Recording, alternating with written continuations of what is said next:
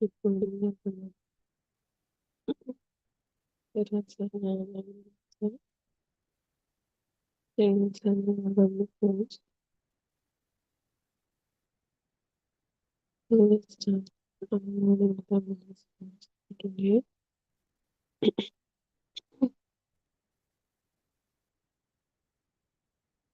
maybe discussing about the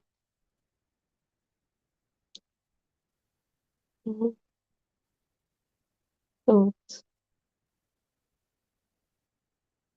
how we feel about thoughts and how thoughts no longer feel light as it is true nature, as it's supposed to be. And we discussed like all those thoughts, the thought about self is also just like that.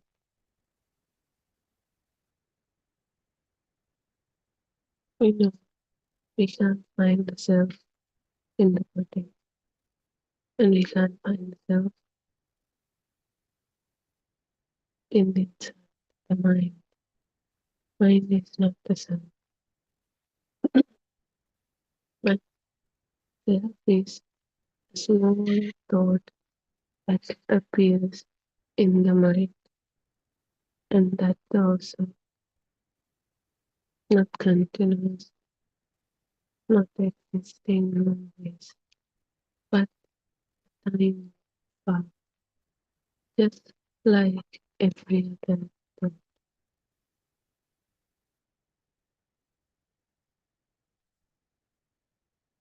So we know thoughts are not something that stays continuous. Time spark, it appeared and disappeared. So they cannot stay.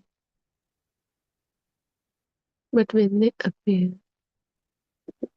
they give us this illusion of continuity, solidity. It gives us an illusion of continuous self, even before the thought appears.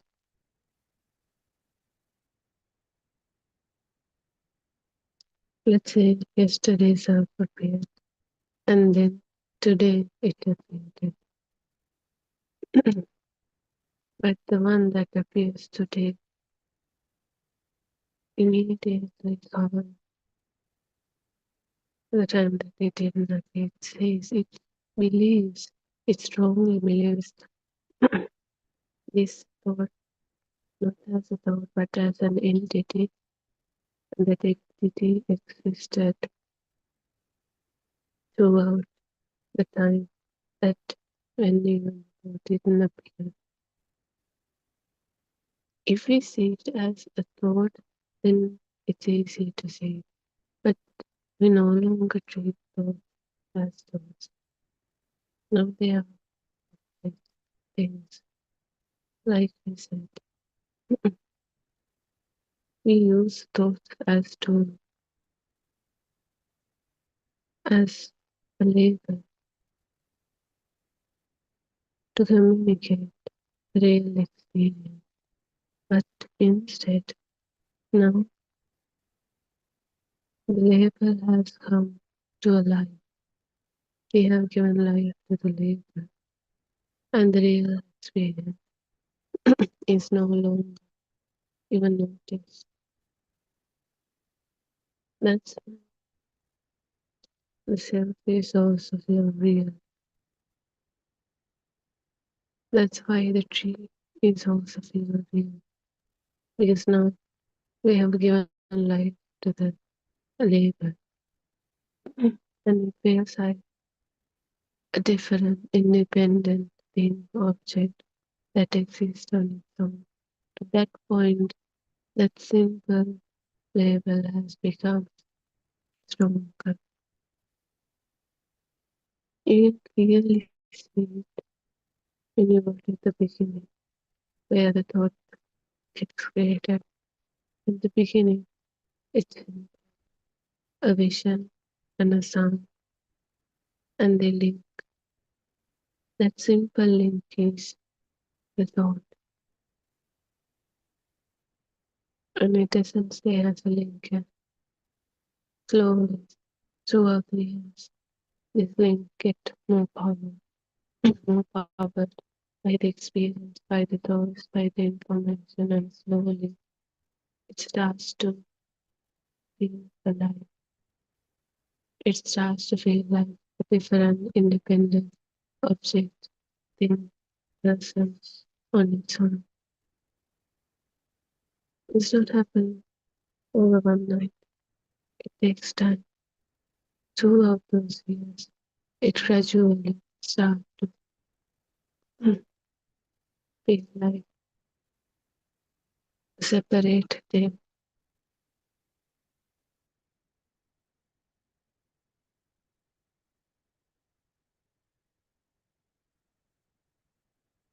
Now it has so much power that it really feels like an object, a person, a thing that really exists. Just like the chair, just like the tree, just like the mother, father, dog, anything.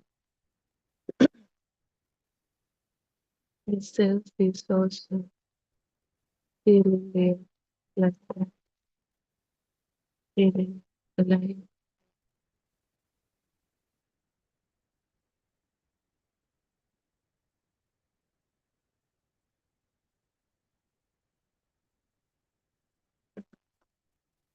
So this self is also just a simple thought that we created, a simple link, because when we were little, we have to communicate, and we can't communicate without words. Either. So that's why the self is here. But when we gradually cover that simple thought, the thought starts to feel like a real thing, not something that we use to describe what's happening, not as a simple label, but as a thing. And that's why now there's this whole image of herself with different things, whether it's education, whether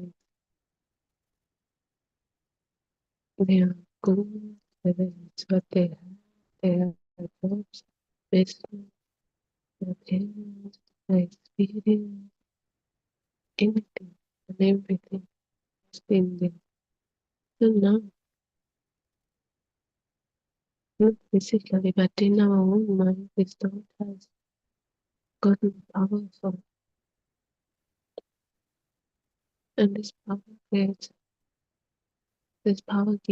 more life to this thought, which makes it feels like really existing thing entity.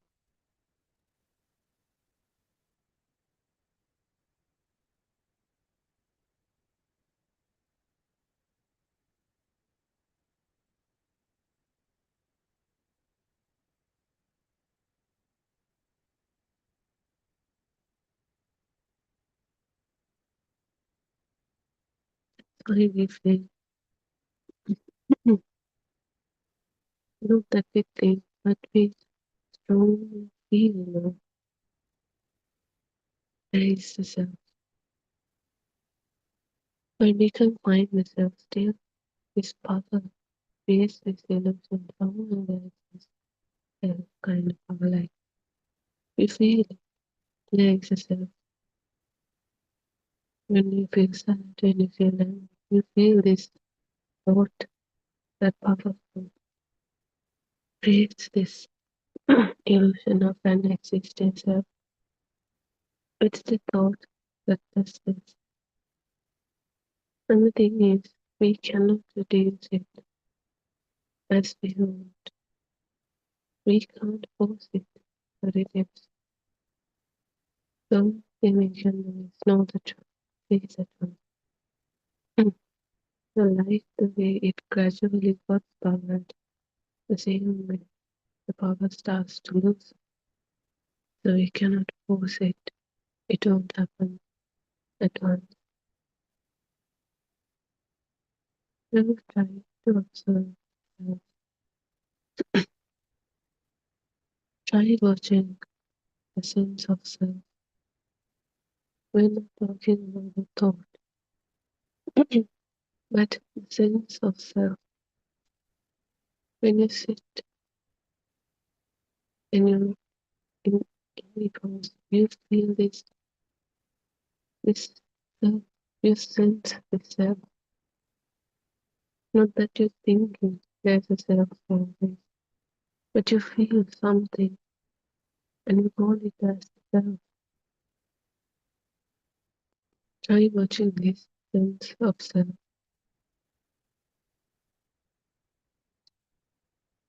This is stay still. Sometimes you feel confident, sometimes insecure, sometimes happy, sometimes angry, sometimes peaceful, sometimes so confused, sometimes ambitious, sometimes tired. So if the self were one fixed thing, why would it appear so different?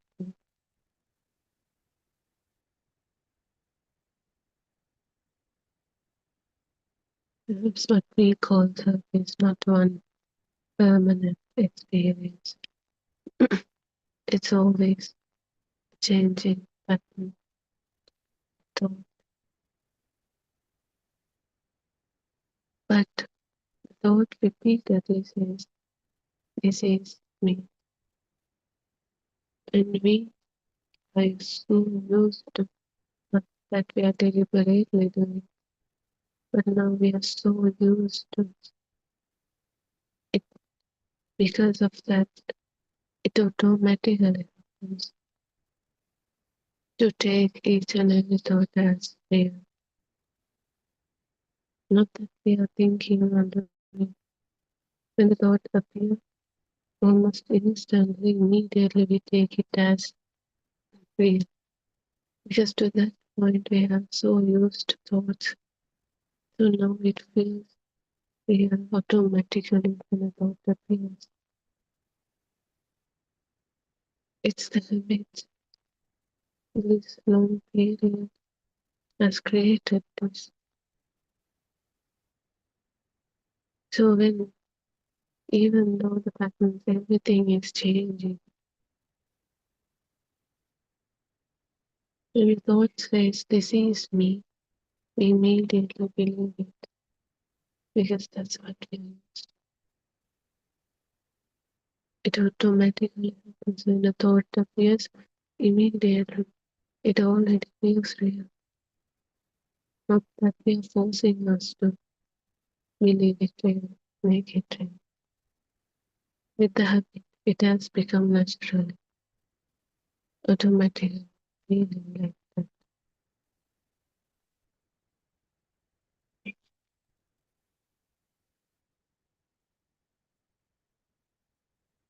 So even though everything changing, when the thought appears, this is me, we believe it. Whatever state is present gets temporarily incorporated. Can you see? It's this thought. Everything is changing. Yet this thought creates this illusion of continuous, solid, existing, one thing, but when clearly nothing is safe, everything changes.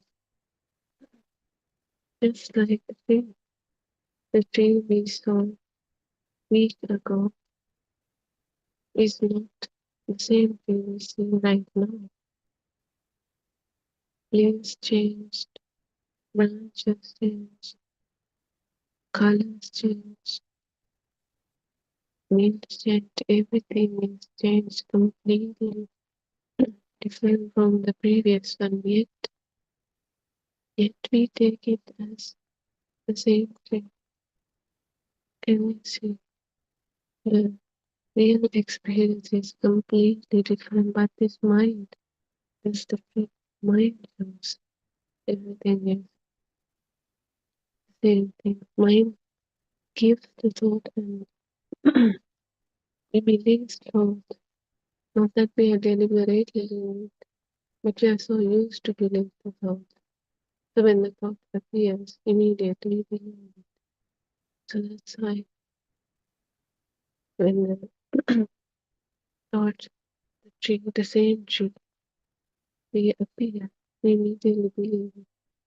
When it's clear, every experience is completely different from the previous one. So this is the same thing that happens with the self. Every experience, everything, even thought itself is different. And the self is telling and believing this is the same self. So this is how this real world, continuous solid world happens. When it's clear, everything is completely different from each other. Yet the mind keeps telling us this is the same thing. It even happens with the words, not just the sense of contents, even with the thoughts. That's why we believe the thought that appears similar to the past. Some event happened in the past, and now we get the thought of that event. But if we look carefully, if we dive deeper into that thought, you can't see anything personally. You can't remember anything. You can't remember exact words, nothing. Yet this power of this thought is similar to that previous one. Creates the illusion. And also mind is used to believe everything else the same thing.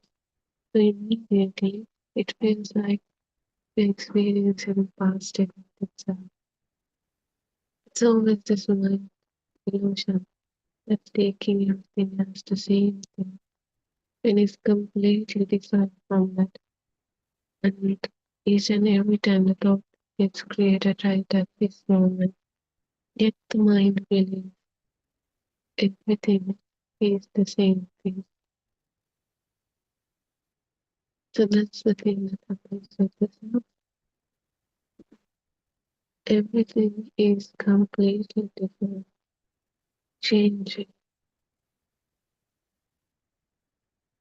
moment by moment. Still the mind says this is the same thing. Not that the real experience, but because real experience is changing. But our mind sees it and believes it. That's why we feel the self is real and continuous and not changing. It is and every time everything has changed. Even the look, the appearance of the self was cold 10 years ago is completely different from the one that you see now. still feeling still strong. This is the same self, and it's done by the mind. Mind strongly says it, so we believe. That's why we strongly feel continuous feeling. That's why we strongly feel there is this existence, existing self, existing things, objects, people, time, everything. It's the thought and the power and the way this perception works every time. That's what we used to say. That's not nuclear self is existing and continuous, even though everything, every sense of context, the real experience is completely, utterly different from one another.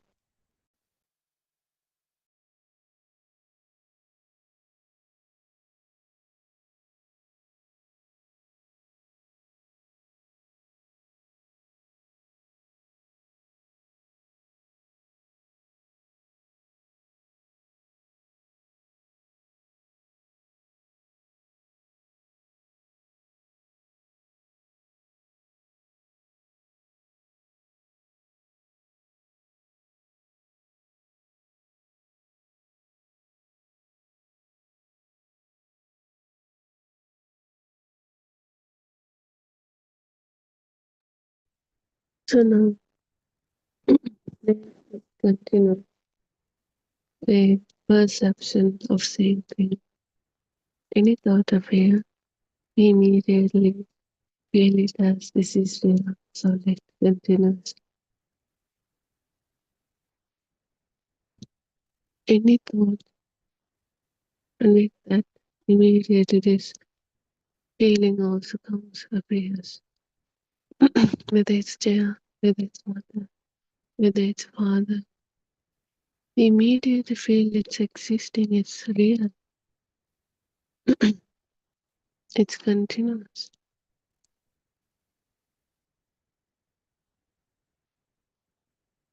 So with the self also, what happens?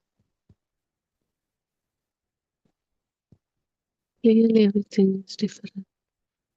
It's the pattern we are used to see things, believe things, works as it used to.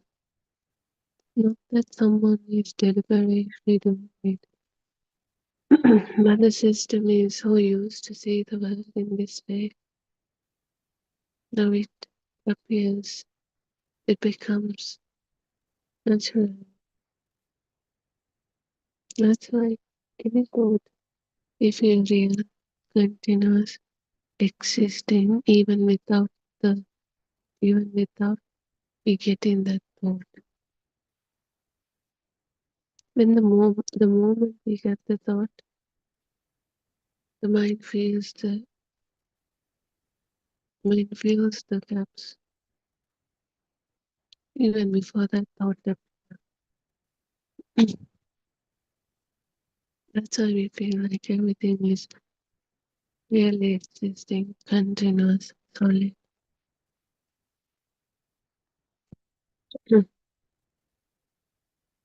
Each and every thought is feeling believed in this way.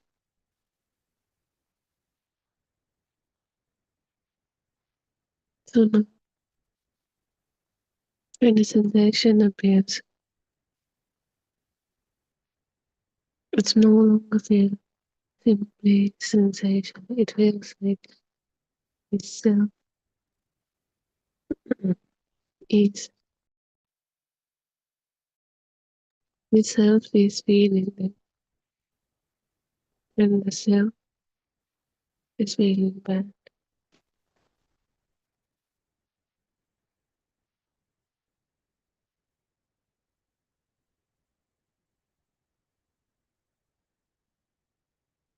So you might get thoughts when thinking, not just thinking, but I'm thinking too much. Emotions appears. I am angry, I am happy, I am sad, I feel hatred. Notice the transformation. Experience occurs simply occurring, simply happening. That's it. Yet each and every time we don't feel it, simply appearing immediately at the thought, I am feeling, I am thinking, I am experiencing.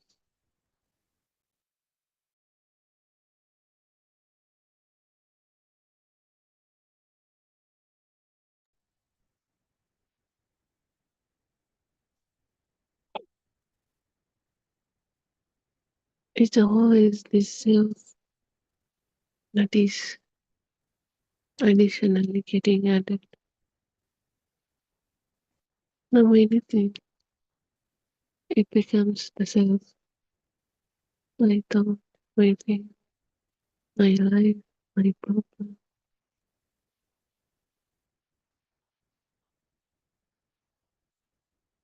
So now, when the self appears each and every time, it makes it more easy to that thought. The fear continues. Like we even think a thing, a thought that appears after a long time, it still continues solid existing even without us getting the thought. But imagine when we keep getting this self-thought non-stop again and again and again. There's no time to rest. It appears again and again every time, which creates the illusion more stronger because the self appears again and again, which makes the self feel continuous. And there's this tiny gap, not a long gap anymore, not a big one anymore. It immediately feels, and now we feel a strong sense of self continuing all the time, living all the time, because we get self almost all the time, and that creates the illusion, a strong illusion of existing self, continuous, solid, real self. That's why the self feels strong. The self is so real that we can't immediately see through it because to that point the self has become stronger. We have used it so much with each and everything.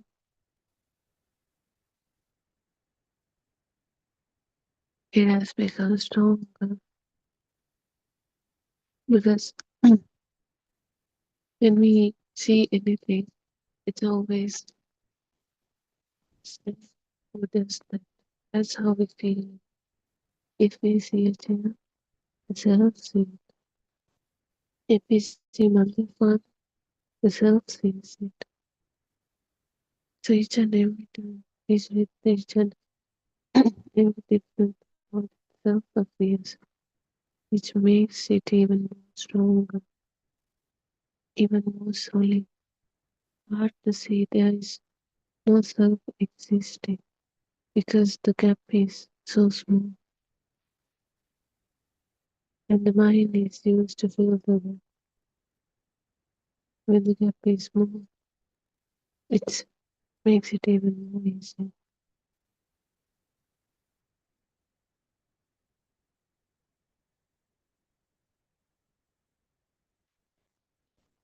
Can we see the mechanism behind this thought? How this illusion creates this solid, not at once, but over the time. How it has become stronger and real.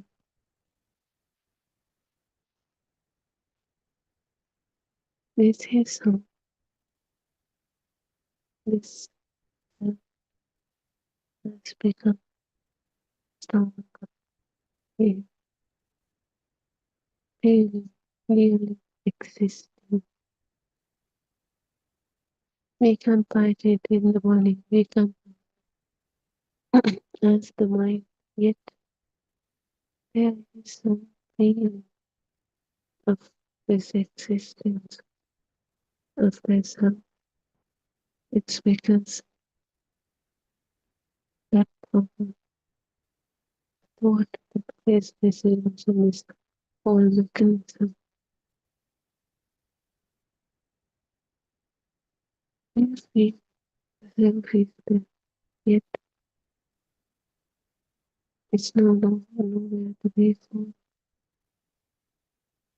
We can't see where is this self-image, this thought appear.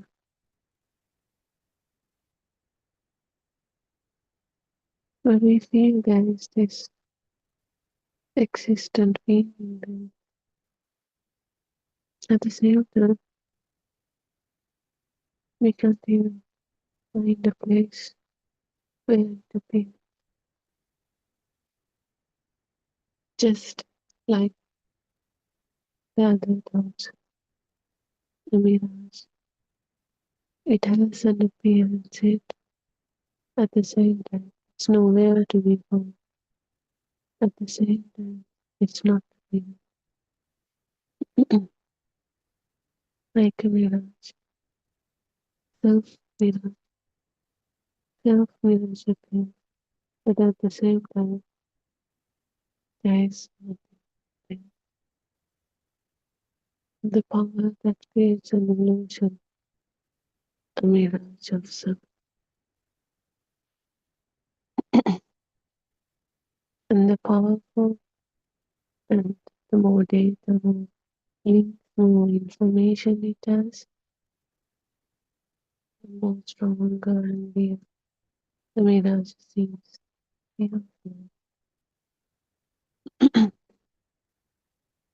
It's not that it's physically appearing, no matter how strong it gets. It's the power that feels for us as it's a real thing.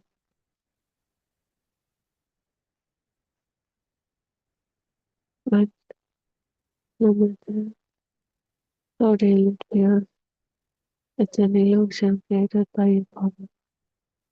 So in the end, what happens is power starts to loosen. We get the thought, we each and every time when a thought appears, that power is this illusion of this real like feeling with solid existence and make it as an object to think. But when it starts to gradually lose itself, in the end, we still get it without these no longer powerful. This thought is no longer the really existing thing. Object. We are going back to where we begin it. The thought is feel like the thought as it really supposed to be. The all that used to communicate.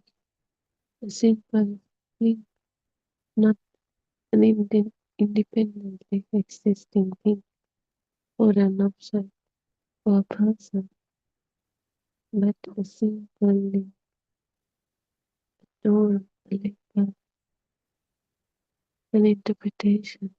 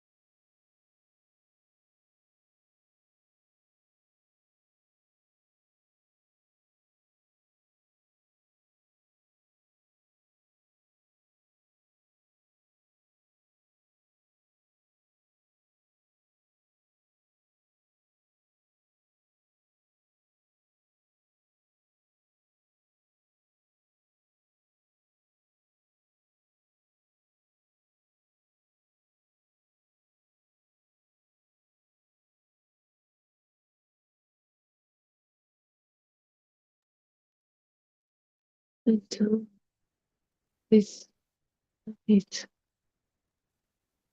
has created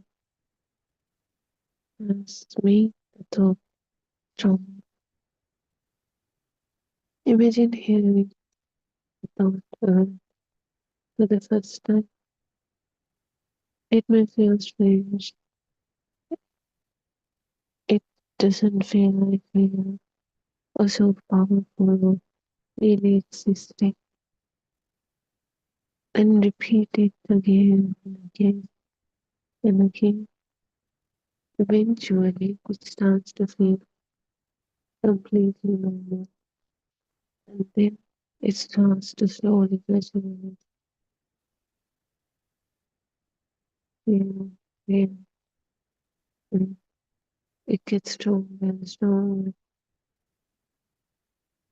and you start to feel a stronger and real existing solid. So the same thing happens with the thought. When a thought repeated often enough, it becomes familiar. It happens with the habits. The habit we get the thought, and the thought gets repeated again and again, and because of that, it becomes familiar.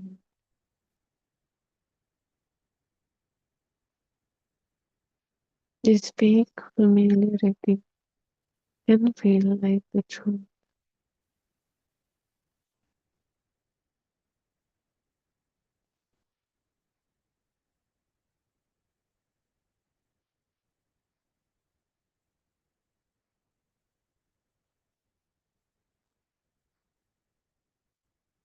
because the thoughts can feel that it can become deeply familiar.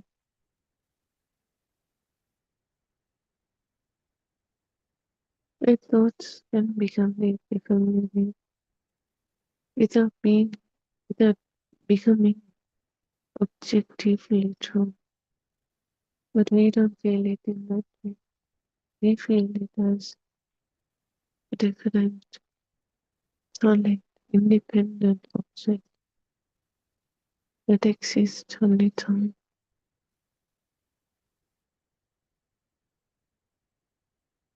not as a thought, but as an object. We feel it as solid real object, not as simple light thought.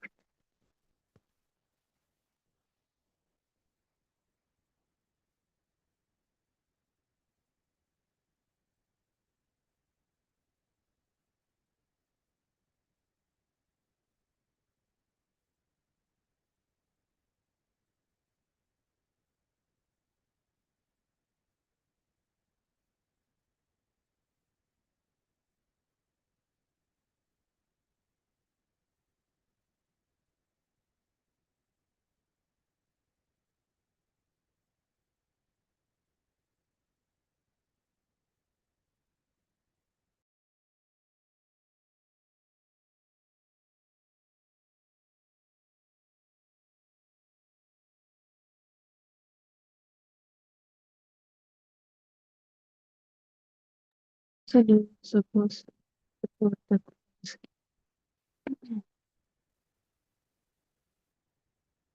Something is wrong, and the thought disappears. And later it returns, and then again. Eventually, the mind says this has always been. But no, no truth. Has that first thought, that exact thought, literally existed continuously. No, all thoughts appear and disappear, so there have been appearances.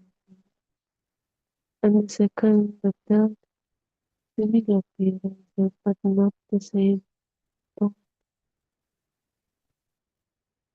But the mind, it always links everything, and it also believes in this wrong perception. It sees and believes this is the same thought appearing again and again, or the same thought is continuously staying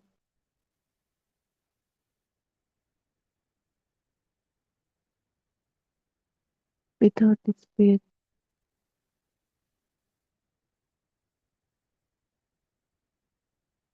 And with that, the continuity is experienced. The thought seems more permanent and deeper. But did that really happen?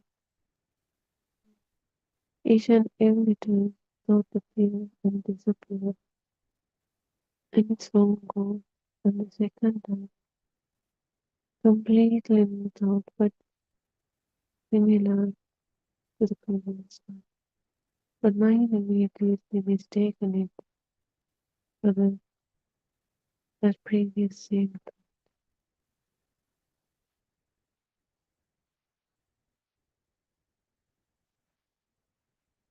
It feels like the previous same thought disappearing. And also mine feels at that time. It feels like it never died. The first moment it appeared.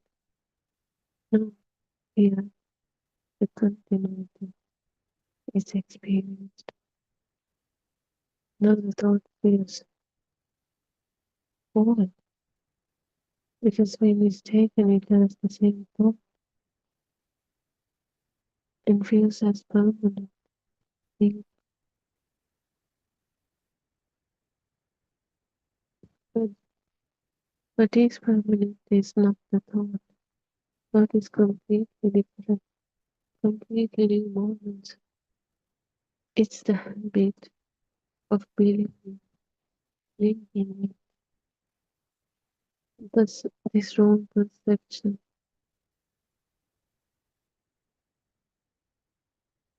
that creates the illusion of the permanence of the existence.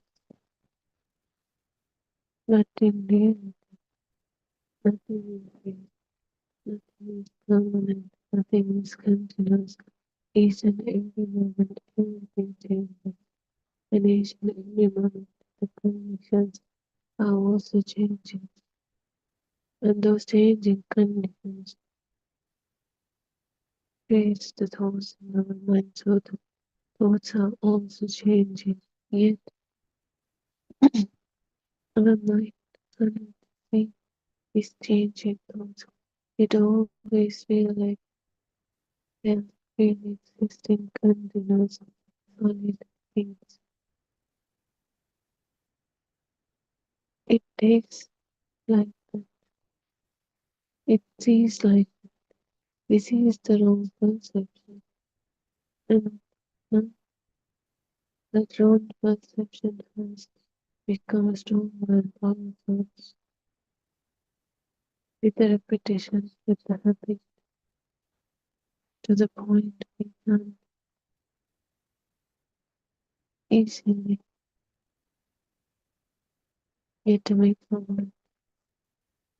That's why Even though we get to know the truth through this tunnel, we cannot turn it on a light switch immediately because the power has become stronger over time. Tunnel, the time is required to that power to gradually lose itself.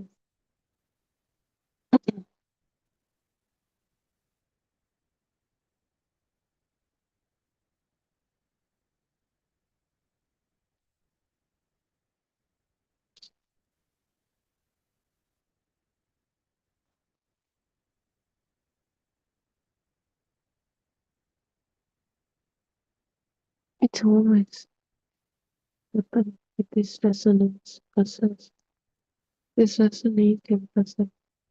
It's a story of frequencies. So this resonating process happens. Each thought has its own vibration, adding music to something similar, yet creating each and every time. Just like the mechanism of the universe, one snap and the similar ones are so different.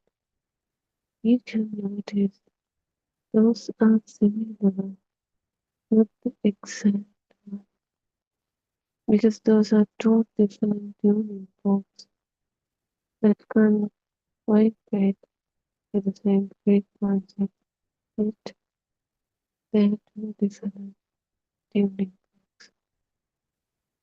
These that happens with the notes. These are two different notes. Each and every sound is different from one another, yet they're similar in frequency, just like a tune. And because of that similarity, you mistaken it as the same thought appearing again and again. It's like we're taking the tuning forks as the same tuning fork, but they are two different ones. This is what happens. It goes. They might be similar in frequency, but they are two different.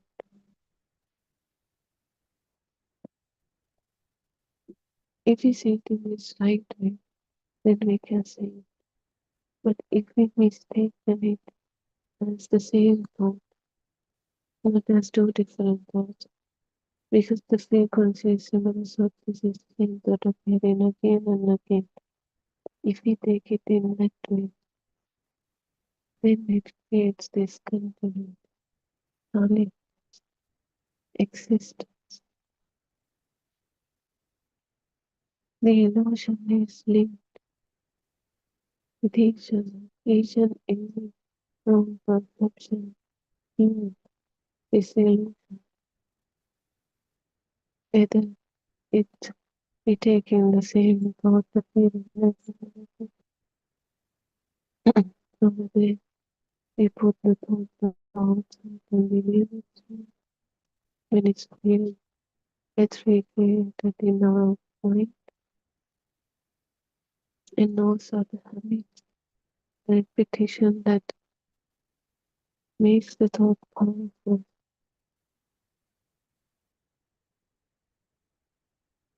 All our reasons and the speed so fast that we can't see it. All are the reasons that make creates this illusion even more real and strong.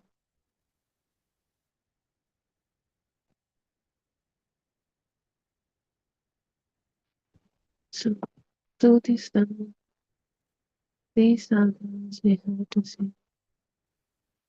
We have to see the truth. That's the only thing we can do. We have to notice ourselves, this illusion.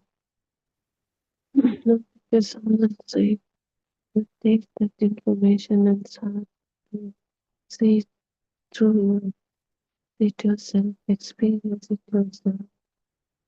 And when you experience it yourself with a deep understanding comes the deep transformation. The transformation we cannot do it ourselves. It happens automatically when the gradually illusion starts to fade, that the strength of the illusion starts to fade. What starts to remain is the system working. Eyes working as usual, ears working as usual, mind is working as usual, but nothing is stronger, feels real. Thought starts to become where it's supposed to be, a simple leap, a simple leap, not a whole open, not a whole reality. So rest, tension, feel in the memories comes everything. There is some everybody.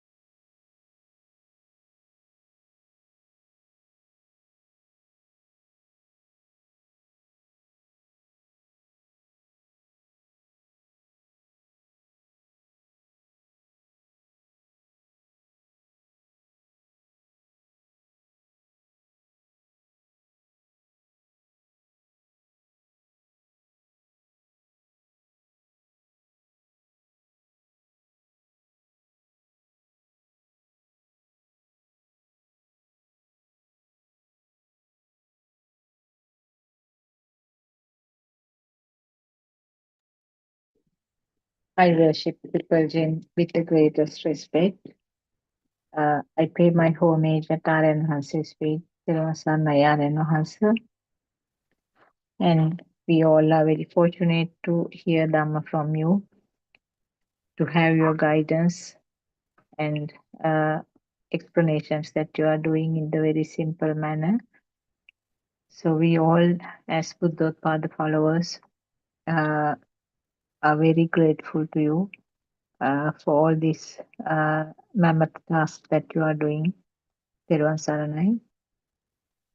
May all our friends who are listening be blessed by Triple Gem. May our friends who are helping with the technology always be blessed by Triple Gem. May they be able to understand this Dhamma very quickly, uh, coming to the deep realization that Aryan Hansi is always explaining. Teruvan Saranai.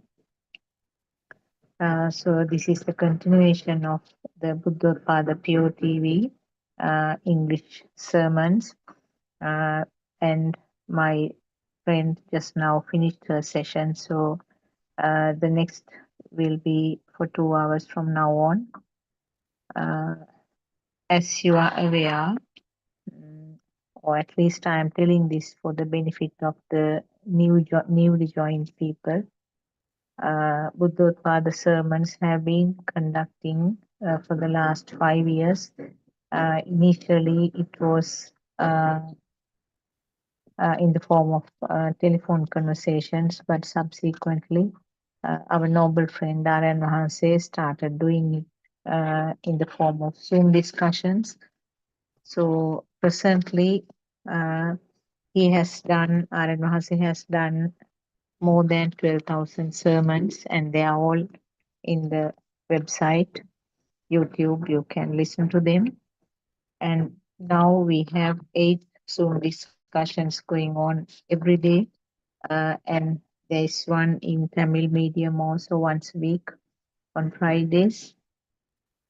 uh, and English sermons, which is the Buddothpado PeoTV channel, starting at 6 o'clock in the morning Sri Lankan time and going on until 10 p.m. in the night.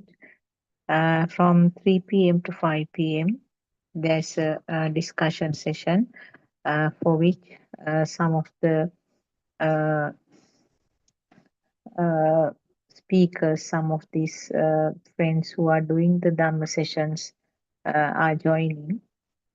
So uh, I will tell the websites which will provide you a great deal of information about these sermons. Uh, the main one in Sinhalese medium is www.buddhotpado-dhamma.com www.buddhotpado-dhamma.com, and the other one is www.buddhotpado.lk www.buddhotpado.lk. These are in Sinhalese medium. Of course, there are many other websites, but these are the main two websites. And the Dhamma.com website has a beautifully categorized uh, sermons under different topics. And if you are a beginner and if you can understand Sinhalese language, what I would advise is to go to the very beginning. Where the sermons are very simple, easily explained using simple terms. So I would suggest you to start from that level. And for our English speaking friends, we have a separate website, www.wisdomofasia.com. www.wisdomofasia.com. Wisdom of Asia is written as single word. So from these websites, you can find out quite a lot about these Buddhothpada sermons, and a lot of scientific explanations have been included to the Wisdom of Asia website. So particularly if you are trying to see it from the angle of science, you will be able to find more details in Wisdom of Asia website. Uh, so to start with, what made you to listen to this Dhamma is a question that I would like to ask. You may have been inquisitive to find out what is meant by Buddhism. Maybe you lost the faith of whatever you are following at the moment.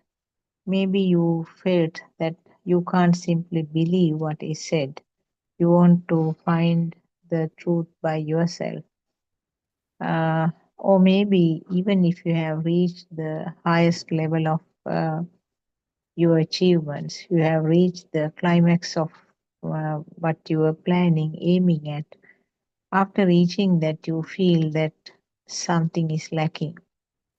So these may be the likely causes. I'm sure there must be other reasons. Maybe a person who has lost everything in the sense, maybe the loved ones, maybe the property, maybe your business or wealth has completely been taken over by maybe a natural disaster or some man-made issues. So you have basically lost everything. The things that you thought made you happy at one point, all gone now. So then you try to find some sort of comfort, some sort of solace to your mind. So these may be the reasons. As I said earlier, there may be more reasons, but things that come to my mind are those. Even we know that Lord Buddha's time, there were kings who left their throne and uh, came to follow the Dhamma path full time. There were kings uh, who were still reigning as the king, but he then came to the Dhamma path while balancing that also. So there are many stories. There were women who lost everything, like Patachara, who lost all her loved ones, lost her home. Uh, there was nothing left for her except herself. So that point, she wanted to find some uh, refugee. So, so there are many things that can uh, sort of show you the Dhamma path. So those disasters or things actually come as blessings in disguise, which comes to a turning point, which shows you a turning point in your life. And then you try to see what will help me. Very first thing often which comes as the first thing online is a meditation, because a lot of people feel that meditation calms down the mind. Yes, that's true. uh, Meditation reduces the power of your running of your mind. Your mind is like a disturbed base of a pond, a muddy pond. So the whole thing is stirred and you can't see through the water. So meditation will help in some way to settle down those bits and pieces, the particles which were stirred and made the water opaque. So the first thing many people will suggest, or most of the social media will show you, is go for meditation in such a situation. We know that lots of celebrities, lots of famous people, uh, whether they are still in the peak of their activity, peak of their stardom, or maybe they have lost everything, or maybe they have reached the climax, but they feel that uh, there's a vacuum somewhere. So then the most attractive thing will be the meditation. So meditation helps, as I said. Meditation was there even the time that uh, Lord Buddha was born as a Prince Siddhartha. Because the trend during that time in India was to find the truth. There were many people who were moving from place to place, finding teachers one after the other to see whether they have reached that point of permanent stillness or permanent calmness of the mind, which they thought they reached actually, because they didn't realize the last final thing, what should be the final thing. They reached some sort of comfortable level and they thought that it is the nirvana. Actually, the same name was used. So they thought that it is the nirvana. So, what happened? They tried to concentrate on one point, not letting the mind run away to different stimuli, different foci, and tried to keep uh, into one point. So that is how this concentration meditation or the samatha bhavana came into practice. It really causes some calming down. Uh, the but it is temporary, so that is a problem. Of course, with the samatha bhavana, you can reach various meditative states. The first dhyana, second dhyana, third dhyana, fourth dhyana, like that. Uh, when they reach that fourth dhyana level, actually they feel quite calmed down, and also they can perform various miraculous things also according to the history. And these people, these hermits, could tolerate extreme harsh weather situations, and they could do some in the history, it says that they can walk in the sky, they can walk on the water. Apparently, still there are some hermits in the Himalayan range who are practicing in this type of things. So they have given up everything else in their life, and meditation is the only life for them. And the Lord Buddha also, as a hermit, he also came across such teachers. But for his super wisdom, he realized that it is not the ultimate end. So that is why he went all by himself. Finally, he found out this unique Dhamma. So, what is being told now? As I said, the Buddhism is simply a philosophy. It is not yet another religion. So there's a lot of freedom here. You are not restricted with a lot of regulations and rules here. Nothing is compulsory. You are free to do everything all by yourself. So uh, uh, that means Lord Buddha said, "Come and see this Dhamma." And it is something that you yourself will realize. No one else can make you realize it. And there's no belief about it.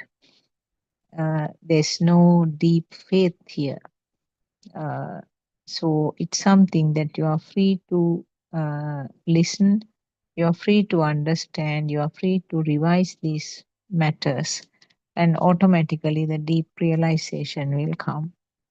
So that is the beauty of Dhamma. And at any time, if you feel that it is not what you are looking for, you are free to leave it also. But surely a person who has really understood these Dhamma facts will have no faintest idea of leaving this. This is what all of us feel who are following these Buddothpado sermons. If you haven't come across the correct Buddhist teaching, of course, then we can't guarantee about your thoughts, because right now most of the teachings occur as a mixture of the Buddhist teaching and some other religions, particularly from the Hinduism. A lot of influences have come. So that was not the true Dhamma facts that Lord Buddha mentioned. All his true Dhamma teachings are there in the Pali Sutras. And apparently, Lord Buddha has done 84,000 recorded sermons during his period of 45 years after becoming uh, the state of Buddha. So, these 84,000 doesn't mean that it is a huge syllabus. The facts are simple but deep. And because these sutras have been preached for different people in different situations, Lord Buddha could actually, because of his level of wisdom, he could understand the state of mind of that individual. So, therefore, he preached to suit that mind. So, it may have been a child of 7 years old. It may have been an elderly person like that 120-year-old Malukyaputta Thero, or maybe somebody in between age range, may have been an educated person, or may have been a person who is not educated at all. So, to suit that situation, Lord Buddha knew how to address what sort of preaching should be done. But taking everything as a summary, uh, what Lord Buddha mentioned was simply uh, one fact was repeatedly trying to be uh, fine tuned and clarified. So it's like sharpening a knife. Uh, you are not bothered how many times you have rubbed uh, the, the the knife, to and fro. to sharpen it. What is important is the result, whether it has sharpened enough and whether you can cut whatever you want very easily. So, like that, uh, the how long you have been listening or whatever the other facts are actually immaterial. What is important is that ability to realize this Dhamma that Lord Buddha said. So, at the beginning, when Lord Buddha really came to this deep realization, he was concerned whether this is too deep for the people in the mundane world. He was wondering whether to tell this Dhamma or not, whether they will be able to understand or not. In the Dhamma history, it says that he was invited by Brahma to disclose this Dhamma to the world, saying that there are people who can understand. But of course, it may have been written in the books like that, but maybe Lord Buddha's thoughts itself had this dilemma whether to disclose or not, whether this will be too complicated for them or not. Finally, on his thoughts itself, he may have decided to disclose this to the people whom he felt that will be the most suitable. That is the five disciples, Paswagamahanun, five disciples with whom Lord Buddha, before he became Buddha, with whom he was working and meditating. So, what is the essence of this Dhamma, which is there in the very first Sutra Deshana that Lord Buddha said uh, to these five disciples at Varanasi in India? Uh, so, that summarizes, that very first sutra summarizes the whole Dhamma. Uh, but also, Lord Buddha said that mm,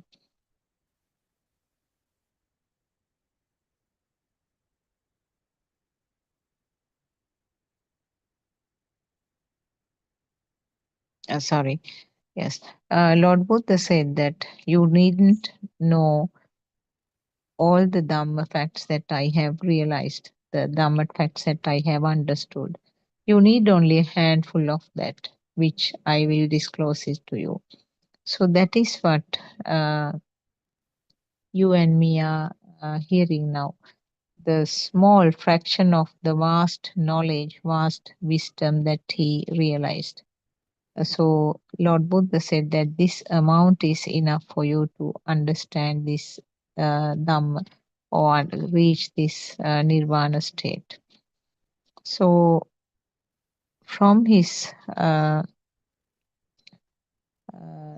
disclosures, what Lord Buddha tried to show you was actually what we are experiencing as the whole world is simply a magic created at the sensor levels.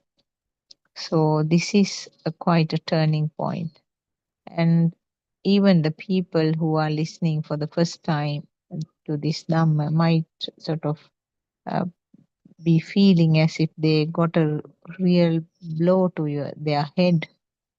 How can you say like that?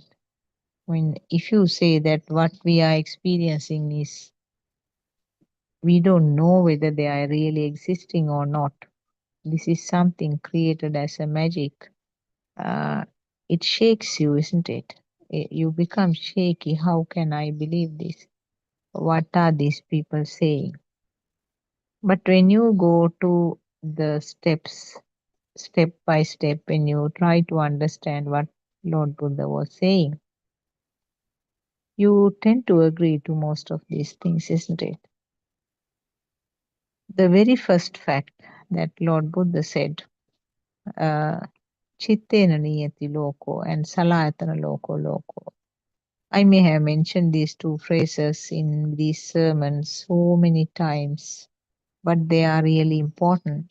It's important to know the meanings of these. And when you realize the meaning of this, and also listen to the explanation why Lord Buddha said something like that, you tend to sort of come into agreement. Yes, yes, there's nothing to say no, but for everything you will have to say yes. Now, what is meant by this Chittena Niyati Loko and Salayatana Loko? Uh, what Lord Buddha said was the world, what we are experiencing as real, is confined to these five senses. Because a human do have five senses, we have this picture created by the five senses. So picture means it includes the light pictures, the sound forms, light forms. Uh, Form means rupa in Sinhala and Pali, and the smell forms, taste forms, and the touch forms. So these are all uh, the functions of each and every sense faculty. So actually, what is meant by sense faculty is simply the function. It's not the muscular component, but as I have mentioned this earlier, also repeatedly, muscular component is necessary for the function. But Lord Buddha did not talk about this muscular component. It's obvious that muscular component should be there to have the function. But once the function is discussed, we just focus on the function only. So seeing, hearing, feeling the taste, feeling the smell, and feeling the touch sensation, they all come under these functions, the five functions. And the functions occur at each and every moment. So, function means the birth of the sense faculty or the creation of the sense faculty. They are not two different things. The creation of the sense faculty or creation of the ayatana means ayatana is a Sinhalese or the and Pali term both. So the creation of the sense faculty means the function itself, and that occurs in relation to each and every moment. So you can't say that there is a faculty or the sensor which experiences something. They are not two different things. The experiencing or the function means the creation of the sensor. So these little things sometimes we have to have a clear understanding when you go on this Dhamma path. So what Lord Buddha said was the creation occurs uh, at different sensor functions, different sensor levels, uh, and only one sensor is functioning at any given time. Even though you feel when you are doing something, you are handling multiple things together, it's not that two, three sensor functions are there at the same time. They are changing from one to the other very, very quickly, so that you don't realize that it is jumping from one to the other. When you are seeing, you can't hear. When you are hearing, you can't see. And when you are seeing, you can't feel the taste or feel the smell. When you feel the smell, you can't see or hear. But because of the speed, you feel that these are happening at the same time. And you might proudly say that I was balancing my work while I was cooking, I was listening to them. True, you can do it because of the rapid changing of the focus, which you don't realize. So, we have five senses, and different animals do have different senses. We know that the earthworm uh, doesn't have eyes, As far as we know, it doesn't have nose. Basically, what we know is about its skin. So the skin can feel the temperature changes, hardness, liquid nature. I'm sure it can feel the nature of the air also. That is why when accidentally it comes out uh, of the soil, and if it feels that there is some warm temperature outside, it will find some way, crack on the soil and try to bury inside, because what it feels is that warm weather, warmness, which gives rise to the feeling that it is existing. So, because even with one sensor, it feels that it is alive. So, that is why it tries to escape from that scorching heat, because it wants to live, it doesn't want to lose its life. So, this is common to all the living beings. The uh, alive feeling, that is common to all the animals, all the living beings. So, uh, whether it is one sensor, two sensors, or five sensors, or whether they have more than five, we don't know. There may be some animals who have more than five, and then there are certain types of animals who do have uh, specific sensors, which we have no idea. Now, take the tiny insect which damages the wood. Uh, it's a very tiny one which you can't even see, and it's flying from place to place. It finds the parts of the wood which are not mature enough, which are easy to penetrate. So that is a special sense that they are having.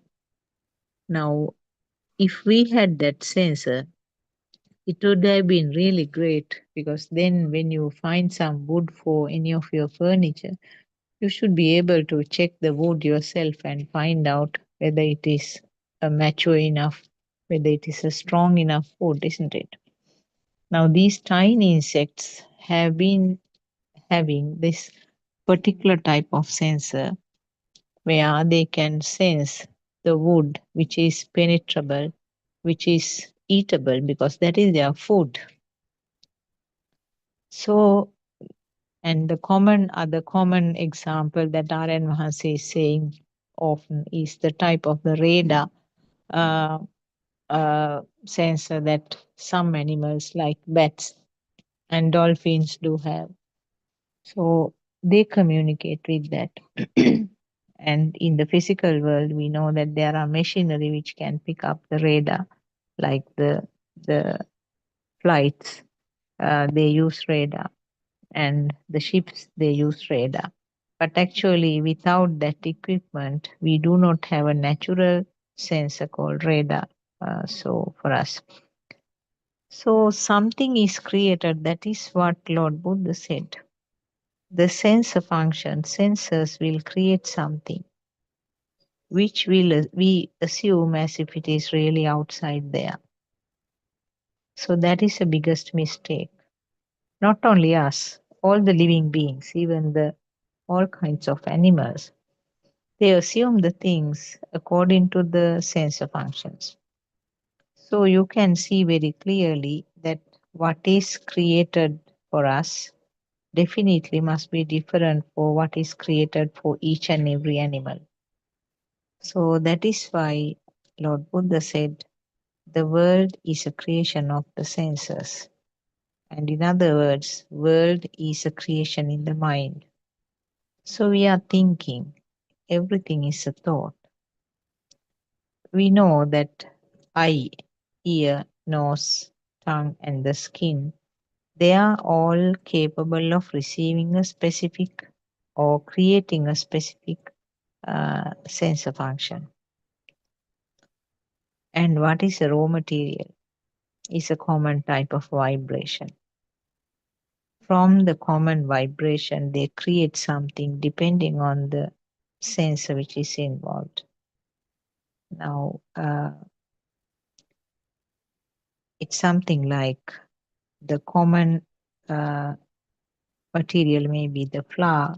Like this is an example that is Aryan Mahansa is giving.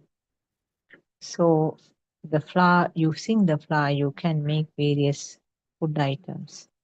Using the mold, you can make different type shapes of buns, different shaped bread, uh, cakes, all kind of things. So they vary in taste and the shape and the softness.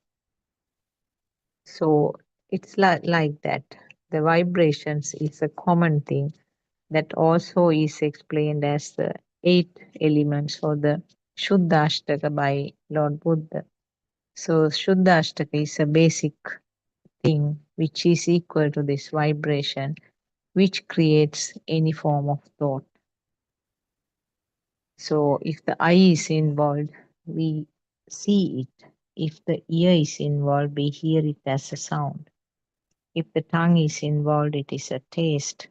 If the nose is involved, it is a smell. If the skin is involved in the human being, there are four types of touch sensation: temperature, uh, solidity or the patavi, liquidity or the apo, uh, tejo is the temperature, vayo means the nature of the air. So those are four touch sensations that uh, we experience because we have something called skin. So actually the Shuddhashtaka or the eight elements means it includes the ability to create light, ability to create uh, sound, ability to create taste, smell, and the temperature, solidity, liquidity, airiness. So eight uh, potentials are there in this Shuddhashtaka or in this vibration. Like you making different products from the same basic material, uh, you can produce different things depending on the sensor which is involved. And finally, Lord Buddha said that actually there is nothing called Shuddhashtaka also, because he said these are all vibrations.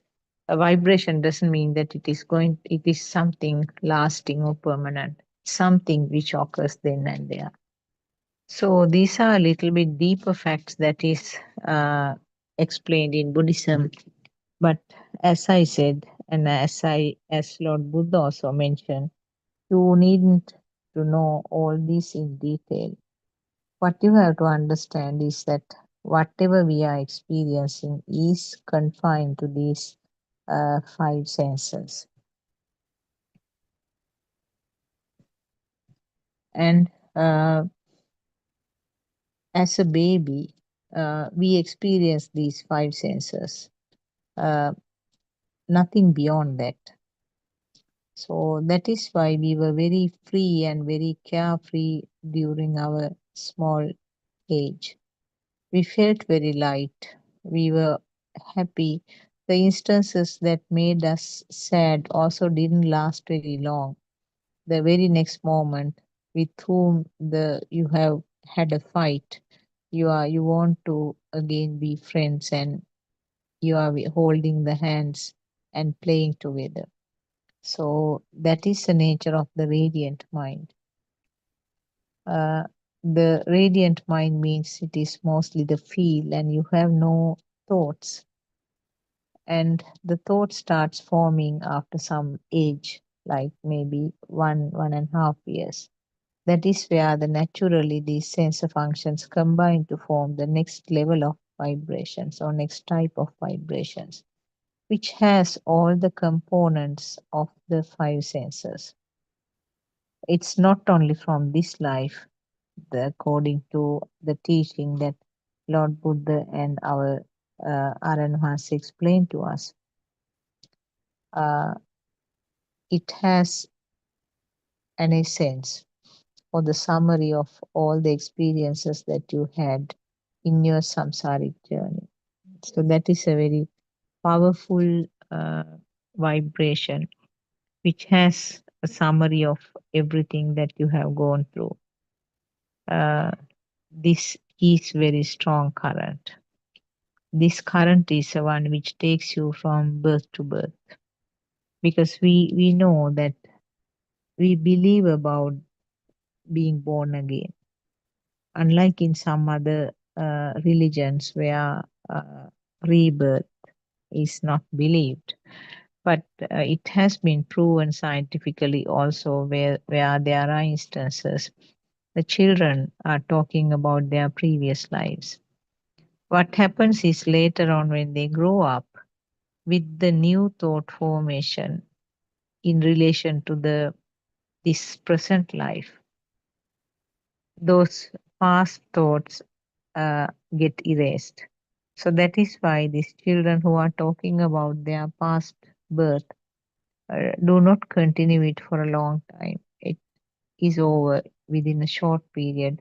They don't remember anymore, which is a normal happening. So the rebirth is something. There are many books also written by very famous scientists explaining how they investigated, how they traced the roots of these children who were talking about their previous life. So we do believe about the rebirth because this current which takes you from one physical body to another life, from another life to another physical body, maybe it can be a state with a physical body or without a physical body. But the current cannot be switched off as you want.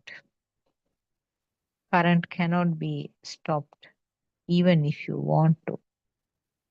But you have to understand how this current is formed. That is the only way. You can't fight with the current because the current is yourself. Current is the one which gives the feel that you are alive. So the changing pattern of this current, the changing pattern of these thoughts, the changing pattern gives the feeling that you are alive, because when it is monotonous and same, there may not be that live feeling. So feeling alive means that changing pattern of this current. So what Lord Buddha tried to teach was how to switch off this current. So switching off is not something that you can do with a specific method, but when you learn, when you have a thorough understanding about how this current is formed, that is the only way to uh, switch this off, because you have to realize that the current is not different from me. It's not that I am trying to get rid of my current. You are trying to get rid of you. You are trying to liberate from yourself. That is what Lord Buddha was saying. So, uh, what is taught or what is explained in Buddhism is that to give the concept that you are all you are all you are your own liberator. There's no outside liberator who is going to help you. So turn and look at you. Turn the camera towards you. Understand how this current is formed, and understand the fact that it is not done by anybody. That is the most important thing. This formation of the current is not done by somebody. It is just a part and parcel of this system. It is only a system which is continuing, but you feel that live nature of that current, that system, the live nature of that system, you interpret as yourself. So, this is something that you have to understand. it's a bit difficult to sort of come into the agreement or come into the realization that there is it is only a system which is going on. There's a mechanism, a robotic function. It's only a robot which is there, a robot who has been very well programmed, and different robots, different systems. The different systems have been fed with different data. So, depending on the data, type of the data, the action occurs or the effect comes. So, this is what Lord Buddha explained as the cause and effect phenomenon. When the relevant causes are there, the effect will come. So, when uh, the relevant data are fed to the uh, robot, the effects will come. If the robot has been fed with the data, go up to that place, close that gate, and come back. So the robot will do that action because that is how the uh, the data has been fed. So you and me are functioning according to this data which has been fed to us, fed to this system. And as a part of this system, as a final product, the thoughts are formed. And the thoughts are very powerful because a thought has a current. Because we know that initially it started as a vibration. The vibrations will be the cause, and the effect will be seeing a light, hearing a sound, feeling the taste of smell, uh, feeling the taste of food, feeling the smell, feeling the skin touch. Those are the effects, and the cause is a vibration. And these effects become causes for the next step. So the seeing, hearing, uh, and feeling the taste, smell, and the touch are the causes, and the effect is the thought. So this is what happens at the small baby's age, radiant mind. We talk about formation of the thoughts at that age. So the five sensor functions are the causes, and the effect is the thought formation. And thought means thought becomes the cause for the next step. The thoughts are the cause, and the effect is the feeling of existence or bhavaya, itta sanyava. These are used in both Sinhalese and Pali. Itta sanyava, or the perception of existence or bhavaya. So it's felt as if it is really there. It's felt alive. And the cause is this itta sanyava, or the perception of existence. Effect is the perception of self or the atma sanyava. So that is the final product. So it started with vibrations, and now you end up feeling as if it is self. So this is the explanation of the cause and effect phenomenon. Actually, in the dependent origination of Paticca Samuppada also, a series of cause and effect, cause and effect, cause and effect occurs. Each level, the effect becomes a cause for the next effect. But remember, these things are explained in a way that it is stretched out as a line. But these things happen simultaneously in a fraction of second. All five, all levels occur at the same time, because we know now in Paticca Samuppada or dependent origination, we talk about 12 steps. but 12 steps are explained because of the convenience of writing in a book. Lord Buddha's time, there were no books.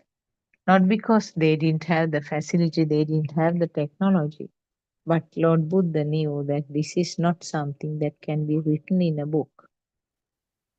Then it gives a completely a different idea. It was something always that was realized, and then that was passed on to the next generation. So each person, each monk, or each lay person had to come into the deep realization of the Dhamma, and they will convey it to the next level. So the dependent origination or the cause and effect is something that happens at once within a fraction of second.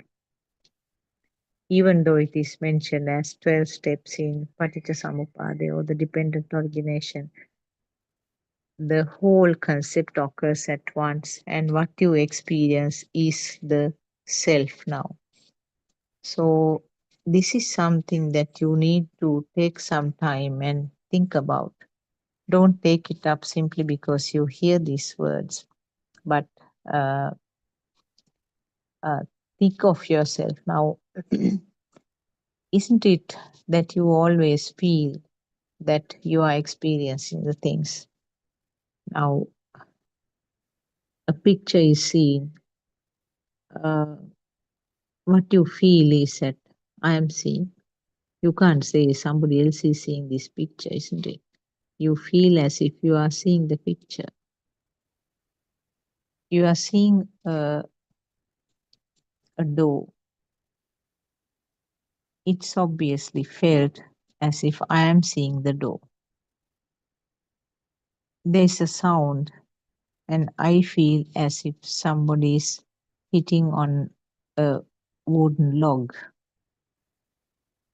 So, always the thought means the real thought, or what you feel that the thought is really existing, that is yourself. So, this cause and effect phenomenon comes up to the final stage, and you experience that final effect or the final step all the time. So that is what we have to understand. We are different from the small baby who didn't have thoughts, but they had the potential to develop thoughts because they have the uh, defilements. You can't give the word defilements. We use the term taints or sasava in small babies. That is a current which is continuing, continuing in the sense which has been brought forward. So each thought, the current is created then and there, and we feel that we are existing. The current means myself. So even though it is created then and there in each and every thought, the impression or how you experience is that I am permanently here. I am permanently living. So this is what we have to understand as the basic, that there is no self here. It is that current which is felt is interpreted as myself. So, and also you realize that everything is created in the mind uh, as a thought, and we know that the thought formation gradually built up from the small age, and each time whenever the sensor function occurs, these thoughts become stronger and stronger. That alive nature of the thought or the reality of the thought becomes more and more stronger with time. So now you have the really existing people around you, really existing vehicle, really existing house. So they all are real, real, real to you. And not only that, I am also real. So including myself, the whole world is confined to these five senses functions, five sensor functions, which we do not actually realize. We feel that automatically self is born here.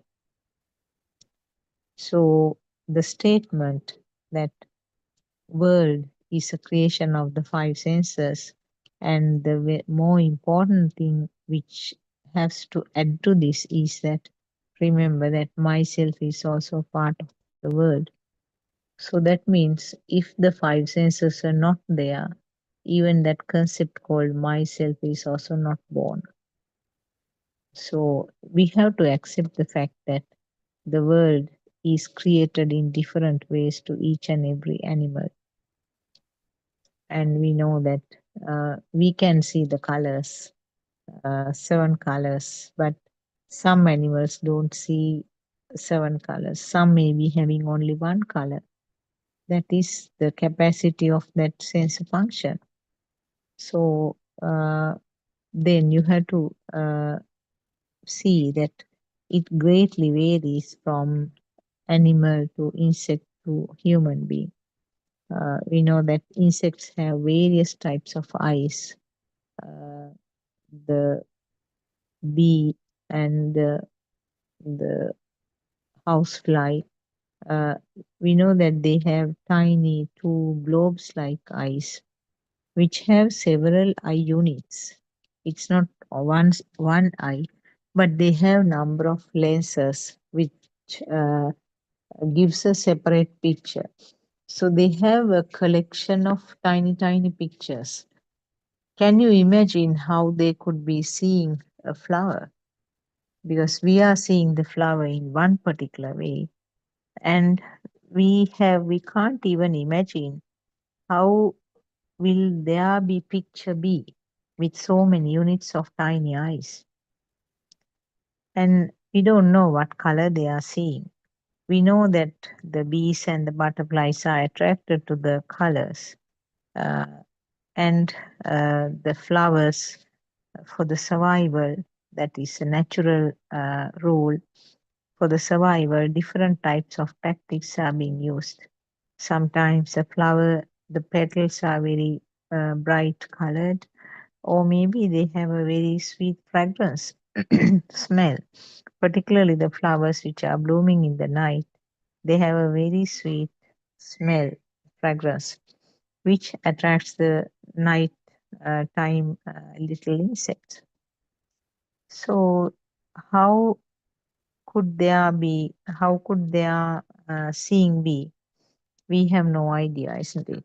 We may be seeing a flower as red color flower, but the shade that they are seeing may be entirely different to what we are experiencing.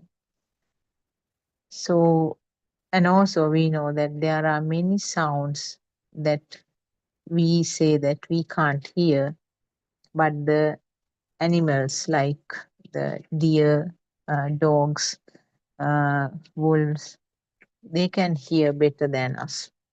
So, can you say that those sounds are not there? No, you can't say. Simply what you can say is that I can't hear. That is because the vibratory capacity of our ears are not within that range. So, therefore, the world created for different animals are greatly varying. So, what happens in the human beings? We assume this world is true, and assuming that this is a real world, we have all kinds of reactions to this world, isn't it?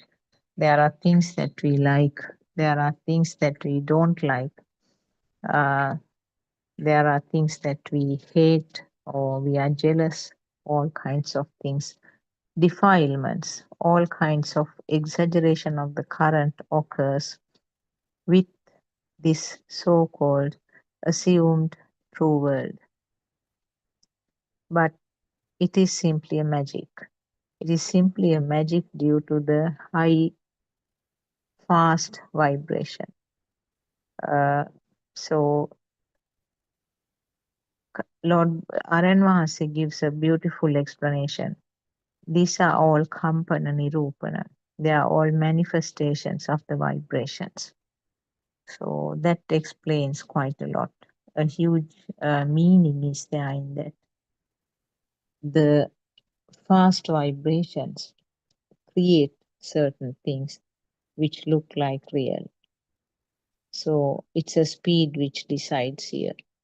And we assume that they are real. And that is why we think that we want to have them. We don't like to keep them close by. We want to be away from those. So all kinds of exaggeration of this current occurs because this assumption of really existing world. Now these things actually is a bit difficult to get convinced. So at the beginning you have to prepare, uh, you have to calm down yourself sometimes if your mind is very much disturbed. Uh, you will have to settle down, maybe with a little bit of meditation, concentration meditation. If your mind is wandering all over the world, so calming down is necessary because you need to let the uh, bits and particles to settle down to the bottom for you to be able to see through the water in a pond. So, like that, if you feel that if you are still not ready to listen to this Dhamma, let the mind be calm, calm down. And our Dhamma friend Swarnamali always says that treat the mind gently. You do not have to handle roughly. You do not have to fight with your own mind, thinking that this mind, what am I to do with this mind? It's running all over the place and it's not prepared to listen to this Dhamma. And even after listening for this Dhamma, I'm still getting angry. I'm still having all kinds of hatreds and jealousy and cravings. Now, these are common complaints that many of our mothers are doing. So, as Swarnamali says, be gentle with your mind. Do not try to do the things forcibly. Give time because this is a pathway which is mostly guided by the feel. It's not the thought. So thinking means you are taken away from the Dhamma path. Thinking or the thoughts or the constructs or sankhara uh, are always misleading you and covering your Dhamma path. So the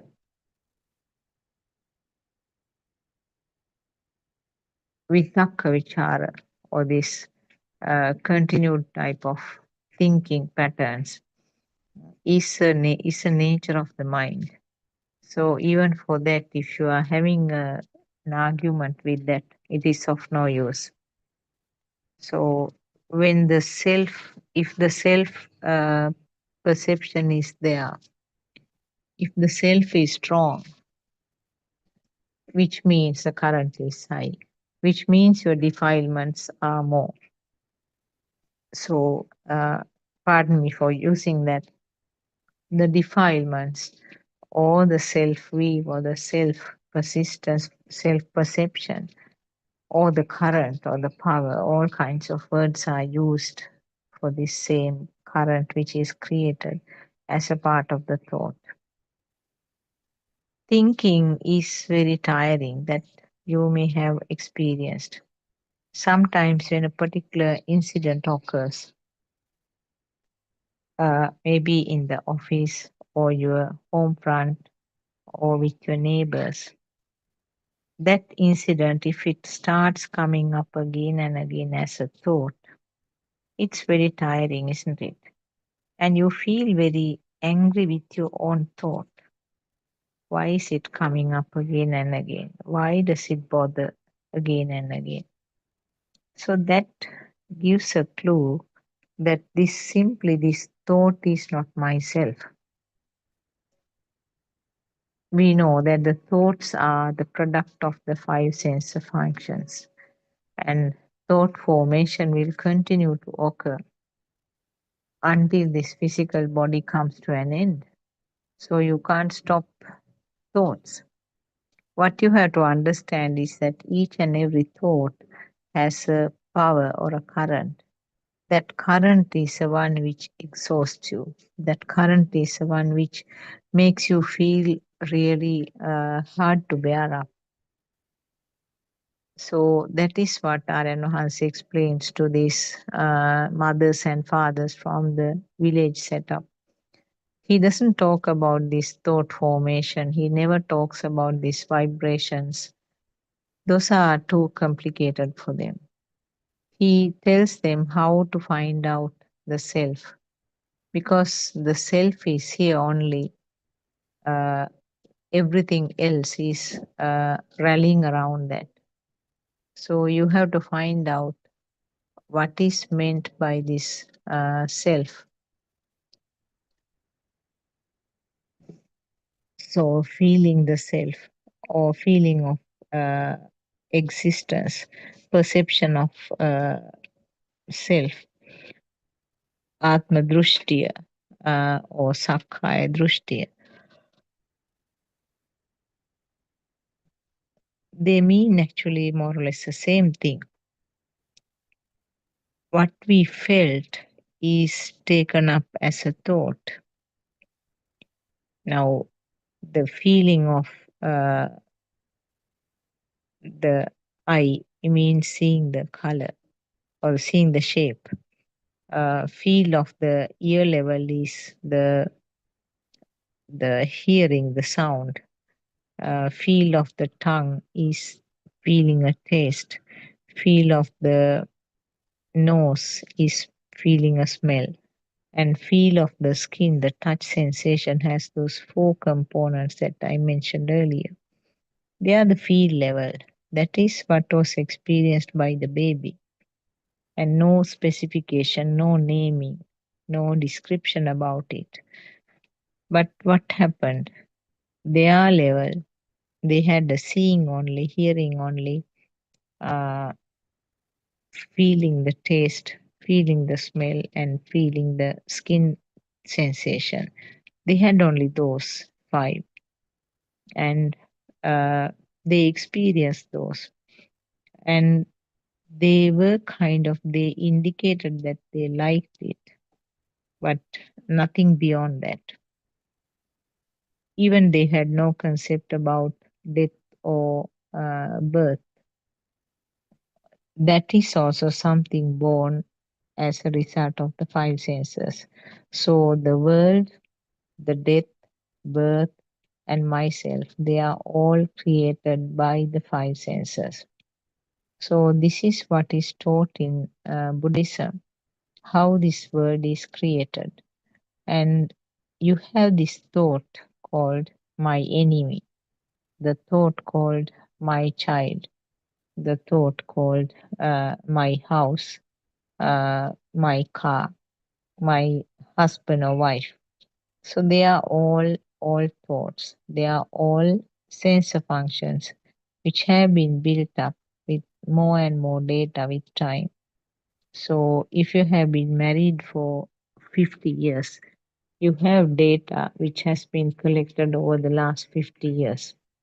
So your thought about your husband or your wife is very strong because it has got so many data in that.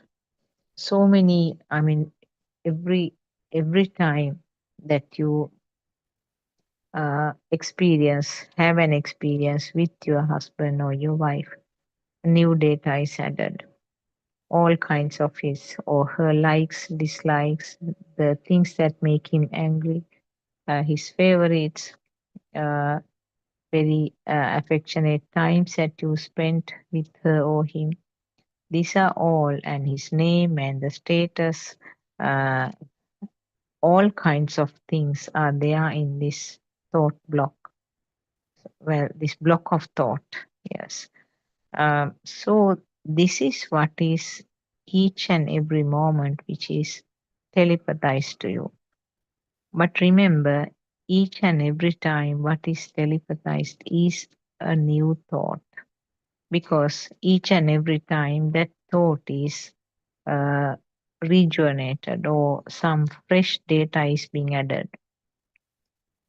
So the important thing is the moment you see a shape, because the eye cannot give a description to what it sees. So it's only a picture taken by a camera. So the picture is there instantly. The thought is the one which gives all the description about that shape, my husband or my wife. Uh, so this thought is something repeated from the past.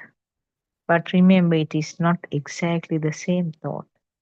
Each and every moment, what is made is slightly different from the previous thought because there are new data which has been added, and some of the data may have been even deleted. So each time it is a new thought. And the other important thing is this is simply just one vibration only, collection of several vibrations combined to form a different type of a vibration called thought. And that thought is a product of telepathization from a previous thought. The thought called myself, my husband, or my wife is a, a synchronization from a past thought, and that has every time it has some changing pattern of data, and it's not actually this life itself. Whatever the current that you had from your past lives is also concentrated in this thought. And not only that, you have got so many other things. This particular tone, this particular vibration has the power of indicating that it is really there existing, and also the power of self. Now see how complicated this chitta niyame or this natural law of mind is. It's very uh,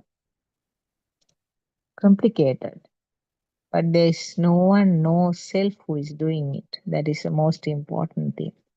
So, as I mentioned earlier, this is a part of the system which is continued, and part of the mechanism or the robotic action which is continued. So, Lord Buddha said that there is no self in this one, there's no one who is doing it. Uh, it's nobody's responsibility, and therefore you can't do anything about it. So, what can be done? This current is generally what is there at the time when the baby is born is becoming stronger and stronger. So, by the time that it reaches the adulthood, it's much more strong and powerful. That is a normality in the mundane world because more data is being added to this system, the current becomes more and more stronger. Unless, of course, the person or the system turns to the Dhamma path, realizes what is happening, realizes that this is simply a mechanism, and tries to understand what is happening here. That, of course, helps you to get that current little by little down and down. So, what happens in the Arhat's mind is that at the time that they reach this Arhat state, when they are alive, not at the time of their death. This is the beauty of Dhamma Buddhism, is that you experience them while you are alive. You experience that sopatisesa nibbana, or the state of nibbana, where the complete uh, putting off of the current or switching off of the current is experienced in this life itself. So once this current is switched off, the system will function. There's no own at all, which is the truth and which has not been, which was not understood earlier. Now it is very clear that there is no person who is responsible for this, and it is just an automatic system which is happening. So, when there is no owner to this, the current which was generated at a high level starts coming down. So, the arhants, when they reach this level, the current is completely switched off, but the system is functioning. The drama is going on, as our Aranhas is explaining. The drama or the film is running. There's no one acting in that. No one is watching it. So the drama will continue until the physical body comes to an end. So these are some beautiful explanations given by our Mahansi, our noble friend, because we find it very easy to understand with this modern type of examples. Because we are not fluent in Pali, we cannot exactly take the meaning of those sutras that Lord Buddha has preached at that time. That was the normal language at that time. So that is why Lord Buddha used this language to convey this message. So unless the person who is translating these Pali uh, Dhamma facts to Sinhalese or whatever the language, unless that person has an inner transformation or a deep realization with these facts, the translation will not give the exact meaning of what Lord Buddha tried to convey to the world. So this is one of the pitfalls actually here. During the translations, many changes have occurred because Lord Buddha said that this Dhamma is for the wise people. So sometimes choosing just one single word, Lord Buddha tried to convey a big message, which may not have been interpreted correctly by a translator. So sometimes just one word can be explained in almost a paragraph when you translate it. So this is, in a way, it is so beautiful. On the other hand, uh, if the translation doesn't occur properly, then the message will not be conveyed correctly. Uh, so, what do you achieve by studying this Dhamma or turning to this Dhamma path? As I said, you realize the reality. What really happens? Is there a self? There's no self here. Even though we relate everything to myself, what is interpreted as a self is that current which is formed with the thoughts. In other words, when the thoughts are felt real, that is what is interpreted as myself. So that is a very first important thing that you have to understand. Everything is created in the mind within the capacity of the sense functions. That includes myself also. Because a small baby had no idea that self concept. He had no he didn't know how to explain myself. You might remember about your children's childhood or now grandchildren's level. They have no concept about myself. It's as the adults that you give that concept. At the time where the sense of combination occurs to form the thoughts, you give more and more inputs. You show the baby in the mirror and say, "This is yourself." You show babies different body parts and tell him that these are your body parts, your hands, head, nose, etc. And also you give the ideas, you give various inputs to that system to relate some of the sensor functions. Now, even things like hunger, thirst, those are also mental pictures that you give a sound and give a suggestion to the baby. When the baby complains of sensor function, you give a suggestion as a sound. The baby might say, tummy is aching, or he will indicate that there is some discomfort in the tummy, and you might ask, are you hungry? And you will offer some food as a mother or an adult who is taking care of the baby. And when you give some food, that information is connected. The feel of the stomach and the sound that you created. Are you hungry? Is your tummy feeling hungry? And then the body function of giving some food, and then the body sensor uh, that discomfort is relieved. Now, collectively taking all these things together, the mental picture called hunger and eating comes up. For the hunger, that discomfort, the solution is eating something. And with time, this happens systematically. You offer the food at given times, the morning, lunch, and dinner time, sometimes snacks in between. So this becomes as a habit, and the stomach also, the body parts also get used to this habit. So what happens now? When the time is passed, you sometimes have a look at the clock.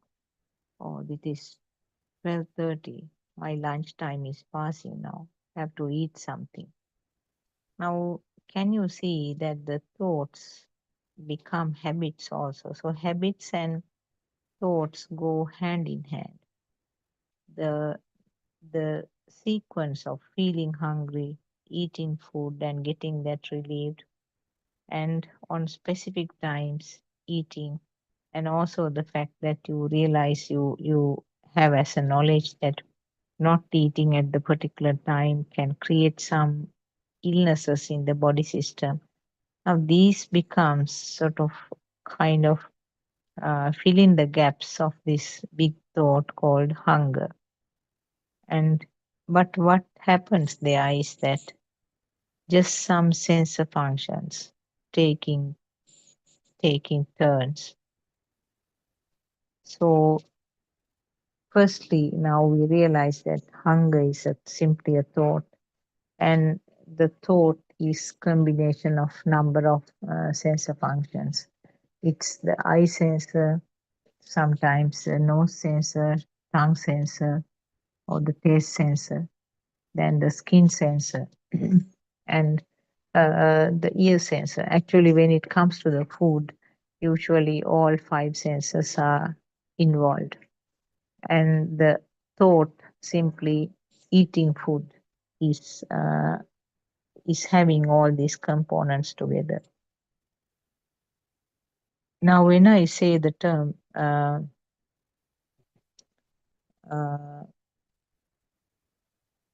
I have to tell something that will create some more reaction. If I say uh, orange, I will tell something simply as orange. It's a sound, isn't it? It's a sound. The ear has no idea that it is what it is. But the thought is completed. You have a complete thought about the oranges, all kinds of its taste, the smell. You might even have some saliva in mouth watering right now, and the texture of it, the color, all kinds of things will come up instantly. So the mental picture called orange is completed in a fraction of a second. So this is how the thoughts are formed again and again.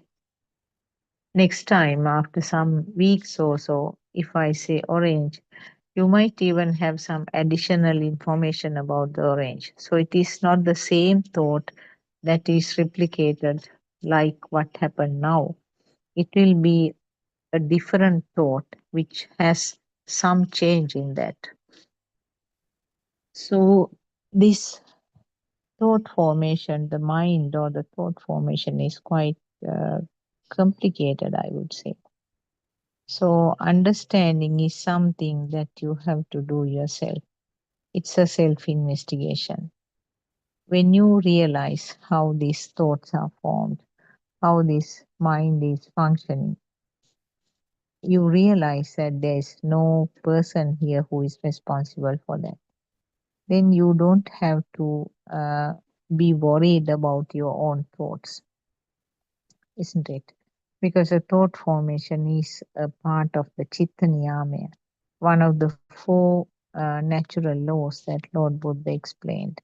So, Chitta Niyama means the formation of the thoughts and the mechanism, how it is happening, how it becomes more and more powerful when it happens again and again and again.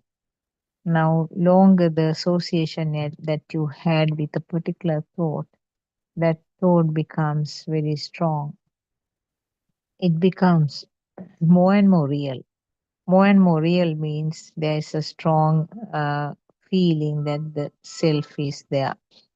So, self means it is something uh, equal to the current.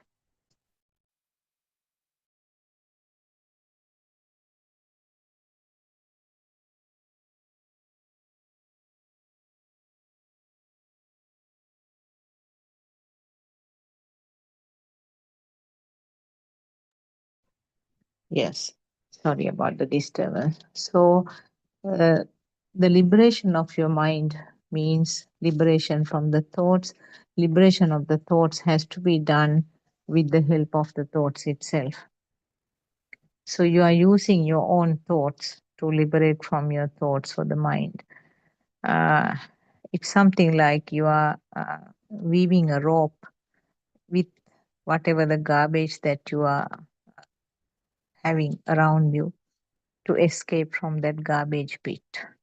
So thoughts are used to escape from the liberate from the mind or liberate from the thoughts.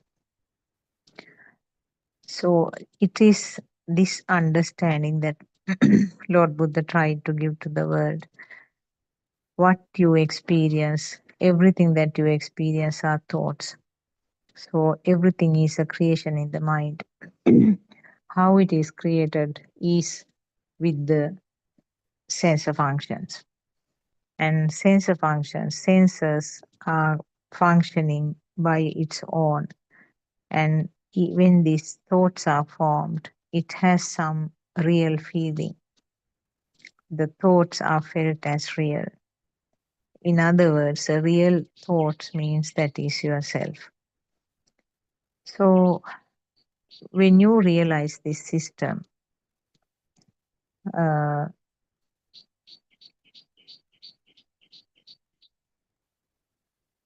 when you realize this system, what happens is that the kind of friction or the argument or uh, fighting with the own mind, with the own thoughts become less and less.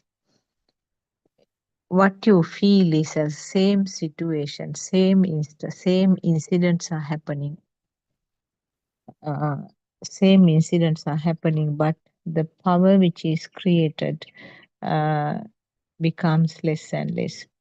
The current which is created with each and every incident becomes less and less. So it is not something that will happen suddenly. Uh, it will take some time. So don't try to rush yourself. Don't try to achieve something by force because that is not going to help.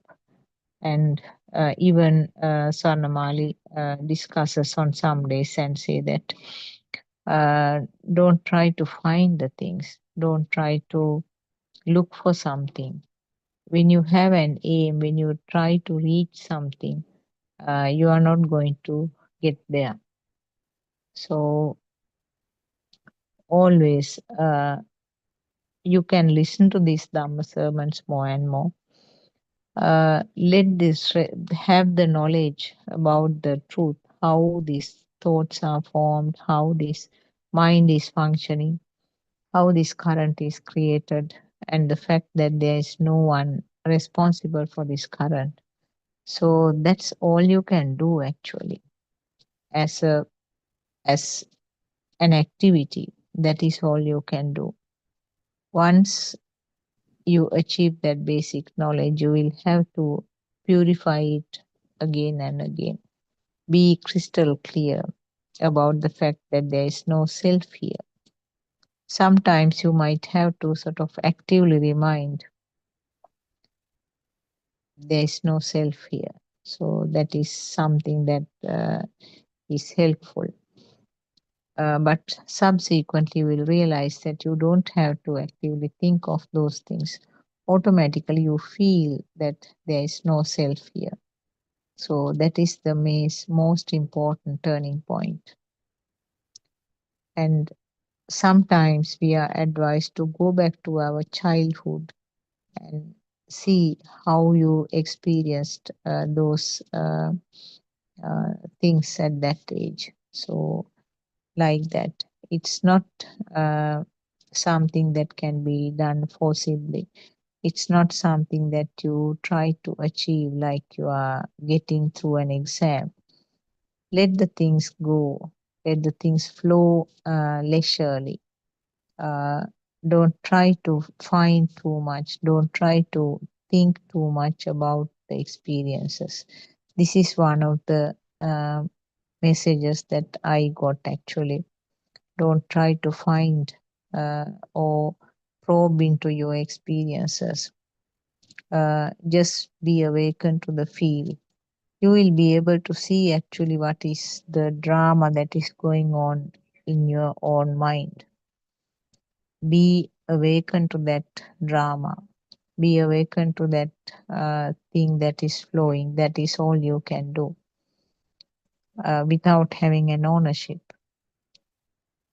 So then the system will realize that whatever incident happens, uh, the there won't be any kind of rising current in the mind. Now recently I remember one mother explained about her uh, stress or her uh, feeling when she was told by her son that they are moving out to their own house. They have been living together, and they expected the son and his wife and the child to live with them permanently, because that property also has been given to them. So they did that with some expectation, isn't it? They gave that property to the son, hoping that they will stay behind them, and then the parents will not be left alone. Now, this is actually something different from setup to setup, culture to culture. We know in the Western setup, the the children do not generally stay with the parents. They have their own life, and the parents have to look after themselves. And if there is a problem, very often they have to go to a elderly care place. So that is the normality in those setups. But in the cultures like Sri Lanka, or maybe I'm sure even in India it's like that, the expectation of the children to stay with the parents and look after them is there. So you can see the type of the data which has been uh, given to the systems in the Western countries is completely different to the data which has been introduced to the countries like Sri Lanka. So that mother was asked, when did that is because the son and the family has been given a big value in your mind. So she was asked to think when the sun became real to her. So obviously, it is from the time that the sun was born, and the concept of sun is being built up over the time, becoming stronger and stronger. Every little thing then done by the mother, and also every reaction uh, occurred from the sun's side would have added to this concept called my son. And then after the marriage, there may have been added data, and uh, even the things which were not provable are in this data collection, isn't it? Now, she was saying when they were at home, the evenings are very noisy, and the TV is on in full volume because a child is eating while watching the TV. So, therefore, she had a lot of disturbances while listening to, even she didn't have a chance of listening to the evening Dhamma session. And now she feels that it is very quiet and very peaceful. Now, see the way that the mixed type of feelings are coming up. On one side, there's a sadness because she had this strong thought, a live thought, hoping that the son and his family will stay with them alive forever and they will look after them in their needs. On the other hand, now she feels that the place is very quiet and not much work also, and the disturbances that she had with Dhamma participation to Zoom discussions is also there now. So that is a happy part of that thought. The sad part is that they are leaving and just announcing them just few days before they left. So see the plus and minus points in that thought. It is a mixture, isn't it? So they are all the data that has been fed because staying with the parents is one of the data that has been fed to most of our parents. They feel that the youngest child should stay at home, and then property is given uh, as something in return, but their duty is to look after the parents. So that is a kind of a data that has been fed to our systems in our Sri Lankan culture. On the other hand, the what they are thinking, maybe their freedom, maybe they have kind of limitations uh, when they are staying with the grandparents. So maybe they feel that they want to move out and be independent. So the different systems are functioning in different ways. That has to be understood. We have to realize that it is uh, something that cannot be the effect, or the final product cannot be changed, because whatever the data which has been introduced will give the appropriate uh, fruit, appropriate uh, harvest at the end. So you can, what you have to do is, when there is such a situation, always turn the camera to the system, to the own system, and see how, what sort of uh, ups and downs are occurring in that mind. So turn the camera to yourself and see how that sad feeling, and also relieved feeling, or that uh, happy feeling when there is more free time. See how these thoughts are coming up and down. Now, were they done by myself, Was it that I am thinking? I was thinking. You will use that term, of course, very often. Uh, I was thinking at that time, and this thought came to my mind. This is how we explain it. But was there a self who did that? Was there a self who brought those thoughts? No, there is no one. And that mother said that she went to their new house and they had the housewarming party, and all were happy, and she blessed them and came back. So if she could do it without any current, that is where the Dhamma has been clearly applied to the day-to-day activities. But that can be only understood by herself. Only she will be able to tell us whether she took part in that function and whether she did all her blessings with a very clear mind state, or whether there was any discomfort or any form of burning underneath while she was showing a normality from outside.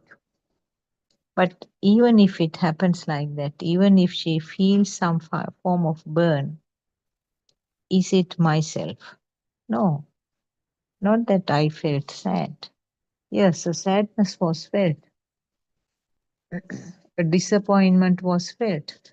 These are the words that we have to use: a disappointment, sadness, uh, maybe a little bit of anger also. She may have felt those. The names have been given, but did she do it? No, it's not herself, it is a part of the system function. So if she could come to that point, whatever the current which was formed doesn't belong to me. There's no myself in this. It is a part of the system. If she could understand, that is where clearly the Dhamma is. So Dhamma is coming being coming to the reality, or Dhamma is getting applied wherever, whatever you are doing in your day-to-day life, which is so beautiful. This is the uniqueness of this Dhamma. You are not trying to forcibly suppress something. You are not trying to suppress your anger at that time. You are not trying to suppress your um disappointment or sadness, isn't it? You are not trying to forcibly control yourself. But uh, what you have to see is that these are all part and parcel of that system function. Let the system feel whatever the current is there. There's no owner. And Aranvasi sometimes uses saying that the self, uh, that uh, system is feeling angry, system is feeling sad. So like that, he tries to give us a message. We have to look at it as if we are looking at some other person. So it's not me who felt angry. It's not me who felt disappointed. It is a part and parcel of the system only. So I may be repeating many things in the same sermon. Sometimes you might feel that, what is this? Aren't there any different things to tell? Of course, not much different things, because same thing has to be repeatedly told, because it is the message that should go to the system. It is the message that has to be reiterated until it goes to the deep level, deep realization. So, again and again, what we are saying is that this is a system only. That is where your turning point is, identifying that there is no self, and the turning point means a Sotapanna state where there's no turning back of that system, which is the beautiful assurance reassurance that was given by Lord Buddha. And Lord Buddha said that there's no turning back. There is no returning to that mundane world. It will move forward, and you will move forward with your Dhamma path. And little by little, you will realize that the current is diminishing. Whatever is happening, whatever the way that uh, responses are coming from the outside world, your system is unchanged. And Lord Buddha said that this calmness, this silence is experienced in all four postures, uh, walking, sitting, lying down, and standing. Whereas that calmness that is achieved with concentration, meditation changes when you get up to have your meals, or when you get up for some other purpose. That samadhi status, or that silent or that calm nature of the mind gets disturbed. Sometimes you are back at the square one of your level of disturbances. Particularly, now we know that there are many meditation retreats, sometimes for 2 days for the weekend, sometimes for whole 1 week, 5 days, like that, even longer periods. We know in Sri Lanka there are meditation programs going on for 1 month sometimes. The importance here is it helps. I mean, it helps to calm down yourself, but it's not permanent. That is the issue. So, whereas the calmness or the inner stillness achieved in Vidarshana meditation or the insight meditation is going to last forever. It is going to persist in all four status, all four postures, whatever you are doing. It's immaterial. That inner silence or that inner calmness will continue to be there. So that way, the person who turns to this Dhamma path for due to a variety of reasons will realize that whatever that uneasiness, that uh, restlessness that was there in the mind is getting less and less. So, in other words, the current which was created inside is becoming less and less. So, Lord Buddha, the Aryan Maharshi gave a beautiful example that you stop pumping fuel to the car. With whatever is available, the vehicle will run forward. And also, even after finishing the fuel, because of the speed it came, it might run forward for several more meters, and the speed will come less and less because no more new fueling, which means new fuel means the new current formation. So when there's no new energy supplied, whatever the energy which was there will go down little by little, and then the vehicle will come to a standstill at one point. So it's something like that. The current, when the current is switched off, it cannot be conveyed, it cannot be moved forward anymore. So there is no current left over from this life to be telepathized to another life. It may be with physical body, it may be without a physical body. So when the current level comes zero, that is where it is explained as uh, uh, Sopatisesa Nibbana, because it stops running. And this is the beauty of the Dhamma, uh, Buddhist teaching, which happened nearly 2,600 years ago. And now it is being revived by our noble friend Aryan Mahanse with simpler versions, which makes us very easy to understand. Uh, So what I request you is you can continue to listen to these sermons. Uh, if you are speaking only English language, you can listen to these sermons through this link and go to the websites, explore more yourself, and try to research all by yourself.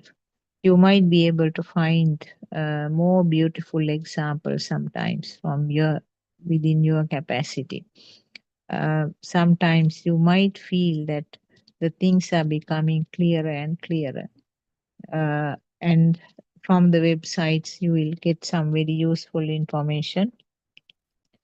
And if you have any queries, please join us at uh, 3 p.m. to 5 p.m. Sri Lankan time uh, discussion session, where you can ask us if you have any queries.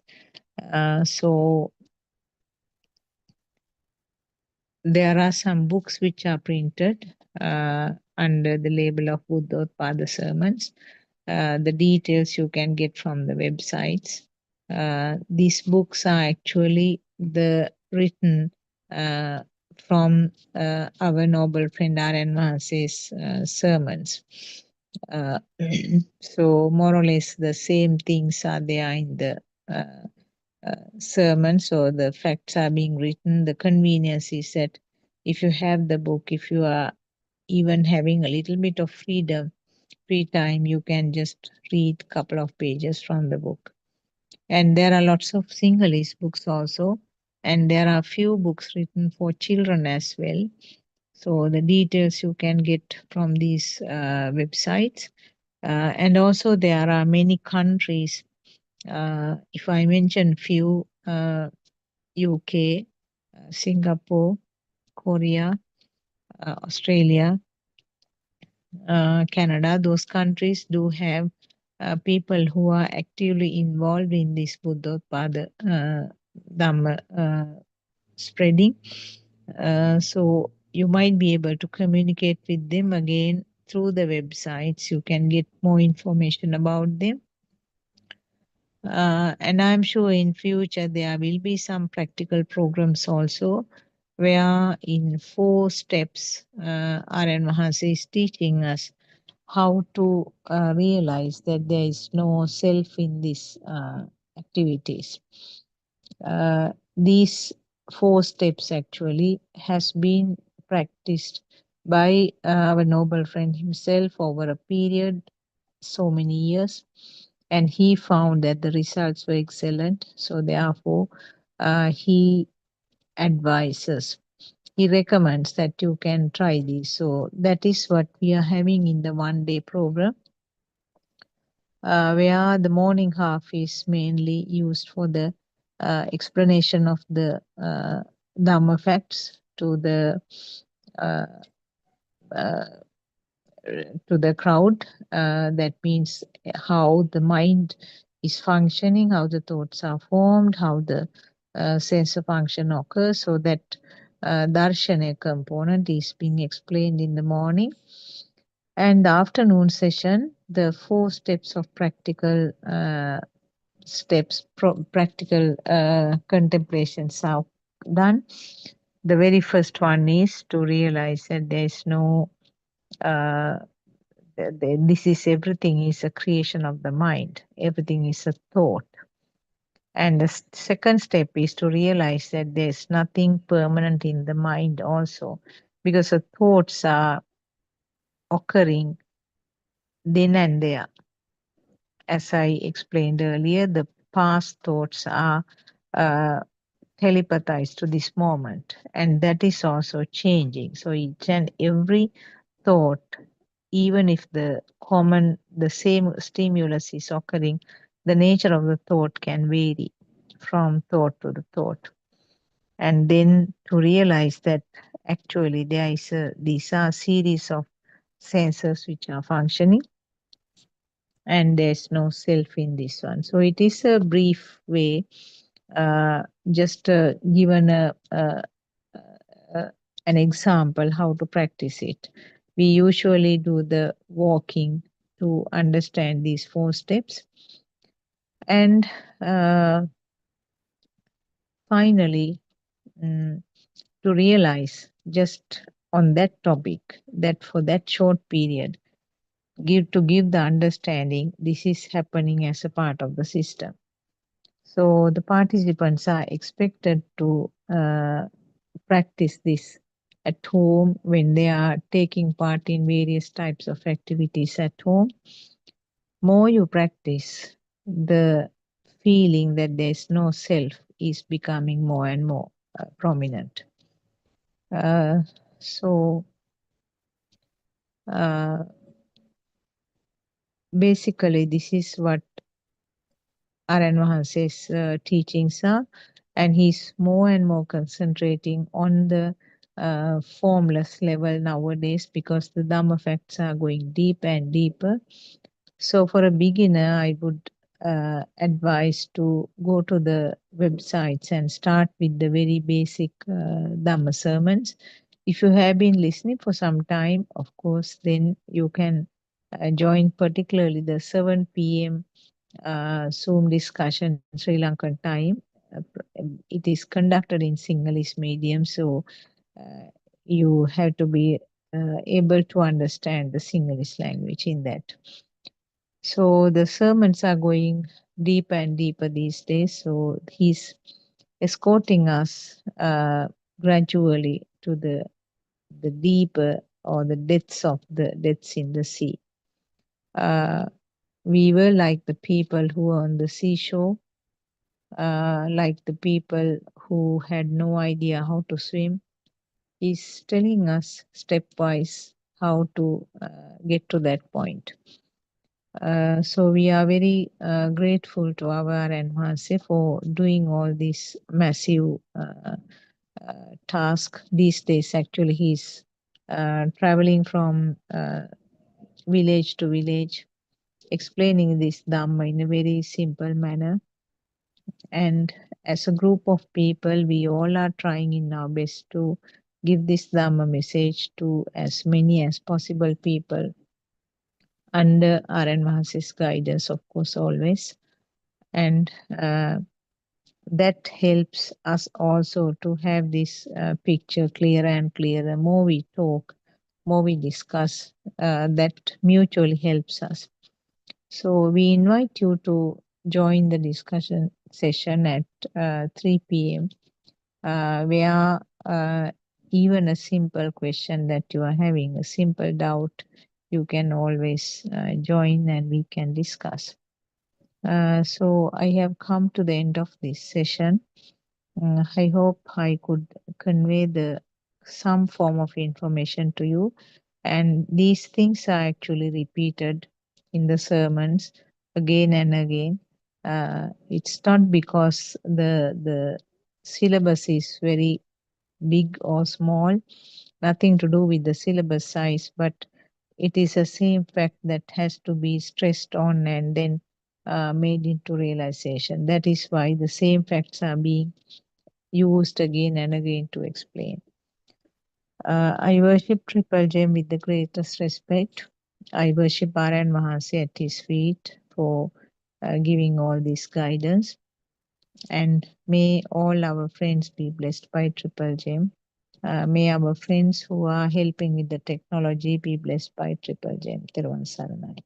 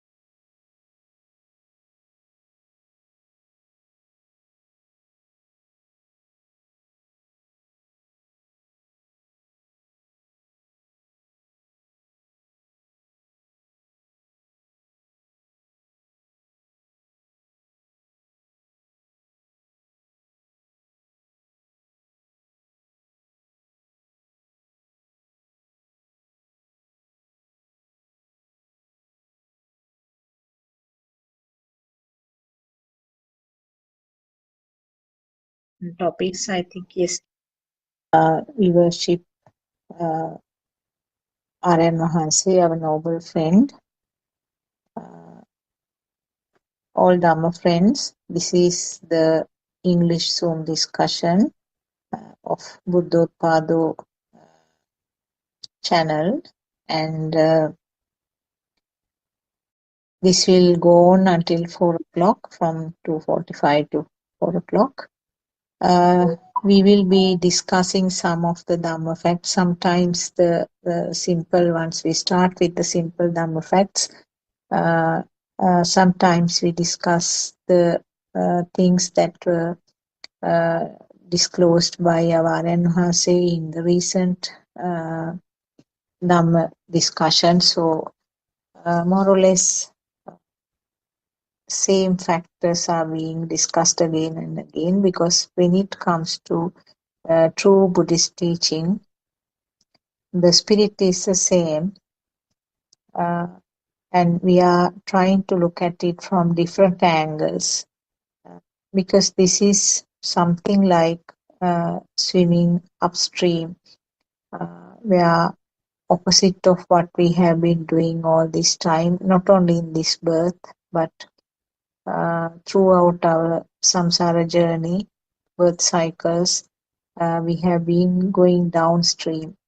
So what Lord Buddha uh, understood was unique and very special, not something which was discovered or taught in any other language, any other religion. Uh, so I will start with some simple facts until our other Dhamma friends join. Any person who is listening from the YouTube is mostly welcome to join the Zoom. And if you have any questions to ask, we can try in our best to explain. Uh, and if there are any things that are not uh, clear enough for us, we can always ask our uh, R.N. Mahansi, our noble friend, and then give you the reply. So, what is the true Buddhism? What is meant by the Buddhist philosophy? It's not a belief. It's Lord Buddha always said that you don't have to accept simply because I am preaching it. Uh, if you understand it the way, and if you feel that your defilements are getting less and less, then you can accept it. And it's always something that is understood by the self.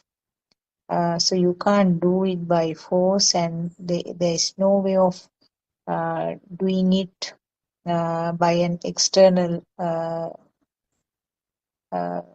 resource. The person has to understand the Dhamma himself. It's like, I mean, you can take the horse to the water, but you can't get the horse to drink. So, like that, we can explain the Dhamma facts, and also out of our R.N. Mahanse's nearly more than 10,000 Dhamma discussions which he did over the last 5 years.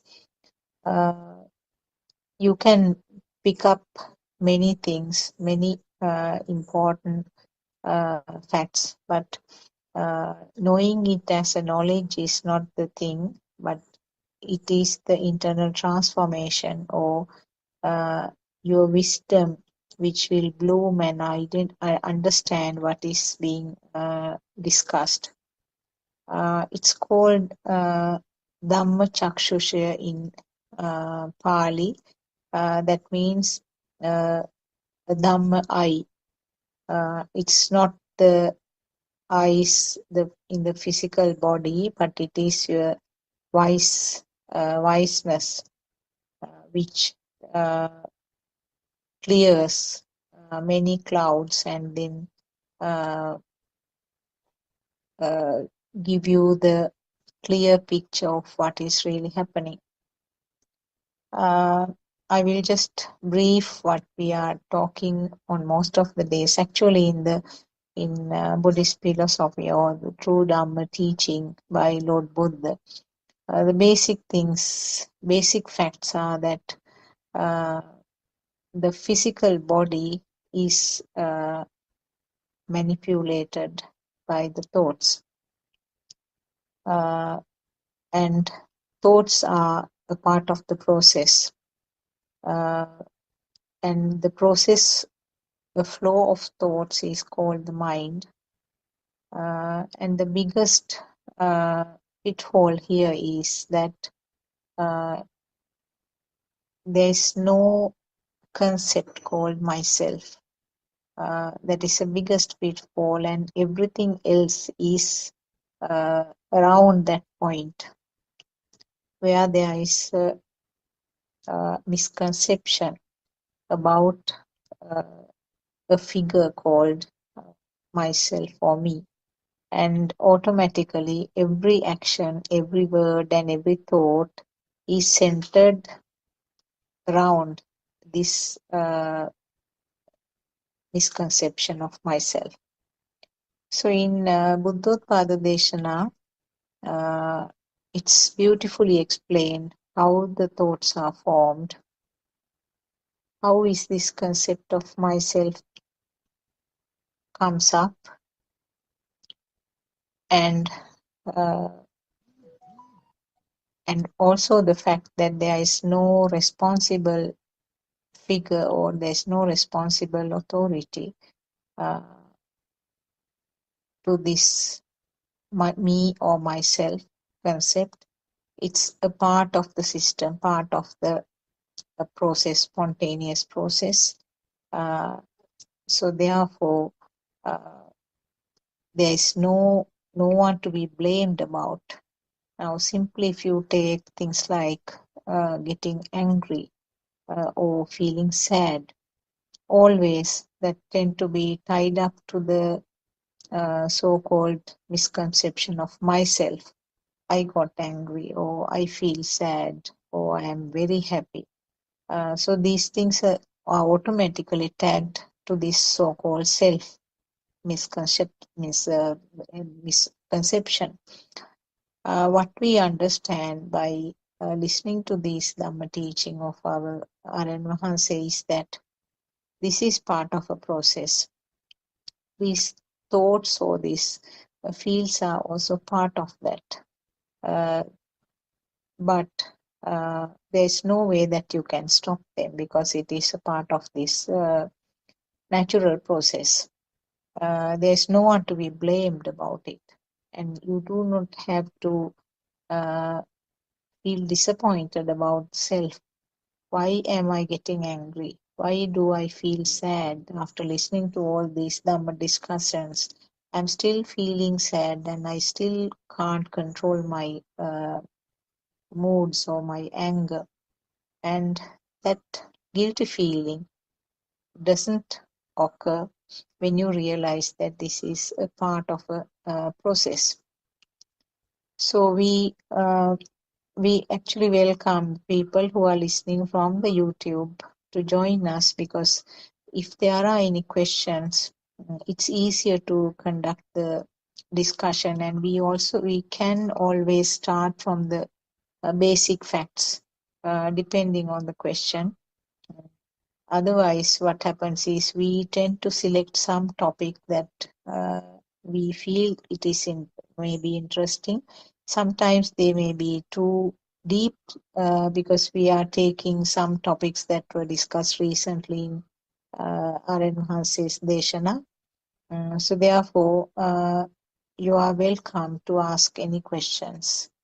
Teruvan Saranai, Dr. Kokila and Surangika. I was just giving a small Thiruvan Sannai. introduction. We can start on some topic uh, unless somebody comes up with a question. Yeah, it's actually what we were trying to discuss yesterday. Actually, Aranhanse's sermons have become a bit more focused now, kind of deeper now. So it is good, in a way good, because it answers a lot of questions that a person who has listened to this Dhamma for a long time. I think that there was a sentence that you used, like very practical point. Why do I feel sad? Why do I feel happy? Actually,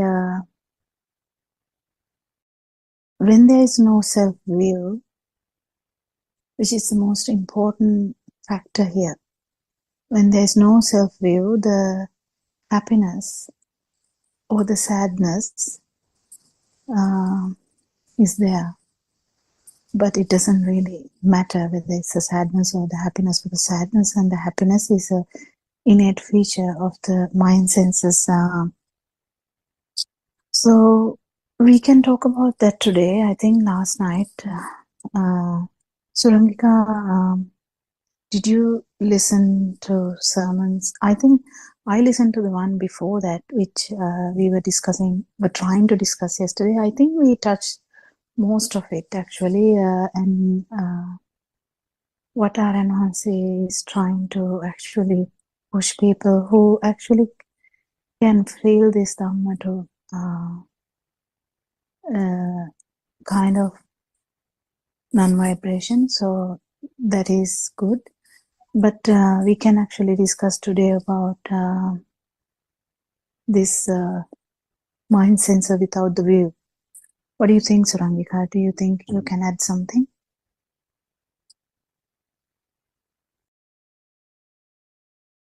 Or we can develop a discussion actually. Yeah. Tedwan Sanai, Dr. Pokira and Dr. Sakuntala. I didn't actually get what you said. So mind sensor without About the view. Yeah, about the mind sensor works. The happiness that Ranvatse use, what is the word he uses in Sinhala? The look up thing. Yeah, that thing. So actually, when the view is not there, when the self view and the self perception is dissolving, self view will not be there anyway. And when the self perception is dissolving, the mind senses will still work. So we have to get around this idea how to. This is very practical, very practical. So, but at one point, when the other sensory organs are also covered, there would be no much situational crisis like that usually. But in the beginning, someone in the path will just feel about this, because the happiness or the sadness is kind of an early feature in the mind sensor. So because there is a mind sensor, there are like an output, like emotions, where we call them as sadness and happiness. So just trying to talk around what Aranhansi is talking these days actually. So going to go in parallel with Aranhansi's sermons. So he was trying to discuss this yesterday, and it was, the දෙයක් නොවන සතුටක් දෙයක් නොවන දුකක්. How do you say that? Do you have a better vocabulary, Surangika? Well, I think how one can say that is. That's why I said the happiness without the self-view, the mind sensor without the self-view. But there must be a better way of saying that. No, I think you used that earlier also, and that seems appropriate, Dr. Pokira, because as we've discussed several times, this language, and the English language particularly, doesn't do justice to the wisdom that we are trying to express, isn't it? That comes with the dissipation of the self-view. So one has to use, unfortunately, the words. So in that sense, the vocabulary can be limited, but also I suppose it can be limited by the degree of understanding or lack of or limited understanding as well. So if I think the more the understanding is there on about the sense faculties, how they function, and that is all there is, and that each of those senses have a function, and it is that function that actually activates itself or is basically that's what's happening. Then there is a relegation of everything or anything through the senses. What has happened all this time due to ignorance is that now you just mentioned a few minutes ago about I feel sad, or somebody said, why do I feel sad? Why do I feel depressed?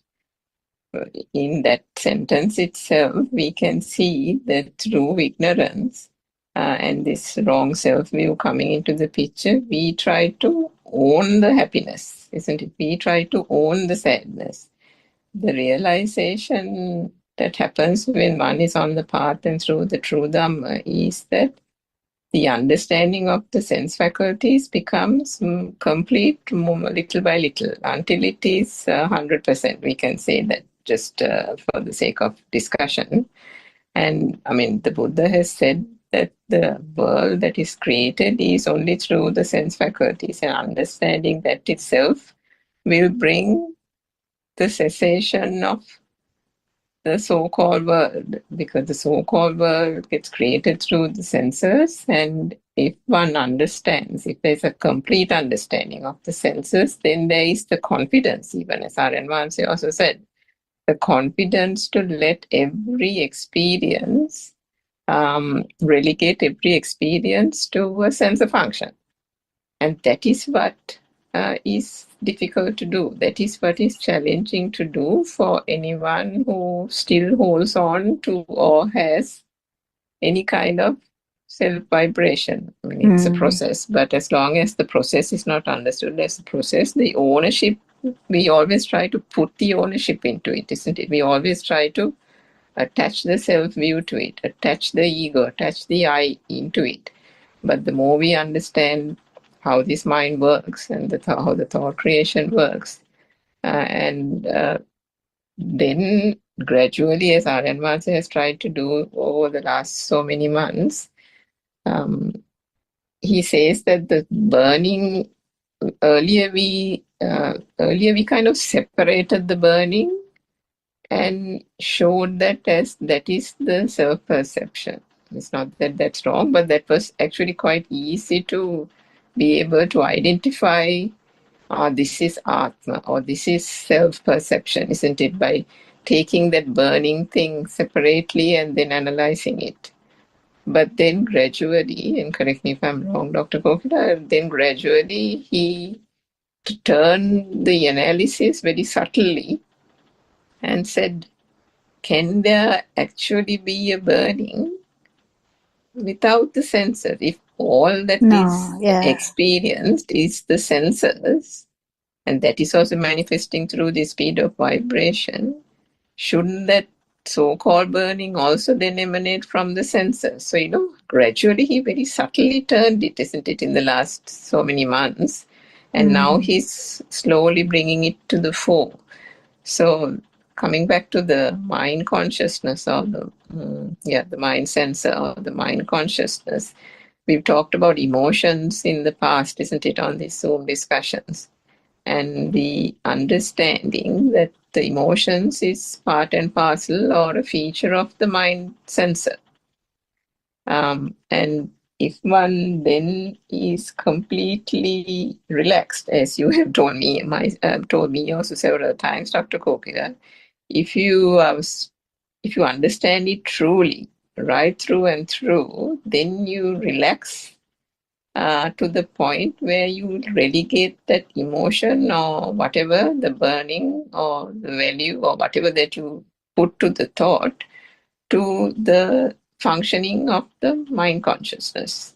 And once that is done, to the extent possible for every sensor, then one realizes that that burning doesn't exist without those sensors, isn't it? Is that correct? Did I put that right? Yeah, I think the last sentence, just the one last one. I think we can actually highlight that if someone is fully able to become the sensor, that is how I can say. I mean, we have so many difficulties in this trying to give the message, because any sensor, we have that kind of duality in a very subtle way. So once you become the output of that sensor, there is no entertainer or no person who senses it, or Vindinna, or in the Sinhala word. So the actually the sensor function is there, yes, but the kind of duality is not there. But to that to happen, actually this whole understanding, so this is only with Satya Jnana, that is the truth, that it is only the sense of function is really needed here to actually feel this change, I would say. Anything to add to that? Perhaps Dr. Sakuntala? Yeah. Yeah, I think you were talking about that now, a taste which is not a thing, smell which is not a thing, like that. The thought. Yeah, it becomes very theoretical when we say that, but we have, you all have to bear with us, because we also struggle to say this in any language, even in Sinhala language. There's always a catch, because this is something you have to feel. Because when there is, when we say deyak novana, the taste without a thing, kind of that. Actually, it doesn't give the exact meaning. No. I mean, it's not the direct translation, but I think the word thing, we have to use several sentences and explain what it means, isn't it? Yeah, that's where I am trying to say the duality part, because we always feel that everything is happening here, but you know, like if the sensor is only there, in the sense light is there, sound is there, yes, the taste is there, but if it is not felt as here,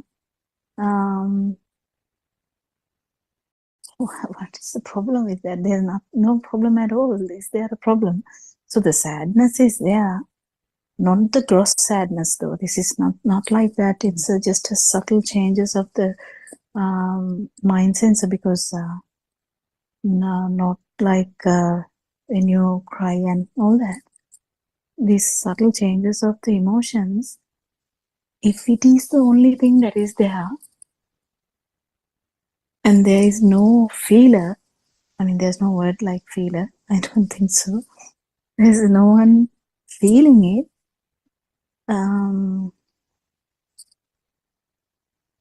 There's no problem. Is there a problem? No. That is the thing. This has to be felt. So when someone says, like, you know, the Aranwansi uses these different examples, different times, try and say these things, like so much similes, like you become the sound. How do you become the sound? That doesn't mean there is you and you become the sound. That's not what it means. Actually, what it means is the feel that you have that had always this sidedness, like the duality, that it's feeling here, and but then that is lost. When that is lost, there's no much story. There's no much story that it is happening here, and so story anyway. If you feel this only once, it doesn't matter. The story starts to die down from that very beginning. If you feel this change at least once, it will start to die down, because this is a breaking of this samsaric feeling of self-vibration. Because the self-vibration, any moment, any sense of function, you vibrate to the self-vibration. It's very easy. Then and there, it is there's no gap in between. It's just like it happens.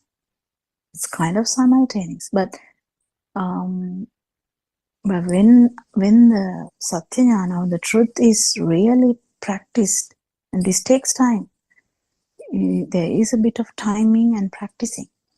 So with the practice, if you feel this, the sense of faculty, as soon as whether it's a mind sensor, whether it's eye, ear, nose, tongue, or skin,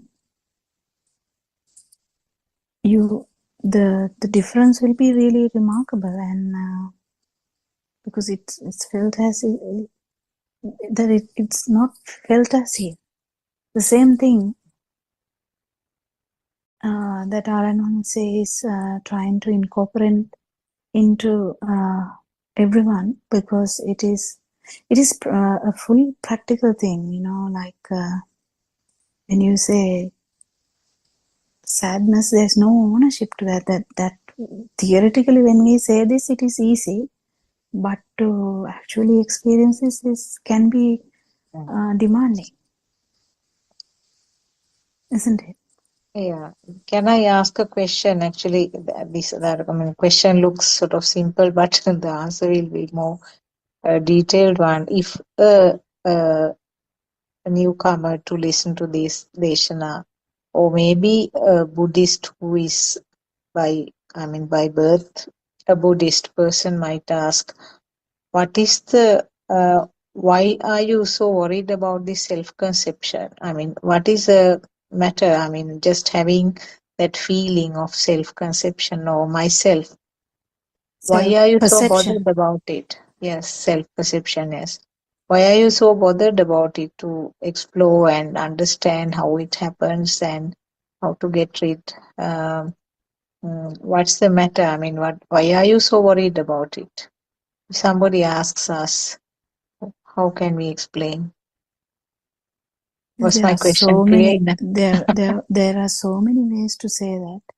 The life, we talk about the life.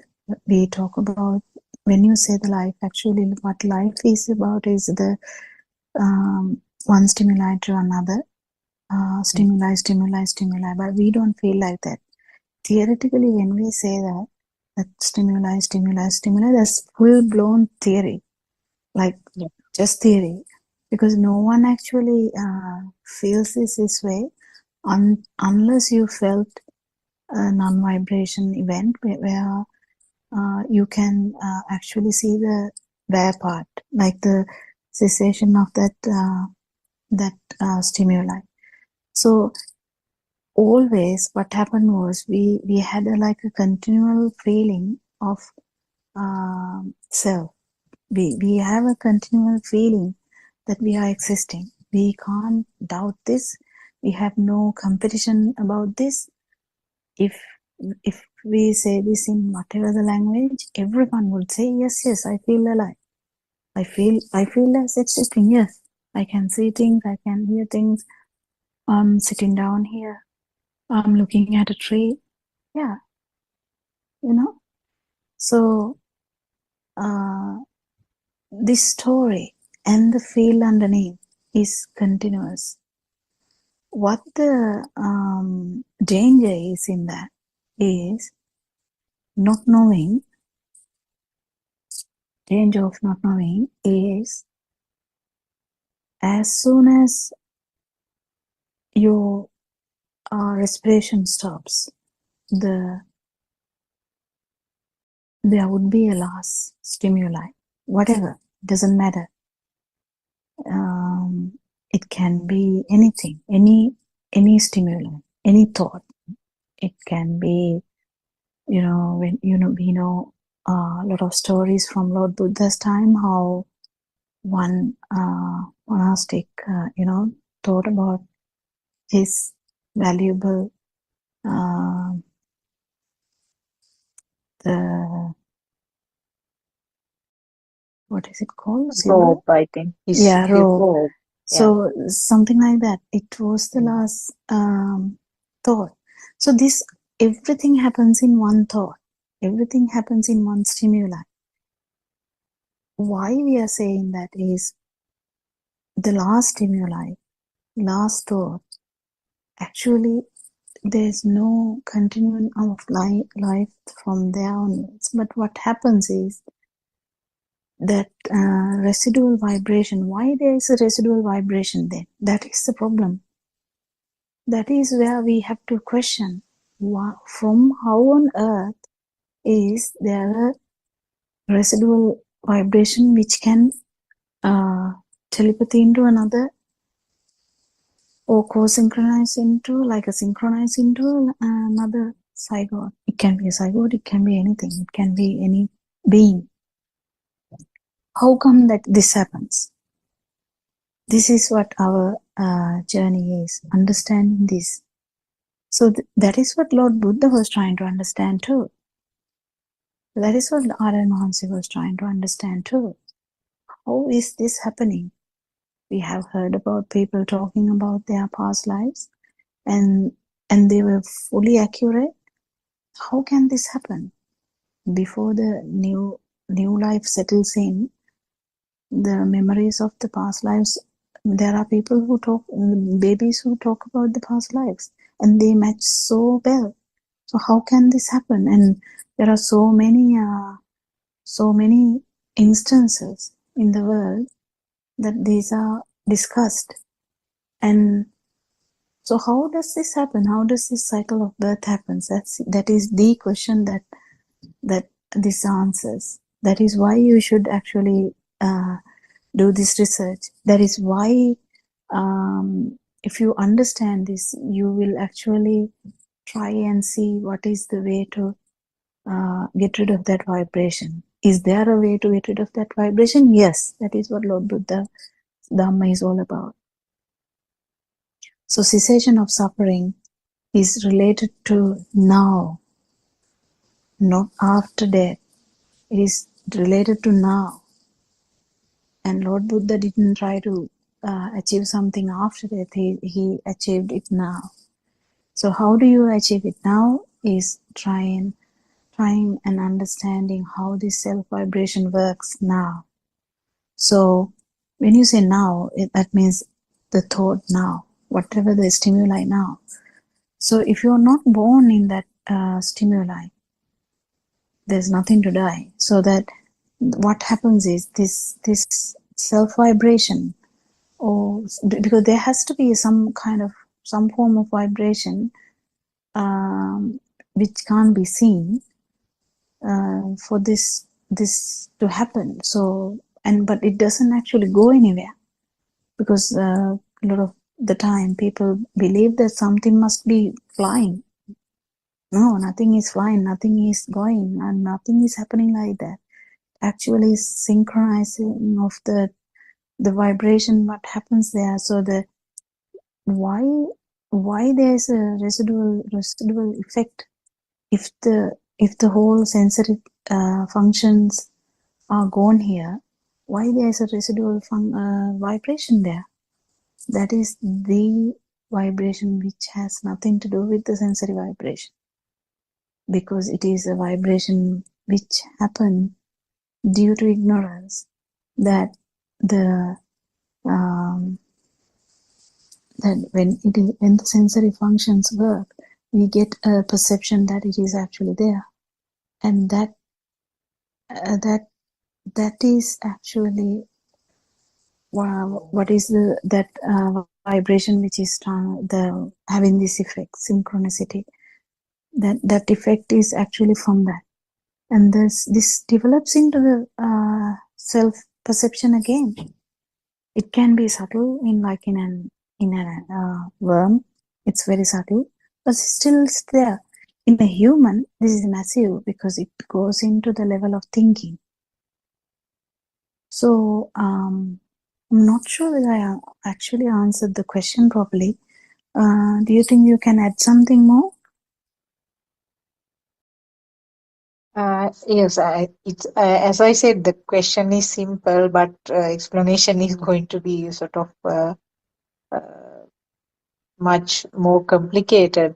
I think you touched most of the areas that is important because, as you said, it is the current or the so-called self-perception or the Sakkaya Ditthhiya, Atmasanya, whatever the word which is used, that is the culprit of everything. Where I mean, there is no guarantee. There is no kind of insurance or guarantee about the future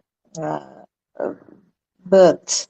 Whatever good things you are doing here in this life, there is no guarantee what will be the outcome when this physical body collapses on this side. So that is why it is important to. And Lord Buddha has said the main problem is wrong vision.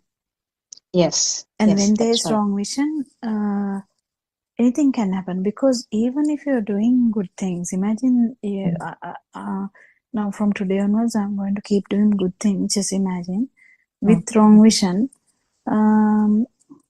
you have that kind of the wish that this is going to do good to me. I'm a good person. So the Lord Buddha has once told that the Sakkaya Mithya Dushti, or the wrong vision, is the worst one. How did he say that in Sinhala?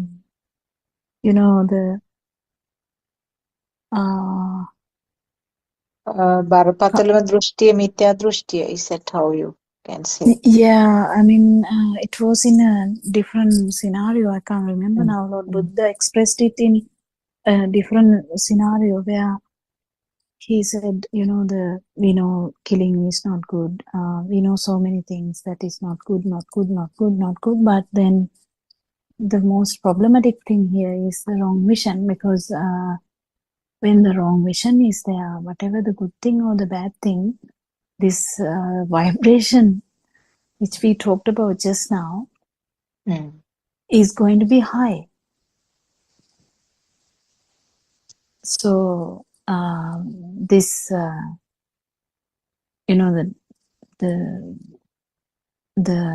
tanha, or the craving for something good,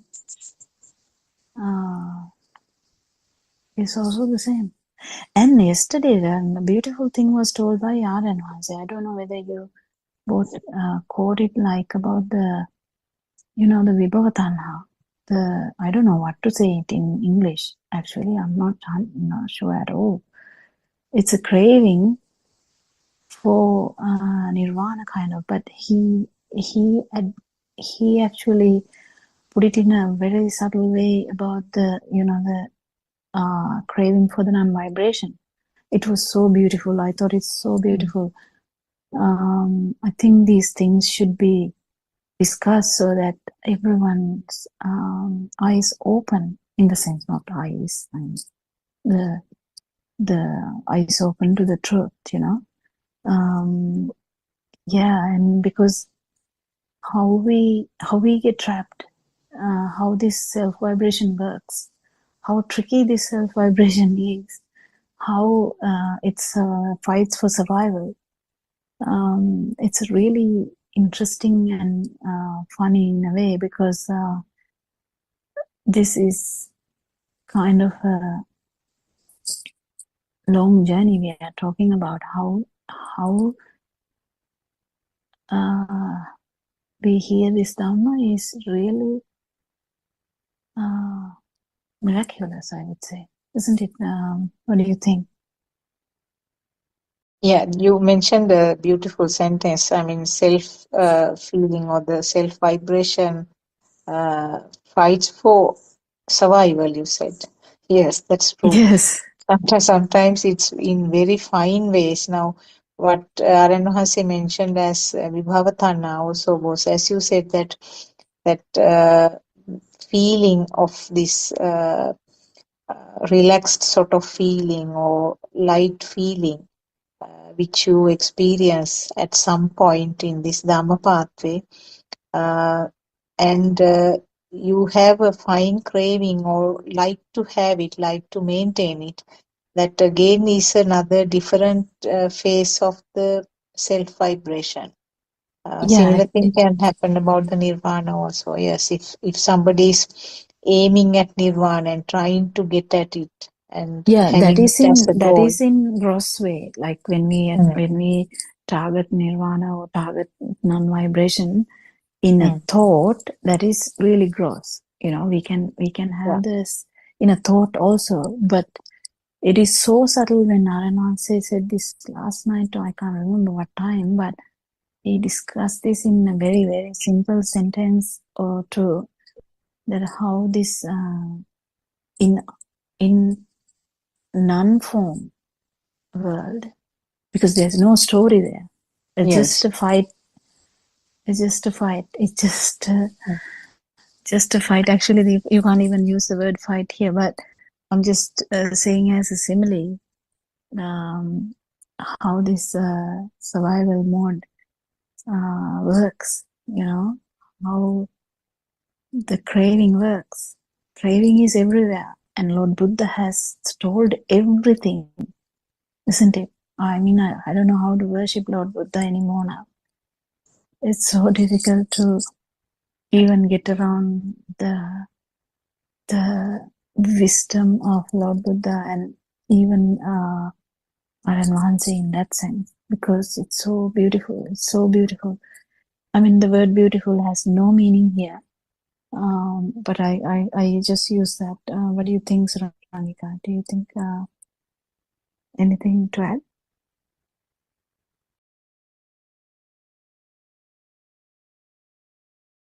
Because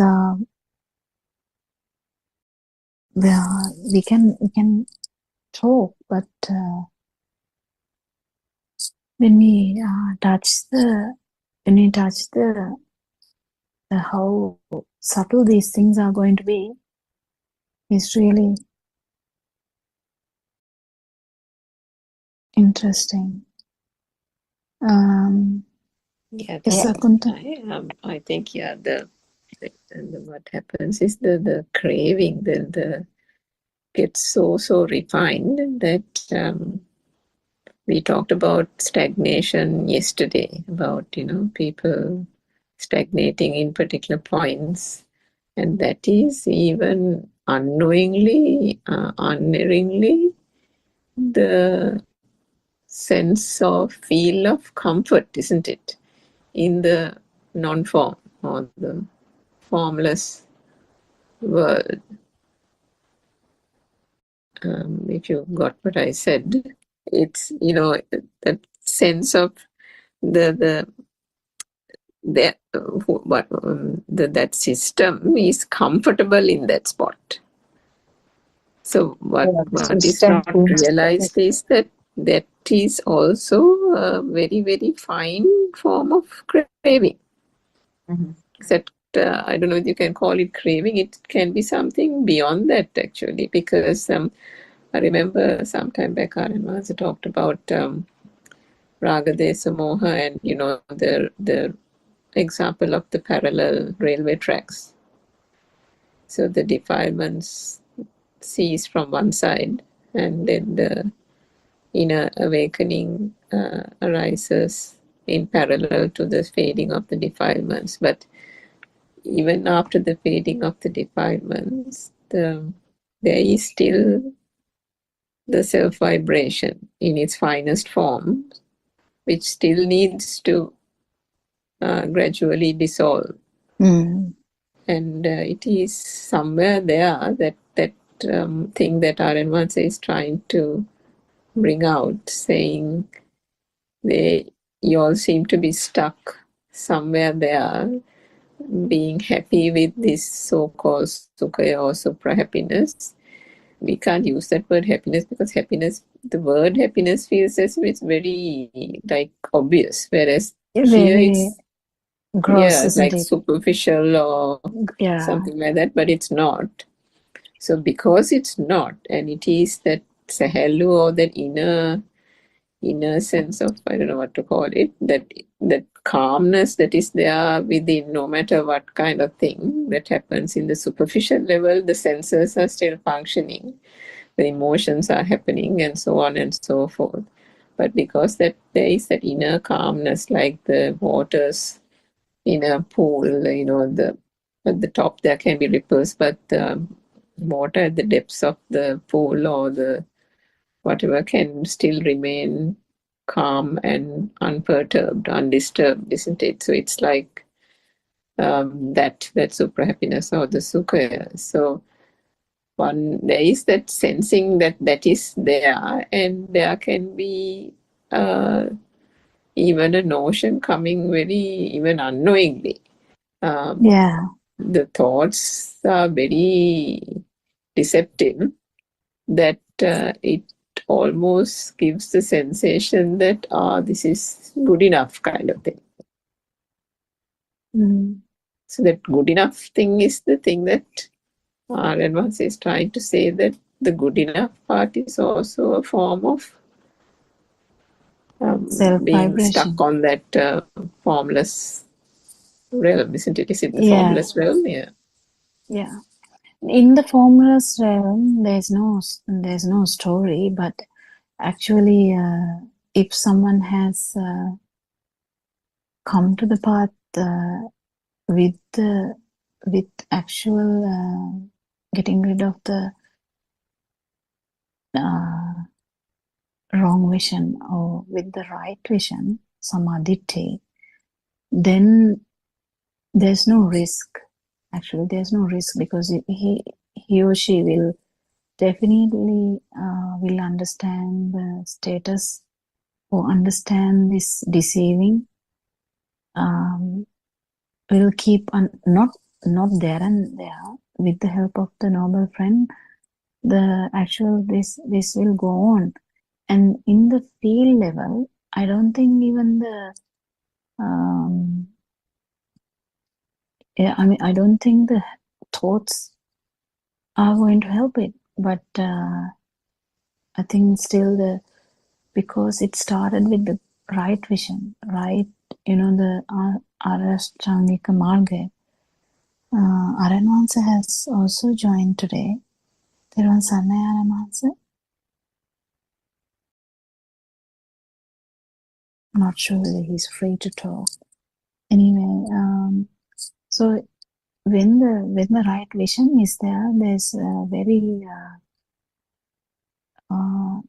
less chance of deceiving. But still, it's a long path, because deceiving happens in very subtle way, as Suranika said, isn't it? So, is there anything to add anymore? I think the most important part is to understand the sensory organs Because when we keep understanding sensory organs, how mind sensor work, how the eye works, how ear works, there's nothing much left, because they are just functioning until your respiration is there.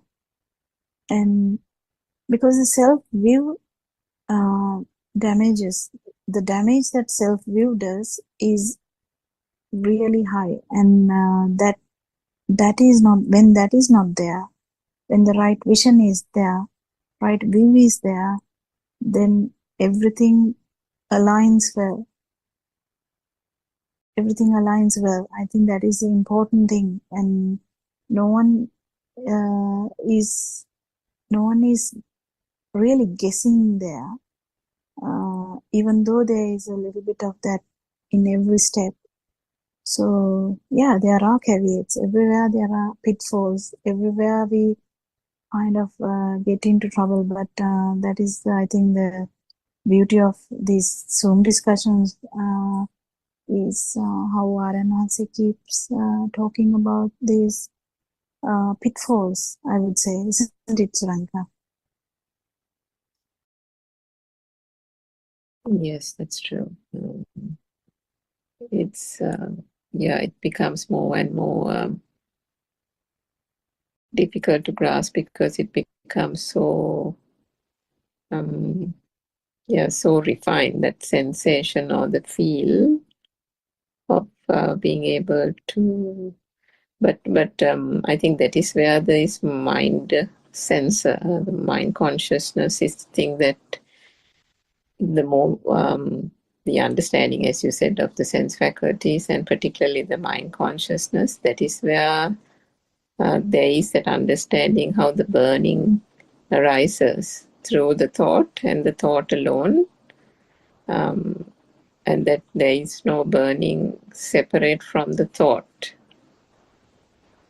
That, I think, is absolutely key, which if one is explained that aspect earlier, one wouldn't even grasp, as we discussed earlier, because you almost feel that no, that is separate and that is the self view, and the thought is separate, kind of thing. But the more there is that understanding, the linkage is clear, gets clearer and clearer, isn't it?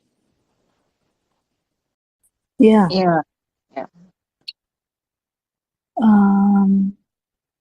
I think maybe RNRC is busy. Anyway, the morning, as we Yes, said, RNCC. Yeah, what's the question? There was no Yes, question or Terasan. an answer. We were actually trying to go parallel with your discussions last few days, and it was so beautiful, and it's so nice, and we were trying to go parallel to your discussions. Not that we can do much, but still we try. And yeah, nothing much an answer.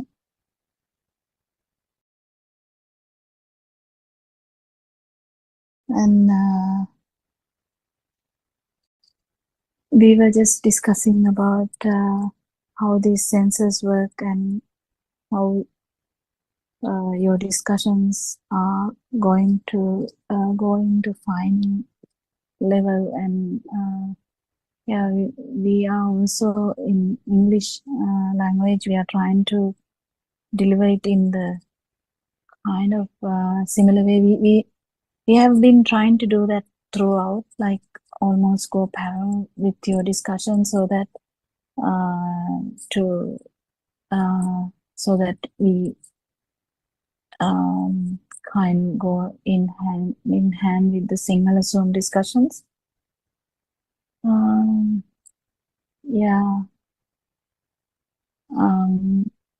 Anyway, you haven't had much time to join English Zoom discussion at all, and with the whole Padayatra thing.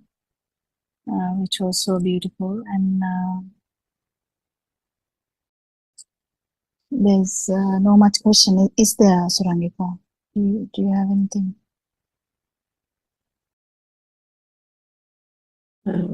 No, I think the last few days, particularly, even through the talk at Kelaniya and various other places are advanced. So you have been bringing out very fine points of not just those on the path and what does being on the path mean, but what is your experience? You have asked us, what is your experience, and trying to make that quite clear as to what the experience means and how the sense faculties, particularly the mind sensor, how to understand where the burning is and whether the burning sensation or the self-view, how that arises. So that was what our discussion was about.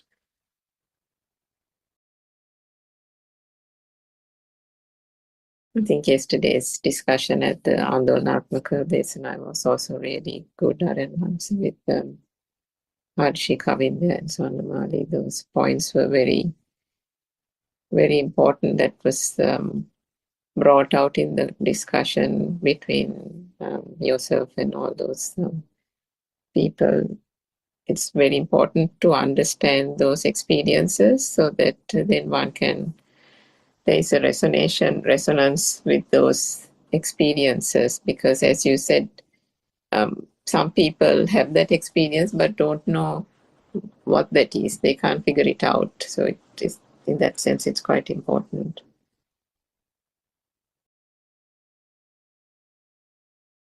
Yeah. Aramansi must be in a busy place anyway.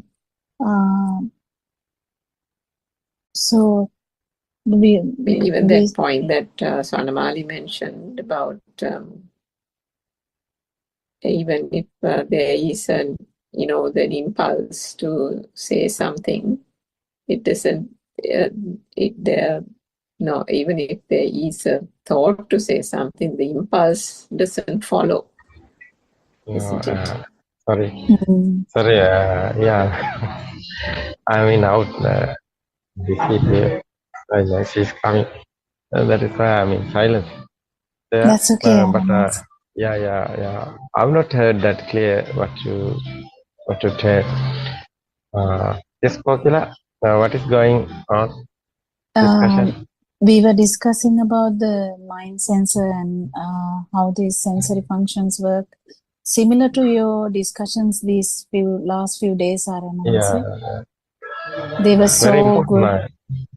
Yeah, I think you heard that, no? Yes, 100%. Yeah.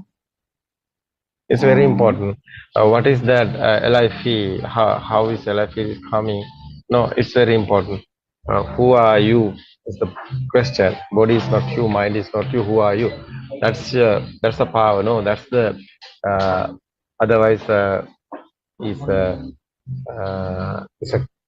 a feeling. No, it's a craving like that. That's power. Otherwise, no? That's the existent feel. I'm talking about how is calming existent feel. Otherwise, who are you? The question is not the mind or the body. It's a power. It's how is the understand this? How is feel this? What do you think about Kogila? That's the existent feel. Otherwise, the life feel. Yes. That's a soul, no? Yes. Distinction between these is the Dhamma, I think, Aranansi. That is the thing that everyone should feel. Yeah, it's very important because that's a we want the Dhamma. No, we want perfect one. We want to introduce in the others.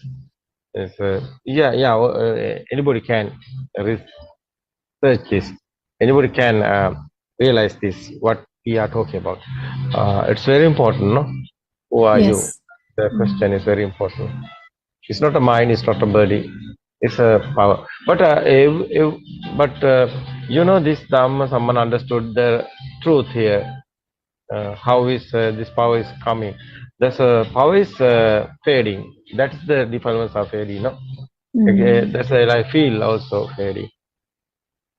It's very important. This final tranquility is coming. How is tranquility is coming? Power is zero coming. No, neutral. No, power is fading. It's very important, this one. What is the experience? It's very important, the experience, no? Yes. That's why. Eipasikopaneko is Buddha's word. Is come and see.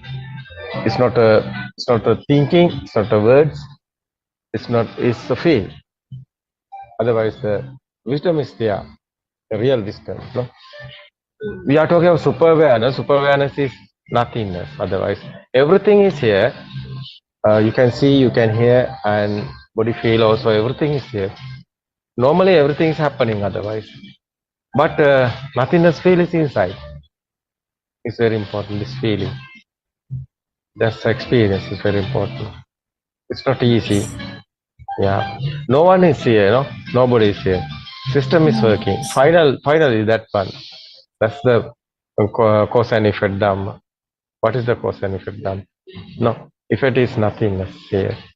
But it's not nothing, anything. Everything is here. Yeah, very difficult to say this. No? Yeah, I don't think words can actually words can help, but words can guide you, but Yeah. it's something to be felt. Yeah.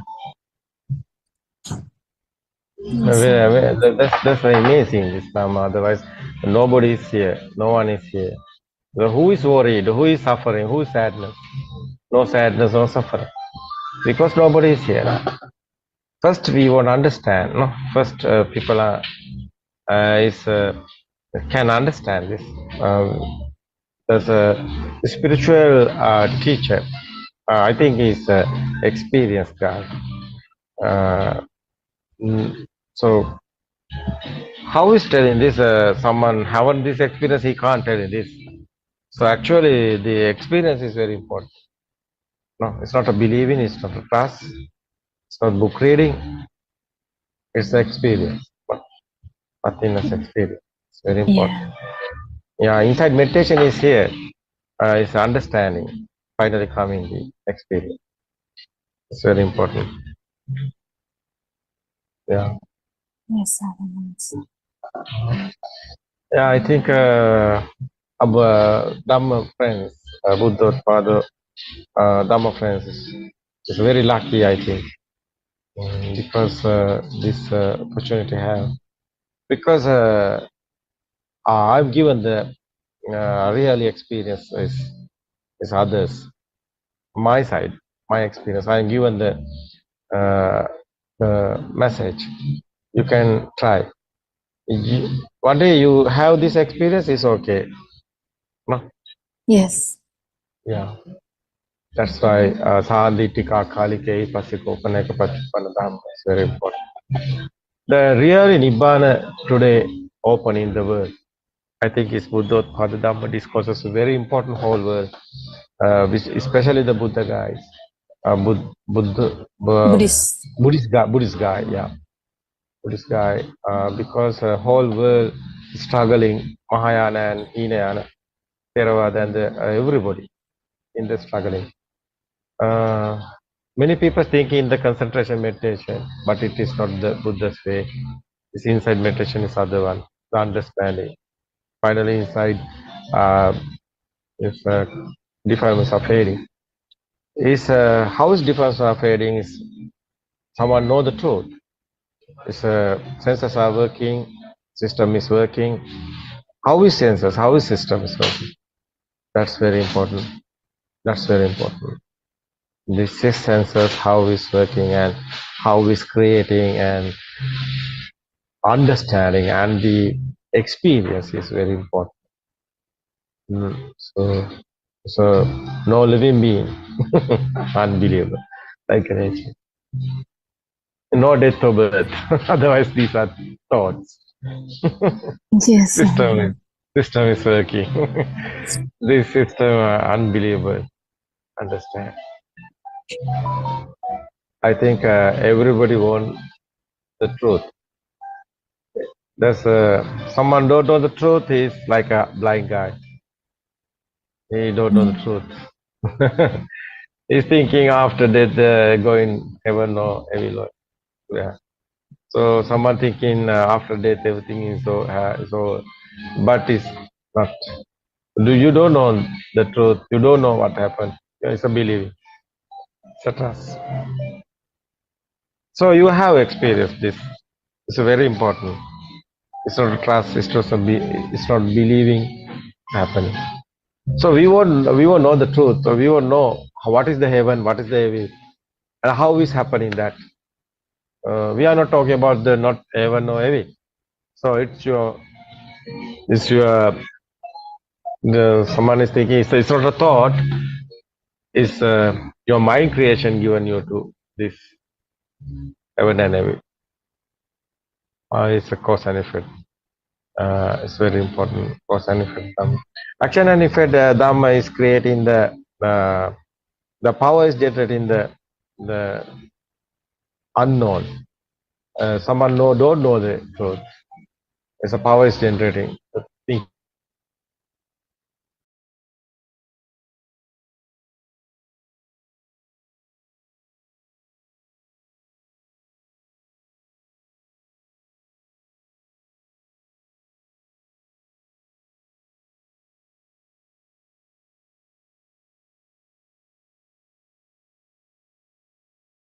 we can't hear you, Aramans.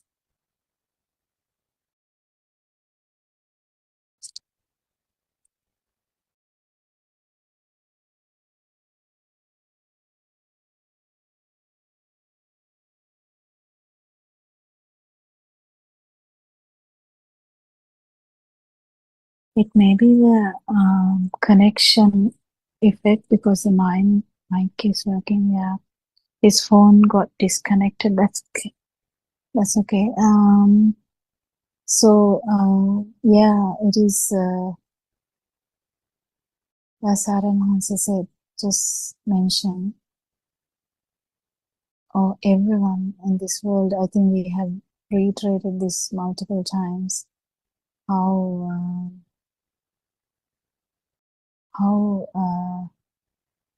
we can't limit this Dhamma. We can't say enough good things about this Dhamma. We can't, I don't know, nothing can't be compared to anything because it's all about how this world is formed.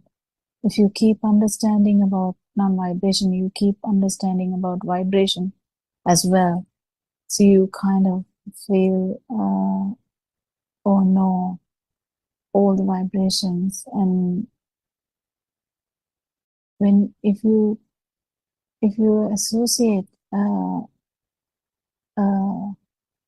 noble friend who has felt the non-vibration and who has become that, that is actually such a great asset to the whole world, I think, because non-vibration challenges the vibration. Even though vibration, as we discuss, try to survive,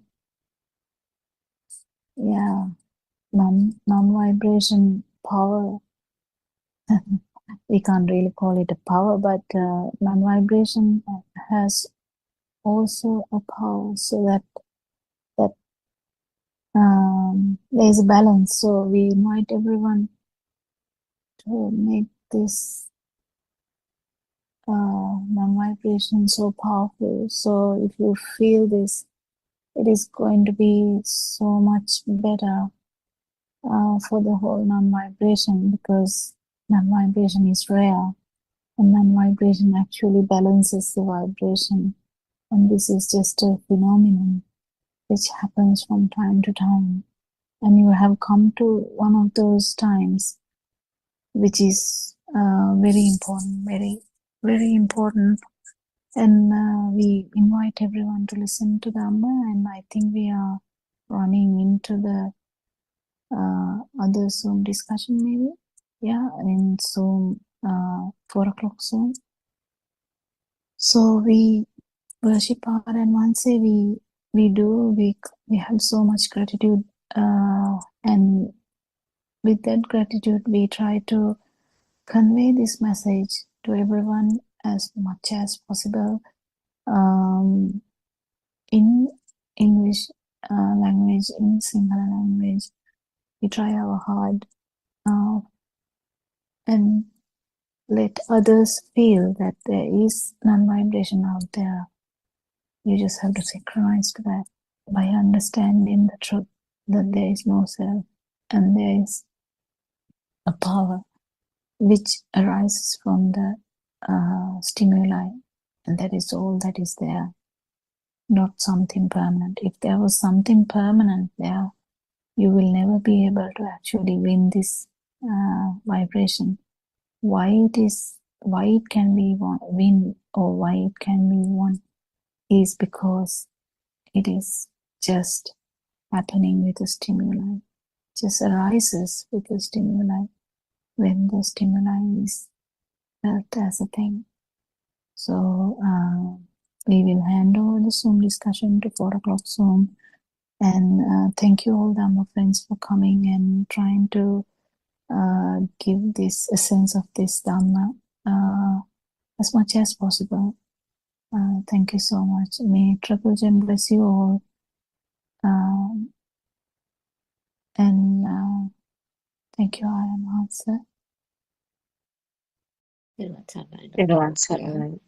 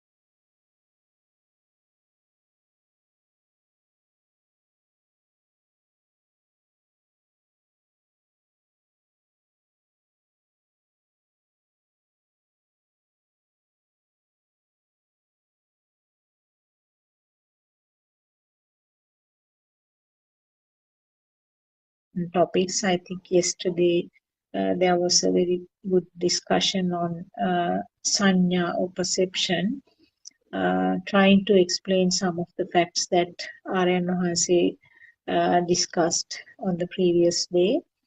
There was Sanai Dr. Kokila.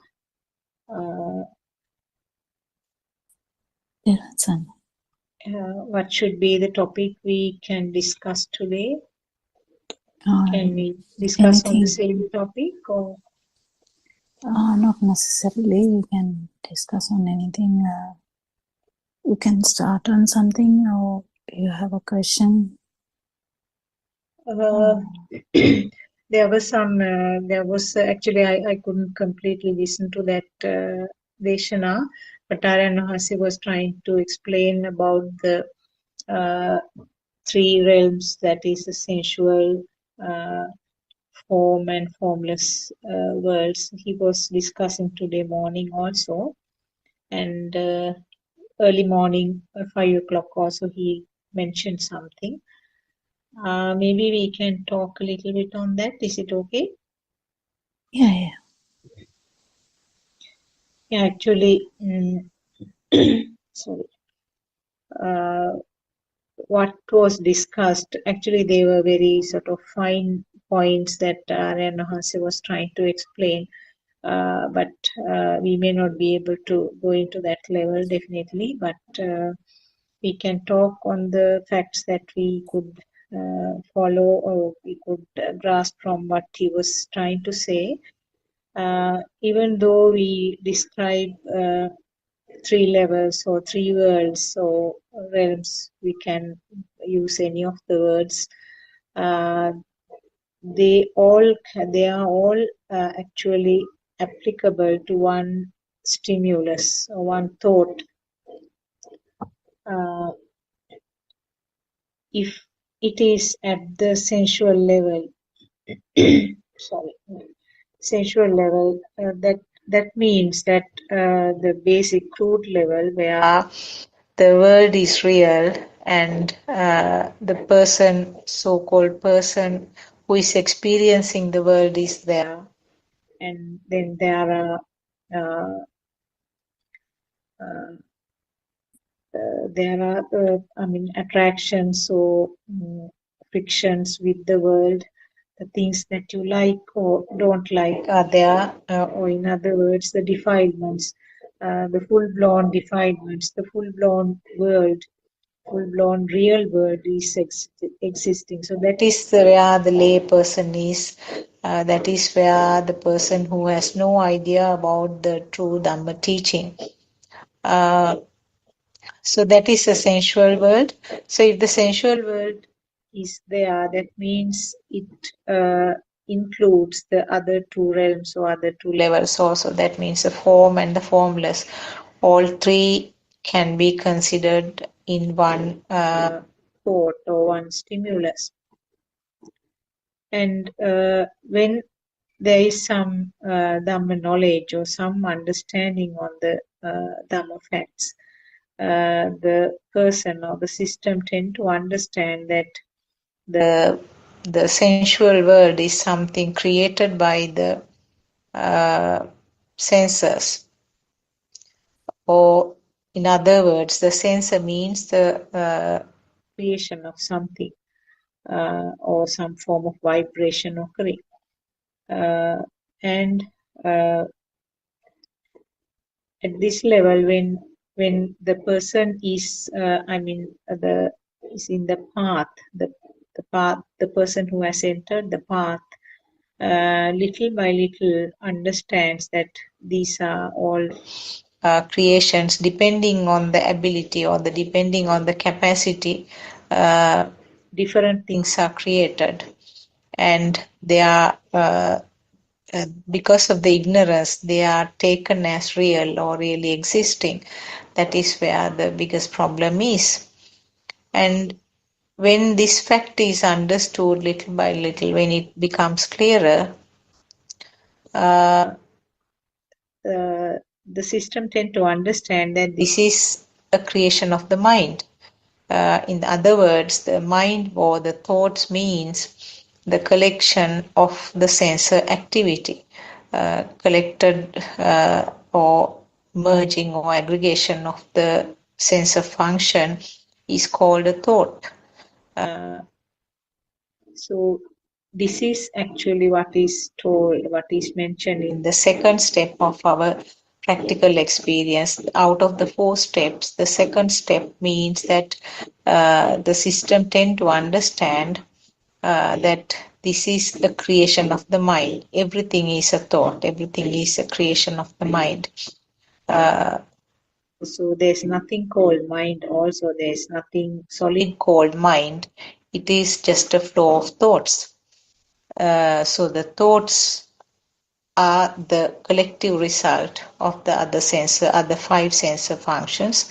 That means the eye, ear, tongue, nose, and the skin. At this level, this is called the form level, form world, where it's understood that the thought is the culprit here. And when further clarification occurs and when further sort of understanding of Dhamma occurs, then the understanding comes where there is something existing. I mean, there is nothing persisting in the thought also. There is nothing called persisting thought or persisting mind. This is again the basic sensor functions, basic senses. That means the hearing, seeing, and feeling. They are called in Pali, Ditta means seeing, Sutta means hearing, and Mutta means the three types of feeling. That means the taste, smell, and the tactile or the skin, what is felt by the skin. So at this level, again, there is a pitfall if we are not guided by the noble friend, if we are not given the correct, if we do not receive the correct advice or the direction, tend to feel that this level is the ultimate basic level. It's not so. Actually, what happens at the sensor level is again there is a fast vibration, and the fast vibration will create something to look like as persisting. Depending on that particular sense activity, it's created or manifested as a light or a shape or sound or the smell, taste, or warm feeling, hardness, or liquidity. So those are felt by the skin. So at this level, the feeling is that something is there, something is felt. And on the other side, the feeling of alive or feeling of existence is there. So this is the formless world where there is no specific naming, there is no specific thought, but the feeling of something is there, someone is there, a live feeling. So this is the formless world. So these are the three worlds or three realms or three levels explained. And if if it is at the sensual level or sensual realms, that means all three are there. Below the levels, all three are applicable to that level. And the last level that I mentioned, the formless level or the formless realm, is also called self-vibration or sasava or taints. Different words are given. This is what is actually the basic vibration where it starts from the level of the zygote. And that is with the synchronization of that of another vibration to at the level of the zygote. Dr. Kokila, there must be many corrections needing in what I said. You can add whatever the corrections relevant. Terwa Sarnai. Actually, not corrections as such. The main thing is to add more practicality to the discussion. That's all. There's nothing, because all the theory we talk is actually again in the mind. So we just have to remind that. That's all I think should be reminded, because practically what we have is just a stimulus, or the chair or the tree, son, daughter.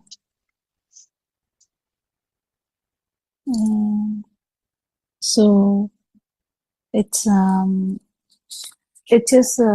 just should always remind ourselves that practical aspects of this Dhamma is the most important thing. So when we actually practice all the theory that we have talked here is also going towards the form world, that means the thoughts. So the thoughts are not true. So whatever we talk here is also not true. Whatever we feel, as Dr. Sakuntala mentioned, whatever we feel, not even thought, whatever we feel is also a mirage. So that is the most important aspect we were discussing yesterday, but I couldn't listen to any of the sermons today, unfortunately. So I haven't gathered anything from today's sermons. Did Surangika listen to any of the sermons today? Or anything specific?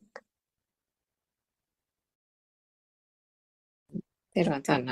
Kokila, Dr. Sakuntala. Yes, he gave a talk, I think it was the 9:30 Zoom. In the And night? actually, Or the 9:30 in the yesterday? morning, the 9:30 morning Zoom, Okay. halfway through, and I think it was maybe might have to pick it up again tomorrow once you had a chance to listen, Dr. Kokila, but he explained it was in a very deep area. Dr. Sakuntala, you might have listened to it yourself. He wanted to initiate a discussion and make people respond even through the Zoom, as well as I think he might have been at the, I don't know, the Matara temple or somewhere. He was asking the nuns as well to, and encouraging them to reply. So the line of questioning was, how did Ananda Thero know he became Arahat? And he said, what is it that makes the Arahat distinct from that experience, distinct from anything else? He also talked about Kamaraga Patiga, I think the Sakadagami state, the cravings and the aversion state, and then the craving for the form world and the formless world. And then finally, he talked about the Sukha. I think we touched on it yesterday, Dr. Kokila, maybe I don't know what to call it, supra happiness. And he said, is it that actually? Is Sukhaya or supra happiness, if we can call it that, is that it? Is that what the Arahat experiences, or is it something more than that? So that was the line of discussion. And he also finally said that it is the sense faculties, the collapsing of the enjoyment or the experiencing, the enjoyment of the sense faculties. And I actually had a question there that I thought would have asked, but I wonder whether it would be better if you listen to the talk, but I'll ask it anyway. And then finally he said that ultimately the test is whether you can face death. And if at any point there is a reluctance, there is a pulling away from even the notion of death, and that there is no complete relinquishing, surrendering to death, then that means there is the Atma, or the self-perception, or the self-vibration. So ultimately, I think he mentioned the ultimate test is that whether one can, and he has spoken of this so many times, whether you can face death. And to do that, I suppose there has to be real contemplation, and that also he said right at the very end that all you can do is the Yoniso Manasikara and the Yatha Bhuta Jnana. That deep reflection is the only thing you can do. There is no other way that self-vibration can slowly, gradually dissolve to the point where even faced with death doesn't become a problem, death doesn't become a thing. And surrendering to that doesn't even mean that there is a surrender. It just naturally happens. So to that extent, that self-vibration or the zygote level vibration needs to dissolve. So before I ask the question, maybe Dr. Walker, if you can comment on that, those aspects. Yeah, I haven't actually listened to 931. Oh, I didn't actually have a chance to listen to any of the sermons today. I had like a busy day, but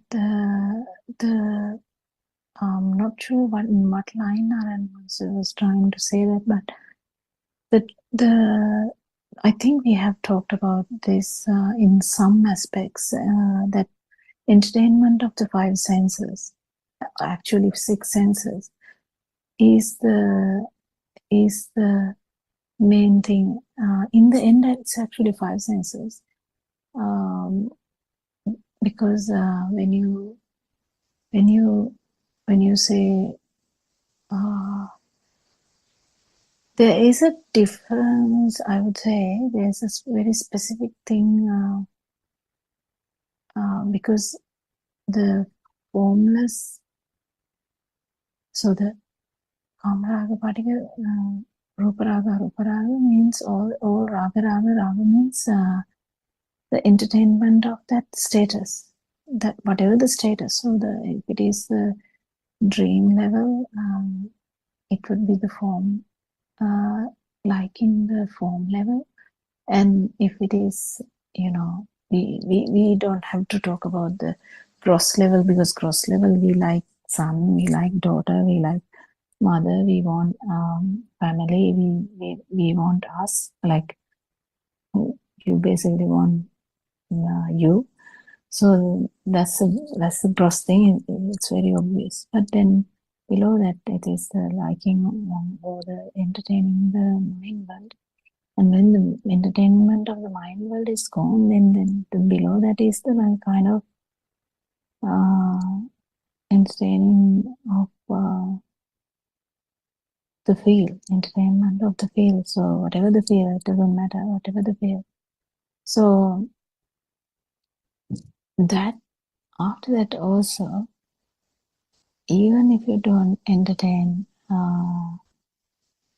the feel level, there's a bit of a how can I say it? I don't know, vibratory level, I would say. I don't know how to put words into these things, any of these discussions, because we lack words. But we could say the vibratory status. So the vibratory status, in Sinhala, it really matches when we say Uddipana. The Uddipana, or the maybe I think the word stimulation might give a little bit of a feeling of that Uddipana, isn't it? Yeah, kind of stimulation. Stimulation of the senses? Yeah, actually what I'm trying to say is even below the stimulation of the sensory organ, there's stimulation or deepening of the sense, this vibration, the primary self-vibration, like just I don't know whether I'm getting this out correct, because when we keep understanding Dhamma, we understand it's only one vibration we have. Even though it can be felt as this organ vibration, that organ vibration, finally what is there is just a vibration. That is a self-vibration. If you can understand what I mean, it would be, I don't know whether it is done properly, said properly, but this mind, not the mind, the sensory organ vibration, we keep understanding, if it is felt at all, then it would be something so it is only the self vibration in the end. And then when you say Manavdachavidya, there's a little bit of the part that there's not even that we can't really correlate with the sensory organs. I don't know whether I'm telling this properly. Do you think I'm telling anything at all, Suramika? Do you get the point? Because in the end, it would be just a vibration. It's not you can't really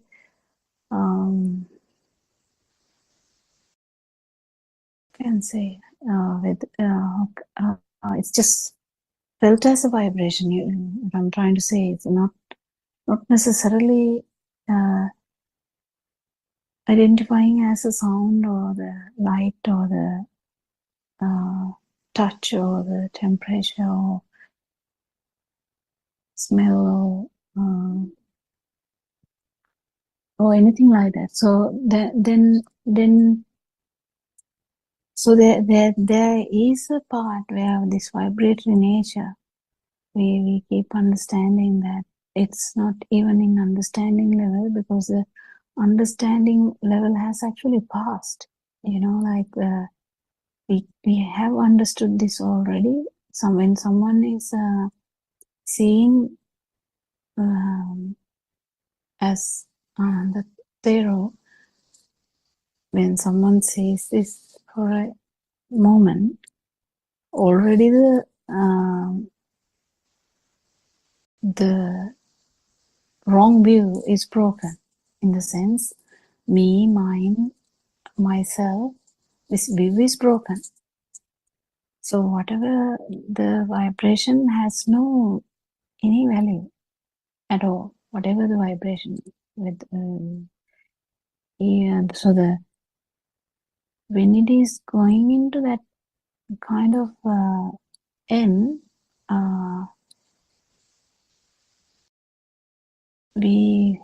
the description becomes more linear and linear, kind of very, very subtle. I think that is something to be, I think, felt. I will actually listen to that and come back and discuss it tomorrow if I can, because I don't know whether I'm making any sense. I'm sorry, Dr. Hood, I just remembered I forgot one important part of it. The part was that he said, what is it that distinguishes? And he said, it's not the Sukhaya or the supra happiness. And then he spoke of the Sankara Upeksha Jnana. So I think that was the thing that was distinct, makes the Arahat distinct. And that is something that one feels, which I think he was referring to Ananda Thero's. How did he know that he had attained Arahathood? It is through that Sankara Upeksha Jnana.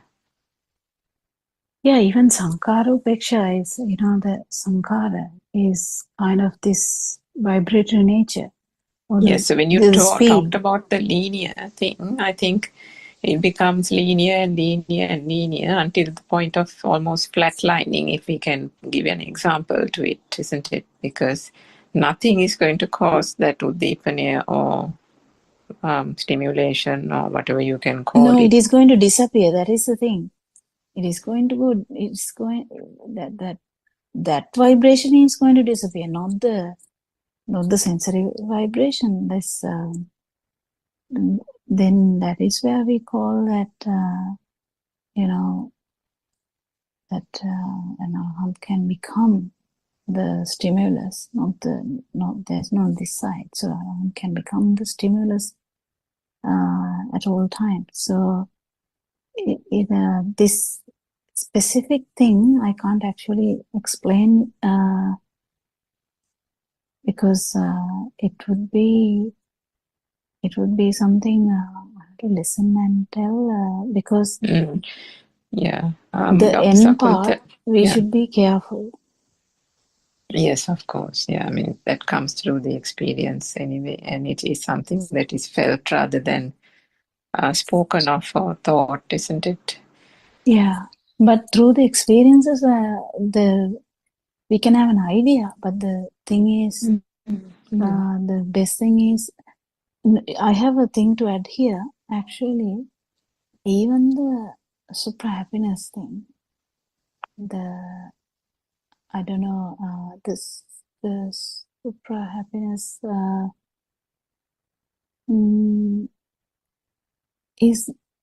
is also not going to matter.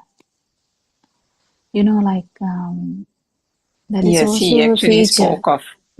spoke of that Anyasami Tindriya and the Anyi and the Anyatavi, and he said this if one also, he said the sukha or the supra happiness starts emerging little by little anyway for the person, for the follower on the path, and then almost comes to a point where it's almost all pervading, and if there is even the slightest attachment or a preference to that supra happiness, then that means that vibration is still alive. That is the thing. That is the thing. That is the thing. So imagine. This becomes so subtle when you try to say that. So the imagine when we try to say the duality. If someone talks about this supra happiness, and when we feel, then is there an entertainment here? Anything when we try to if we are feeling something, there would be some duality. It may, so that duality is not there in another. So what happens, or what should happen in that case, is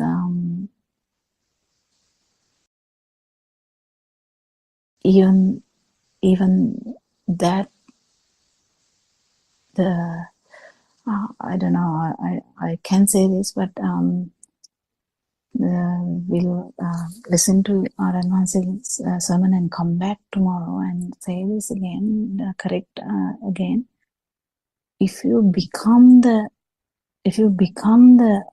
supra happiness, there is no duality there. Do you get the point? Like, if you become the sound, if you become the light, if you become the touch, if you become the, there's nothing from this side.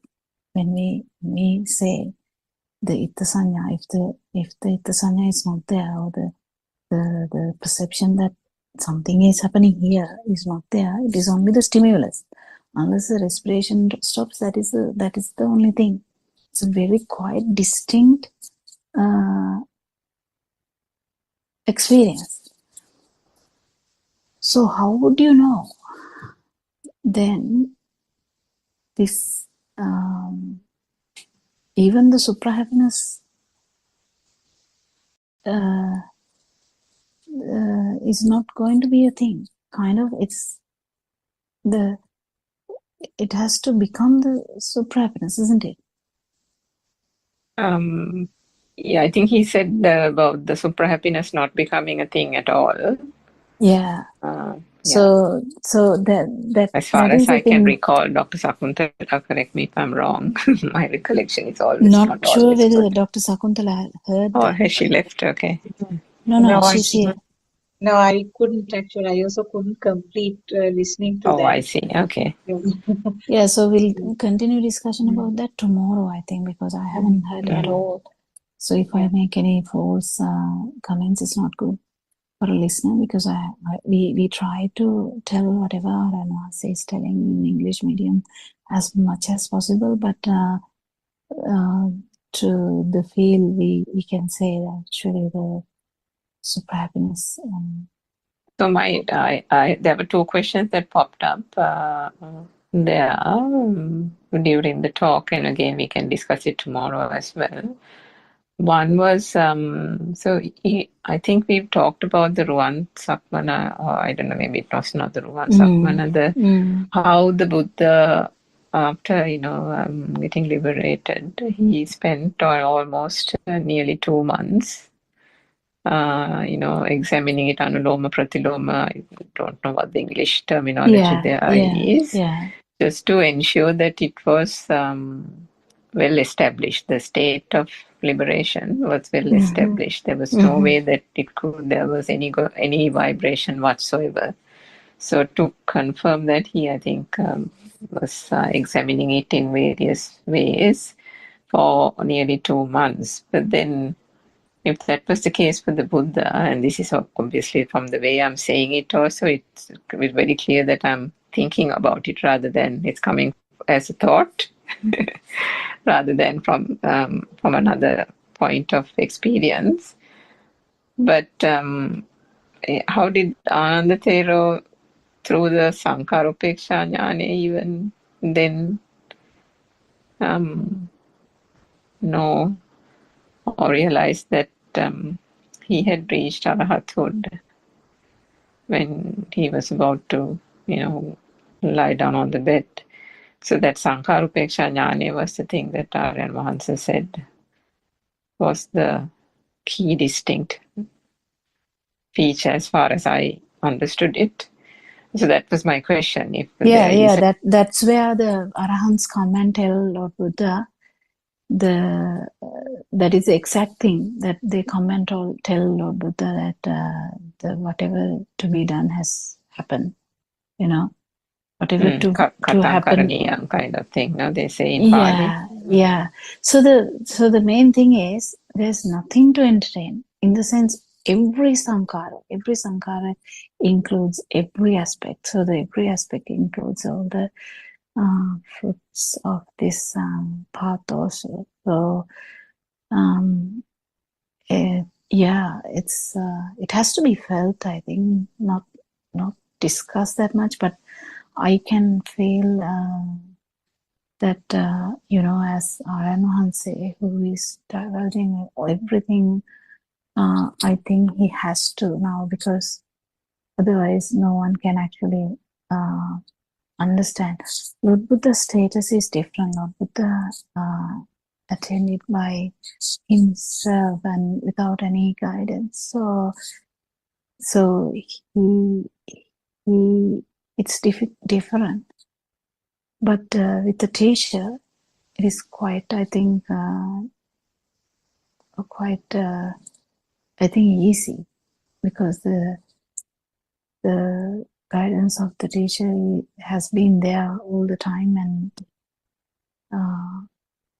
if someone has come this path properly with the experiences, the experience itself keep evolving.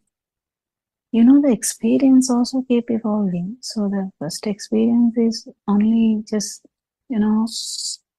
changing you only slightly, like not slightly actually, even much of the defilements are going to go away because of the breaking of this breaking of the vision, or the wrong vision. But after that it is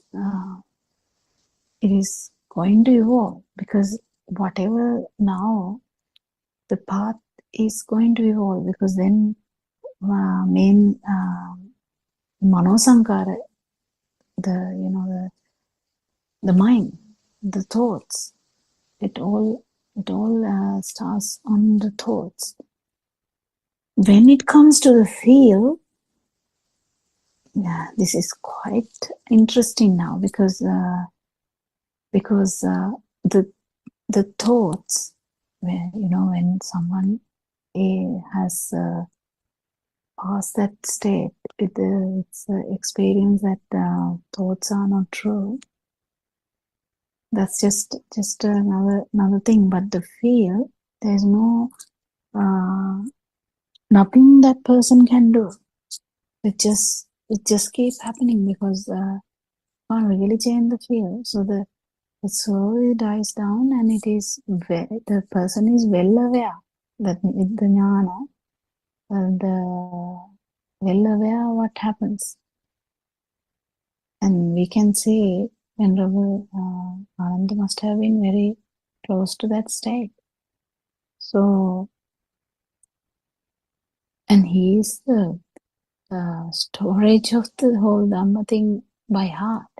Kind of knew everything what Lord Buddha said, but it's just the last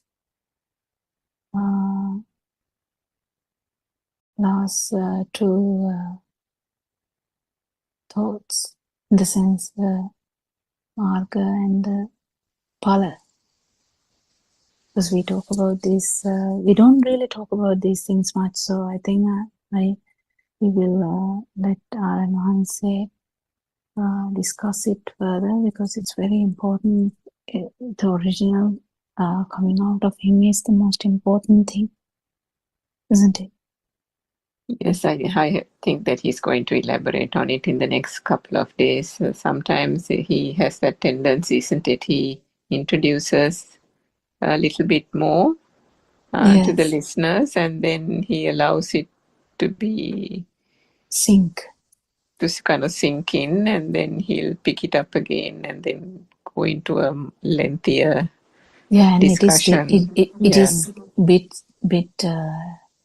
terrifying for some also, no?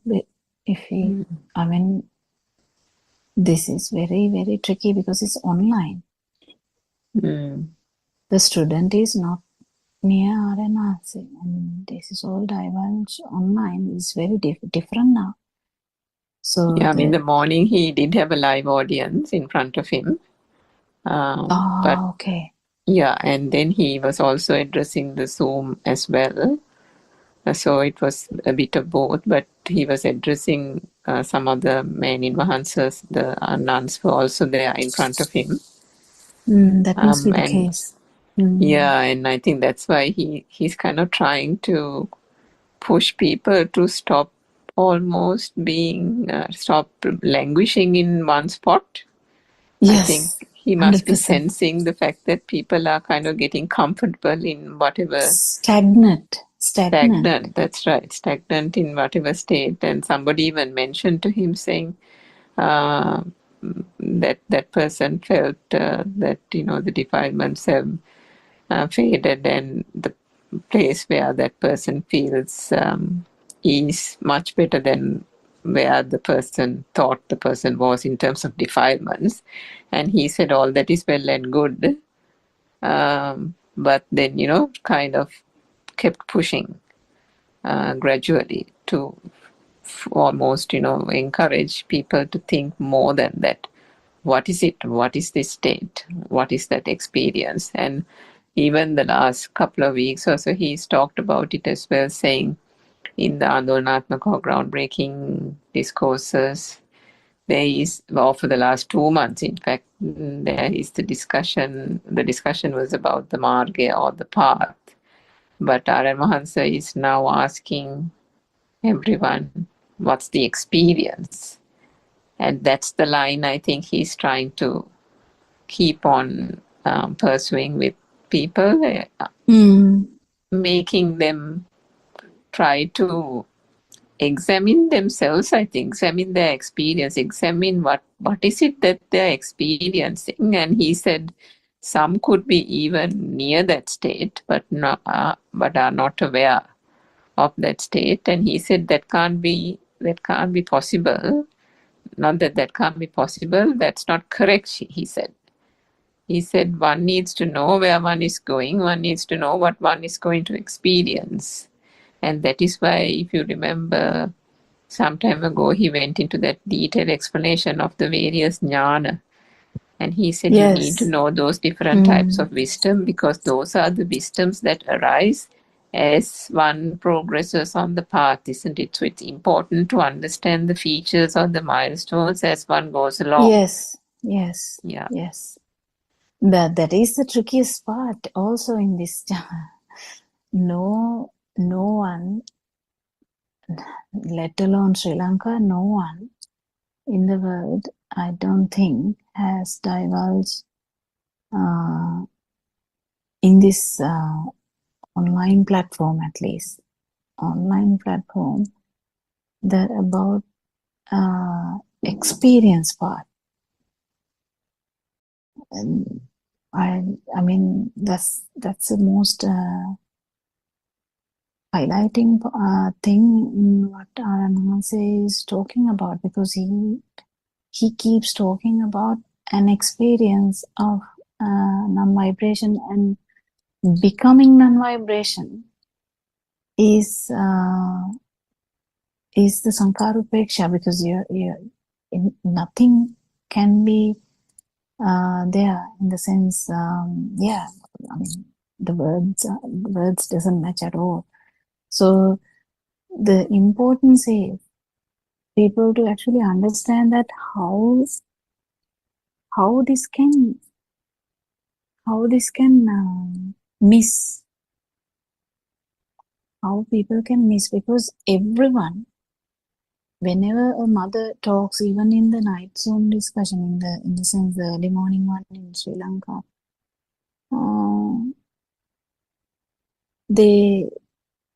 it's very obvious that they are thinking, but still it's kind of forgotten. I don't know. It's kind of but when I say that, suddenly they are aware. Yes, oh my God, yes. Like they are aware. That means they know. But for instance, they kind of get this mesmerization, thinking, wow, this clicked, that clicked, and all that. Yeah, that's the thing. And that means they are in that stage where, how we talked about the active contemplation and then the default type of contemplation. So where the moment you remind, I mean, I suppose even if you don't even finish the sentence, straight away they know that they've said something which is that they've been in the mind or whatever, isn't it? Yeah. So it's like, that if you can remember, Vishaka came with water in the hair, and she said something to Lord Buddha, and Lord Buddha said, you might have to and I would like all the children to be my granddaughters or something. She said something like that, and as soon as Lord Buddha said something about that, then she's like, oh yeah, like it come to the senses. It's like yeah, that. I think she said something, and the Buddha said, then every time one of them dies, how are you going to feel, or something, isn't it? Yeah, something like that. I think it's just an example. Yeah. how the noble friends reminding, only reminding is needed. That's right. Just it clicks. Oh my God, yes, like it's very close, but it's far away. Well, that's the thing. It's close. It's very close. It's here, but it feels as it's far away sometimes. So that's right. Yeah, the path is very, very, very not difficult. It's just that we are in so much, thinking is too much, and feelings are so much thickness. I think it just takes time. Dr. Sakuntala, is there anything that you'd like to add? I mean, yesterday we talked about the R.N. Mans's illuminating talk on perceptions or sanya the day before. So yesterday's conversation was about that one. Is there anything that you'd like to add? In relation to that topic, or anything, Dr. Yeah, a few other things I could remember in one of R.N. Mans's discussions. He was asking about what is meant by sattva or living being. What is meant by that? Then he, at the same time, he explained that it's actually in one of the discussions he mentioned that it is almost like an extension of the meaning of the existence. I mean, feeling of existence is an extension of the self-perception, or more or less they are equal or two sides of the coin. Feeling of existence or the self-perception, both are more or less same or two sides of the coin. And also in that place now, more you strongly feel about the world, more how strong you feel that the world is existing, it equals to the how strongly the self feeling is also there. The world, the existing world equals to self existence or self perception. That was one thing I remember. And also, that is a point where the birth and death is also explained, isn't it?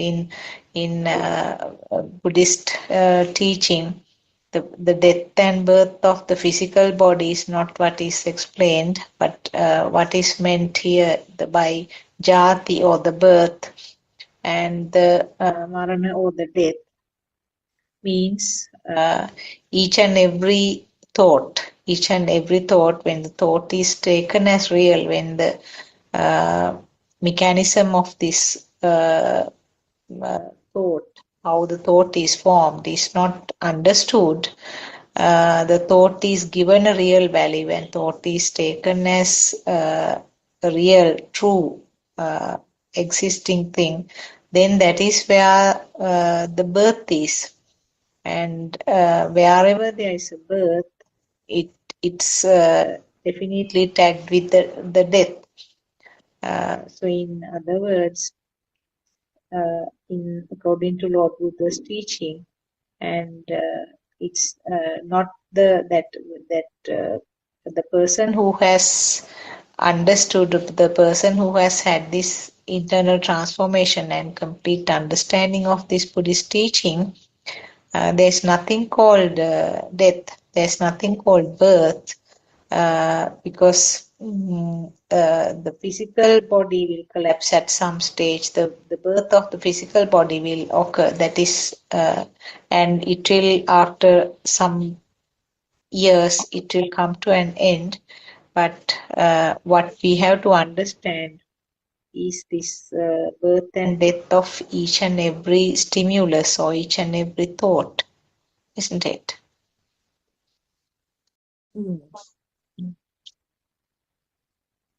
Yeah, actually, it has to be felt there now. And Arahant is kind of already dead. That's where the fear of death is not there, because I mean, when we say this, people might take it too harsh. That's the problem. Like, there's no birth in an Arahant, so there's nothing in that line. So that's how the birth and death is not there.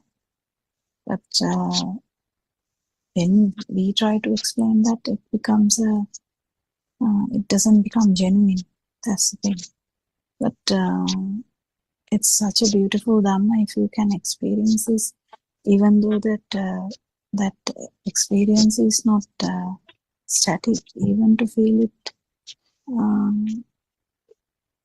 at least once or whatever the times, it is really fruitful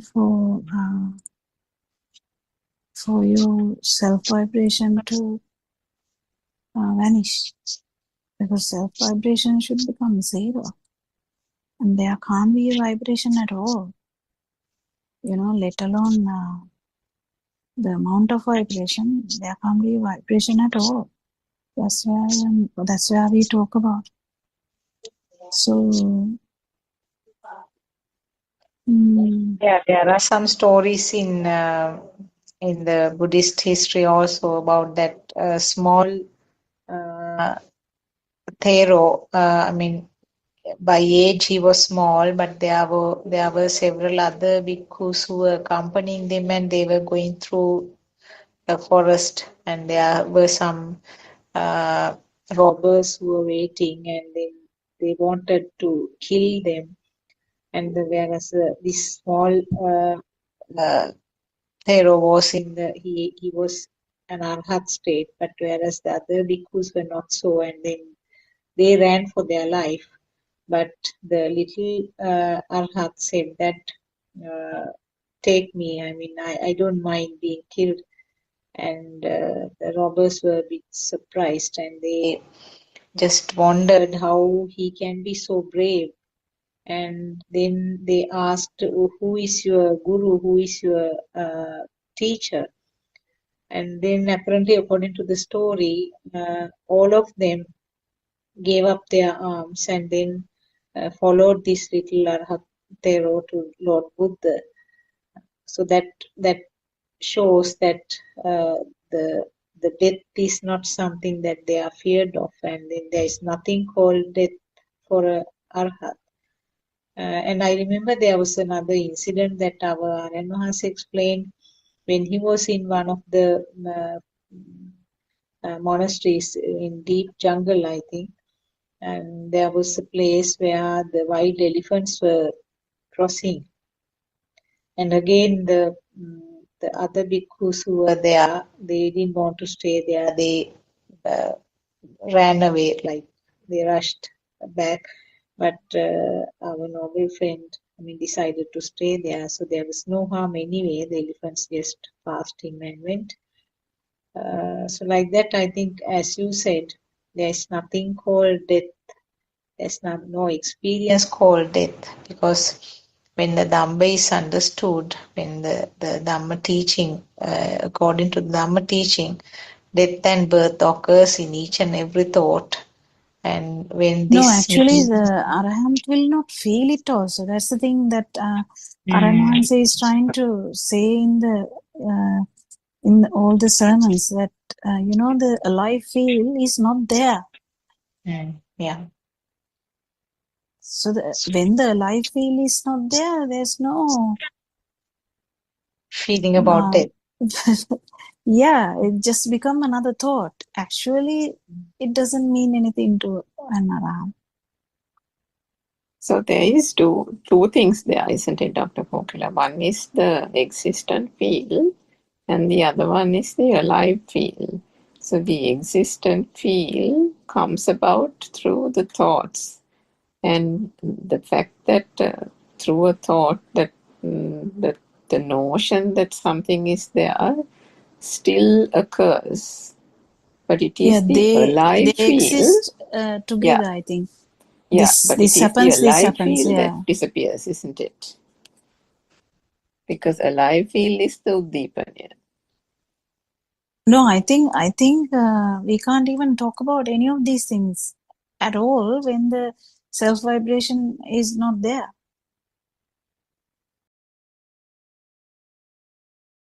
Won't those two become, I mean, won't they be kind of parallel and disappear simultaneously?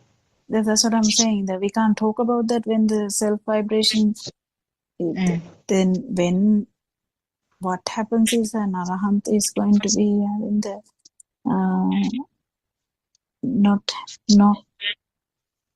there's no self vibration, so there's no self vibration means the initial vibration that was there, sasava, is not there now. So when the sasava is not there, the life field also can't happen, isn't it? The live field comes through the vibration, as far as I understand it, yes. But I was talking about the existent field, which comes about through the thought, like the objects, mind objects. So if the mind objects are still there to be Arahat. Feel of existence can happen with the light also. Yeah, that's what I was saying. So the field of existence or the existent field still remains. It's that sense of being alive and that kind of, that, which is the vibratory level, which is the one that completely gets zero. No, So, I don't think. I think if one exists, the other one exists automatically. that's what I also felt, because existent feeling means තියනවා in Sinhala. Alive means ඉන්නවා. Am I correct? Yeah. Alive is like Alive is ඉන්නවා. That I'm there. Or existent means තියනවා. Isn't it? Itta sanya, atma sanya. Atma sanya. So that means they are actually more or less going hand in hand, isn't it? Yeah. Because I mean, I've heard of a talk earlier also, because the thoughts are there, and with the thoughts, now, for example, even Aryan Mans has come on to the English Zoom, and we discussed it maybe, I don't know, a couple of months ago, where we talked of the example where the Buddha said, in the nearby monastery, Venerable Anuruddha is residing, I must go and see him or that something. Doesn't matter. That doesn't matter, because I was talking about it from that angle. So the fact that I think the words, we get jumbled up with the words now, because what you meant was different. What we meant was different, I think, because I thought it's as Itta Sanya and the Atma Sanya. So actually, if you are saying something else, then there is a clash. So what I meant was Itta Sanya is the field of existence, and the Atma Sanya is the life field. But anyway, the thoughts and the light and the sound, they are happening as normal. Yes, it has nothing to do with the keles, or the what is the defilements. Yeah. But the when you say about the skandha part is still there, but the without the Itta Sanya. So that is what Aranwansi was saying a few days ago in one sermon. The importance is trying to understand the main distinction between the light without the field of existence, sound without the field of existence, touch without the field of existence, smell without the field of existence. That's the distinction. So today he said something again that he has said before about it's not the mind object, but it is the making the mind object becoming a thing. That is that's the problem. So in Sinhalese he said it අරමුණ නෙමෙයි, අරමුණට තියෙන ගින්න තමයි මමයා. So the thought is not a problem. So then it's actually for some it can be quite confusing, because in the course of discussions from Aryan Mahansa, from any of us, even Zoom discussions, sometimes we say the chair is the self-perception. The chair is you, we say. Right? We say the chair is there, you are there. But then it depends on the understanding of the listener.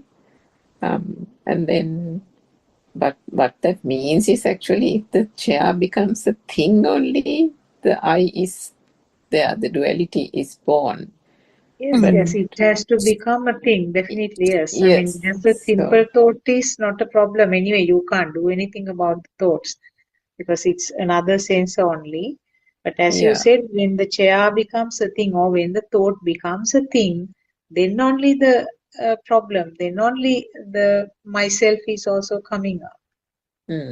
Self-perception. So it's the thing that is the burning sensation. It's the thing that can manifest in the three realms, the sensual, form and formless, isn't it? Yeah. Yeah, it is confusing sometimes to distinguish distinctly identify these things can only be done by the experience. So Samdittikai means definitely Samdittikai. So it's very tricky. Yes, so I mean, even that itta sanyavatam is atma sanyavat thing also can, there can be a very objective clinical approach of an arahat who, from the thought it just comes saying so and so resides in the nearby monastery. But there is no all-pervading feeling of whatever, which can give rise to a perception, because there is not perception, self vibration, because there is no such vibration any Actually, longer. Surangika, there imagine someone's whole perception has changed, and the new perception, the level of perception is the non-self perception, and it's just not non-self perception only, the one has become the non-self perception. As we say, you become the supra happiness, you then there's no duality at all. In that sense, the whatever the thoughts, whatever the sound, the words, whatever the thoughts, whatever the actions, that is not the demarcation. It is inside feeling only that what matters. So the outside we can't really define. That's why in one place I have heard that when Lord Buddha is manifesting, the Buddha status is manifesting, there are so many others who are going to go to lower realms, because the not being able to understand the Buddha status. The only few are able to actually identify Lord Buddha, or in the sense Buddha status. So a lot of people will go to the lower realms because they are not identifying anything different in that person. To them, it's a person. Like even the one who threw rocks at Lord Buddha. Now even I can't remember the name. The Devadatta, Venerable. He's the same. He couldn't see Lord Buddha, in the sense he couldn't understand the Buddha status. So the understanding Buddha status has nothing to do with the way they act or the way they talk or the way they think. Nothing matters, because it's a kind of a different thing in non-vibration which is there. So anyone can vibrate to that same vibration, or someone can actually fall to the lowest realms because of having fights with that Buddha status or the non-vibration, isn't it? That is where that apavada or something has come also. Oh yes, Upavada thing. Yes. It has nothing to do with the person. It's not like personal thing. It's just the non-vibration and the vibration, the calamity between how far, how light your vibration would be, how dangerous your vibration would be, in accordance with this, whether you feel it or not. You don't have to become an arahant.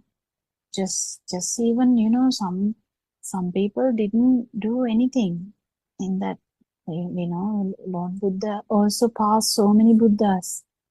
we have heard. That means Buddha status, he didn't become the Buddha status at any of those levels. But he had so much, the faith in that, but not hasn't because there was always the thought of understanding it himself. So likewise, the people are going to fall into a lot of problems, not physically. It is mainly whether you're going to be far away from that non-vibration or closer to non-vibration. Yeah, it is very difficult. We can't really understand anyone. Lord Buddha might say Tuchapotila 7 times. You can't really say that he said it in a light voice. Will someone mumble Tuchapotila? No one would mumble like that. So that means if someone is listening to that, might think, oh no, the Lord Buddha must be feeling Lord Buddha now. That is the thing. So this status of non-vibration or non-self perception or almost kind of not living status can't be understood because the body is moving, body is acting, body is talking, body there's thinking also, isn't it? It is feeling. Yeah, I mean, that it is example he gave recently about my leg, my leg, my hand. My head is paining. The word my, I mean, this is how it's so unique in the way he explains it. When you say mage or my, automatically within one realizes that is a thought, the possessive noun, isn't it? yeah. How did it become my? My means there is something outside. Yeah, my thought. and my leg. It has become my leg. Just like it's my table, my house, and my car, it's my leg. So that means you're automatically, it's an external thing. You have externalized it, isn't it? Even thought is So, externalized, but yes, still right. getting confused that the thinking ability may be the me. Exactly. But see the analysis, Dr. Kokila. I mean, we have Yeah, used it for years and years and not realized it, isn't it? yeah. That's so beautiful. I So think we're running out of time now. yes, and we will worship our Mahansa. We do every day. I think we get fascinated by his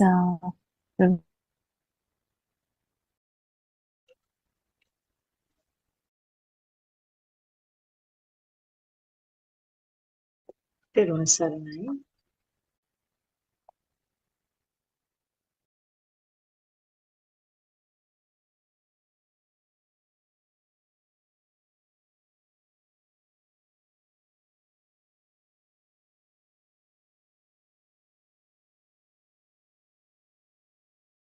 We can't hear you, Dr. Kokila, but I think we are running out of time. So let us pay our respects to the Buddothpado and Hansa and Thiruvan Sannai, friends. We'll meet again tomorrow.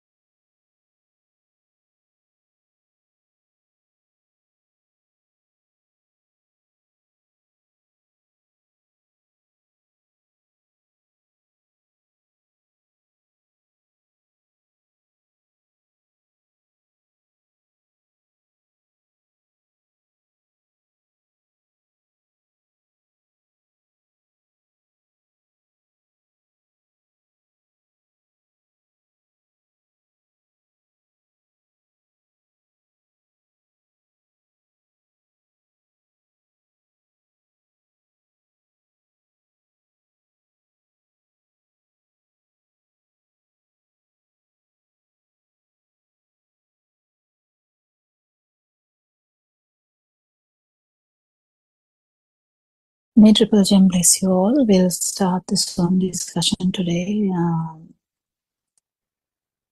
There's no much friends joined today, so I'll start the discussion. So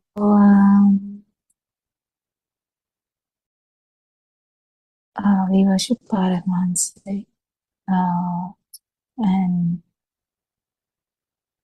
we always talk about this no self dhamma. I actually heard today morning Advanced sermon, which was very beautiful, and I think everyone should listen to the part he was talking about how this perception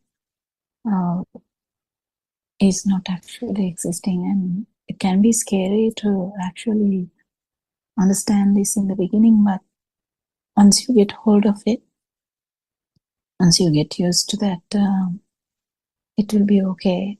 And I can say the topic also that in this Zoom discussion today, that it's all about, does a thought exist? I can see Surangika has joined as well. Not sure whether she's in a position to talk, but did you listen to today morning Zoom discussion by any chance, Surangika?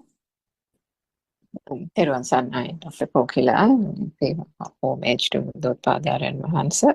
Yes, Dr. Kokila, I agree with you. That was exceptional, I mean, as always, but exceptionally enlightening talk, isn't it, by R.N. Mahansa about perception in anger. That was so beautiful. Exactly. And we can elaborate on that. It was so beautiful. I mean, if someone has not listened to that, I would, invite if someone can understand Sinhala language. It is very, very nice. I invite everyone to listen to that, but we'll try to give it in this English language as well. And we'll try our best. I mean, we are not that best in communication as like R.N. Manse sometimes, but he was talking so beautifully about how none of these perceptions are true, and that was groundbreaking, I would say. I mean, we know all this. I mean, definitely you can't really feel the non-vibration if you don't understand this. But I think it will open up everyone's curiosity to understand this, how the perception, even if we think about Dhamma, we have talked about this a lot, isn't it? Yes. Surangika, what do you think? How did you get it? How can you explain in your words how you got it? Because sometimes we get different aspects, like, yeah. So I think it's really beautiful to talk about that today. Yes, so I can't actually recall the start of the question that was raised, but that's okay. Definitely the question was around sanya or perception, and I think I can't remember actually. So I think they were basically, essentially, they wanted to know that if something is telepathizing in this very moment, say, the person has learned to do something, say, last year or something, and then a thought occurs for it to happen now, or I don't know whether it was a smell. Maybe it was a smell, I think. And when there is a smell, automatically it telepathizes that smell came from, I don't know, now I'm hypothesizing, a smell occurred from maybe a flower or something, a fragrance.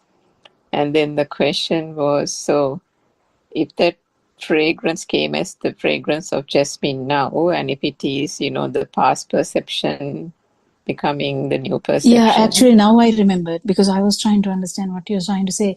Now I remembered when you said that. Actually, she was asking, Disna was asking, R.N. Mansa, we can think about a fragrance and we know it is a sanya, but when actually it is happening, isn't that again the same thing that is happening? And Yeah, isn't it Aranwansi again a very beautifully, perception? Isn't it? That's yes, what he yes. said. Yeah. And because, you know, the same thing you have asked again and again, you know, like when you go near a waterfall, that you feel actually you are near the waterfall. Yeah, like you have asked the same question. And I think she asked it in a different aspect, like with the smell, because the alive feel we get when we are actually exposed to something. That was beautifully explained by Aranwansi. So you can continue. I just remembered the scenario. Yeah. Yeah, I kind of think it's slightly different, but anyway, let me elaborate a little bit. So the example that we've spoken of several times in these English Zoom discussions was, I suppose it's good for our listeners to get two different No, aspects, and both Aranwansi are. caught it in Aranwansi talked in a slightly different angle. Yes, it wasn't the exact thing that Question is similar because listener was asking, actually, if I'm now getting the smell, but when you think about it, it is a different thing. But because you know, then it is a perception anyway, that it's not real. But then actually, when you are exposed to it, isn't it the same, Aranwansi? She was telling the same thing. She understood that, but she was elaborating on that too. And Aranwansi caught it really nicely. Well, correct me if I'm wrong, Dr. Hogla. I thought she asked. I thought she asked something like, "Okay, there was a smell now, and she recognized it to be something."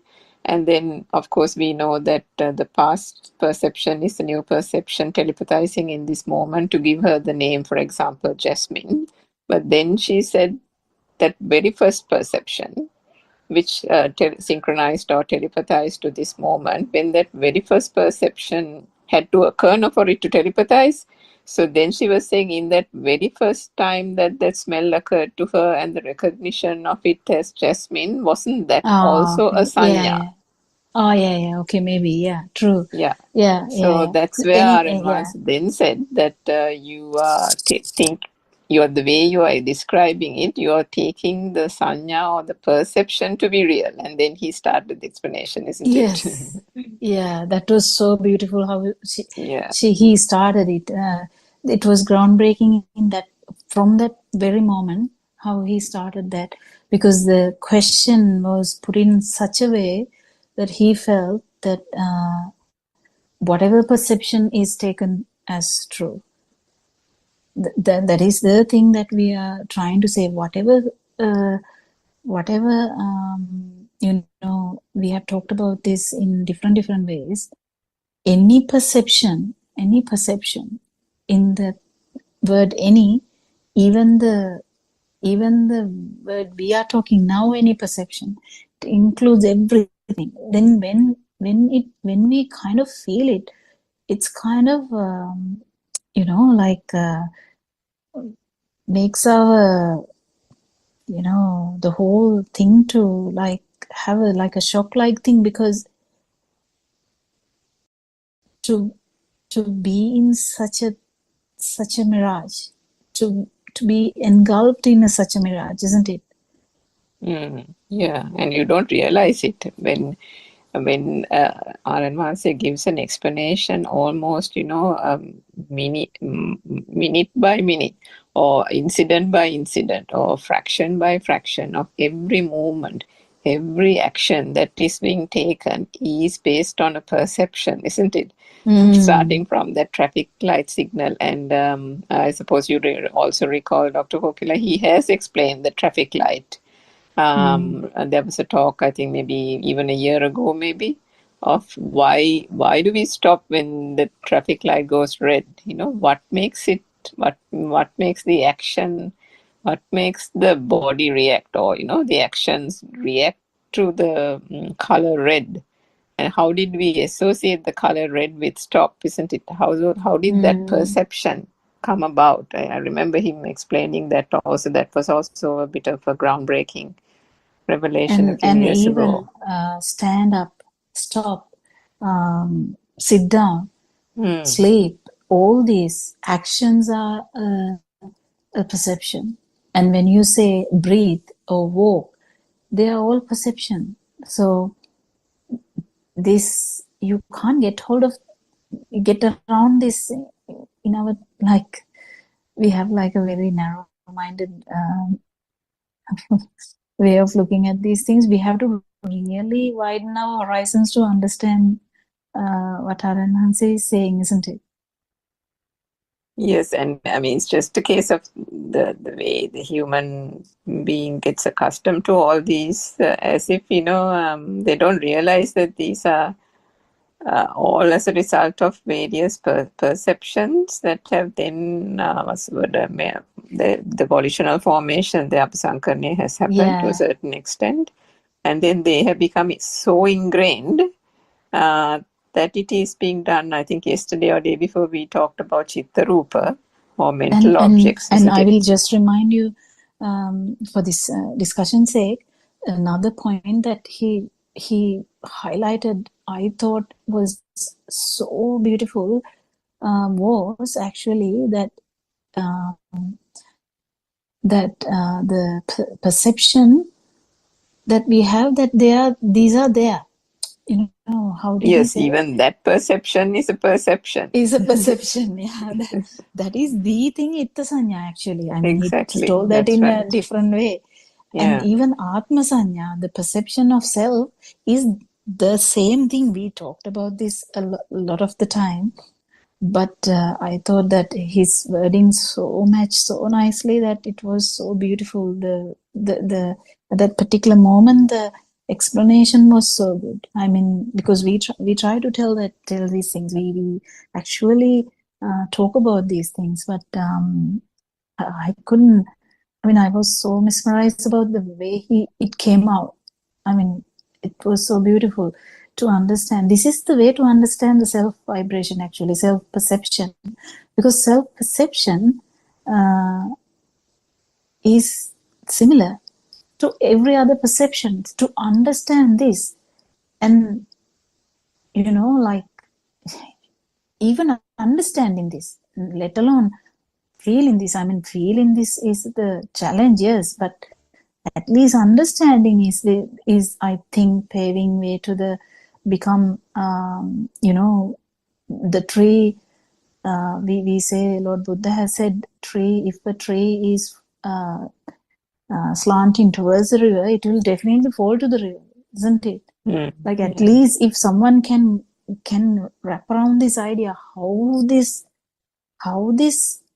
dream, even the dream of the light, dream of the sound, dream of the touch, whatever we feel, even for Vedana, this can be taken as the same example. He talked about that in the end kind of thing, that how and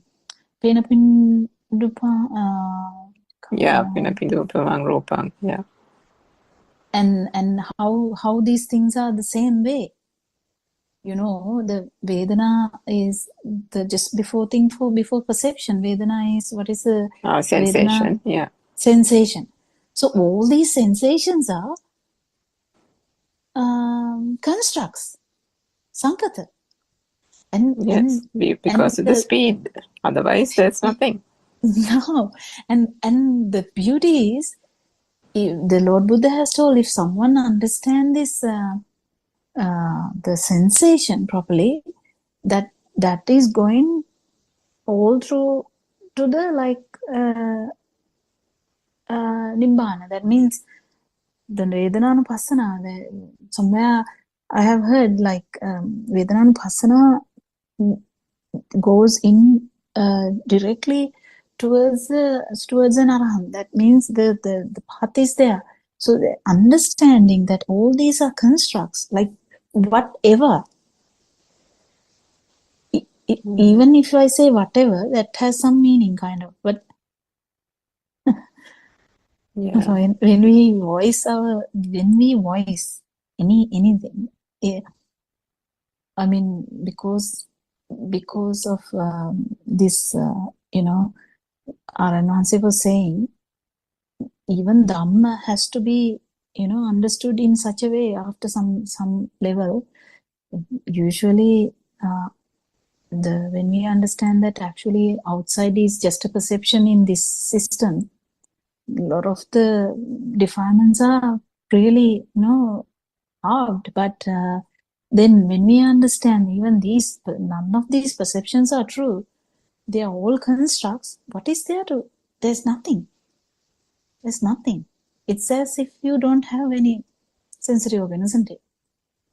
Because you have sensory organs, that's why you get the sensation, and whatever all these 5 things are actually one thing. No, why Lord Buddha has explained these 5 things is for someone to actually understand that this is a he has actually broken down this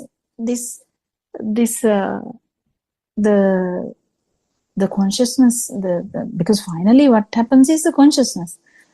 But he has broken this down so the sake of understanding that it is the rapid vibration, how this vibration occurs, because you have to feel it, you have to have a kind of a perception, then it has to happen so many times very fast for that to feel like it is there. That is what Lord Buddha was explaining. So none of these things are actually true, even though this is an example, like a way to what do you call it? Like not a protocol, like a pattern to understand this. It's a simile kind of thing, isn't it? Yeah, and the other thing he was saying was a key point was the basic fundamental feature of sanya or perception is those are subject to evolution or evolving. Evolving meaning viparinama. Sanya viparinama. So that itself, so can you even take that perception to be real? Because that was also a point, the key point that he was trying to make. I think he gave an example of if the face is slightly, if the mouth is curling upwards, we call that person to be having happy thoughts. If how even we draw just a picture on a very basic picture on a piece of paper and we draw a smiling face and a unsmiling face. And how many times all these actors are actually unhappy but having a smiley face? Yes, exactly. And then, one hand up means, or, you make a gesture and that gesture means to come. And you make another gesture with the hand means that means, okay, go away, or it's okay, you can now go kind of thing, like getting dismissed. So how did this, one flick is another sanya or perception, another flick of the hand is a different perception. The facial expression in one way is a perception of happiness, sadness, depression, whatever you call it. So how did we even do that? Isn't that also something that the mind constructed on its own, isn't it? Yeah, I mean, every facet, as you said, yes. Yes. There is no, I mean, when he went on and on and on and said everything is like that, everything is, you take something and then that's also perception. This, you take another example, I forgot so many examples he gave, and he said that's also perception. This is also perception, but what was true and that you took to be real in the last moment, this moment you say it's not true because of something else. Now, isn't that also perception? And then he went to the basic consciousnesses, and he said the light is also a perception. But then what you mentioned a few minutes ago, the fact that the light is there is also a perception. But then we know that in the perception of light, there is no light. In the perception of sound, there is no sound. Then so too, if you have the existence of light as a perception, then that perception of existence too, isn't that also not real?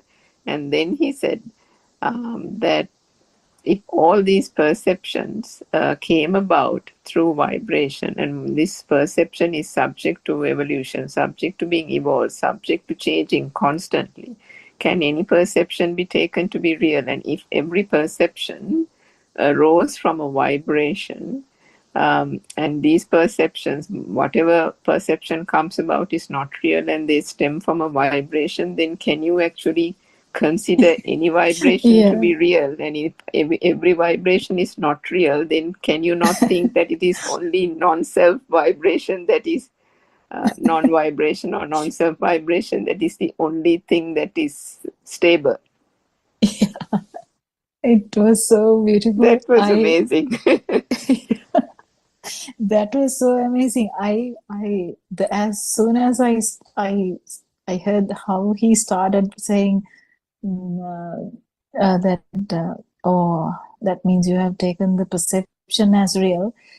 I kind of felt now, and actually it went on the most groundbreaking way, and it is. I mean, I felt as everyone in this world. I mean, I know it won't happen, but I felt everyone in this world, any human, should hear this bit. I mean, I know, no, I mean, not everyone will understand this, but at least, someone who might feel this would be there. I mean, it is so beautiful if someone can actually get around this idea, what Radharani is trying to say, because I'm kind of almost sure no one talks about this consciousness at all. No one. They kind of have no idea. And for all of the physicists, all of the scientists, the basic they know is the consciousness. And to say that there's nothing like that is groundbreaking, isn't it, Saramika? I mean, yeah. How can one say that? Yeah, it's and I think you're quite right, Dr. Vogler. If anybody is fortunate enough to listen to it, they might not have even heard of Buddothpado talks before. But just listening to this talk on its own, you don't even need to know the history of Buddothpado discourses. You don't need to know anything of that sort. This is basic. Everybody knows about. I mean, even in the Western style, basic English language perception alone is enough to kind of get some semblance of, oh my God, kind of feeling, right? Yeah. That what are we doing with all this type of thing? Because it was so simple that it was, I mean, it's for people who are ready to listen to something like that. I think there's enough to grasp for them to. Yes. Yeah. I wish everyone would feel this. Actually, we would try to tell that again in more because we are actually having so much gratitude for Aranhanse for revealing these things to the humankind. But I will try to tell that again. So it is all about perception. Friends, if you can try and understand this. So living is actually all about perceptions. So we kind of pass from actually it is one stimuli to other stimuli. That is what we call living. And in the living, when we live, it is actually perception is keep changing. So the perception happening very fast, it would feel like it is happening here, and it would give you the feel of like consciousness. It can be related to the light, it can be related to the sound, it can be related to your the feel in the skin, it can be temperature, hardness, liquidity, kind of these things that can be felt in the skin of a human being. And all about the tongue, where you can feel the taste, and all about the nose, where you can feel the smell. So these are the 5 basic sensory organs human could have. There's nothing more. But when these things occur, we even have no idea that these things are actually just perceptions, because when light happens, we feel it as a real something happening, that we feel it as a real thing. And that real thing, that when we feel that it as a real thing, there is a consciousness, we feel that we are conscious. How does that happen? The consciousness do occur due to the fast vibration of the sensory organs, yes. But then, why do we feel that we are conscious? And when it is not there, we call it the other person is unconscious. So how do we say this? How on earth this whole phenomena of me, mine, my mind has come? How did this happen? And in the way we to understand, when we try to understand this whole phenomena of perception should be understood, must be understood to understand why the self-perception is so important. How did this self-thought is so engraved? Because self-perception is a thing. How self-perception is a thing is because we feel as existing because of the feel of existence that happen in the sensory main 5 organs. So when the sensory organs work, it gives a perception, yes, but the actual groundbreaking part is light, which is a perception. Is it actually there? It is not. Can you feel it? Can you feel it? I have talked about this before, like in a, when you are actually inside a long, big tunnel, we have a perception of darkness. But if you are in like an open area with sun, we have a perception of light. But then, is something actually there? Because if there's another animal who has night vision, that night vision animal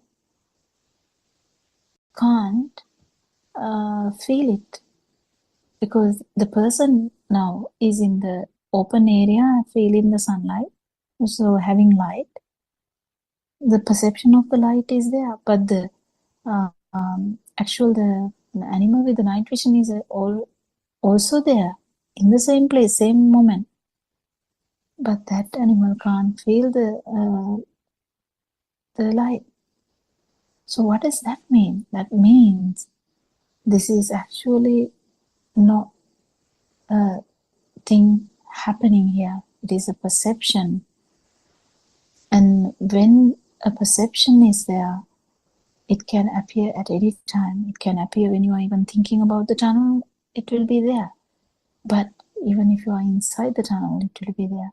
And how did the darkness is a perception. Light is a perception. Smell is a perception. What smell? It can be, even if you're thinking about something like jasmine, that is a mind perception. Why? Because you never smell jasmine anyway. That actually can be understood, because, not easy, but it is somewhat clearer than usually, because we know the smell didn't have the jasmine anyway. We called it jasmine. That part is a bit easy. This Manovinyani part, he actually talked about that too today. Like that, how this mind sensor works. He elaborated on that really nicely. Mind sensor has the jasmine. Mind sensor has the,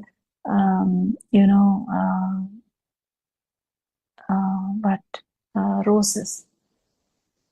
But when it comes to actual smell, even that is a perception.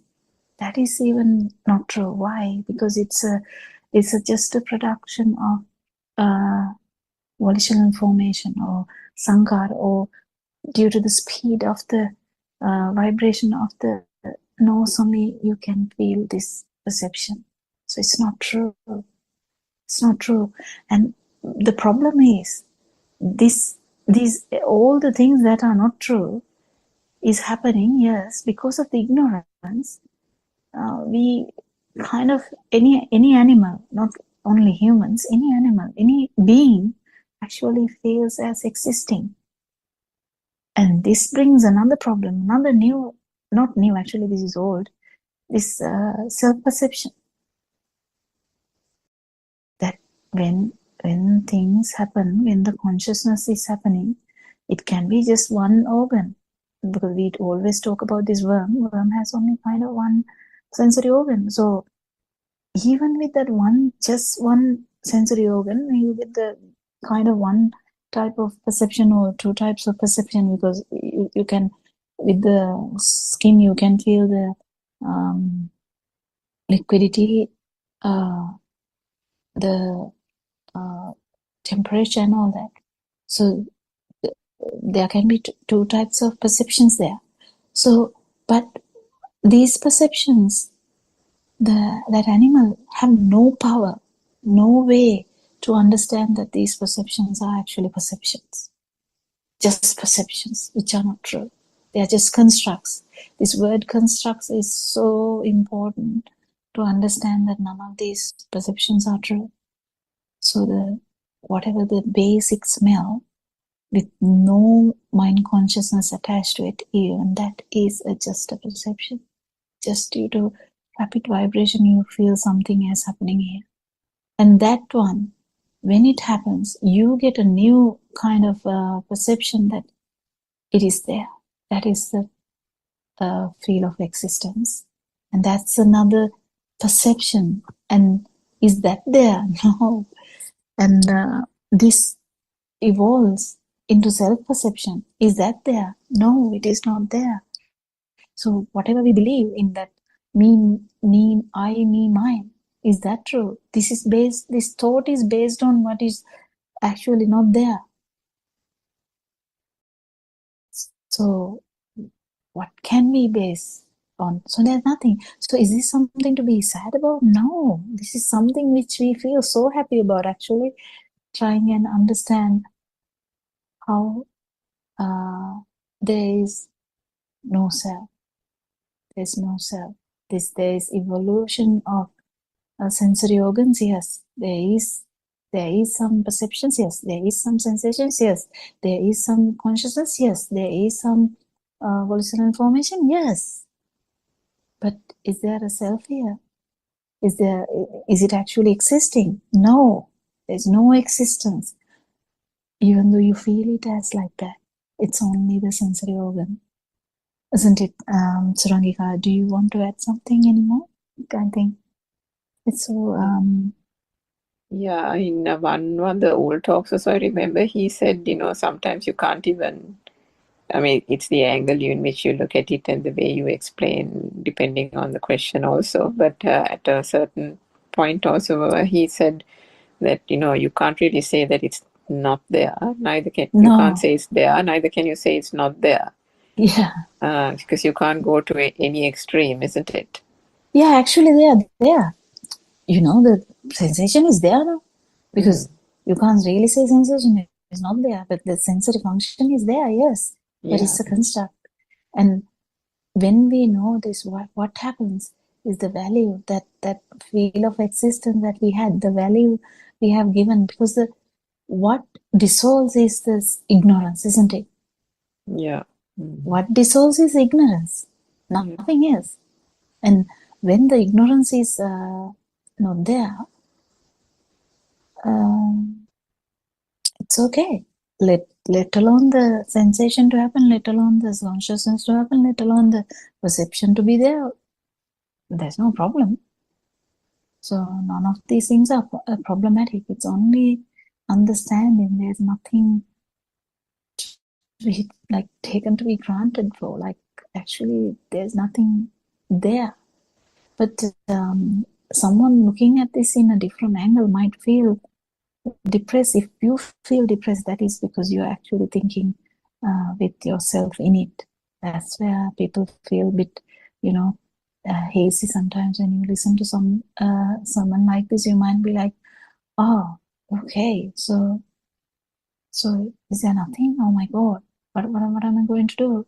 That kind of attitude, that is because you are actually still in that mindset that I am here and that I'm going to be useless. No, that's not what we are saying. That what we are trying to say is this I, me, mine is a baseless thought, and the base was the perception, which is actually again baseless because there's no it's not actually perception is just a construct. We can't say it is not there, but it is a construct. It is a construct means there's no actual basing because it happens when you taken when you feel, when you know that it is a construct. Actually, the power which runs this whole samsaric journey is going to get reduced. Definitely going to get reduced. 100%. There's no problem in that. And Lord Buddha has guaranteed if someone feels this, someone actually feels this, that these perceptions are actually what is left is just the rapid vibration of the sensory organ. The whole, I think we have to elaborate on here much bit more on how light you might feel with understanding this, because if someone is feeling so concerned about this, then that means you are with the view, self-view. But if someone actually has broken the self-view, you will feel much lighter, much happier, not in a sensual world way, in a very different way. So because this so much burden you had, thinking that I'm here, I'm there, I have to do these things, I am the one who is suffering, I am the one who is happy, the whole thing breaks down. And the more you understand that perceptions are actually just constructs, the lightness you might feel, the tranquility you might feel is unbelievable. You can't even fight about it, have an argument about it, because it's something to be felt. And if you feel it, you definitely is going to understand how lack of suffering is, or zero suffering, how it feels. That's the moment you feel the non-vibration, there's no zero suffering. Zero suffering means zero self-vibration. So this is the beauty of this Dhamma. You can add something, Shrangika? Yes, sir. So I think understanding those senses, because as you said, Dr. Kokila, depending on what stage a person is on the path, there can be that initial sense for a person who hasn't listened to it much or really understood the Dhamma. They can take it to mean or have a bit of a defeatist attitude, isn't it? Saying, oh, then what's the point in living? What's the point in having a house? What's the point in the family and this and that? And we have heard even on the Zoom talk and with our experiences as well, depending on what stage one is on the path, you can get this feeling as if, all this is useless and, job is useless, this is useless, that is useless. And then there is a time where one wants to get away from all this because, to that extent, there is an understanding that these things are not these things are just perceptions and ultimately they don't mean anything. And everything is a construct, so on and so forth. So then what they want is they want to they get so disgusted, probably so depressed not in a conventional depression kind of thing, but at least, just depressed about all these being just sanya and everything is a construct, that they want to leave everything and go to a monastery or go somewhere to the jungle and, lead a monastic life. So that also is a stage. And I think we've heard Narayana explaining to people like that so many times on the Zoom, That's of course, that's just a stage. There is a stage where one gets a bit fed up of everything, but that too will pass. And the more one understands the true Dhamma, then and actually links up the fact that because there is no such thing and everything is a construct, so too does the self-perception. That because in that early example, there will still remain a person who is disgusted, isn't it? A person who's still depressed, a person who still wants to get away and understand the liberation quickly, or get to the liberation quickly, or get away from the family obligations, because that person will think these things are tying me down to samsara, these things are making my journey to nirvana longer, harder, and so on. So then to that extent those things have become real. So that too, there's not much to worry about, but because that is also a stage one has to pass. And then, so as the progression happens with the true Dhamma getting more and more understood, or gets clarified, one then goes beyond that point and understands that if there is no self even here, there comes that inner transformation and the lightness, as you said, Dr. Kokila, because it is, as you said, the first time you said that when you heard that this whole self-perception is a lie, this whole self-perception is a facade, how relieved and, how you felt about it. So when one kind of gains that understanding that if there is no thing, then so too chakung nichang vanichang bhante and so on, and then anatma, is there a atma here or not? And then one comes to the understanding that there is no self. It was always just a misconception alone and nothing else. Then with that comes the liberation, isn't it? With that comes that lightness, and that lightness only increases through that awakening in the different stages of awakening that we hear of. Starting from the stream entry, but right from the very beginning, when we talk about ignorance, it is ignorance that is getting faded little by little. I mean, if we think about the 10 fetters, though there is ignorance, Actually, 10 fetters also feed each other because of the ignorance, there was mana udacha. I don't know the English words for that, but they feed each other as well. Like they feed the top one, like the below one feeds the top one, because you have to have the liking for formless that is in the basic consciousness level now. So you feel that it is there, then you feel like maintaining that, and then that leads to actually to have the form level, and form level, that is the dream level or the thought level. The thought level, then there is a desire to maintain that level. Then when you try to maintain that level, then it comes to the sensual level, because now you have son, daughter, mother, father, family, job, trying to kind of, you feel like they are out there and I'm trying to, I need them to survive, kind of thing. And this feeds, this goes on feeding.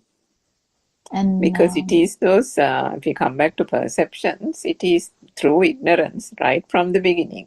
Right from the beginning, it's ignorance that is getting cleared away, isn't it? And, in that rapid talk, even Aranahanse told one or two sentences about that too, like the Paticcasamuppada.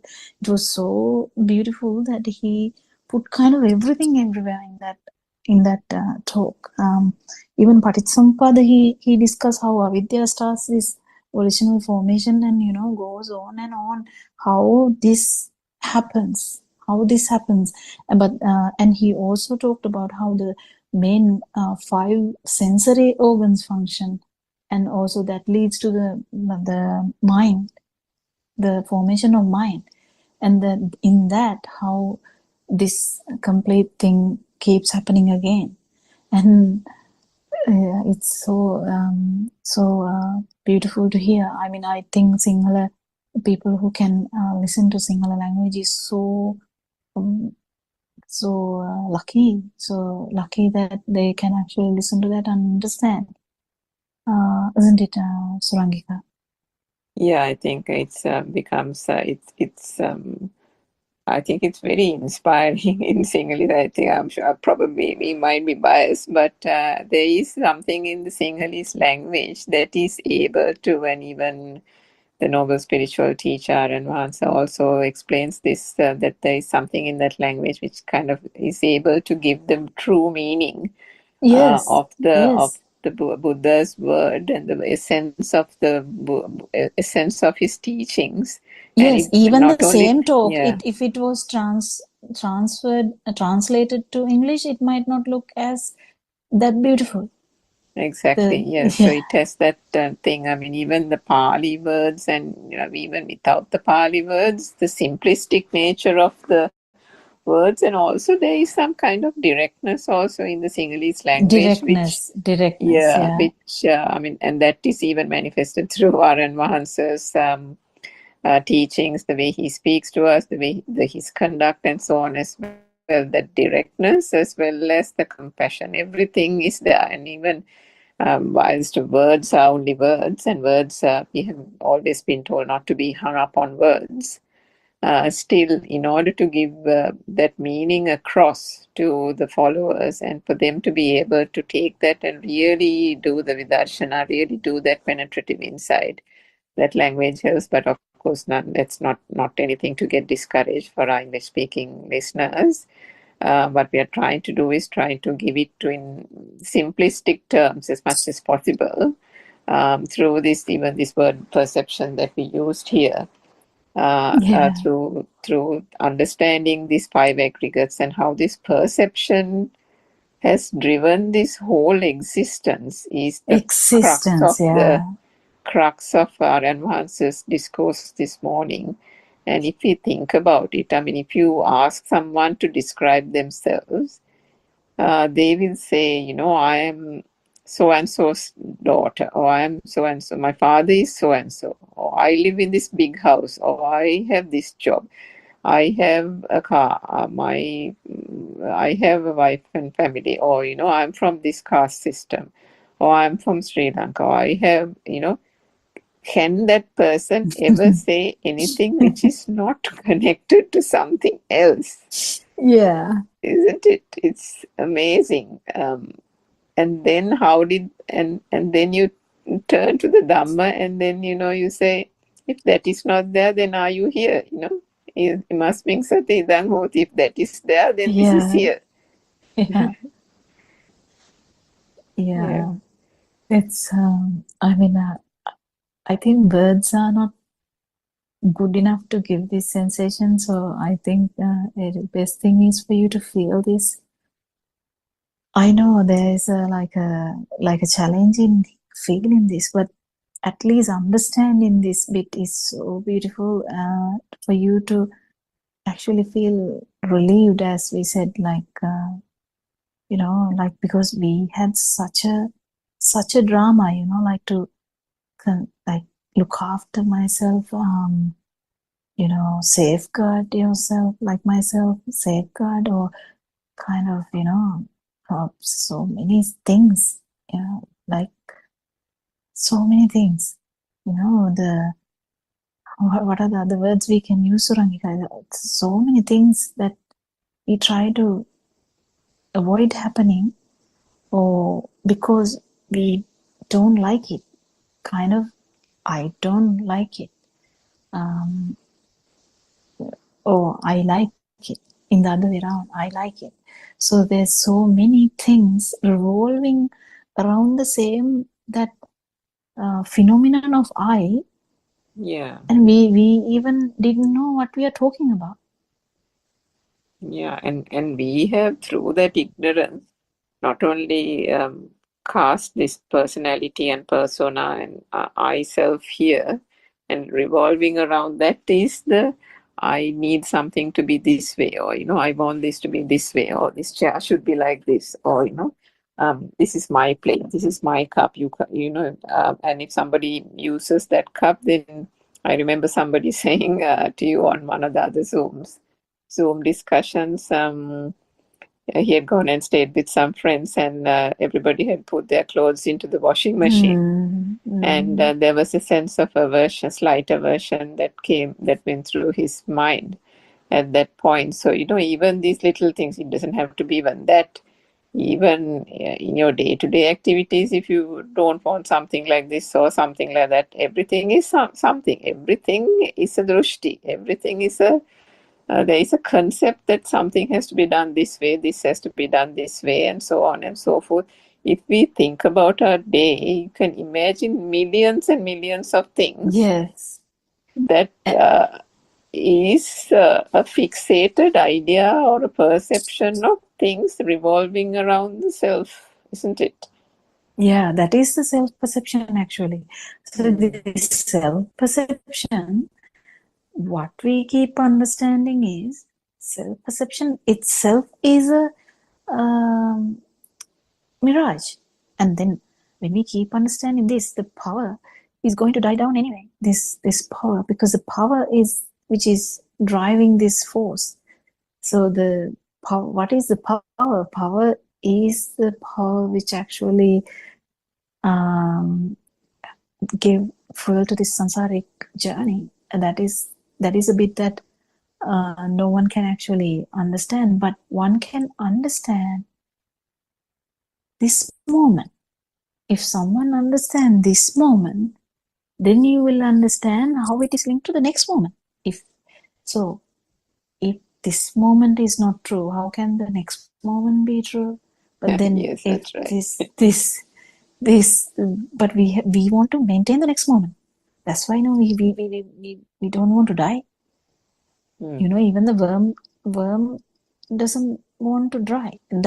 Kind of wants to maintain that feel. Whatever the feel, it doesn't matter. Even in Lord Buddha's time, we talk about this niri. I don't know what to say in English, but niri sattva. In that sense, they kind of describe it as fire. In fire, kind of the organism is in the fire. But then when we talk about that, even that organism doesn't want to do anything doesn't want to die or whatever. Yeah, that vibration, it would like it to continue because that's all they know. The perception of being perception of existence, perception of existence is giving this trouble. How did this happen is because of a vibration which actually is there. This vibration to become so. How would this vibration come to zero? Is this ignorance? When the ignorance is when the ignorance is not there, in the sense when you actually understand the science of this, the wisdom, actual wisdom is about science of this, how a mirage actually kept us driving. Mirage usually drives all the deer to the water. They keep walking, thinking that water would be there, and they die on the way. And the same way, humans, all the beings, there is a driving force. Yes, I think we discussed it a little bit yesterday or day before also about the self-propelling nature of the vibration, isn't it? Yeah, that driving force is due to the ignorance. It continues to bind each other like a glue, and unknowingly,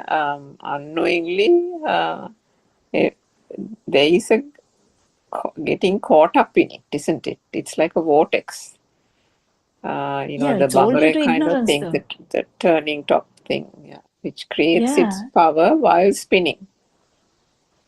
Yeah, but when a noble friend is telling this, there's like a, you break. You suddenly break because kind of this break is the beginning of the path, I think, because you turn. Kind of you just break and then slowly you turn, and there's no turning back again if you actually feel the non-vibration, because because this propelling was due to ignorance. And when ignorance is actually, there is a fight between the wisdom and the ignorance. And when the wisdom is there, when the ignorance is getting weaker and weaker, in the sense you understand the science of this, how every being is having the power because of not knowing this science of perception or sensation or volitional information or consciousness, because everything is actually one. It's all about the stimulus. So this stimulus, because of the stimulus is felt, there's a sensation, it is felt as a thing. The perception is felt as a thing, because we don't know. No one knows. No one knows. Lord Buddha understood by himself, and after that, all the Dhamma is all about this understanding that how this mirage is actually fueling this power. Ignorance is fueling this power. Ignorance fuels the self-vibration. It's vice versa. Ignorance fuels the self-perception. Self-perception fuels the ignorance. It's a cycle, isn't it? Actually, it has been told the what is the reason for ignorance, someone asked, and Lord Buddha said it's ashram. So I think I'm correct in because I don't know what to say in English for ashram, but we kind of in do you remember that, Suranka? The how to say no, that? not the exact sutra or anything. No, in the sense, what is the word for Astrava? Do you know? Zygote thing. No, Astrava, not the Sastra. Oh, sorry, Astrava is cankers or taints. Yeah. So the it is a cycle. So this fuels the ignorance fuels the non-vibration. Yes, but ignorance fuels the vibration, self-vibration, and self-vibration fuels the ignorance again. So it's a cycle, never ends. And this one is broken through the only in a human being. This will happen.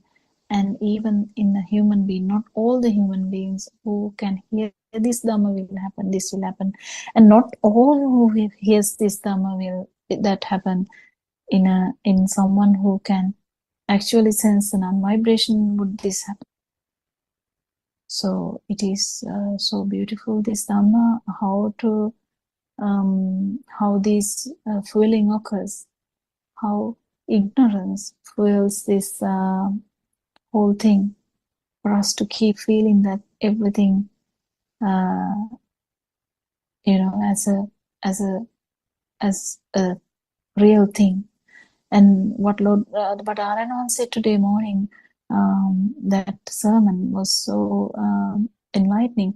Actually, in that, what he said about this ittasanya, or some perception of existence,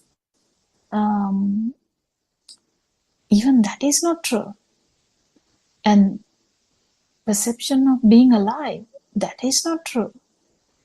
And when we keep understanding this, how like you should feel, and if you actually feel this, how enlightening would that be, even for a moment? I mean, it doesn't matter whether you haven't become of it. It doesn't matter. Just feel it for a moment and see how beautiful that is, and how nice it would be to feel that without the burning. It would be just the perception. You become the perception, yes, in the sense the self-perception is not there, then it would be just a sound. And you become the sound. And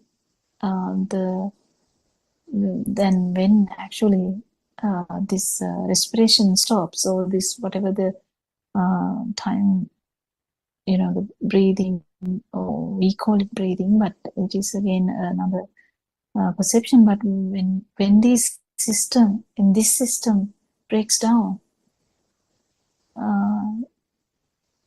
that is the only thing that is going to be there. There is no power left to vibrate anywhere else, to synchronize to any vibration in a zygote. That is the beauty of this Dhamma. And yeah, I think I don't think we do any justice by talking about this. I mean, we try to do some justice by talking, and we try our hard, but sometimes it's difficult. But anyway, it is so beautiful. We invite everyone to listen to today morning. It was at 5 a.m. He joined, Aranwasi joined in kind of the end part, and because of the question, and he went on to talk about this perception and this exceptional discussion. So yeah, the other part was, he also talked about the dream and what the things we see in dreams. I mean, can you catch it? No, can you feel as if you really heard things in the dream. You really went, you ran, you jumped, you did all these things, but weren't all those perception. And then he said, what's the difference between that and the real world, as you call it?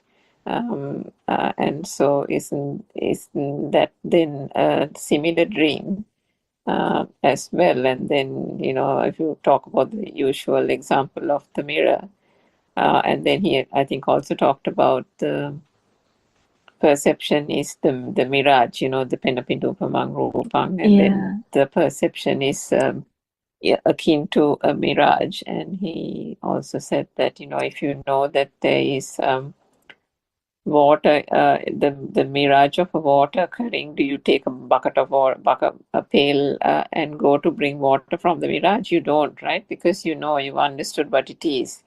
And if that's a very, very conventional thing that society can understand, we all see it, we all learn it in school, all that kind of thing. You know that the shimmering of water that you see in a distance in a very sunny day is not water. Are you going to run there with the bucket to fill the bucket? No, you don't. Same thing with the mirror. Are you going to reach into the mirror and pluck something out? No, you don't.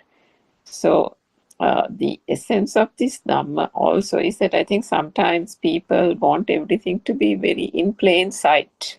People can't, it's difficult. Nobody's saying it's easy. And Aranwasi also says that, look, it is a Dhamma that has to be understood through wisdom. It is something that prajna has to be applied. It is not something that can be understood by using one's sense faculties, because it is not it's not something like that. It is through wisdom and wisdom alone, through the understanding, through listening to Dhamma, through the sota aspect of it, the hearing of it only, not through meditation, not through concentration. Meditation can one gain the understanding, and it is understanding alone, not something that you can touch and feel and say this is the Dhamma. That is not the way. The feel comes later. But it is that understanding first that will then make that wisdom arise from within, isn't it? And I think also just a note to say that both of us have talked very animatedly during this Zoom discussion. So potentially someone can even misunderstand, thinking that we have made everything a thing. And every talk and every not word really, not really. And it is something that is difficult to convey, that however much animatedly one can speak. We have heard of Aranwasi really joking, really laughing with our mothers in the Zoom the last few days, where he's been going around the country, how he talks so lovingly, compassionately to our old mothers and fathers. and all that, but he himself has said it. Is there anything that is getting perturbed from within? No, there isn't. That unshaken super awareness remains unshaken. So it is not something, as you said, Dr. Kokira, that can be that we can or anyone can convince a listener. If that listener also follows the Dhamma, understands it, achieves that liberation gradually whilst on the path, then that person is able to feel that awakening and feel through the Sandittika, come and see, will understand that however animatedly one can speak, however jokingly one can speak, that that doesn't necessarily become a thing, isn't it? Yes, 100%. And it is so beautiful to feel that if another human being, kind of only human beings can actually understand this Dhamma. So any human being, doesn't matter who that is, any human being, if that human being can actually feel this and feel the non-vibration, that would be the task that is left to anyone who is understanding this Dhamma. And we try to convey this message to our maximum so that any human being close to the non-vibration may hear this and may understand this and may touch the non-vibration. That is all we can do, and we try our best to do that. And we try to actually make this interesting. We try to make this kind of because otherwise no one would like to actually listen to something boring. But if we are actually able to catch your mind, catch your attention, and that would change your life forever. Such the tranquility or the super happiness, or because I don't have a word to say the sukha, I'm saying it in a different language, trying to say it in a different language. This is nothing compared to the happiness we know from eating what you like, drinking what you like, living with someone you like, or having some money, or being able to go somewhere when you want to go somewhere. Not that happiness. This is there when you are dying. This is there when you are having a calamity. This is there when you are waking up. This is there when you are sleeping. This is there everywhere. And that is the beauty of Dhamma. This is something you can feel, and we keep reiterating this is something achievable. If you want, in that sense, when we say the word achievable, you might say, oh, is there someone to achieve that? No, actually no. But this is something you can become. The non-vibration is out there. You can synchronize to that. To synchronize to that, the ignorance should be actually dealt with. So that this Dhamma will deal with the ignorance very beautifully. And we can only invite everyone to listen to this Dhamma and understand this Dhamma. And that's all our task would be that, and that is only, isn't it? Yes, indeed, Dr. Kokila. And if our listeners, we may have mentioned this several times over the Zoom, we do have a couple of websites for our English-speaking listeners. There are English books and English language material as well. So one of the websites is Buddothpado-dhamma.com. And there are several English books, translations of our advances, discussions with various followers.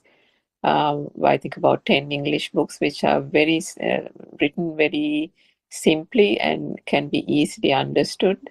And then we also have another website called wisdomofasia.com. So we invite our listeners to go into either of those websites and have a look at the material, have a look at the talks, understand how the mind works and how the mind gets created, how this liberation of mind and liberation of body, what is all that about, what is the truth. So all these concepts and perception, as well as we talked of today, all this can be understood very lucidly, very simply through those talks. So we invite all of you to just go explore if your interest has been piqued by today's discussion.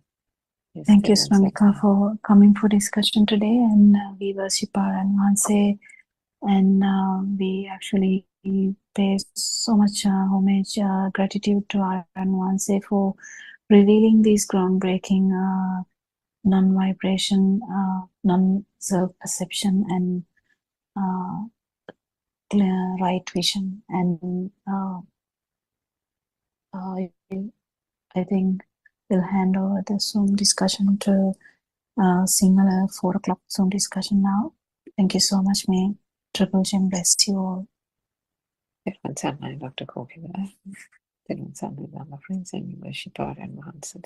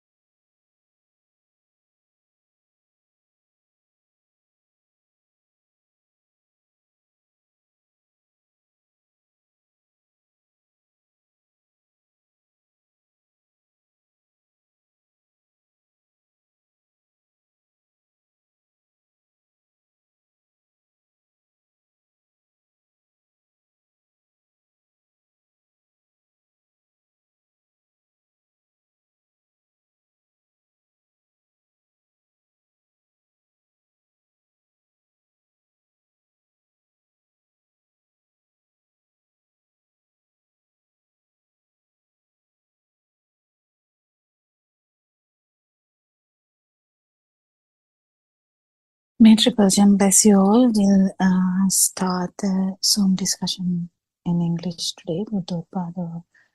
We'll worship Buddothpado Aranwanse. We can continue this discussion. We talk about kind of same thing every day.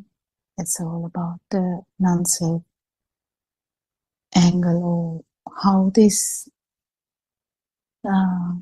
feeling of self has happened. So if you can understand,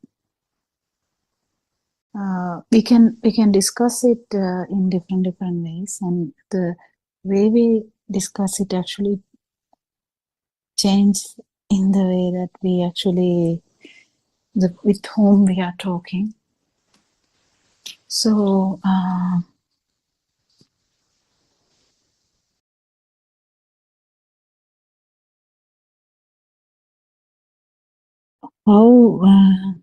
we feel this self existence, how we have developed this idea of self. No one is actually teaching us that there is self. Even the animal would know that there is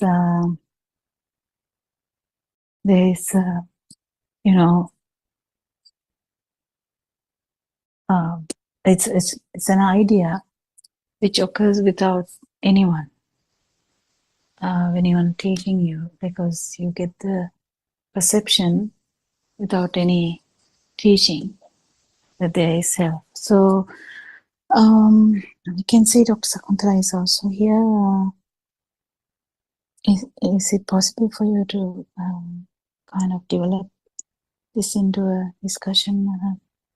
Yes, Dr. Kokila, Terwasana. Yes, I was also thinking of the same topic I mean, something around self-existence or self-feeling, how it builds up from the like a dot, like a firefly, and then it gradually sort of gets empowered, and then how the strong concept of myself uh, becomes like a huge tree starting like as a seedling. Mm. We can talk on that, isn't it? Like how it starts now. The small baby has no concept about myself, Even and that small baby even doesn't have a concept about anything, yes, that's right. Yes, uh, nothing. It just feels. yeah, Uh, and that is the level that we are unable to feel too. mm, But we can, if our mind power is not that great, we might be able to actually feel the feel that we talk about, and that is the feel where the main kind of uh,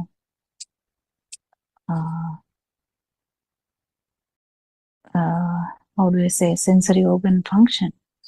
mm, And if no one knew that it is the only thing that was there, but only Lord Buddha actually explained this, that this is ignorance is there. The ignorance is the main culprit here, that which actually is there uh, until the vibration is gone, and the self vibration is not there. But what actually that means is that now we can't say that actually that's the thing, we it's not actually there is one vibration. So like this might confuse us also, so we have to be careful in when we try to say things. So it's not as it is there. Now if the stimulus is taken for granted, only the self vibration is there. That is where the ability of vibrating non-vibration, synchronizing to non-vibration has become a possibility.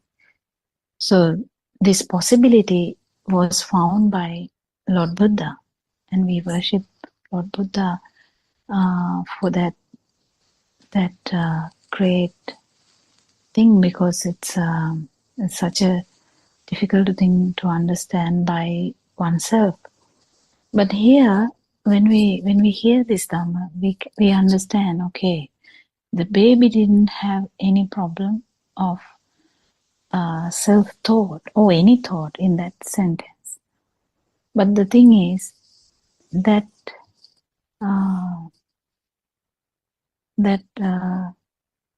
the a bunch of cells, or we can call it body, actually had the feel. And it could be in the form of the eye, it could be in the form of the ear, it could be form of the tongue or the nose or the chin. Doesn't matter what form, but at one particular point, it's only the stimulus is starting from only one of them. They can't coexist. But what actually happens is later, when all the sensory organs are developing, they co-vibrate kind of. When they vibrate together, because it happens so quick, there is new kind of vibration. That is what is called mind. And we know all about the mind because we are already in our mind. So the mind is full of things, from toy to, from mother, from father, from sister, brother, house, home, school, toy. From that, we have like billions of, or even maybe not billions, but there are so many stimuli. So even sit down, stand up, those things are kind of a mental construct. Without the mental construct, you can't actually do anything. The mental construct part is the one which actually augment the state of this self-vibration. When we talk about this, the main important points to understand is that one stimulus, only one stimulus in which begins from one sensory organ happens at one time. And when it is felt as a thing, in different levels, it could be in the form, non-form level, and it could be the form level, or even the sensual world. Doesn't matter. Whatever the level, how much you feel it as existent, then it is going to give you that power, the self-vibration, or self-power, or the self-perception. So that is the problem which happened. But if someone is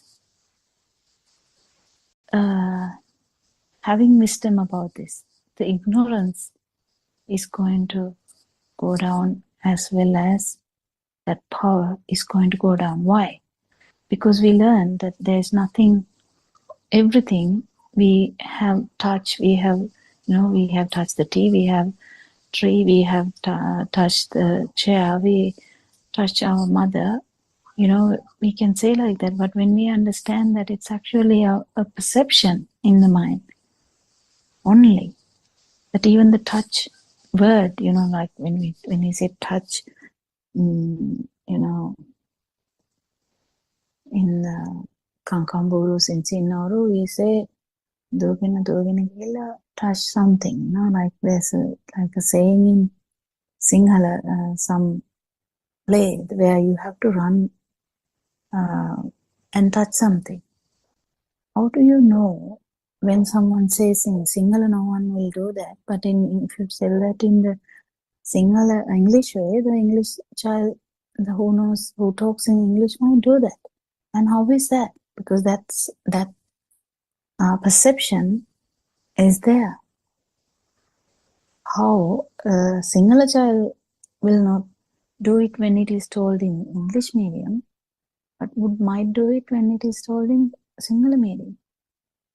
So this perception level in the mind is very important to understand, and actually a lot of people can understand this easily, that all the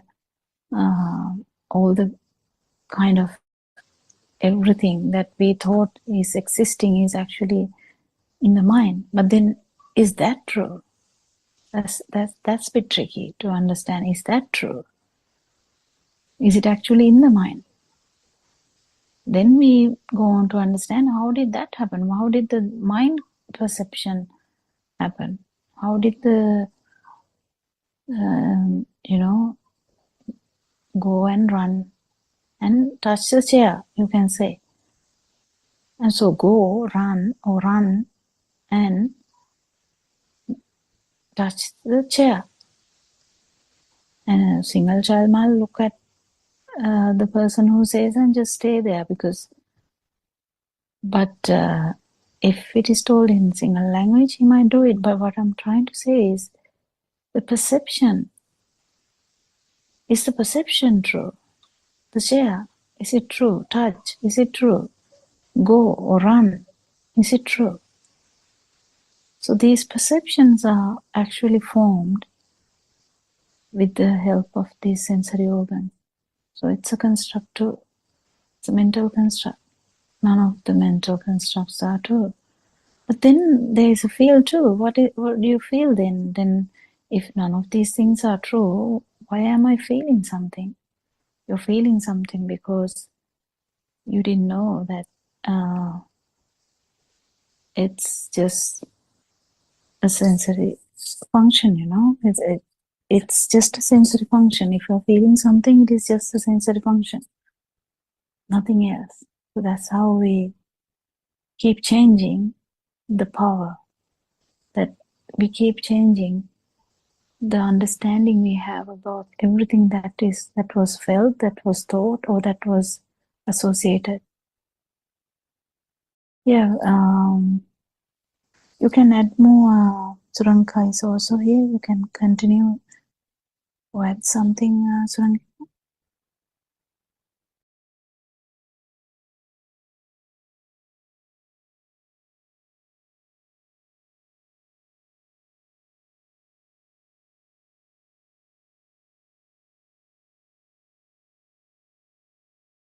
Maybe she is busy. Even Yeah. yeah. Actually, recently I remember in one of the discussions, Aaron Wahanse, our noble friend, asked, who am I?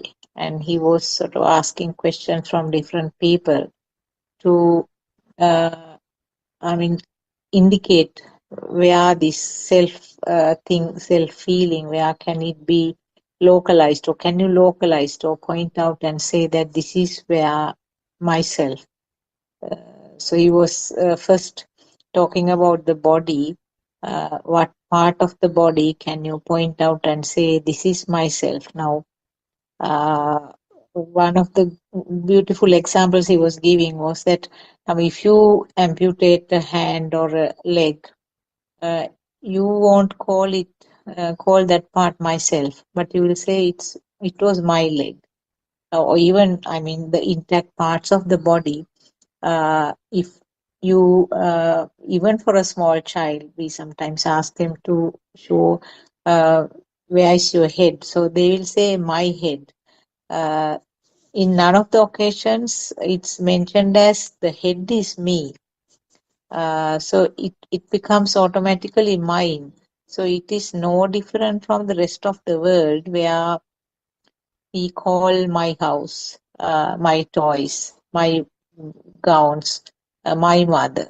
So all becomes my, where there is ownership, but none of them can be labeled as myself. So it's similarly the body parts also. If you take the body parts separately, none can be labeled as myself. They are all mine, belong to me, but none of them are mine. Then the second question was, can you say the thoughts are myself? Thoughts or your mind. Mind, in other words, mind is just a flow of thoughts, fast flowing thoughts are labeled as mind. So can you call mind is me or myself? No, again, the mind is so-called thoughts are not under control. You cannot, the system cannot control the occurrence of the thoughts, appearance of the thoughts. So then you can't call it's myself. The thoughts or the mind cannot be labeled as myself.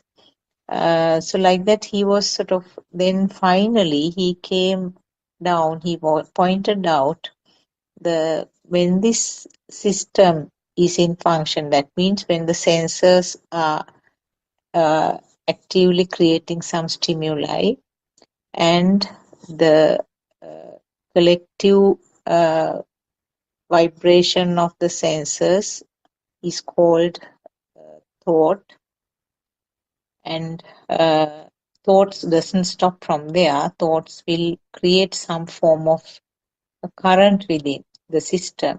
So that current is the one which, due to the ignorance, which is labeled as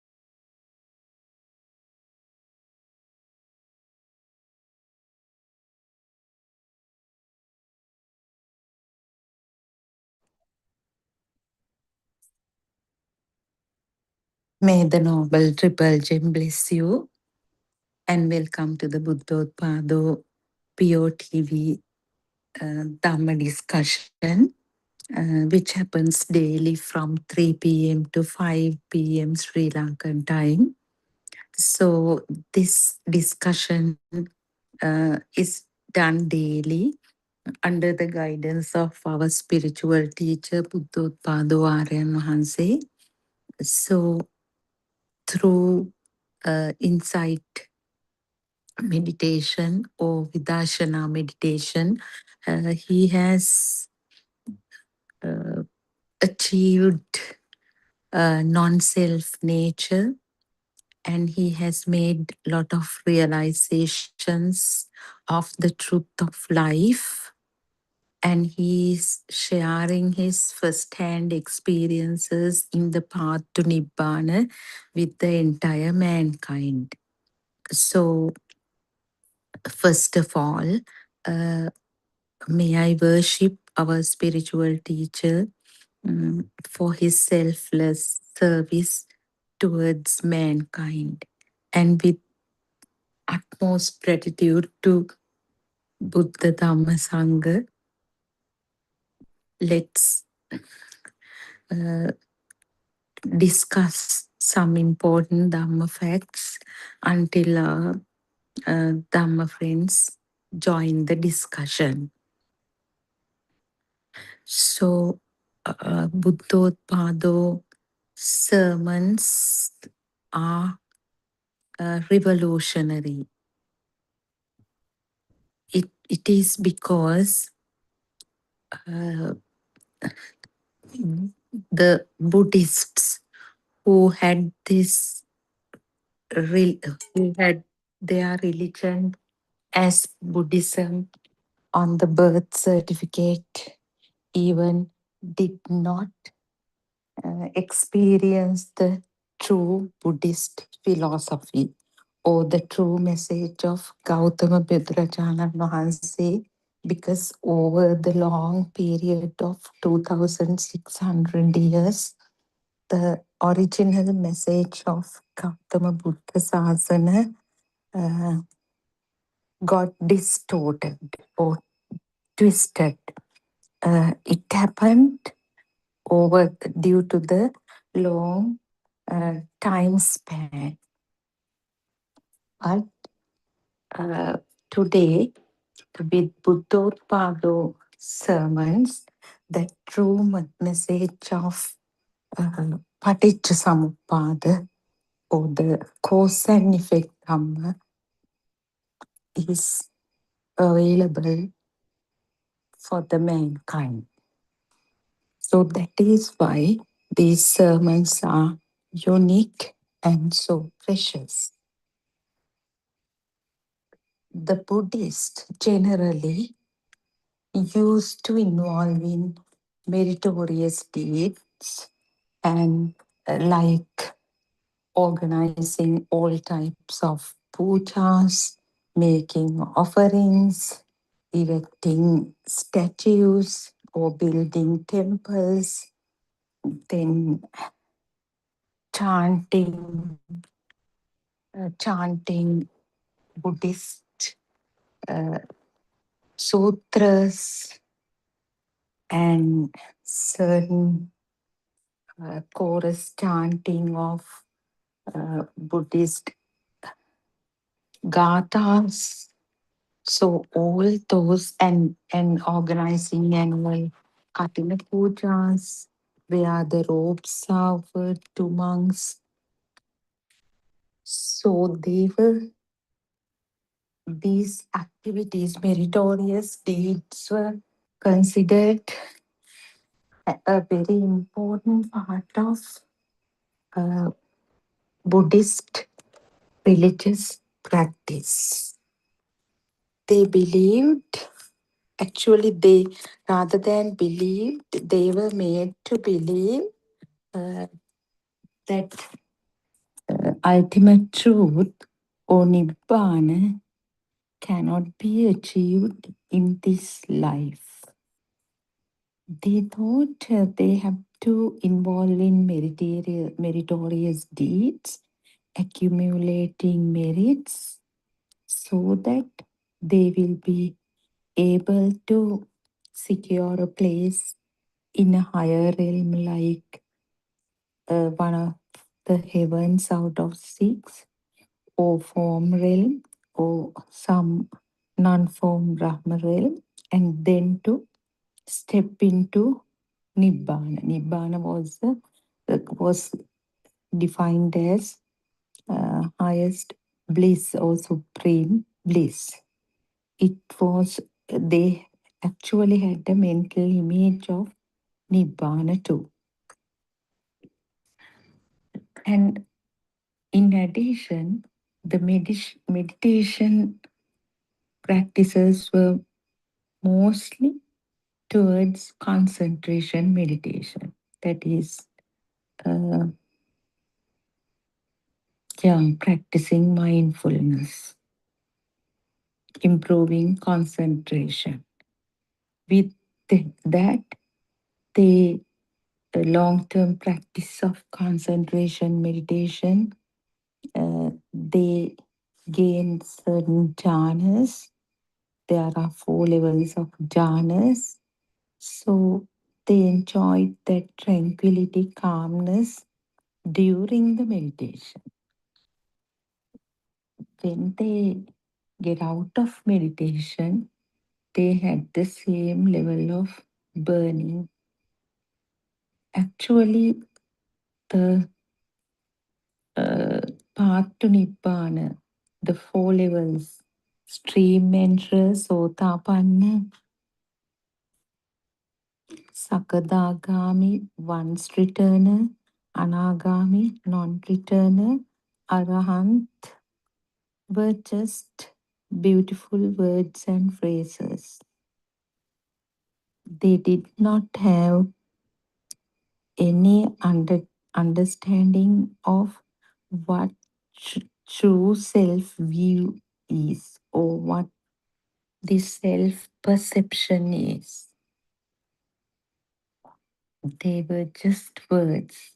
They knew that for one to become a stream enterer, that is to step into the path, they should eradicate the self view, skeptical doubt, and the false belief in rites and rituals. That's it. They knew the literal meanings of them only. But with Buddothpado sermons, the practical aspect of the path to Nibbana came to light. Our spiritual teacher uh, shared this invaluable message of non-vibration experience and non-vibration nature, and the proper path to non-vibration. And by explaining how the vibration affect the system, or how these systems themselves are vibrations, and how one actually we don't feel like identifying ourselves as I, me, my, we pronouns, although we use them for communication, because they also, even at subtle level, uh,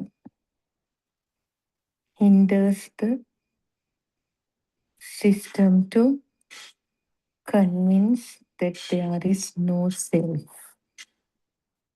So these systems, human system,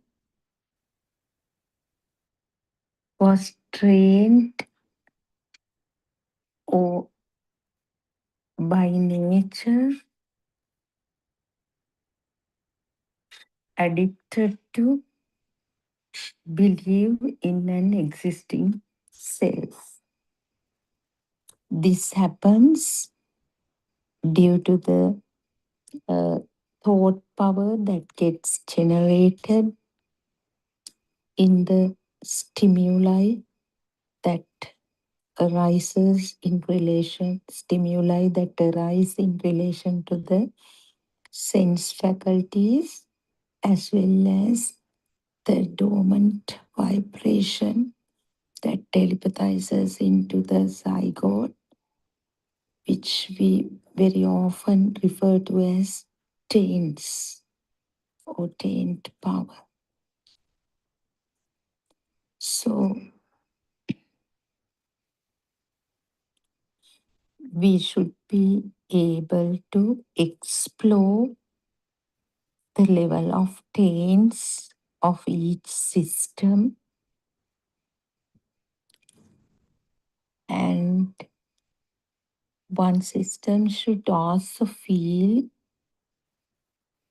uh, how the taints or one's power, thought power, diminishes with the truth. The truth is that there was never a self in this body or mind.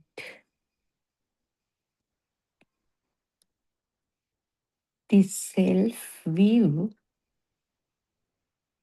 got, the self view gradually got became the normal way of life due to ignorance. Because of the taint's power, there is always some tendency to get attached or cling to phenomena. So, as the sense faculties, eye, ear, nose, mouth, nose, tongue, body,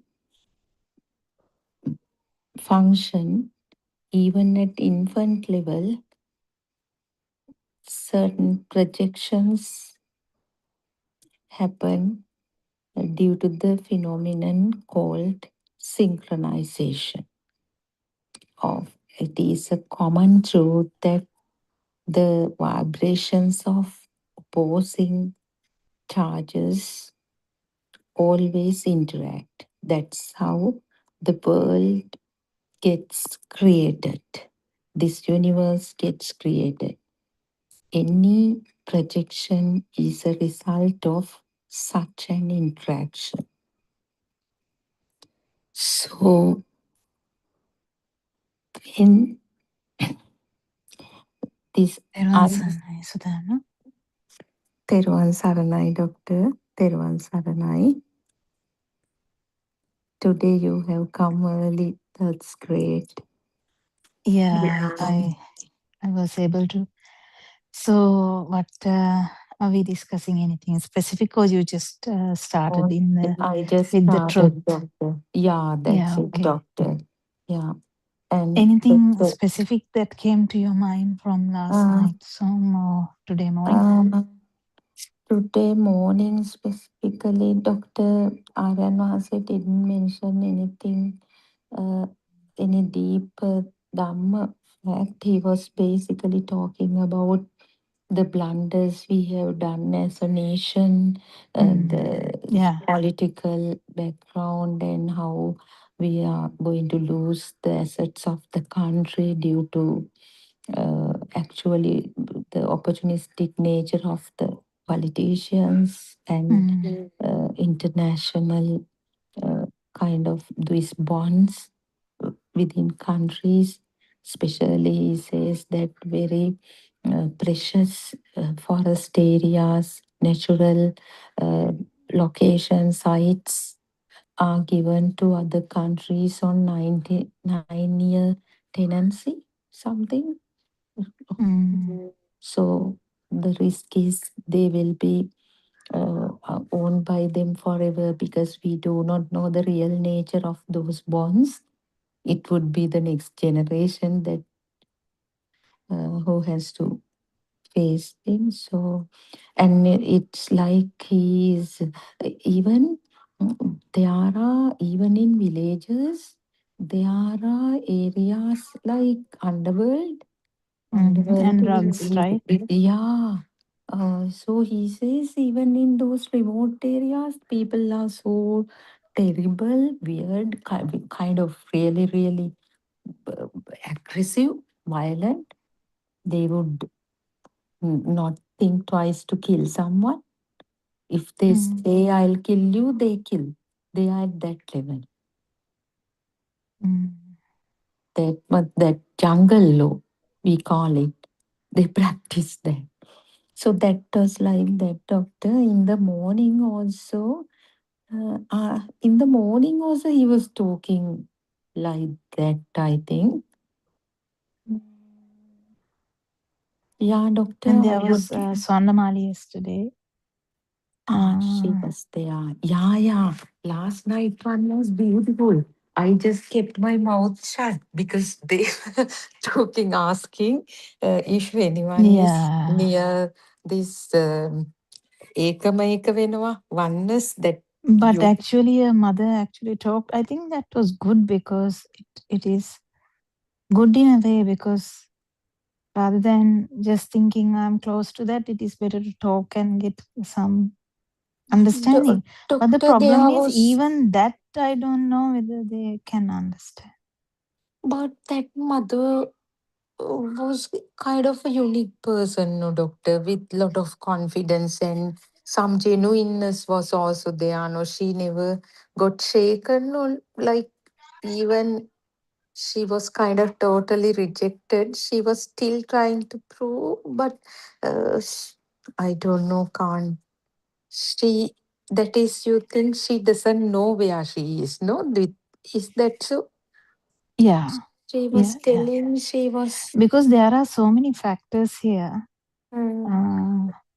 Being an arahant is, I don't think she is telling that. But anyway, she's talking in the line of an arahant. So Oh, yeah. that's where the problem is, because if they don't know what the path they are coming, there's a very high risk. So it's a risk everywhere, I think. Anyone can think like that. Yeah, doctor, Uh, the feel that you all are talking about is something like an instinct, no? It's very different. It's not the feel of the sense faculties, not the feel of the self perception, that burning thing. It's a different kind of feel, no kind of ever, a kind of wisdom, that special kind of discernment kind of thing, no? yeah. That can something that, Actually, yeah. in I usually don't talk about the Avadi even.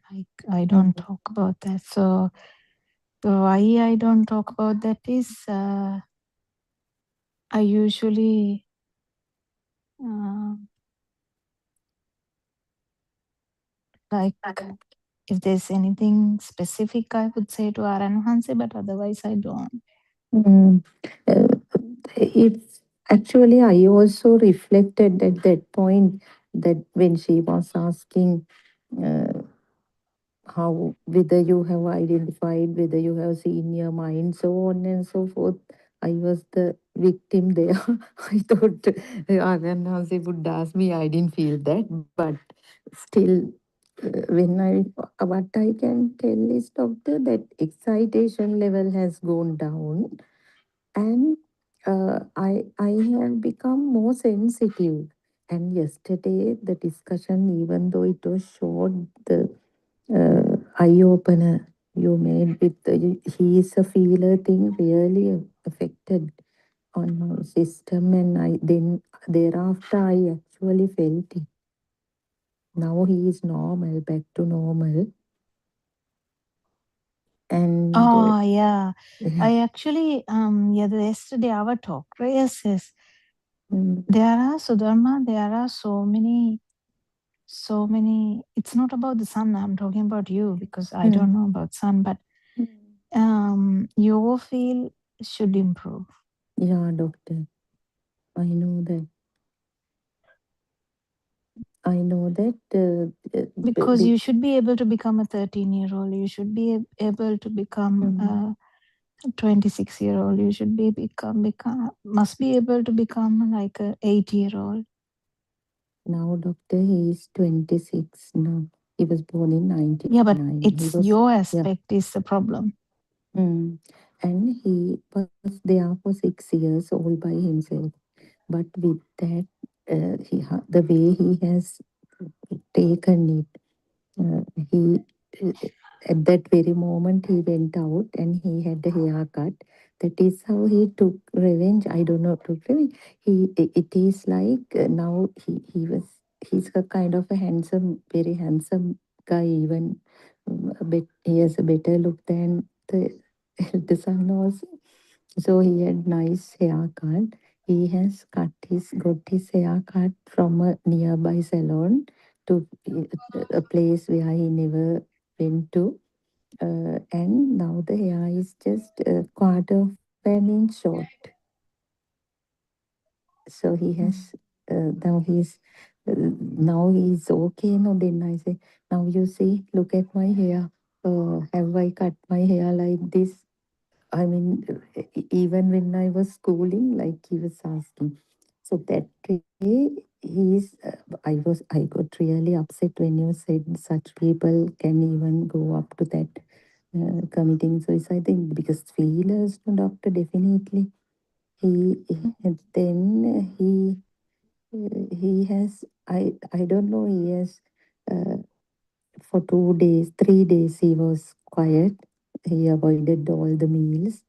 Uh, he must be had one meal per day. Secretly, he got something. He cut off all communication with us. And when I peeped into the room yesterday, he had some charts on the wall. The for his studies, short notes, like thing. Uh, he has removed all those and he has just crumpled them and thrown them. Then he's a very neat person. He has turned the turned the towel rack upside down. You wouldn't believe, doctor. Then the all the pillows were on the floor. So he was like that for 2 days, and now last evening he's back to normal. And yes, I don't know how would you explain that, doctor. Now he is okay. Mm, Then I am very close to He you. is a Yeah. little child. You just don't know how to handle him. That's all I can say. You're Mhm. thinking he's 26. I don't think so. But the this is the thing. Ability of feeling Mm, other person will improve once mm, you drop your views. yeah. No, he is so friendly and he's a great joker. That's Yeah, why that's it also superficial. No, now you also can joke. You also can laugh. You also can do stuff. But there are so many personalities. One time it will be one thing. Another time it will be another thing. It is. It is how it is. Humans are changing a lot. Mm. So, as I have to be someone, very careful, doctor. Yeah, I was again away from him for 6 years now. So now I no, even in past, the some children only have this problem. mm, So if they have this comparison issue, they continue to do that. That's like a trait. that is the So worst thing that can done to a child. No, doctor, comparison.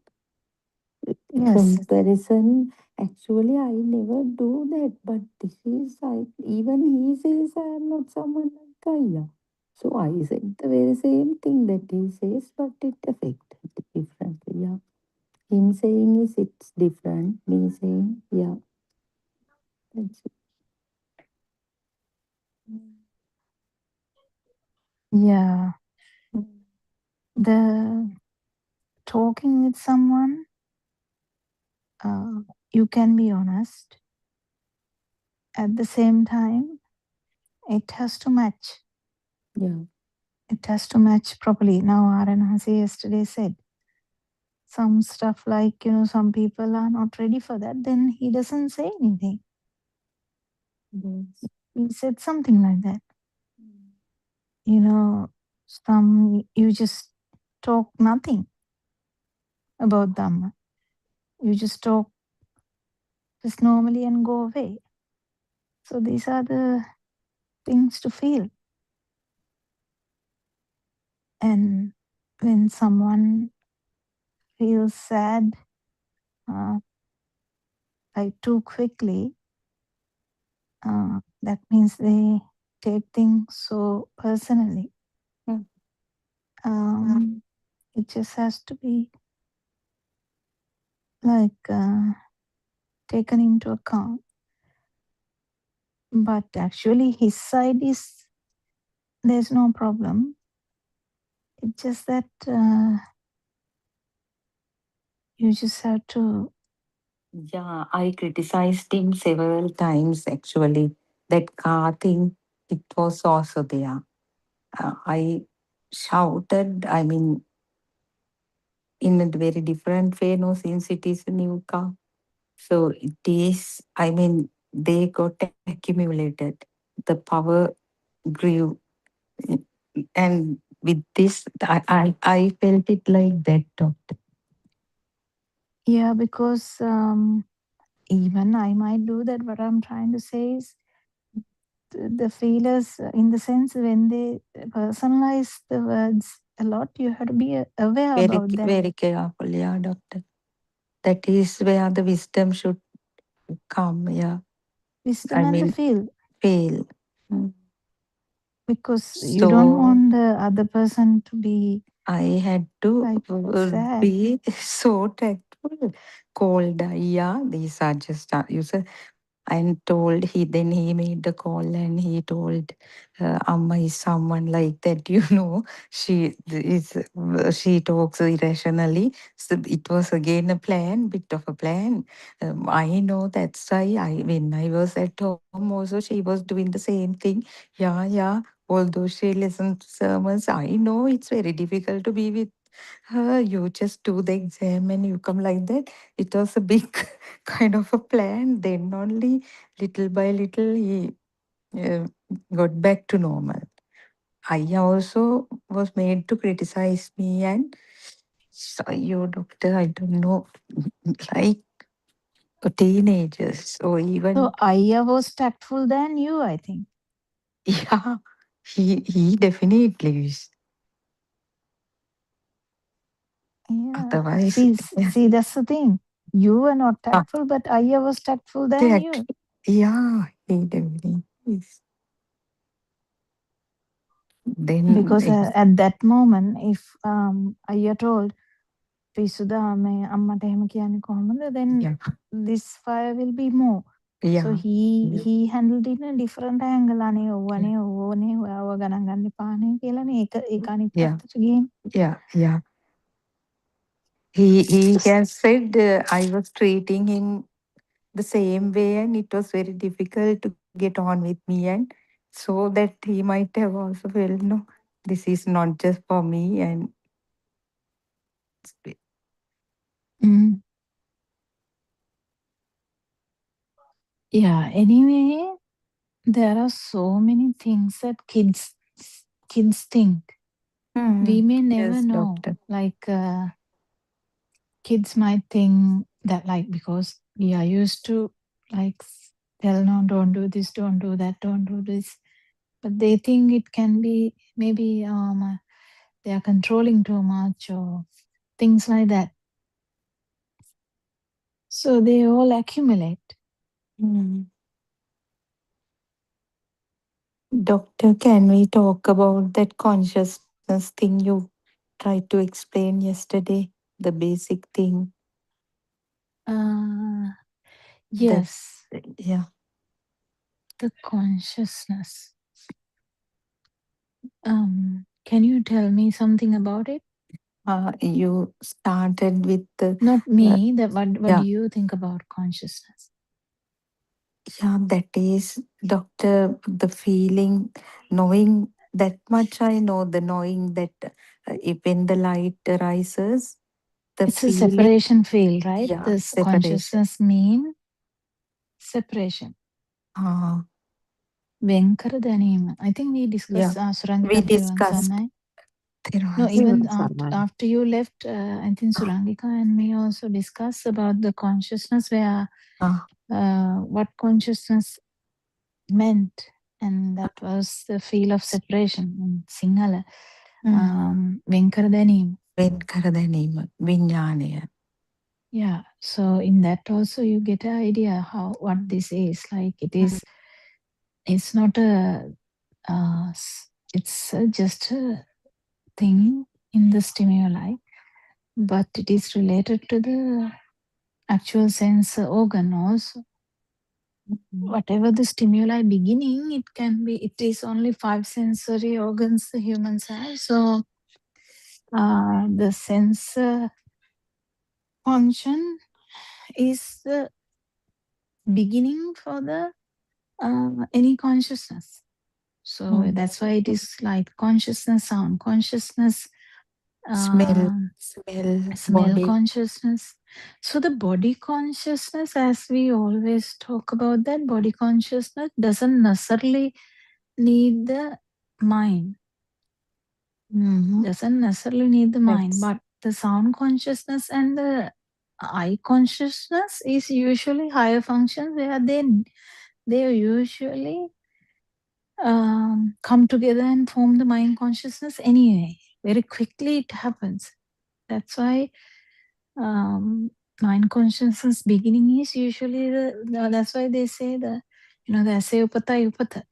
Because as soon as the eye function stabilizes, the identification is through the mind consciousness.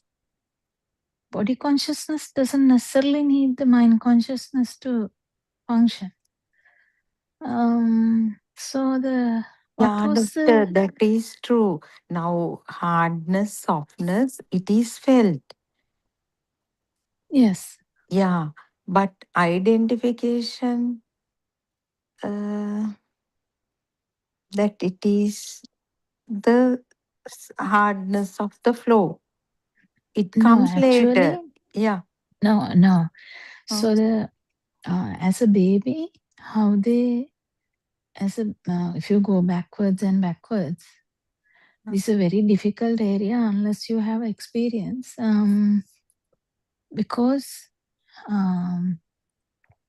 after the mind is formed, even the feel, this is only to the humans, not to the worm, not to the small baby. Worm, small baby, that's kind of similar because the body consciousness, the mind has not formed yet. But as after the mind is formed, usually it is within the mind bubble that we feel. We actually interpret. It is already interpreted. So the feeling is later interpreted to be. It is already interpreted. It's already interpreted. So you can't.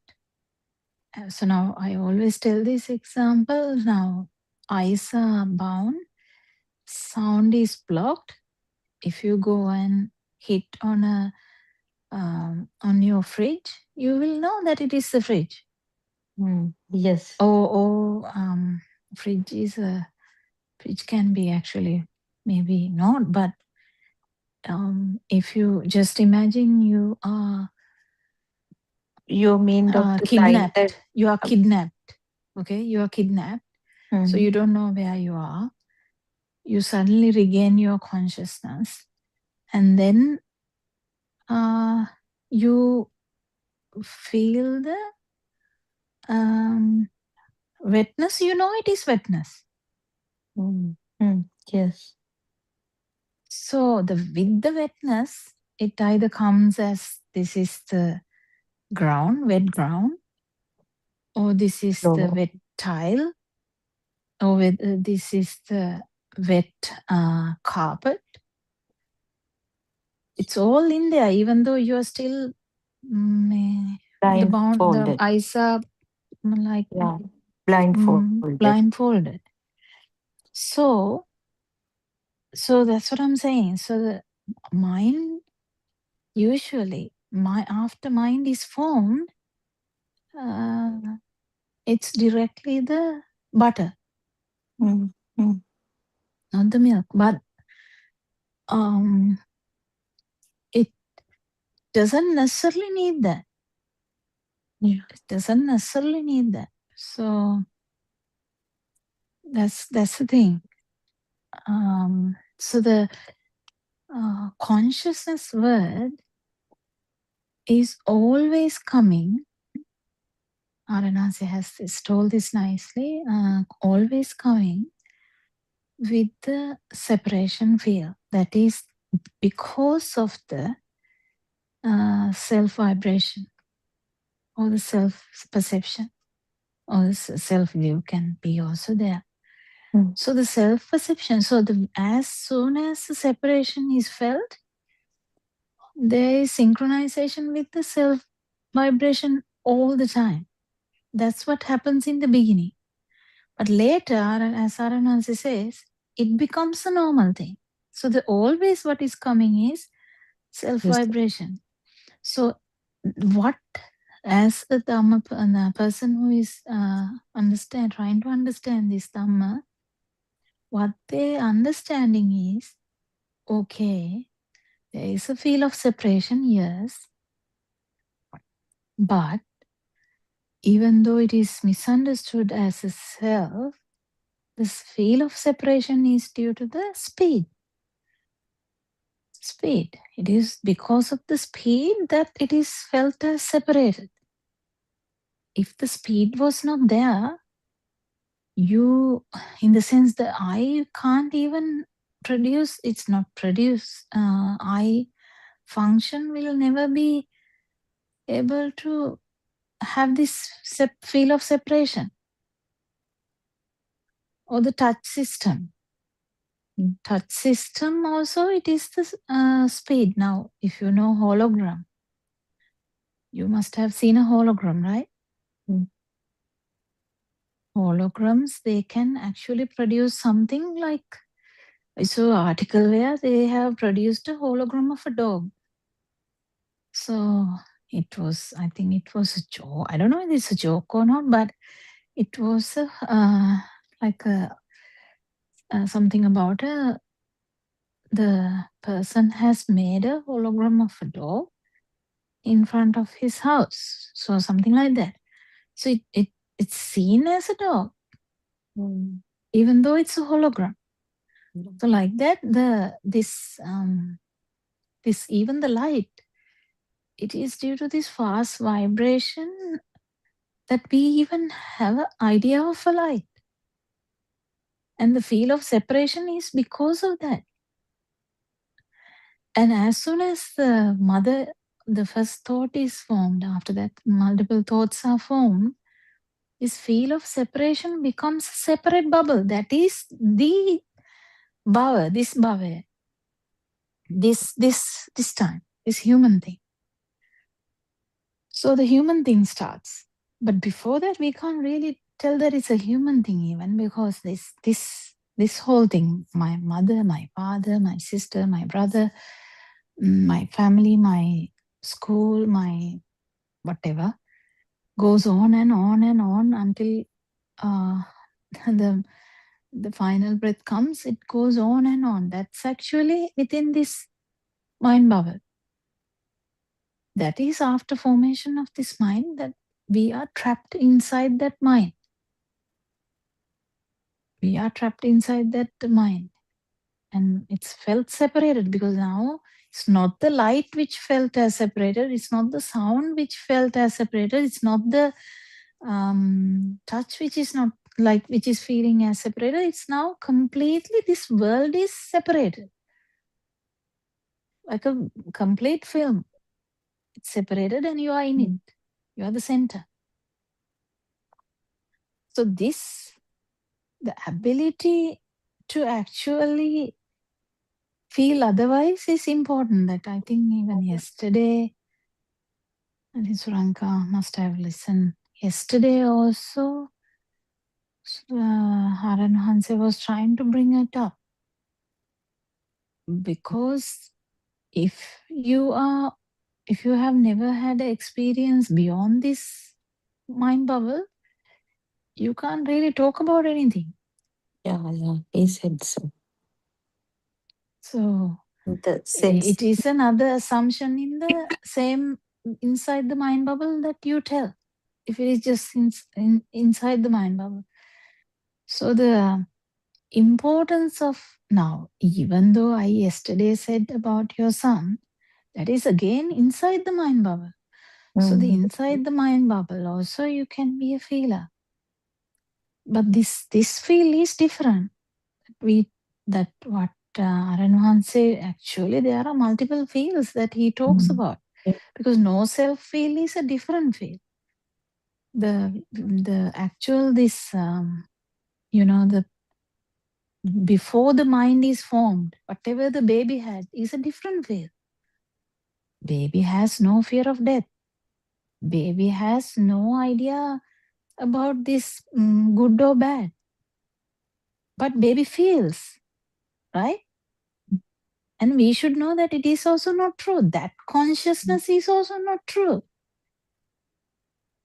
But that baby, whatever that sukha feeling that baby has, and the sad feeling, if it is sad, the body, if the body is paining, the baby will cry. Not because baby is sad. The baby has no mind. So the baby is not crying because he is feeling sad. He is crying because of that's the output of the body.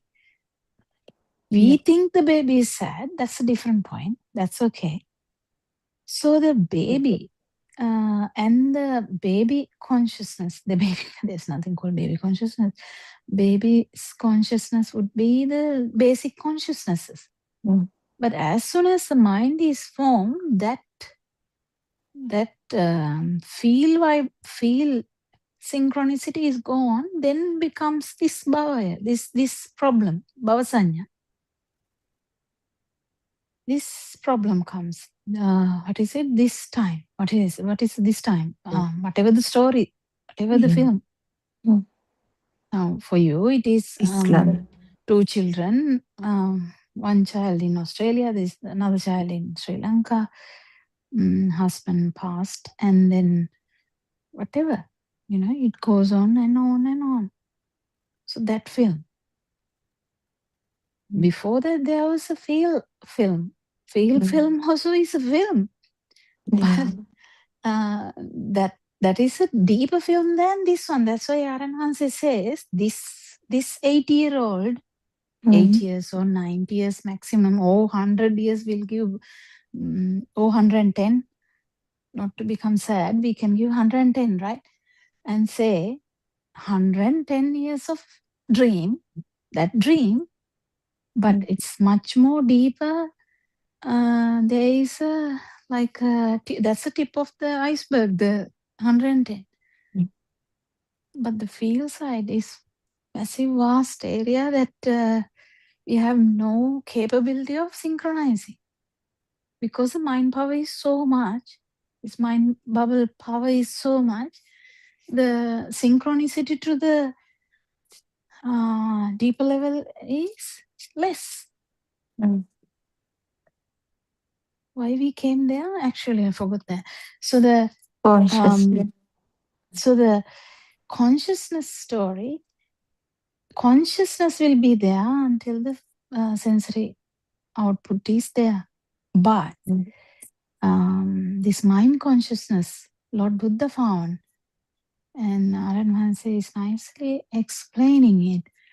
This mind consciousness, if you capture this properly and then understand fully the six senses, then you will understand that there is a consciousness, yes, but why it is misunderstood, why it is falling everywhere, why it is, yes, we can say falling because it is falling because when it as stops, doctor, is it anidasana? yeah, but it will never happen until we fully realize the truth. That's why Aranhansi says, if you don't know the truth, even Buddothpado, it's still useless. Even if you are in the field, because field is a massive area, yes. Field, you might fail to the end of the 31 runs, and yes, but still there's a potential for any dream. Can be a animal dream, it can be a human dream, it can be any dream, it can be any kind of vibration. So the potential for any vibration is there if this self vibration continue. So Lord Buddha found out that this one vibration is responsible for this whole problem. What is the one vibration? One vibration is, he found the synchronicity, and the synchronicity. Why the synchronicity is important? In synchronicity is important because everywhere when there is a feel of separation, this self vibration is already synchronized. It's like the phone number. Whenever there is a synchronicity, it is already coming up with that every data for whole samsaric journey. So the Lord Buddha found out that is the culprit for this problem, not the other things. Why there is this propelling power for the next birth? That is the only thing that he was trying to find out. Why there is propelling power? Why there is suffering? He said, no. Lord Buddha said, power, if there is any happiness whatsoever, he wouldn't have said this Dhamma. Lord Buddha said, he said, there is always a suffering everywhere, even though it is felt as good. But anyway, this separation is actually, separation is due to the ignorance. That means not knowing that it's a vibration, and a cause for the separation is due to the vibration and the speed. As soon as you realize that it's a vibration and a speed, the power to maintain this, that's the tanha, power to maintain this system start to drop. Otherwise, it will never drop. You have to fully realize this system for this power to drop. Power to drop, there is so many power. The sun is, because it's all about the stimuli now. So the stimuli have gained the power. So the how much time it will go for the power to come to zero, it depends. So about the consciousness, there's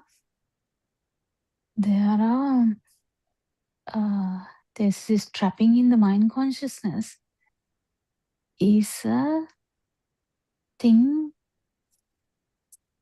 which is very unique when someone has clutched that dream with so much power, like, Buwalla, what is the name in octopus, is it? No. Octopus, yeah. Yeah. Octopus, when the octopus, some octopuses are very bad, they clutch the person or whatever, the prey so hard that they can't take the arm away or the body away from that clutch. Likewise, there is such a massive uptake of this film as true. So the more you feel that power, the more difficult it is for us to feel the Prabhashar's, the baby, kind of the Radiant. Yeah. radiant level. Because Yeah. radiant level, the actual mind is not mind has not formed or not powerful. So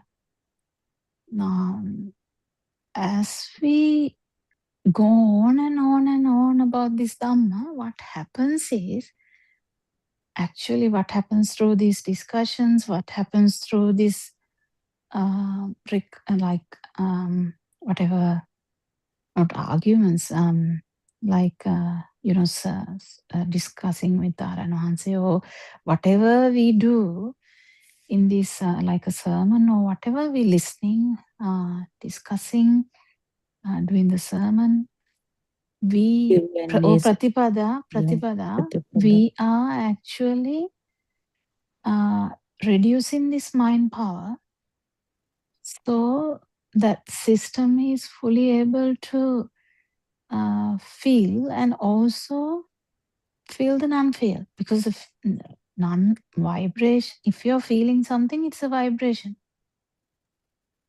So but at least non-vibration,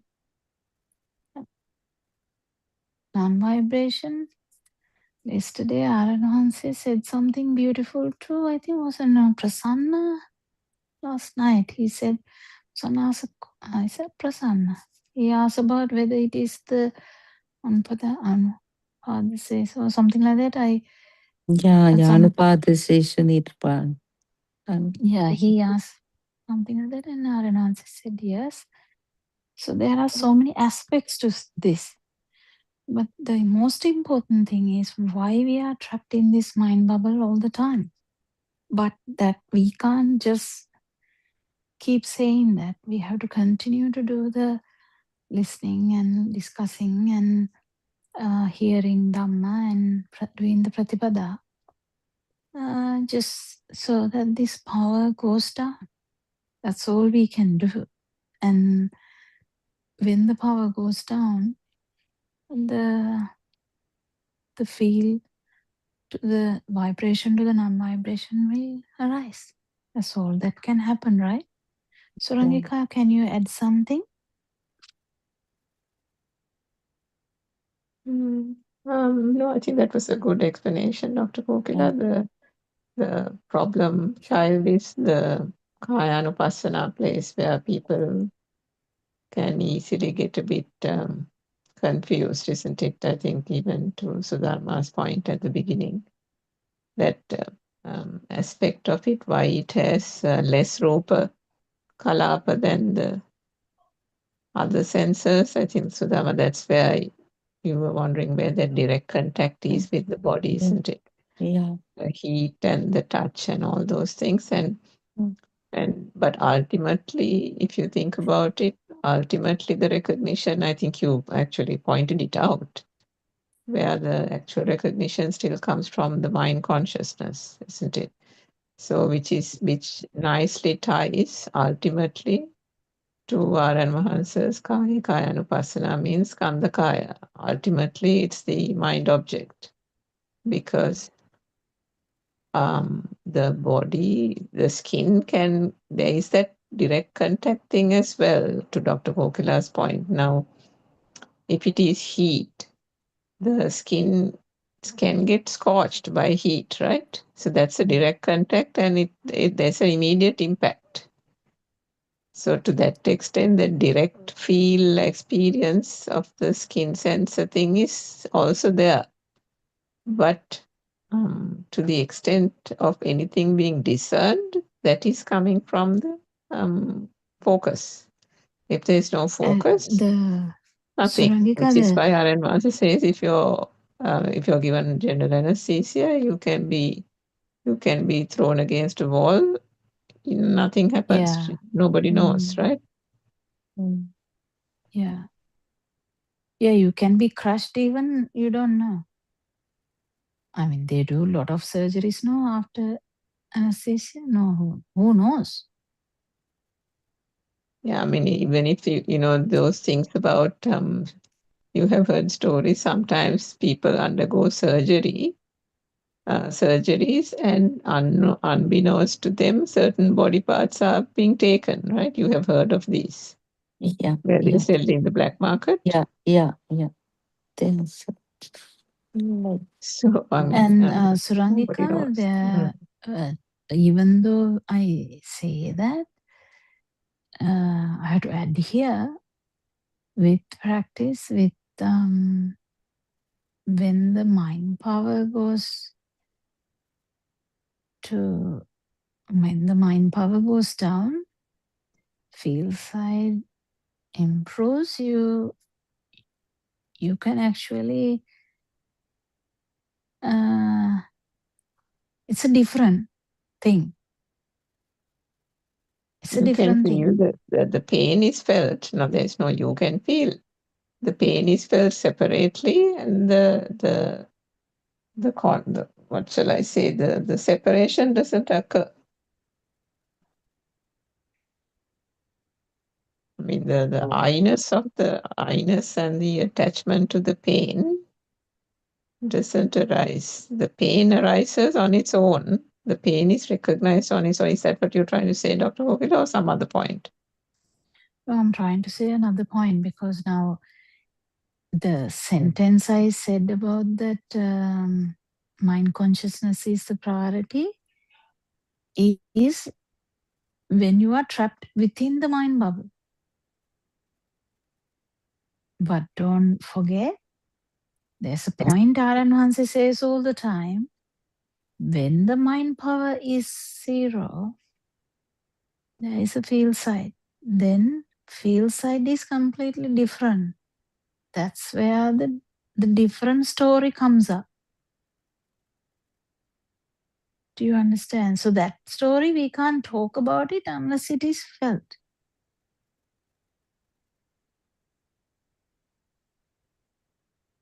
That's where R.N. is trying to have a discussion where everything goes wrong, because it is difficult, because everyone, I mean, it's a very difficult area to discuss in an online platform, I think, because all the mothers can take it in a different angle. So keep your mind open all the time. Don't say you can't feel this, you can't feel that. Even though I said butter is all the time, it is the butter. Yes, it is. Yes, it is. But there are so many aspects into the field side too. So I just wanted to add that. Because otherwise, shouldn't restrict. You should keep your every angle open, so that because you have heard Dhamma for 4-5 years now. There are always instances R.N. Hanse talks about these unique experiences, and there is a reason for that, so that those moments are talked, because those moments give so much insight about them. Without dhyana, I mean, with dhyana also, you might be able to talk about these things, I mean, Lord Buddha, after attaining Nibbana, Lord Buddha actually explained the concentration meditation through Dhamma. That's after that.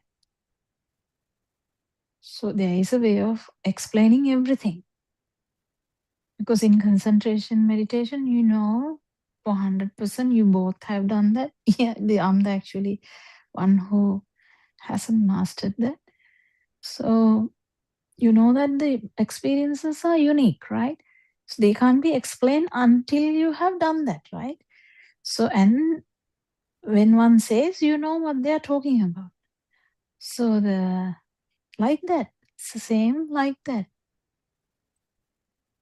But it has to be, if you have experiences with the insight meditation also, can be related in other way around. So keep them, don't close. None of the Samikarana should not be closed. Is it? None of their algorithms should not be closed. They should be kept open, because any scientist might unravel something else. Like that, Lord Buddha has unraveled every algorithm. So it's just by one point, because if by way of humans, we have only one way of analyzing the whole world.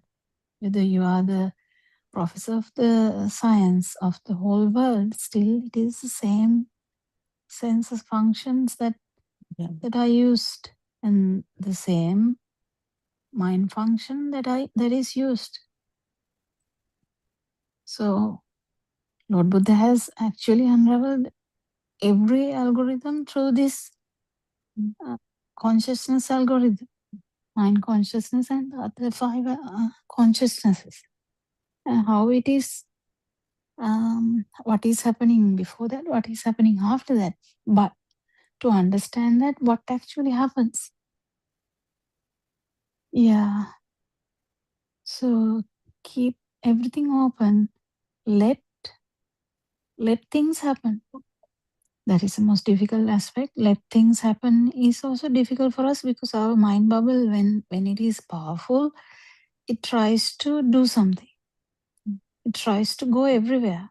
It tries to master. It tries to manipulate. Actually, it is like 6 magicians working together. Oh, I can't remember. Is that the thing? Yeah. So we are fooled in a lot of ways. So keeping everything open is very good, and let it happen.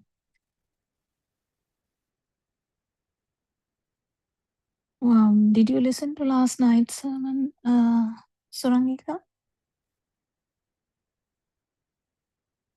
Yeah, I listened, Doctor, but can't remember a lot. But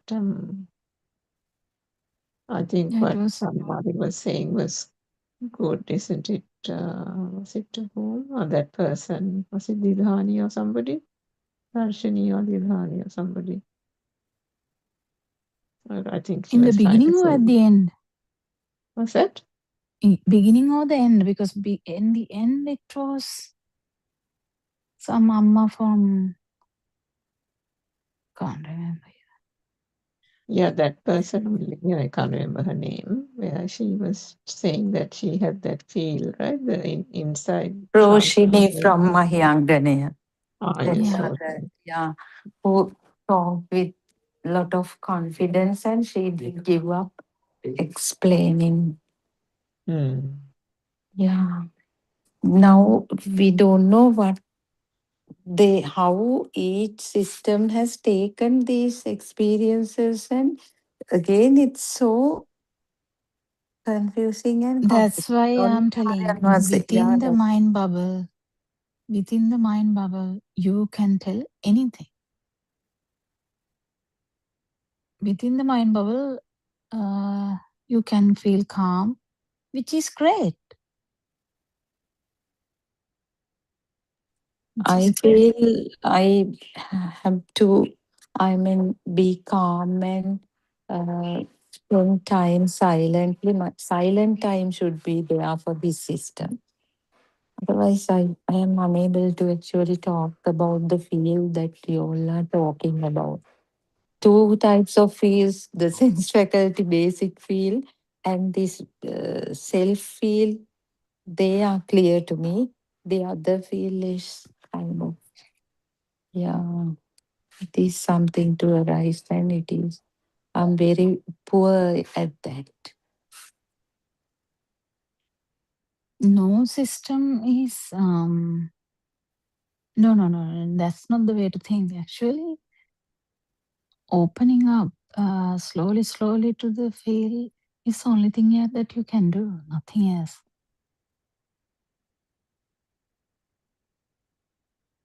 And I think there were some certain points that he said last night, which was actually very practical, Sudama. Some of those things, like, how he always says, no, the sita kyane purudu godak. Now, this habitual mind is the thing that kind of, it lends itself to keep going, isn't it? This system. And if one does not recognize that also that there is that I-ness, the self-view also quietly enjoying, isn't it? It's a quiet enjoyment of that habituality. And if there is no recognition, there is a going along with it. So what Swarnamali and Aryan Mahansa were saying there was that, especially Swarnamali's experience, say for example, traveling to various places, you are forcing yourself out of the home, right? The home Yeah, one itself bag, is then go. Yeah. the home itself. This has been mentioned to me by another Buddothpado friend of mine, and he said the same thing. He also said, "What is preventing you from, if there's no obligations, no children waiting, or this and that at home? What is preventing you from just taking a bag and walking out of the door and going and doing whatever, not thinking about coming back home? But if you are planning to go on a trip and say you want to come, you're planning, okay, 3 days I'm going to be out, 3 nights I'm going to be in these places, where am I going to stay, what am I going to eat, this and that, and then from the time you go there, you're thinking about, okay, 2 more nights to go, 1 more night to go, then I have to travel by train and then by bus and something. He say you might as well not go anywhere. Yeah. So it's like that. That was just an example. Journeying the So mind. Yeah. it is all, can you see, we completely ruin the whole thing because it is so pre-planned. And why is that happening? It's the mind, isn't it? The mind has got itself used to this system, this frame. That's the thing. Yeah. In the pre-plan, that like a nicely planned household, you can't really talk about your keles. Yeah. And even if you're going to work, you can't really talk about that. That's what Saran Hanse was telling me one time. You have to either go blind, lose your job, get, attacked, whatever. Various incidents. That's why, I mean, it takes some time for the whole thing for the practical things to come up. If one mother says, I feel so calm, nothing shakes me. We don't know what is nothing shakes me part, because the whole life you get battered by one person. It is like they say in a singular saying, they say like they will actually be okay. What is it? Wangediye වංගෙඩිය මෝල් ගහක් එල්ලලා ගුටි ගහගත්ත කියලා එකක් තියෙනවා. මොකක්ද එහෙම කතාවක් තියෙනවා ලස්සන. When you are used to that also you are like kind of okay. And with Dhamma, specifically when we say the outside is not true, in the mind also this can settle down, the mind. So actually everything can settle. But this is about whole sansaric journey. Whole sansaric journey. What is your sasava? That question has to hammer us. What is your sasava? Oh my God, what is your sasava? What is Aranansi asking? So that's a question, right? And have you gone beyond your sasava? And that's the question. So this is not about being happy in this just this little dream we have, little area we have.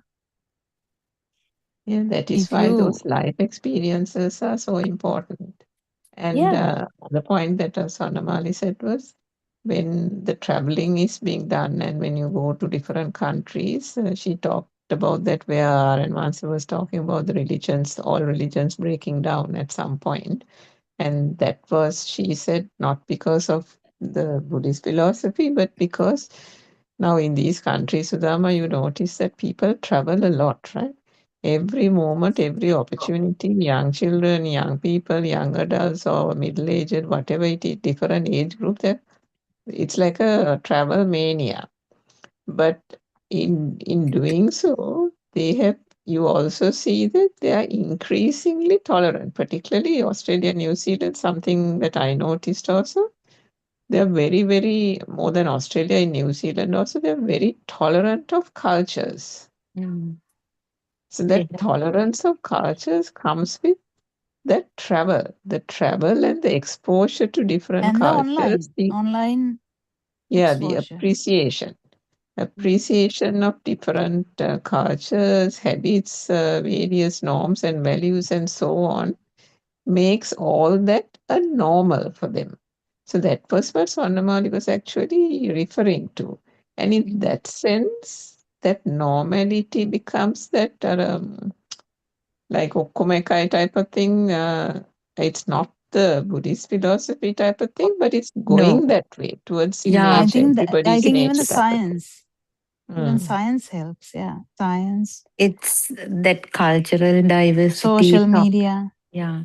It's a trend in the modern education, global education system also. Cultural diversity, tolerance. There are a lot of that student exchange programs also from east to west. So that way, I mean, equality, those equality, they define these terms differently now. And they Yeah, are, and then to the point on the mind. So the mind now, what is it that is bringing so much suffering? If you think about the before the Dhamma and the mind and how all this suffering comes about, one thing is taking these things to be real. And then also these little frames, right? From this time, these little notions and things have been taken on, various kinds of data, habits, values, societal stigma. This thing has to be done this way, that thing has to be done this way. You have to stand up when a person comes. A Muslim is not good, and a Christian is this way, and we do things our way, and all these kind of things. Now, all those frames, can you see those frames are what Sonamal is saying? The more one immerses oneself in those cultures, backpacking, having to stay in under a tent with all kinds of people from different cultures, just sit under the starry sky and have to sleep in a little camping thing gear, and then you don't have anything. You have the same camping gear that the other person has. One pair of trousers, a couple of t-shirts. That's it. You drink from the same bottle, have something over the pan on the fire. That's it. So can you see the equality coming there? And then you can imagine the mind. If a mind is stuck, with various fixated views of I have to sleep this way. Somebody said to Aran once, I can't go to the jungle and meditate because there's no toilet. Right? So if those are all, what is it coming from? The mind. Now, true, he said to that person that you don't need a toilet to nivan dakinna. But those are typical examples which Sonamali was trying to refer to by saying these are opportunities where the mind, if it is really fixated with those frames, is going to struggle. So an excellent way of observing the mind, doing this whole struggle with premeditated values and stigma all arising in the mind, right? Nothing else. There's nothing that the newly born child had in terms of how to live, how to stay, how to sleep, this, that, and the other. All have been learned, isn't it, through this data and this type of stigma that we have that has been created. So Rangika, there when Swarnamali asked, what type of mind do you have? She was constantly asking that, no, from that lady, what type of mind do you have? That is the power of the thought flow, whether it is calm, what kind of things, I actually couldn't figure out what kind of things she's asking. Do you have any idea there? No, I think she wanted to catch maybe the wave, wasn't it? She's quite good at doing that. And I thought that was what she was trying to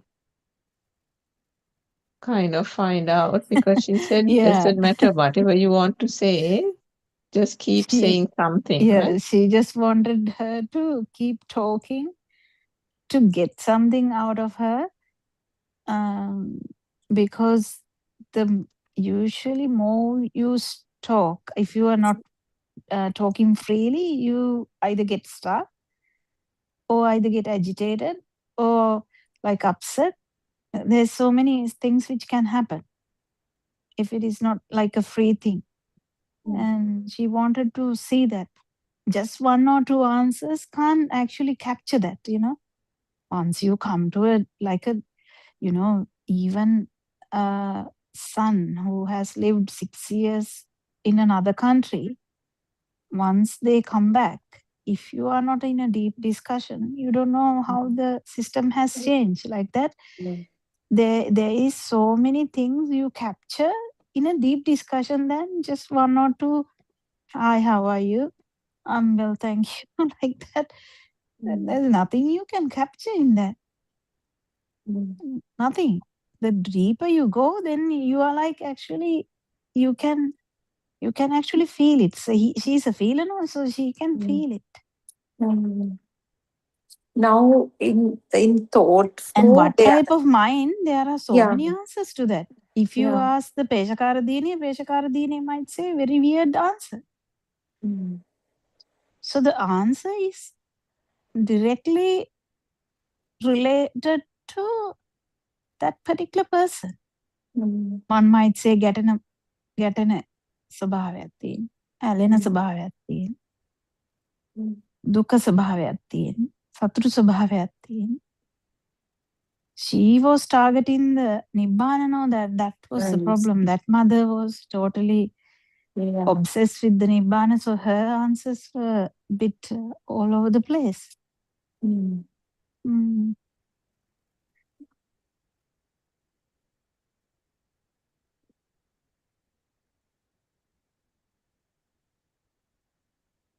But I thought it was a beautiful thing that mother came out with.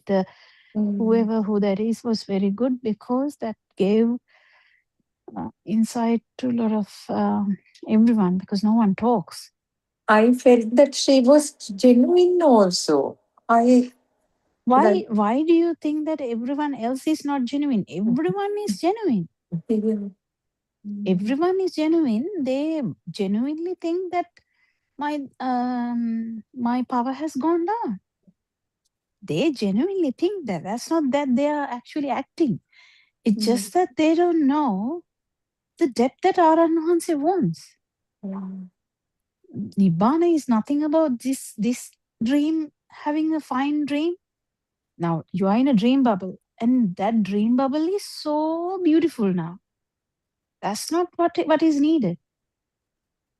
What is needed is to go beyond that and find the vibration and understand, like kind of get that power and see to that come to zero. So this task is not to have a beautiful dream, peaceful dream. Because that mother actually stopped her journey, insight meditation, penetrative meditation, because her dream is now fine. This is, everyone can have this problem. Her dream is beautiful now. Her dream is calm and happy and no trouble. But if she is asked very specific questions, she will be like, she will wonder. ඇහුවේ නෑ එහෙම ඇත්තටම එහෙම ඇහුවේ නෑ ආරණ වහන්සේ.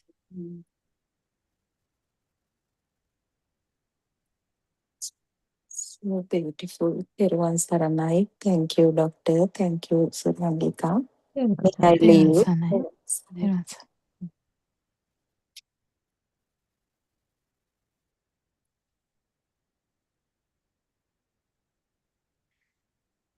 Yeah, it is a beautiful sermon yesterday.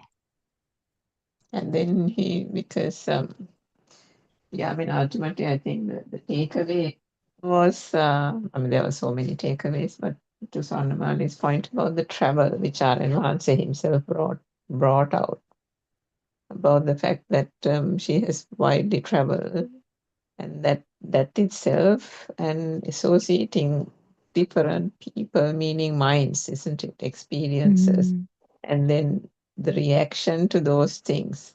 The Mamaya is also challenged, no?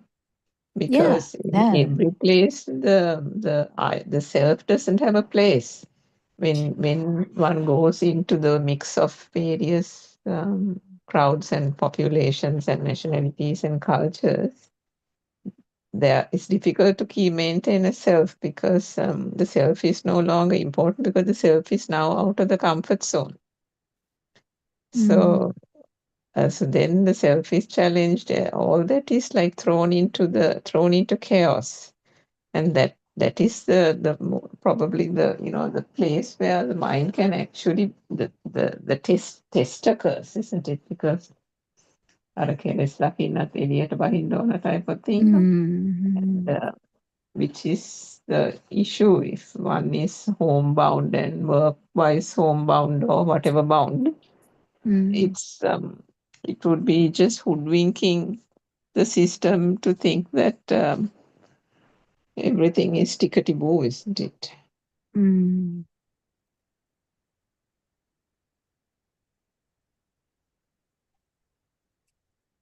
Yeah, going deeper into the waters.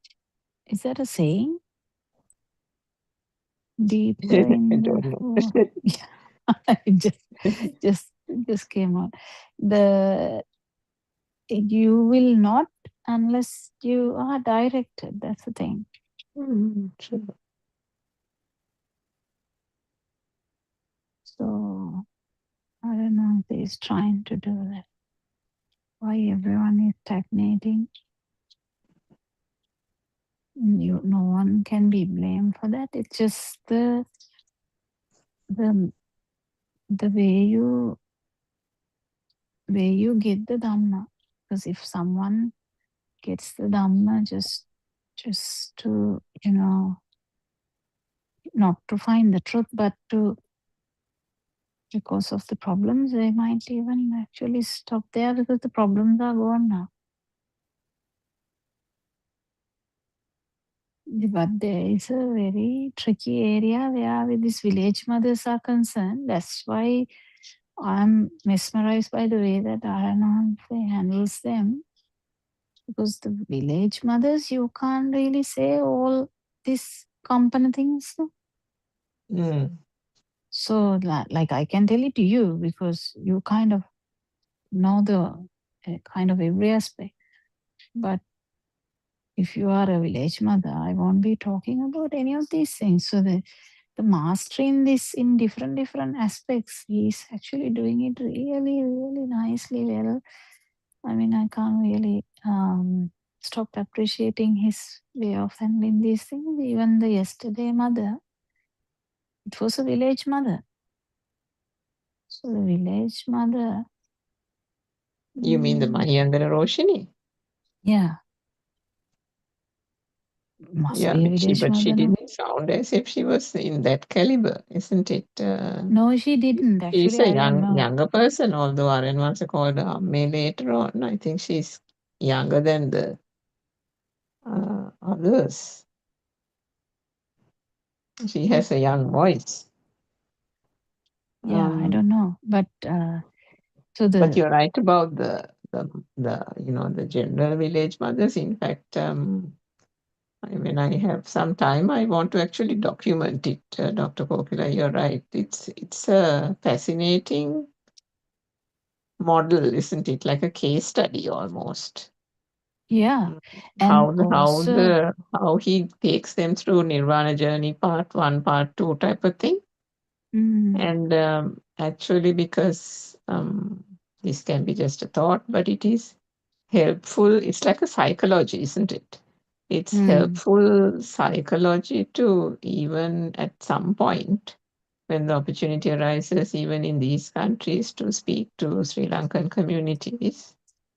Some of that might not work, the village mother thing, but actually some might actually work, depending on the circumstances and the feel of the person actually explaining. One can take it from a simple angle, or one can take it from a, as you said, the vibration angle also. But having those very sequential way, Aranvase uses that kind of way, isn't it? First tackling why are we born, and what is the difference between us and animals? That's like an immediate shock, right, to the system. That kind of thing, because he shakes them up before he settles them down. And he says so, isn't it, in Andolnatmaka, that he doesn't launch into the philosophy straight away. Yeah, yesterday he said he doesn't say some systems, he doesn't tell anything at all if it's irrelevant to that system. Make a feel when I do it, feel when. And then yesterday, when he was talking about the Tamil people community, also that was also an interesting angle, because when Apani was saying that, some misconceptions they have, they are so absolutely dear to their very existence, that if you throw them out of that also right at the beginning, it might be disastrous. Yeah, they might actually get angry. Now, I have patients who are like around maybe 80s, so they have such a very concrete ideas that God's looking after her or him.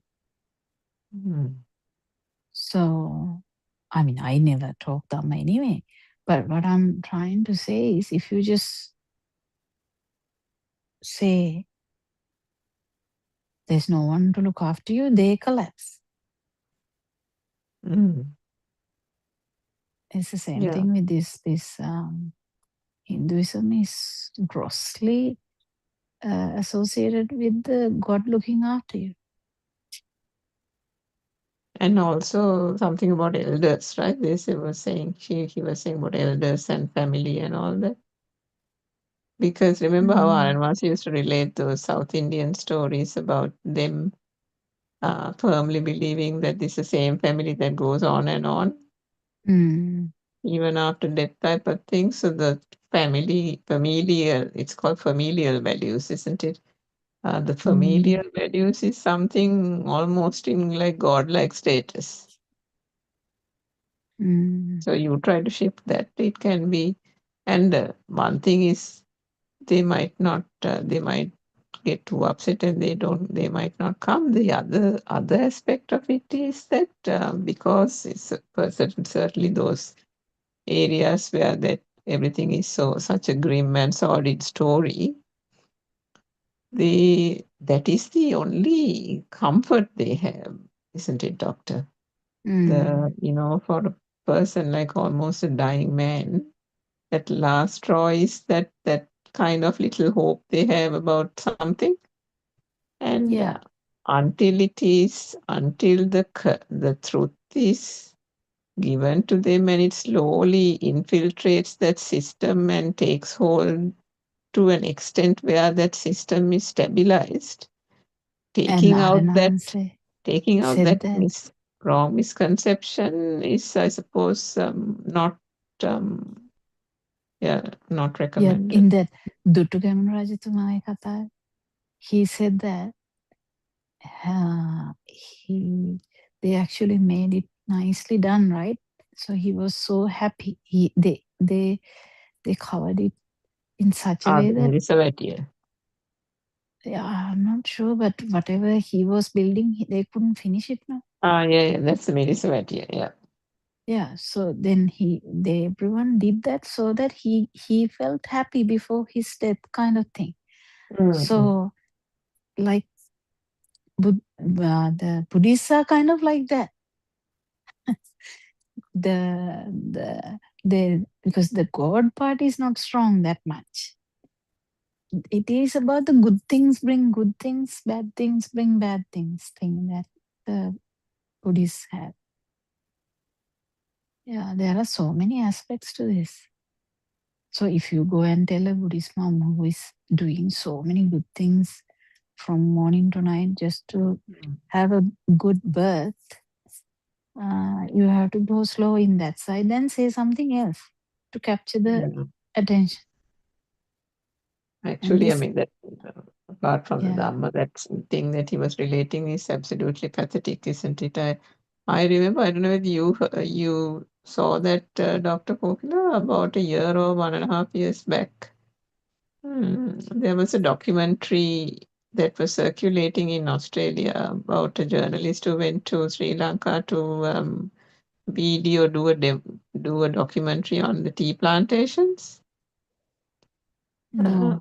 It was aired on ABC News in Australia, and all the pitiful story about plantation company workers not being treated properly despite, green certifications and this, that, and the other type of thing. So even at that time, there was a family, just like what Aaron once related, where that mother, it was one mother who was being videoed right through, and they finally went to the Lima to show her house as well.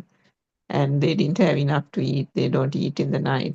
They just drink plain tea and boiled from the residue of the tea leaves, which they don't even get anything. Obviously, we know that as well. But no food, no money for food. They just drink plain tea and go to sleep.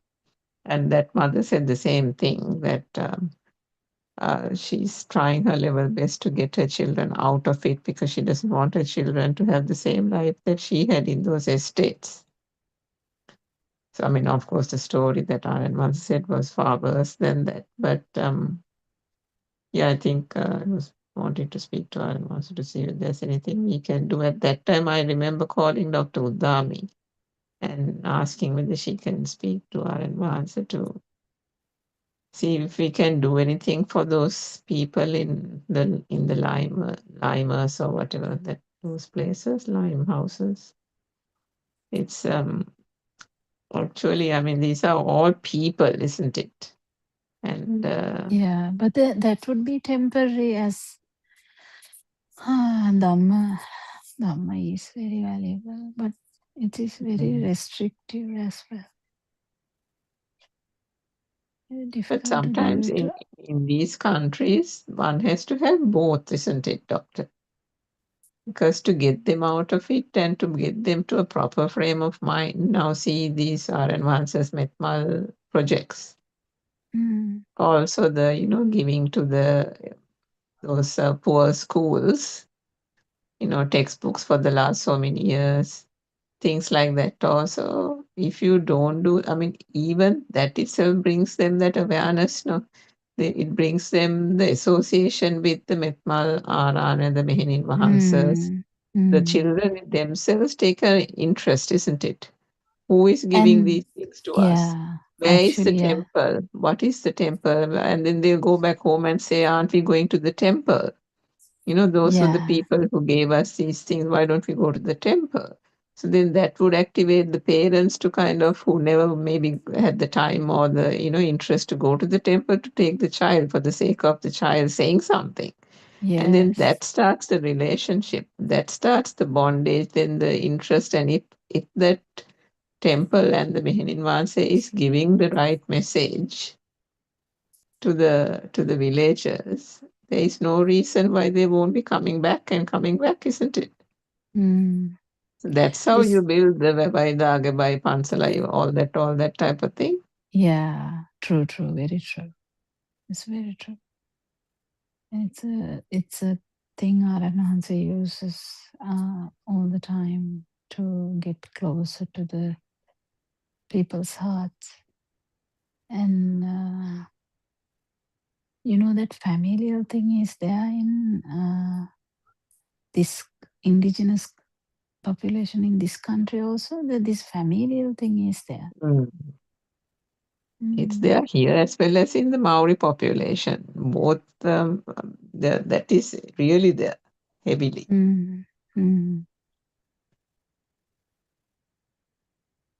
It's like God-like thing, right? To them. Yeah. But to be honest, the little children are changing.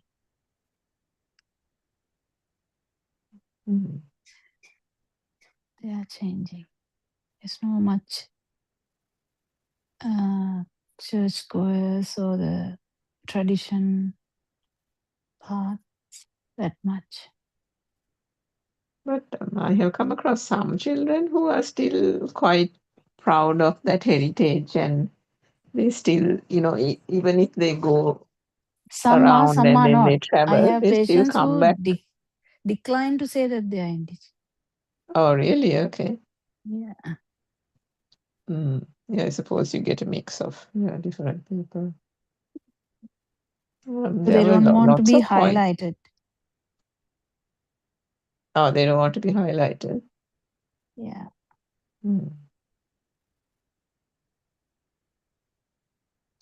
I suppose there are so many ways to say that, but the thing is, understanding that there is no self here goes deeper than everything. That's the thing. It goes to the eye function, it goes to the ear function, it goes to the touch or the temperature or the taste or the smell function, it goes to the mind function. Sitet කෙනෙක් නෑ, කයත් කෙනෙක් නෑ, දැනත් කෙනෙක් නෑ, කොතනවත් කෙනෙක් නෑ. There's an English saying, doctor, where you say there's no leg to stand on. Yeah. කයත් කෙනෙක් නෑ, ඔක ඔක්කොම කෙනෙක් නැති වුණා. Yeah. Yeah, හිතාගන්න දෙන්නේ නෑ තාම.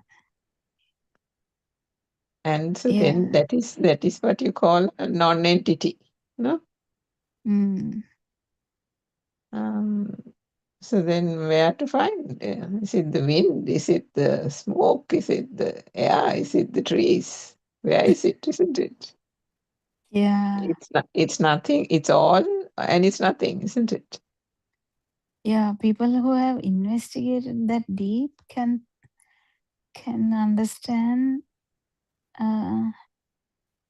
that this what Aranhansa is saying is deeper. But the thing is, I'm actually interested to see how he handled it when it comes to the deeper talks, when it comes to the village mother, because I'm actually waiting to see how it goes. Oh, you mean the next step for the village mother, isn't it? That's what you're Yes, saying. Yeah. yes, But because I are think we, that will naturally progress, doctor, because now he can't be there all the time, no. So what I think that setting that foundation, I think is good enough for the village mothers to but I don't think take that them. village mother got it. You think they I didn't get it? she last night, I don't think she got it last Oh, night. sorry, I didn't hear. What was last night's one? Where was that? Somewhere, no? I can't remember. Mahiyangane Amma, I don't think Oh, you mean Amma the or Nang, whatever. Mahiyanganappa?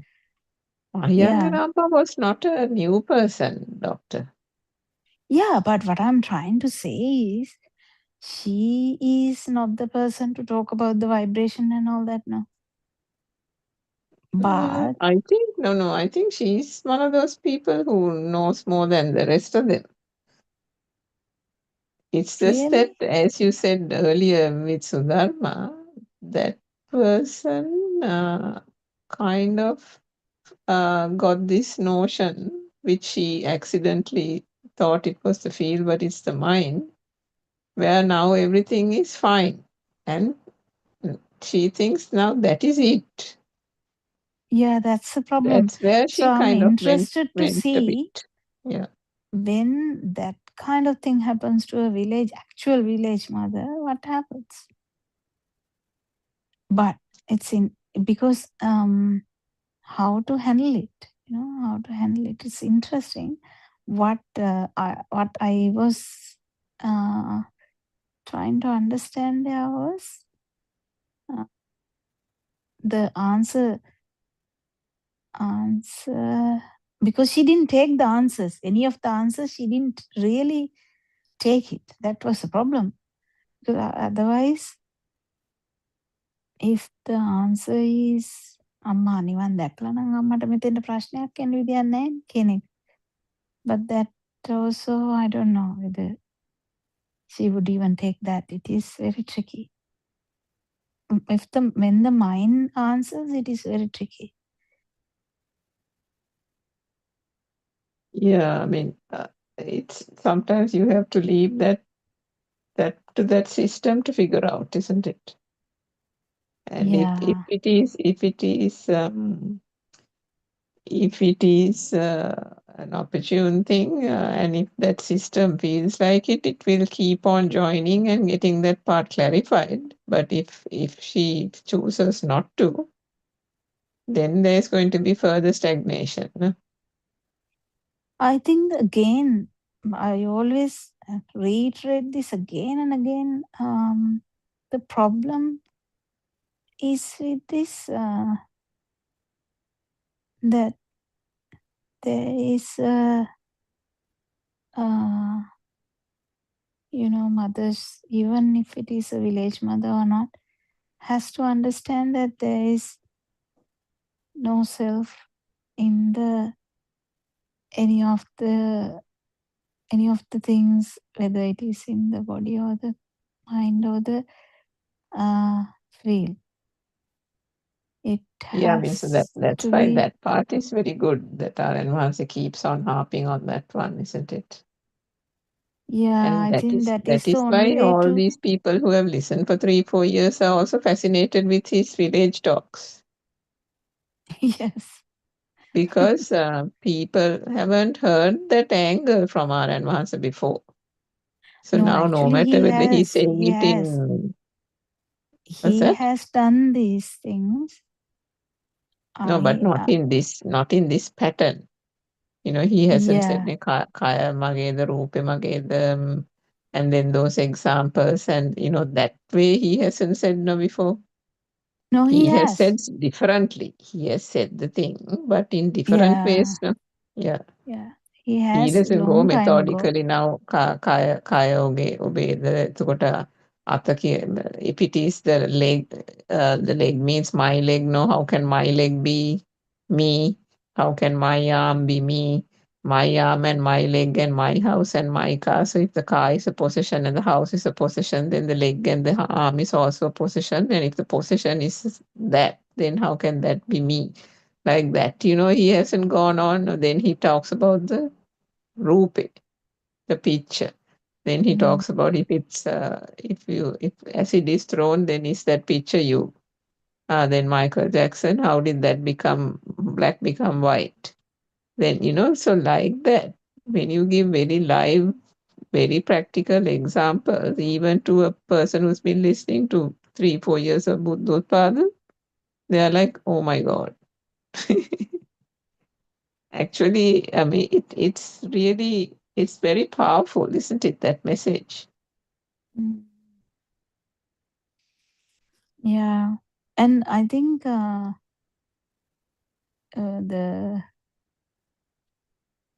usually අම්මට සතුටු හිතුණද නෑ මොකද්ද ආඩම්බරයක් ආවද දැන් සුඛයක් තියෙනවා කියලා. That also she denied. So she kept denying everything. It's interesting how to handle that kind of situation. Actually, there was no answer. Aranhans, because Aranhanse has that, aura kind of, he has that ability to say, I think, mata theranawane. Like thing, then she listens. Otherwise, it would be very difficult. Just imagine Otherwise, Aranhanse is of not course, it there. will be very No. difficult. Just imagine a Meherin Vanse going and trying to do that. They'll all be yawning and looking the other way. And no, it has to be somebody who can really hold the attention. And as you And be said, that confident. Aranvase's feel thing is there. Yeah. But as Aranhan said, it's very obvious. It's very obvious. That's the thing. But how is it obvious is very difficult to say. Sorry, what is obvious, doctor? That she was in the mine. I mean, last night's thing. Yeah.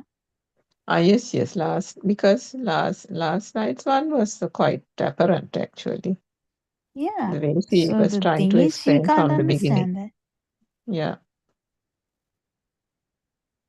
I think she came to the Zoom about 3-4 weeks ago as well.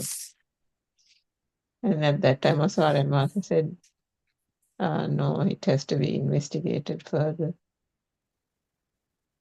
So at that time also, that means she didn't get it. And I last don't night think also, so. I don't think she got it. No, she didn't. And I was wondering about that. That if someone has to be told, no, go further, go further, go further, either you have to have a very good opinion about the teacher, otherwise they don't.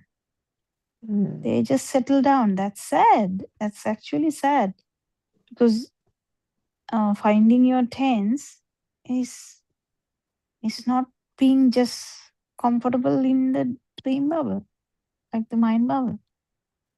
Yeah, I mean, that's why I said that actually if she takes the opportunity to listen to that talk on YouTube or twice or thrice again, then that sister might be able to figure it out.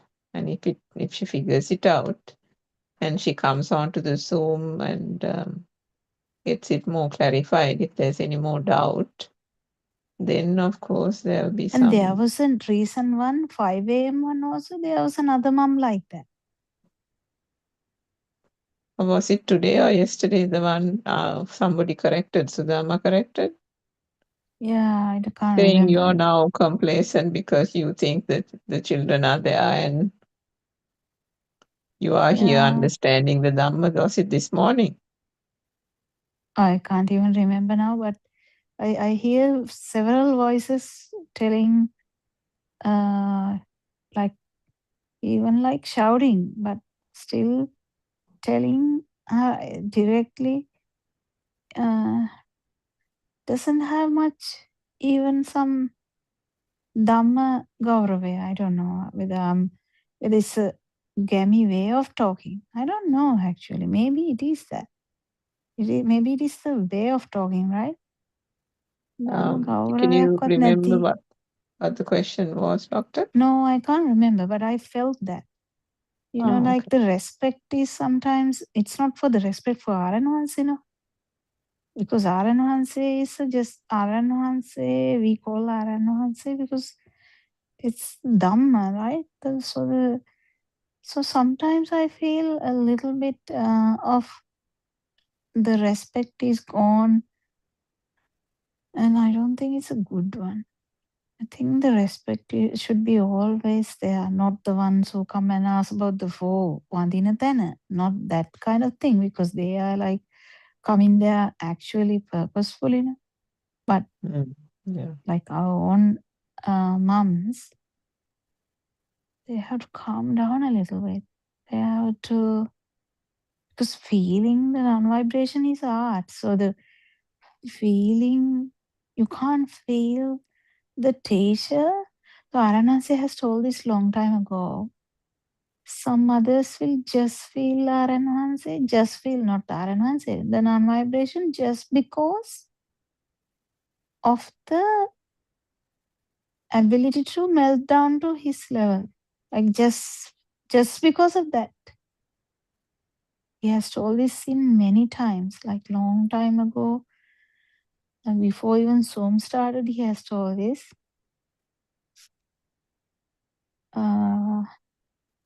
So that, you know, this is a synchronicity, right?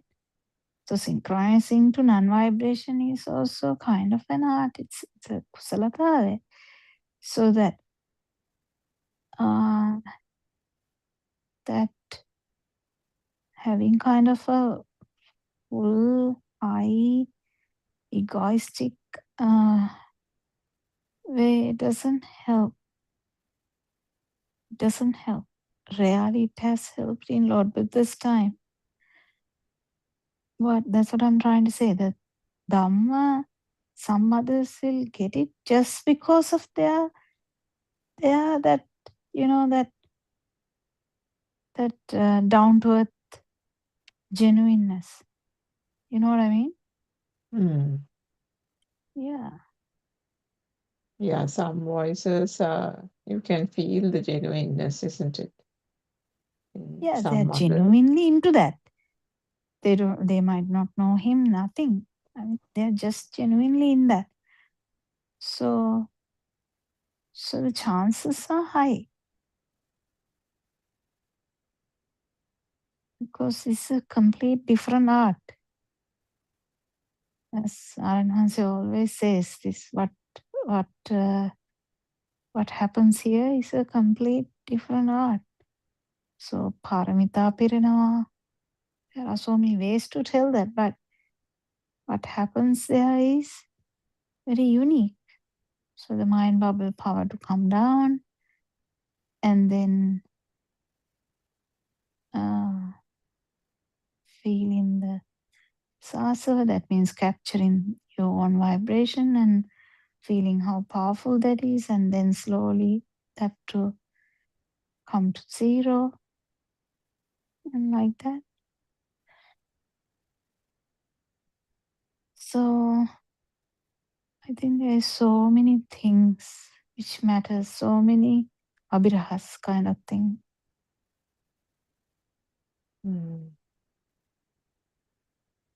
Yeah. That's why if someone genuinely listens to this, even without understanding Dhamma, but genuinely listens without egoistically getting into the attitude, මට දැන් දුක හිතෙන්නෙත් නෑ, මට දැන් සතුට හිතෙන්නෙත් නෑ, දැන් මං නම් හරි වගේ එකක් හිතාගන්න නැතුව just go on trying to, you know, feel the truth. Not even that. Just let feel happen, right? Kind of like that. Because the ego has to be very low for that to happen. Ego has to come down for that to happen. So the village mother, why it is happening to a village mother, if it is happening, even Peshakaradini, if they're like similar things. It's not like a queen, no. Queen comes there. Lord Buddha had to do so much magic to get the queen's pride down, right? She had to do the magical things to get her pride down. But this village, Yeshakaradini, is like already tuned to Lord Buddha. So there's so much stuff here. Yeah, it's interesting actually.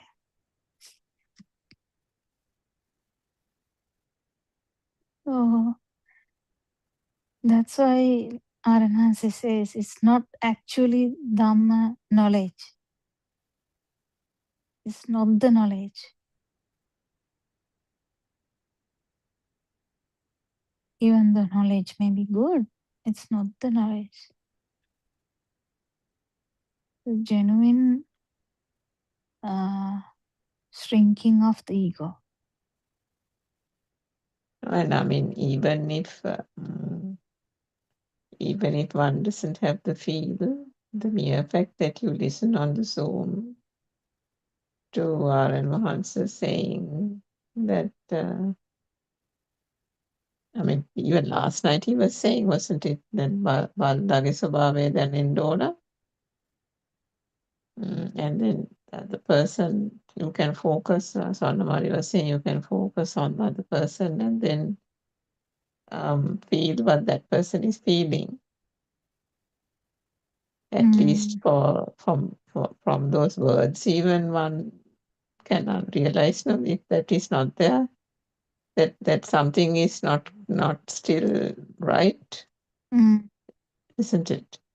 Yeah. So if that experience is not going to change, no, that is going to be one of the aspects of it, no. So if that is not felt, still maintaining that I am or whoever that person was saying.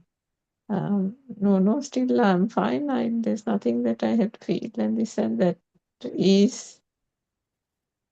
No, that means she doesn't feel RN1 also because the what two I'm trying to say, arms. you don't have to feel, Dr. Gokila. Even if you don't feel, if RN was and Swarnamali are saying that the experience is like this with these features, and if that person who's trying to say something is not feeling that, surely, I mean, that person, the RN1 is expressing it in words, no? At least in words you can compare and say, no, that, okay, if that is not what this system is feeling, then there's clearly more to go and more guidance to be received, isn't it? නෑ ඒ අම්මා කිව්වා මට නෑ මට දැනනවා කියලා. දැන් මේ දැනෙන එකත් ඔක්කොම කන්ෆියුස් වෙනවා. මේ දැනෙන කතාව it is confusing to every mother, I think. දැන් අනිත් එක්ක දැන් ඔයා if you are sad and if I feel that we can say I feel that you are sad today, right? But these are very, I mean, there's some common sense also, no? Yeah. But deep aspects are are also there. are saying are like way beyond all that, isn't it? It's almost like being the other person. That's the thing. So the vibration levels, like synchronicity of vibrations. I mean, these words doesn't matter. That kind of thing is it's unique. Maybe that extent of that feeling is not there for everybody, isn't it? I think R.N. Vasa said that at one point. Yeah. Not all will have that. Yeah. Even this Pubbe, not the one Parachitta thing is very rare. Yeah. I think we have come to the end of the session, right? Thank you very much. Thank you, R.N. Vasa, for your noble guidance. We worship you every day, and thank you for your precious work to give this self-Dhamma to everyone. Thank you, Dhamma friends, for participating. Thank you, Surangika and Sudharma.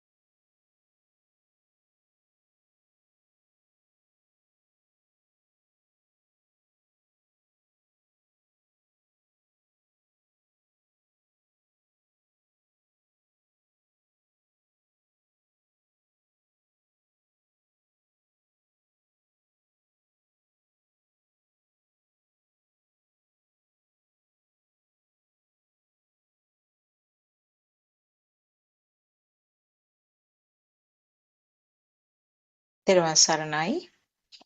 This is the English Zoom discussion of Buddothpado Deshana. First of all, we'll worship our noble friend Aryan Wahanse, and may all of you be blessed by Triple Gem.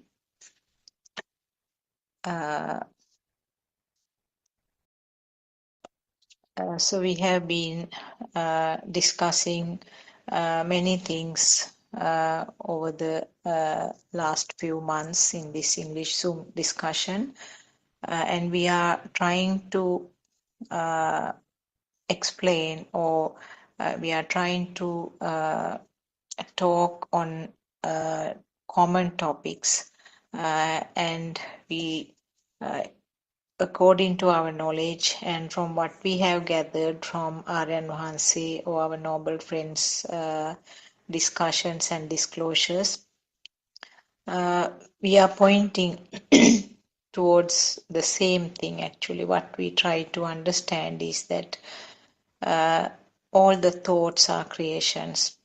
Thought is an illusion, thought is a creation of the function, sense of function.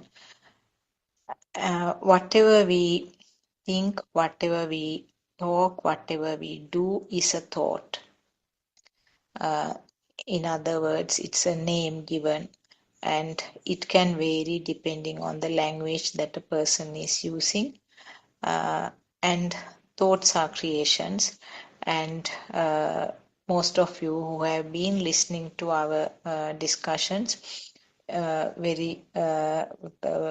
of you know that how the thoughts are created.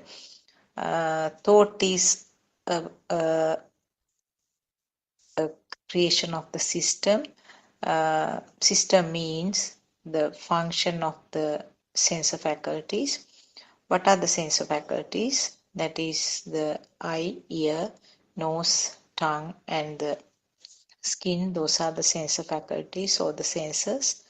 And these are limited to the human species, and different animals or different living beings have different types of senses, and also a number can vary.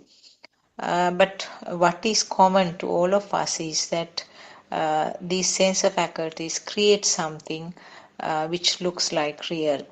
And the word called anicca is used to describe that what we are assuming as real is not real. It is not something which is there truly. We never know. We don't know. We can't have a real idea of what is really existing. But it all is limited to the information provided or the information created at the sensor level.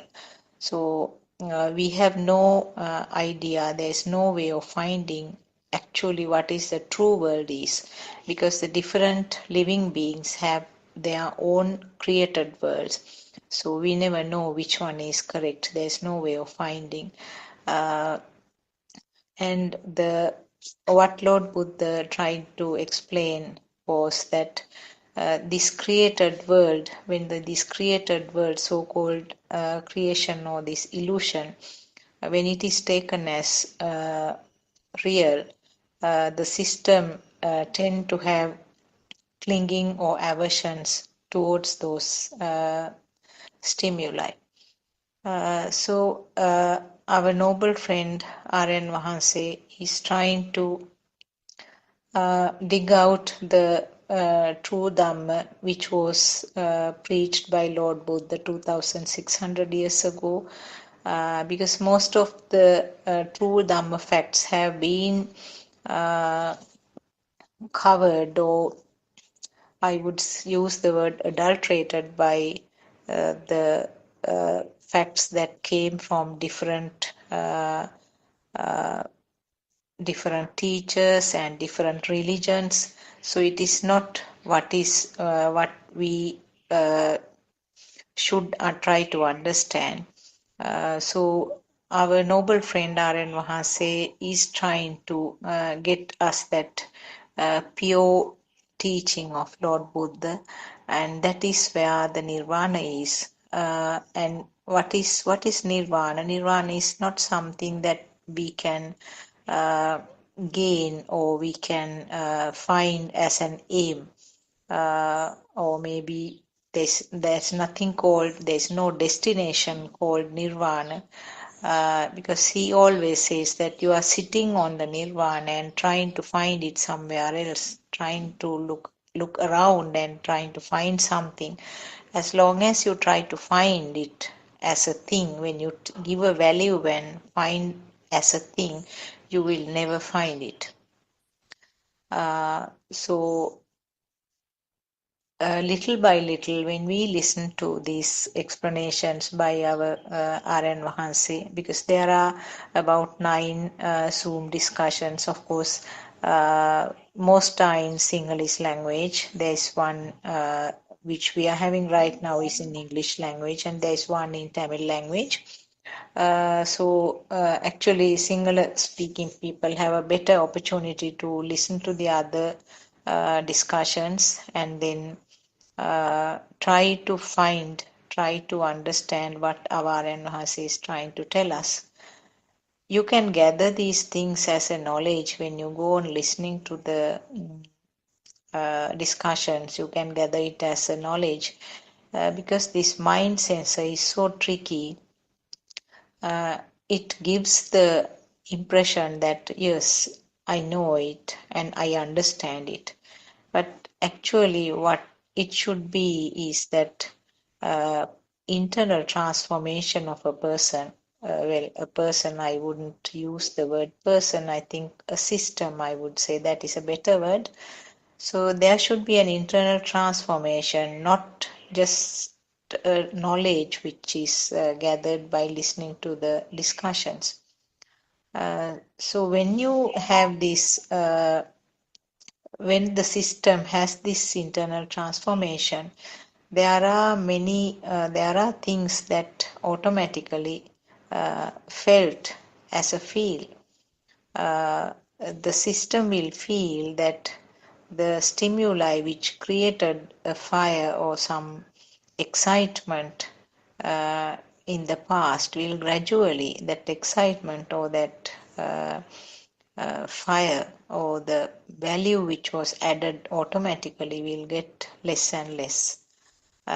So the one level is that the thoughts, and then going beyond that, even the things which are seen, that means a vibration at the eye level, vibration at the ear level, those are also creations. So basically there is nothing at all, but all seems to be creations, one on top of the other. And in other words, it's like a building constructed without any foundation, which can collapse easily the moment you understand what is this mechanism, what is happening here. Dr. Kokila, Teruvan Saranai, I just started telling some few basic things. Maybe we can take a topic and start the discussion. Teruvan Saranai. Metrical Jen, bless you all. We worship R.N. Vahase.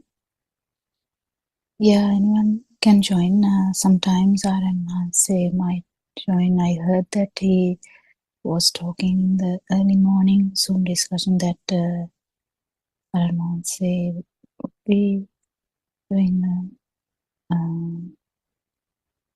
sermon in Sri Lanka around this time.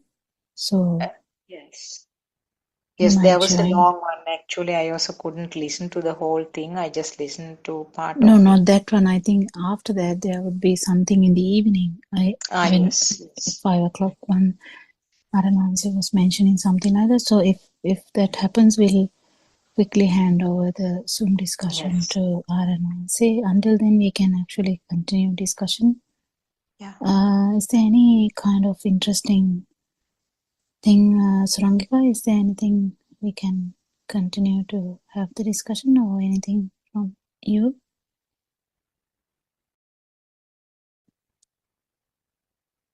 Yeah, the long Zoom, actually, Aran says all the sessions are very long these days, so it's taking time to listen. Thiruvan Sannai, Dr. Kokila, Thiruvan Sannai of the Dhamma Friends, Worship Aran Wahansa. Yes, in fact, the morning Zoom, not the early morning one, the other one, I think was a very long 3.5-hour talk. And I think he was explaining quite a few of those basic true Dhamma philosophy, Satyanyana kind of aspects to a gentleman who must have been new to listening to our advances discourses.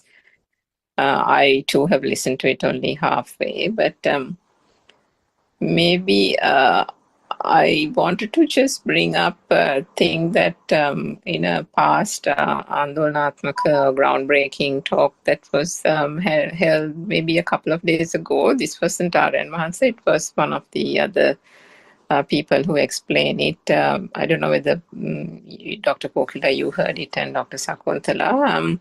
Somebody asked the question about perceptions, and that mother asked about how whether the sanya, as we call it in Sinhalese, or perceptions, and I think we discussed it yesterday or day before that actually the word sanya really conveys it better than perception, but for the purpose of our discussion today, because it's in English, we'll use the word perception. So the mother asked on the Zoom whether when one attains nirvana or arahathood, really, what happens to the sanya, and whether what happens to the perceptions, and whether the perceptions disappear.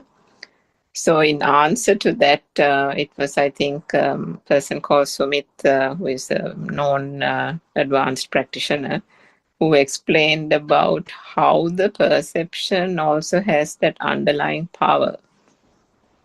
And the way he explained it, I think, was appreciated by a lot of people on that Zoom thing, because he took the five aggregates and said how, when we've all heard about and understood and tried to understand through Vidarshana, the vibration and the speed of vibration manifesting itself in the senses, which is the rupanya, that we call it, or form. But then form, and then followed by, I mean, you can't say followed by, they all happen at once in one moment. But so the form, and then with the form comes the sensation and Vedana, and then the Vedana, after that it's the Sanya, the representation of the Vedana or sensation is the Sanya, perception, and then the continuous happening of it is the Sankara or mental formations, and then which then translates into Vijnana or consciousness. But what he was explaining was that with that single vibration has an underlying power, and it is that power that multiplies because of the speed and then becomes a thing, and then one gets the notion of there being something existing. And that's how the whole light consciousness, sound consciousness, the feeling that it is there comes about. But he explained very well that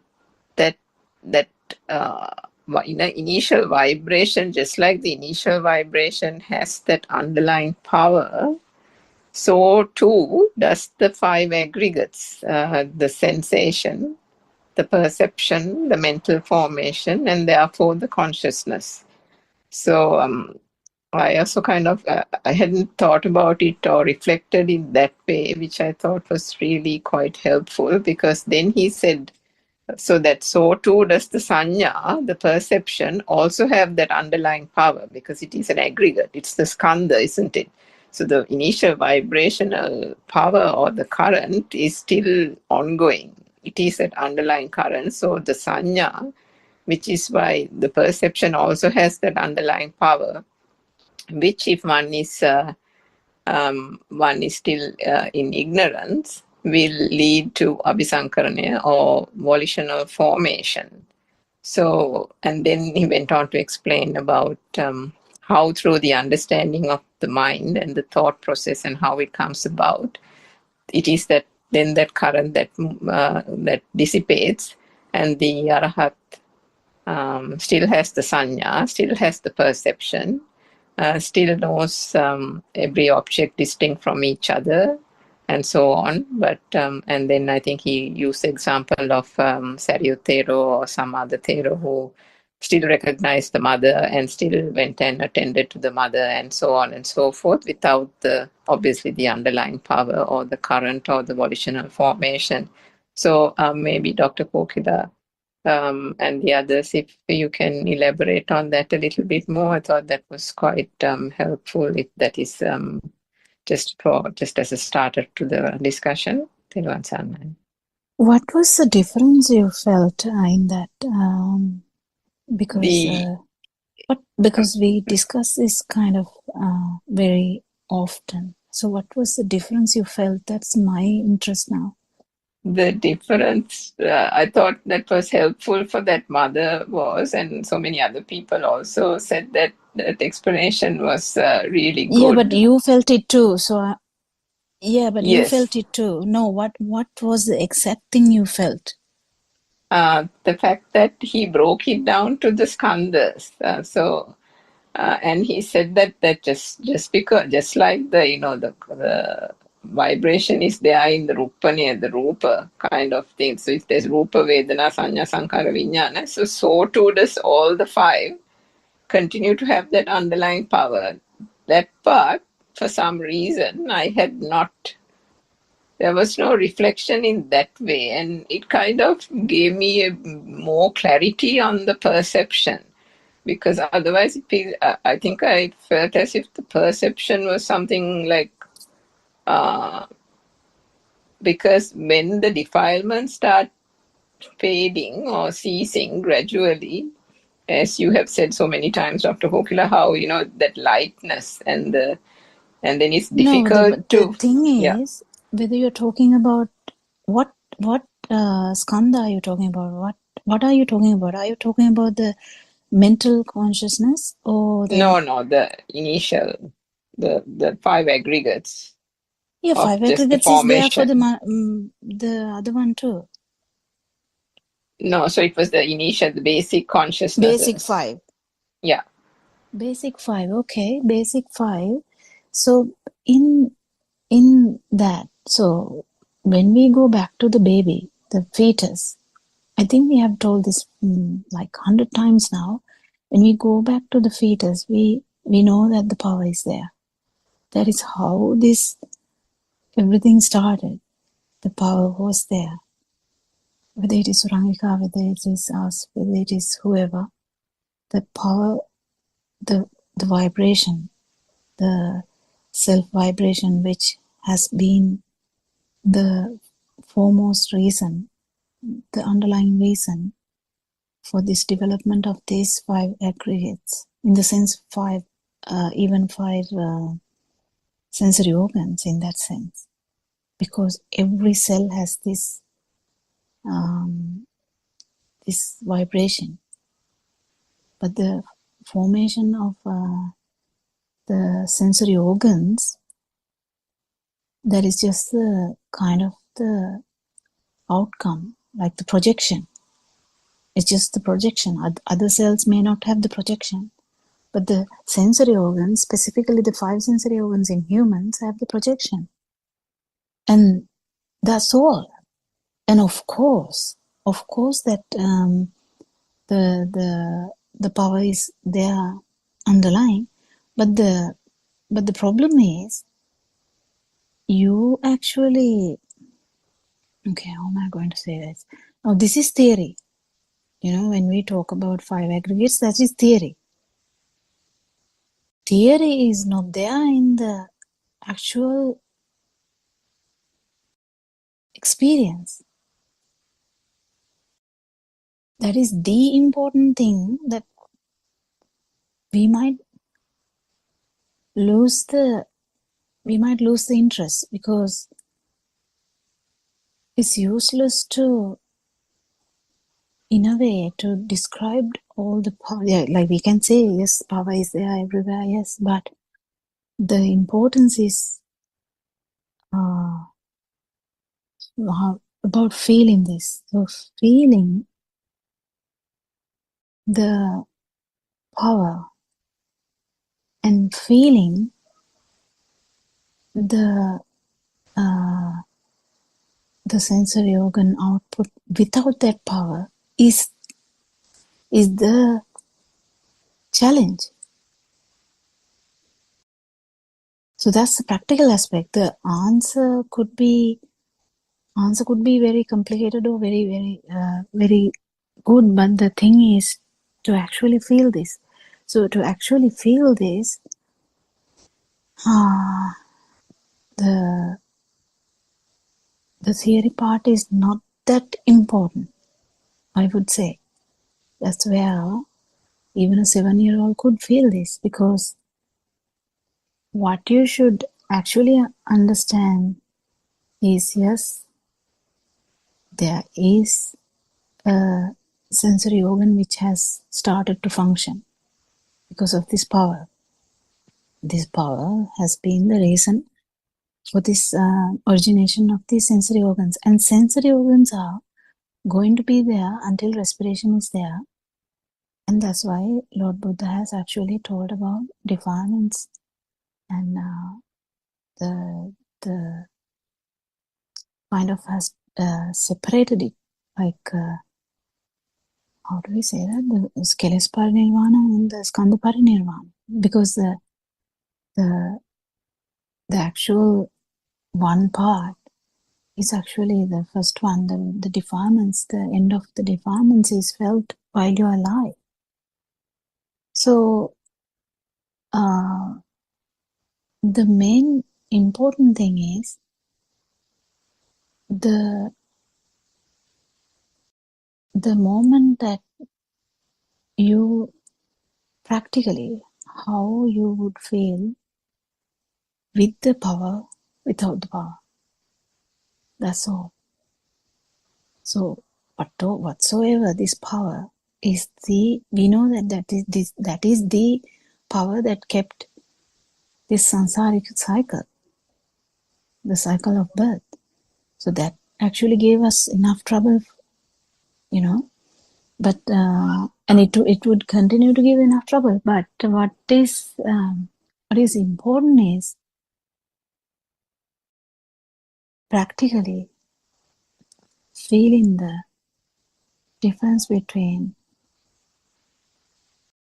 power, the sensory organs working with the power, and sensory organs without the power. That is the important aspect of practical experiences that everyone should try. In trying that,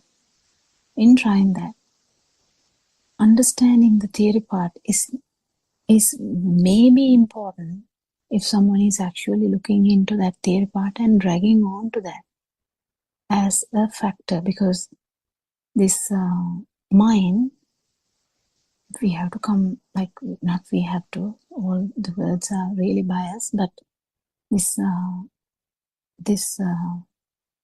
to actually you can't catch this power while inside a thought. So the thought, piercing of that thought bubble, means, actually what it means is that power is not there. So if your thinking power is too much, or your thoughts are really powerful, and it is about this Dhamma, and it is about this Rupa Vedana Sanya Sankara, or someone is splitting hairs about Rupa Vedana Sanya Sankara, and that is what is actually the affecting his or her strength of the thoughts, then understanding that might calm that person down. Do you get the point? Do you understand what I'm trying to say? Like, because our Yes, thoughts Doctor. are so powerful. Our thoughts are so powerful. That's why the lot of instances we kind of miss the feel. So why we miss the feel is because our thoughts are so powerful. If the thoughts are so powerful, and because you know what happened with Ananda Thero was his thought about that tomorrow I have to participate to that thing as an around was so powerful. Like that, if your most powerful thought is about this skandha, then it is good to know, kind of. Otherwise, theory behind this skandha, theory behind any of these things is not the most important thing for you to understand or to actually pierce this thought bubble. To pierce the thought bubble is the most important aspect is to understand that thoughts are not true. So whatever we discuss here, these words, the words which are coming out, if someone is even thinking about this skandha as like really serious, then for that person, that would be the most powerful thing to break now, because that's how it is. You know, the when you know Dhamma, what the Saranansi says, you kind of know Dhamma, but then you have to kind of undo that too, because we are undoing. We are actually going backwards. We are kind of going backwards towards the radiant mind. And how can you go to the radiant mind if the thought about the skandha is so strong? Do you get my point? The practical aspect, we have to be careful. If we are actually, that's why I asked why it inspired you, because if something is inspiring you, it is because you kind of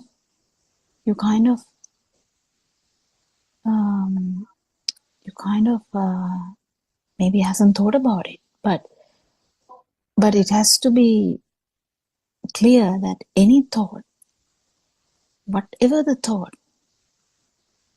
none of these thoughts are actually true. Do you get the point? And this Yes, is Dr. Pokila. I just thought that was just an angle that I had not explored in the when I was reflecting, and this is also only for you actually, because that's why I asked the question, what inspired you? Because and also I think we talked several times about when the perception becomes lighter and lighter, meaning it doesn't become a thing, and then the form world. form world is thoughts. So if you're actually putting How stress on skandhas, you are thinking about skandha. You are thinking about skandha, so that's fine. It's okay. You know, we have so many arguments. We can argue. If you want to see an argument, you go to like a, people in this country can go to a club and see how they argue. They're useless topics, and they can argue. But in Dhamma also we can tell in different ways. But the main message in Lord Buddha's Dhamma is Sabbe Sankara Anicchati.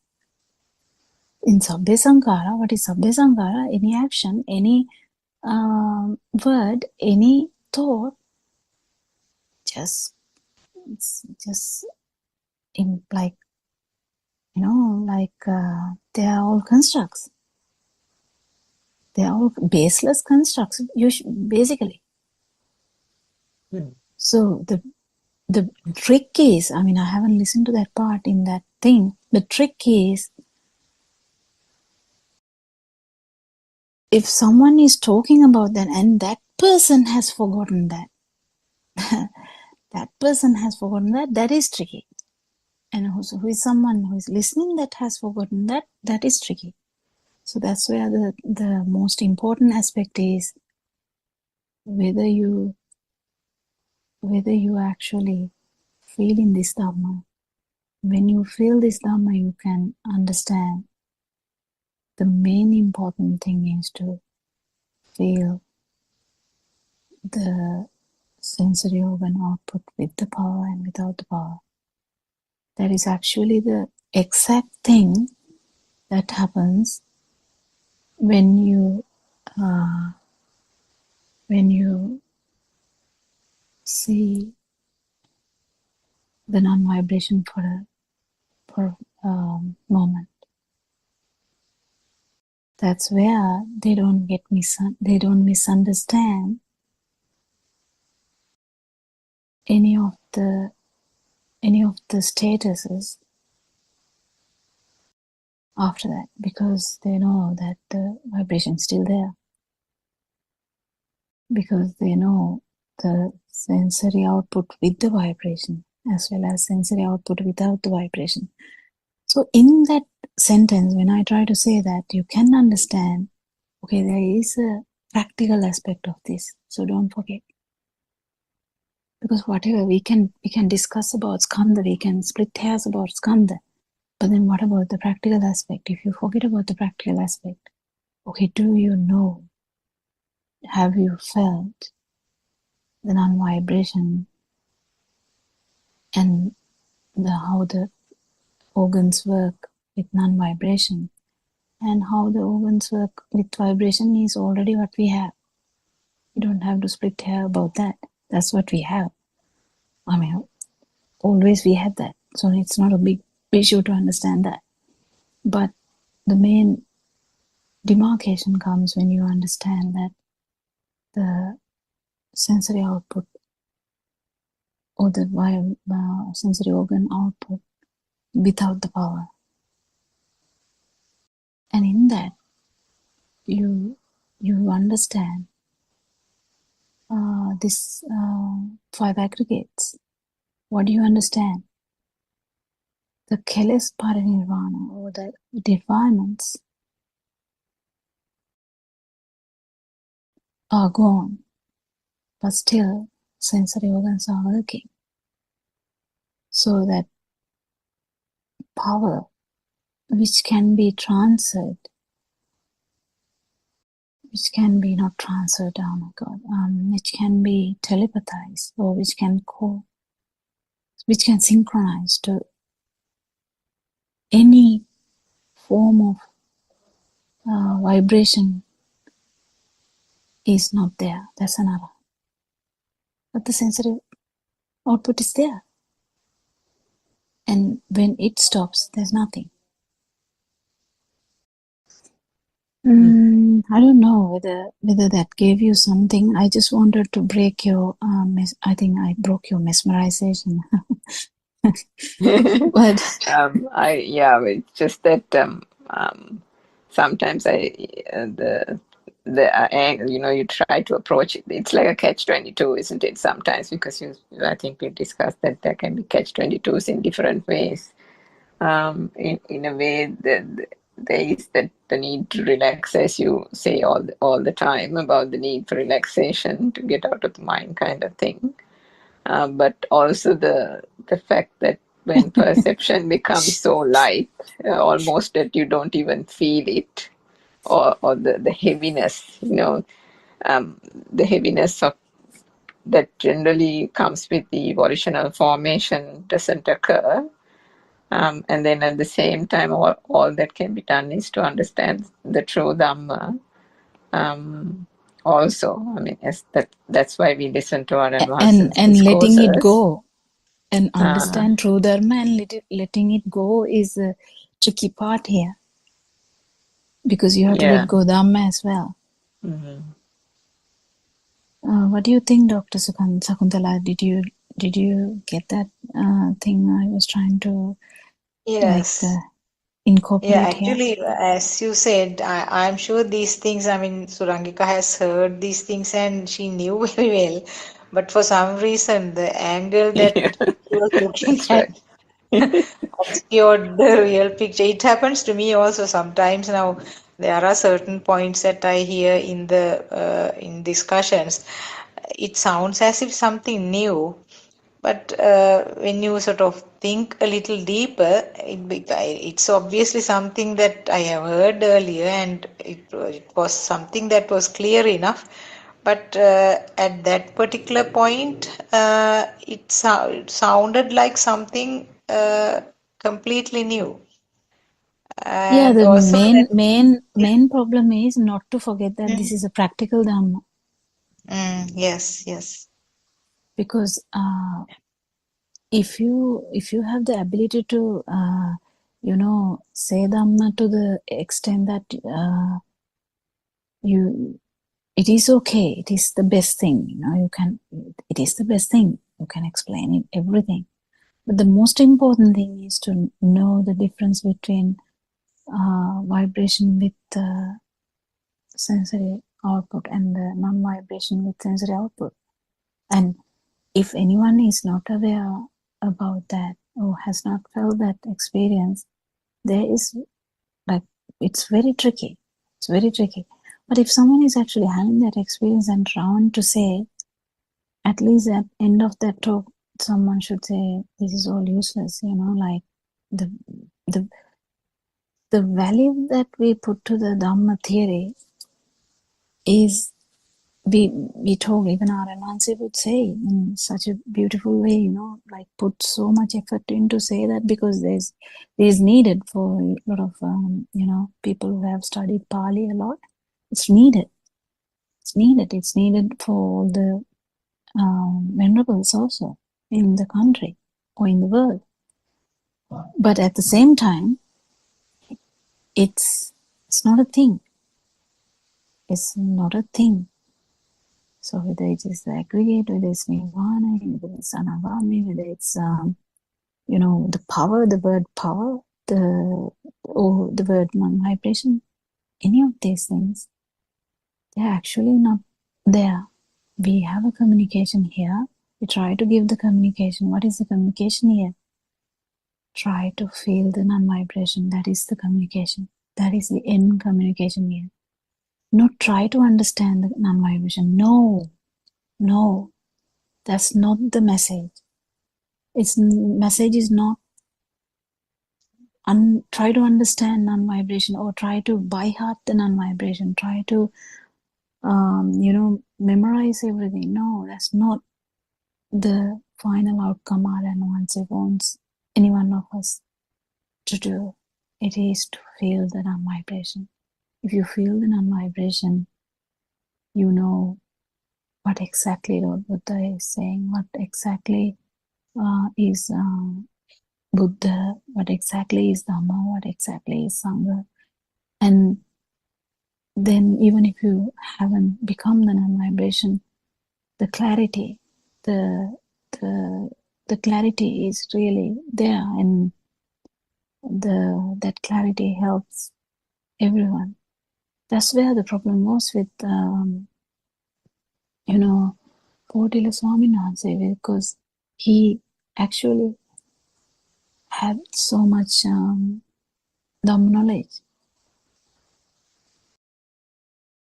But Lord Buddha didn't actually say that is the most important thing. His main important message is to try and feel this, that that there is no self here. The continuity of this field, the power that we feel continuously, is actually a construct. That is the main thing about sanya.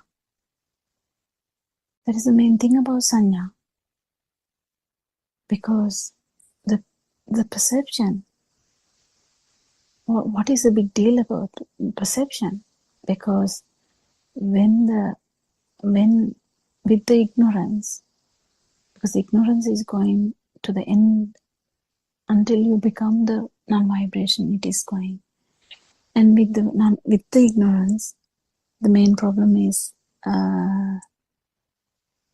the misunderstanding between the vibration of the sensory organ and the non-vibration. Even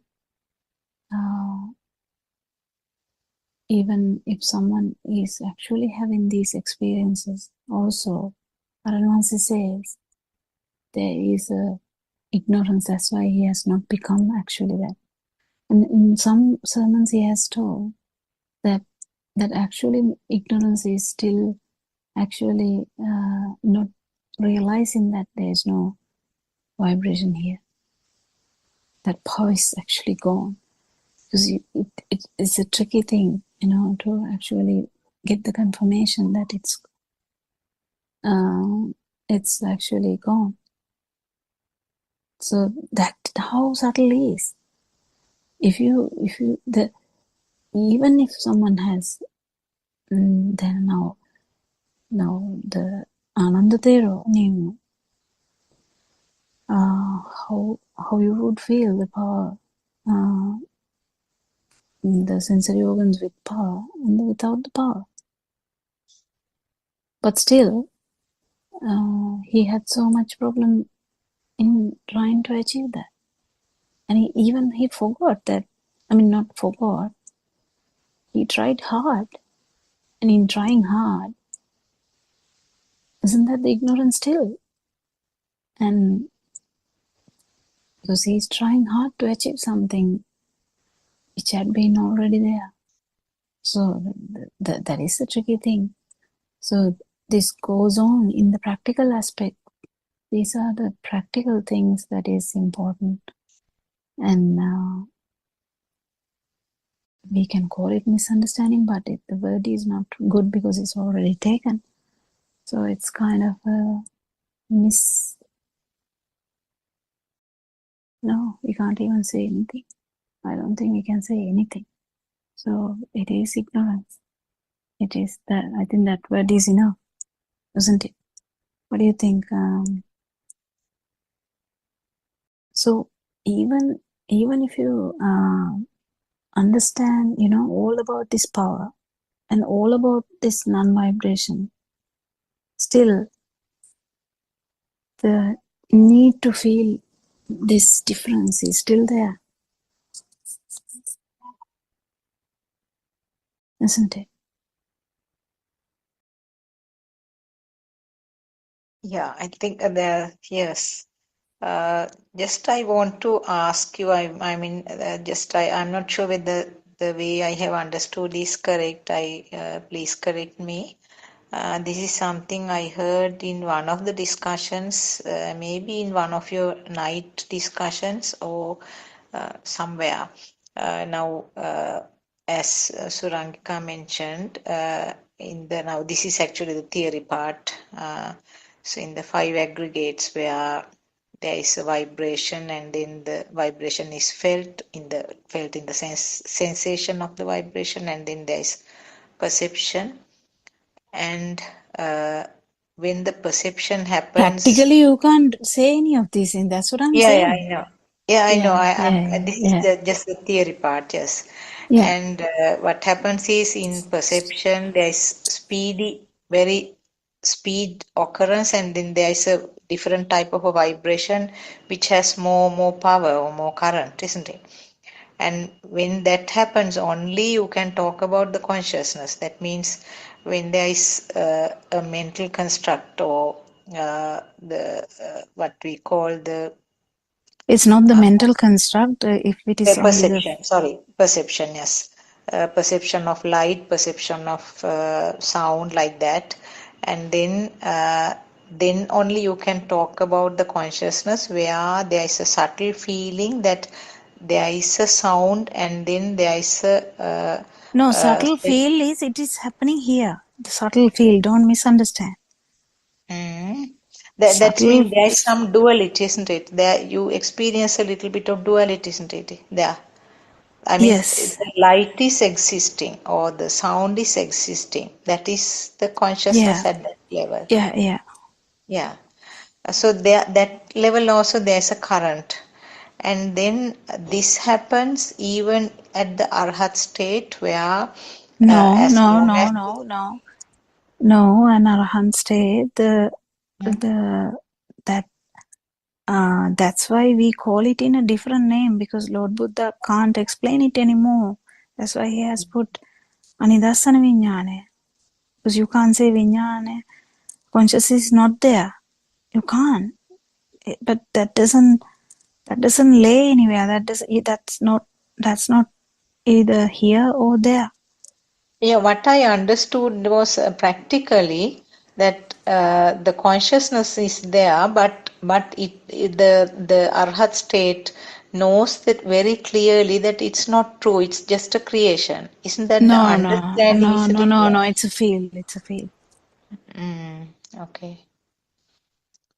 And then when what happens is when the person understands this mechanism, when the system understands this mechanism, the current which was created at the sensor level will continue, but the additional current or the additional fire which was created as in the form of a defilement will get less and less.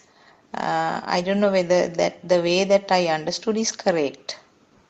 Yeah, I think Was I clear Aranwanse. enough? Was I clear enough? Yeah, I think so. The Aranwanse sometimes take these two words also. I think because of that in English he's trying to say it in a different way. Sometimes I have heard that him telling the So I alive think alive that feel and the feel of existence. Because like, yeah, so but anyway, what you have to understand is this is something felt because none of these sensory organs are working, but there's no entertainment of that. So that bit has to be felt. Yeah, there's that no bit, yeah, yeah. sorry. That's a feel though. That's not a understanding. There's understanding anyway. That's why you start to feel it. There's internal transformation. That bit is there. Yeah, true, there is no entertainment, but I mean, there is no difference in the way that That the is things the are seen. difference. That is the difference. That what is normal vijnana and what is anidasana vijnana, that is the difference. Yeah, You what is the So know, difference? Yeah. I think Dr. Sakuntala, the distinction that you're trying to make is between the vibration that we talk about in the Satyajna or the True Dhamma philosophy as being the cause of this Abhisankaranya or the formation. So, you know, how we start saying it's the speed of vibrations manifesting in the sense faculties that gives us the sensory perceptions, right? So there is that vibration. And then the vibration that Aryan Mahatsa is talking about is the Atmiya company and the self vibration. It is that self vibration which is the underlying actually, power. yeah, now I got it. I think I will add to that Surangika's thing because when Surangika was trying to say, I just got the question now only, sorry. Actually, but I have mentioned this before. Aranwansi mentions that before too, because this fight is only for one vibration. This fight is to get rid of one vibration, which is the self vibration, self perception, and the self thought. Is just one vibration. This happens when the sensory organ functions as a thing, like in the sense it is felt as a thing. This coexists. This happens thing is the thing. You have to understand. It is kind of not the same vibration, but you can't even say that it is a different vibration because it is again synchronicity here. Because when the sensory vibration, sensory organ vibration is as felt as something, immediately without any gap, it is that other self vibration is activated. That's where you are born in each and every thought. That's how you are born in each and every stimulus. I think if you understand that bit, this will be a bit more easier because That's how you telepathy to the Buddha status. How else are you going to otherwise telepathy or synchronize to the Buddha status or the non-vibration? Because non-vibration is not a one thing that one person achieves. It is also just a status which is there until the respiration is there. Even I think according to our advances, the Dhatura Paranirvana, until such time the non-vibration is there. So that's just a something I have understood from our advances, the sermons actually.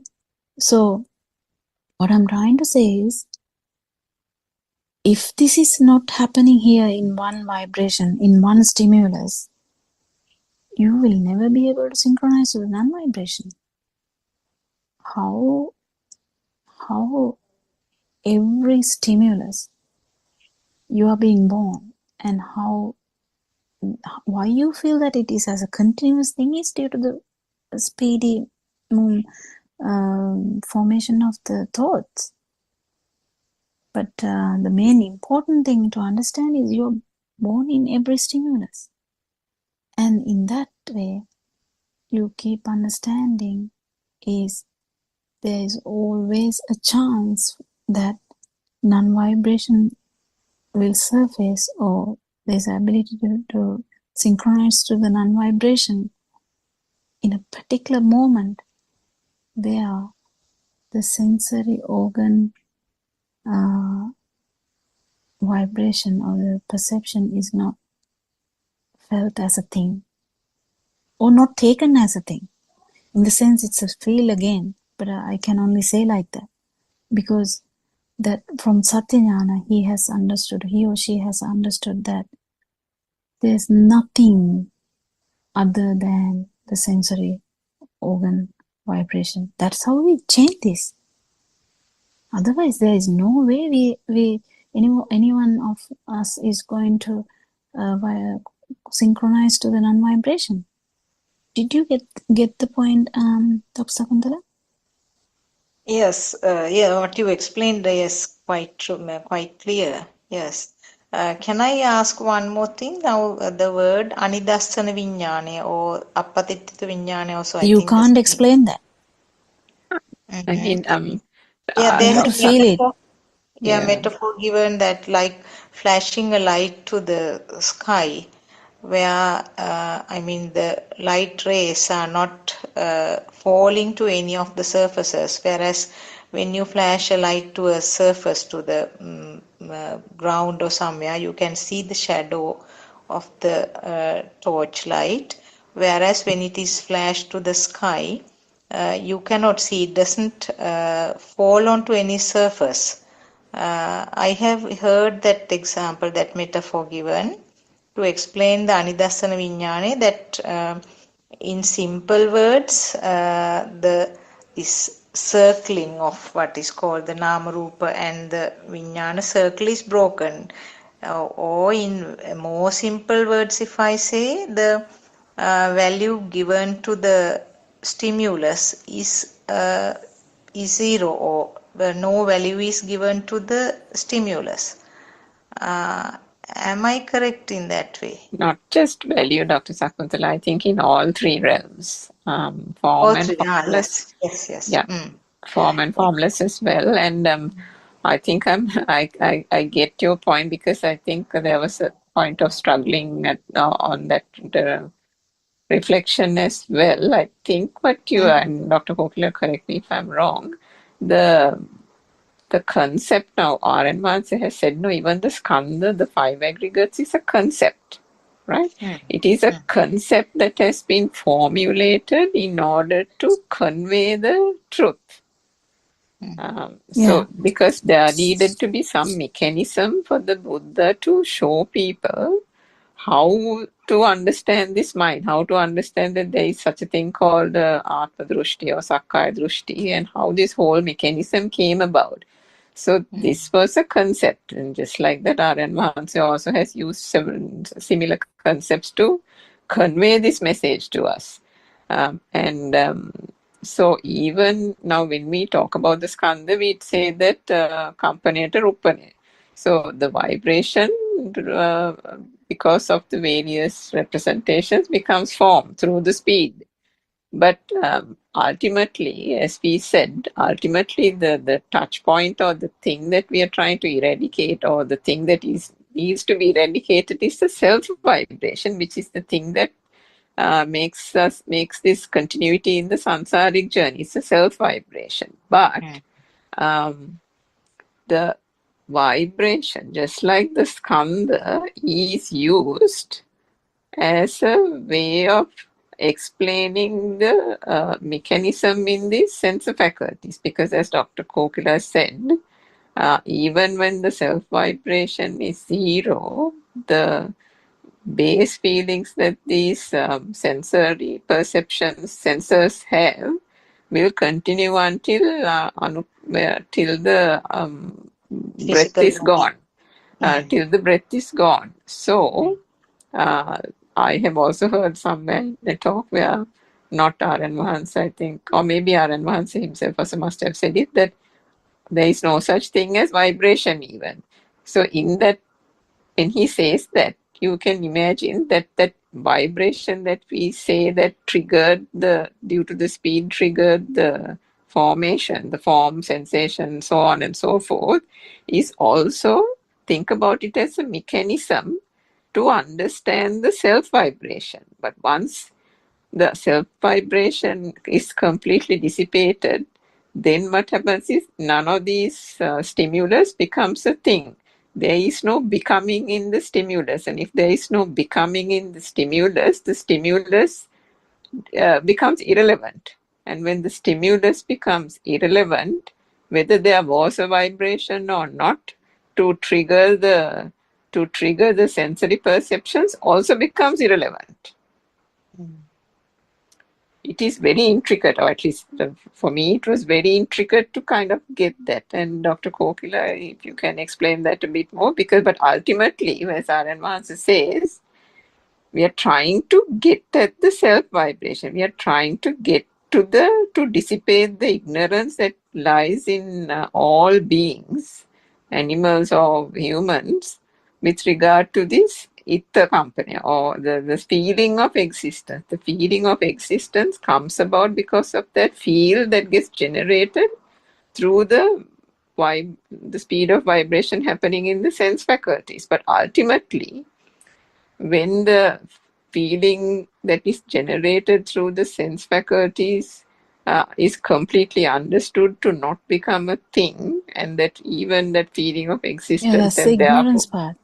Yeah, that part gets completely dissipated, and as you said, Dr. Sakuntala, becomes zero. Then even if these sense faculties function, and they will function till the last breath is gone, that because it doesn't become a thing in the sensual form and formless realms, the apatitta viññāna that you talked of is the thing that is what's left. And because that's all that's left, everything else becomes irrelevant, and therefore that the initial vibration that we talked of that set off the sense faculties also becomes irrelevant. Am I right, Dr. Kokila? That's the way I figured it out. I think because that vibration is something that just happens. So not that is not I mean that last sentence I would say we have to be careful, because when you say the self vibration becomes irrelevant, no, that's not the thing. You no longer can no, not the self vibration, the vibration becomes irrelevant, not the self vibration. Vibration becomes irrelevant, that's right. But this actual, what happens is for an arahant, you can't, even by thinking or even wanting to synchronize to the self vibration, you can't, because that this has changed so much that non-self vibration, non-self perception has become the normal. Yes, so that's then the new norm. New norm, Now yeah. means it's completely gone to, meaning not rock bottom, not zero. I don't know what to say, isn't Yeah, it? yeah, There's true. absolute, because that's Shashrata, the tea leaves in the cup, everything, no residue whatsoever. Yeah, and also I would like to add, this is for you too actually, within the mind bubble, it is very difficult for you to know what the sasava is. So you have to remember that. So it is difficult to feel the actual what you feel, but how much power you have. It is difficult to feel it within the mind bubble. So that is the trickiest part, I think, because if the mind is even for a moment, what happens is when you actually, Aran once says, have you seen Buddha? That sentence, what he means is that whether you have felt it at least for a moment, in that, actually in that moment, just for that moment, the ignorance is zero and the vibration is zero, but still the sensory functions are happening. And in that understanding, in that particular experience changes the whole scenario, because all our life, what we knew was, this is me. I can see, I can hear, I can feel. I feel sad, I feel happy. My children are sick, or my parents are sick, whatever, something like that. The whole life, even before that, this much of life, even before that, the feel was the same thing. Feel was that it's happening here. Feel it. That's why we call it always like the vibration happening here. So if you're trying to go backwards, if you try to go backwards to your own vibration in the zygote, just imagine whether you can become that zygotic vibration.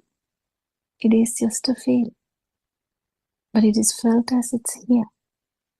In the sense, you can't have a sense because it's just a feel. There's no story there. It's just a feel. And if you understand that it is the same thing which happens in the ear, or the eye, or the skin, or the tongue, or the nose, and it is the same thing which happens when you get the mind consciousness. When a thought happens, it works the same way. The thought becomes the primary thing, and then you keep coming back. Thoughts keep coming back, and thoughts happen so fast. That's how the mind consciousness arises. You have to remember, this consciousness word is very specific. So what is mind consciousness? You have to pierce the mind consciousness to understand the other 5 consciousnesses. We are trapped inside the mind consciousness. But if you understand that the mind consciousness is nonsense, then only it will be easy to get into the field, because mind is always tricky. Mind gives you 5 aggregates, mind gives you nirvana, mind gives you, happiness, mind gives you sadness, mind gives you, what else mind can give you? Mind can give you, I don't know, you can't even count, can you? All the things that the you have final felt. hurdle is the mind is not giving anything else now. Mind is giving only Dhamma points. Yes. Isn't it, Dr. Sakuntala? Yeah. It's only giving Dhamma points. Every day it's giving Dhamma points. And that has become a thing without our knowledge. That's right. Yeah, and when someone start talking about Dhamma in such a way, then we interrupt and say, okay, just calm down. That's also a thought. But then that person can actually get angry because, he's talking truth. He's talking truth because this has happened to us. That's why I'm telling you. We will be like very happily, eagerly going to tell Aranahasi, yes, Aranahasi, I understood this. And he's like, either will be shouting or either will be like nonsense, like, something like that. He will just brush it off and like, you don't understand anything. And you're like scratching your head because you thought you understood everything. It's funny because this mind is very tricky. Because as soon as you feel like something that you have understood, you feel like, oh, wow, I understood this. Yeah. Now he won't scold Dr. Kokila. Now he'll break into a song like Amma Varune. Then Yes. you know that we have taxed him, exasperated him to the extreme. Yes. Yeah.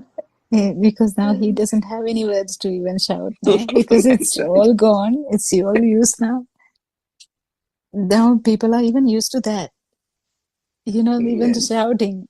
That's Initially we'll be shaken, but now after that, after some time you'll be like, oh, I don't know, shouting. That's fine. No, my fault. Something like that. Yeah, but the message is clear. Message That's is right. Yeah. this mind bubble, this mind consciousness, or whatever the consciousness is not true. That's all. That's the message. And if you know this message clearly, that's it. You don't need to by heart anything. You don't need to actually go through this a lot. What Lord Buddha told to Rahula Thero, Rahula Little Venerable, was just that. Likewise, just keep understanding none of these consciousnesses. What are the consciousness? Mind consciousness, light consciousness, sound consciousness, whatever the consciousness you have, they are all constructs. It can be mental construct, and when it comes to mind consciousness, it can be just a construct when it comes to other sensory organs. They are sensory organ constructs. But are any of those things true? No, they're just constructs. And when you calm down to the level that you might even synchronize to the non-vibration, how come that happen?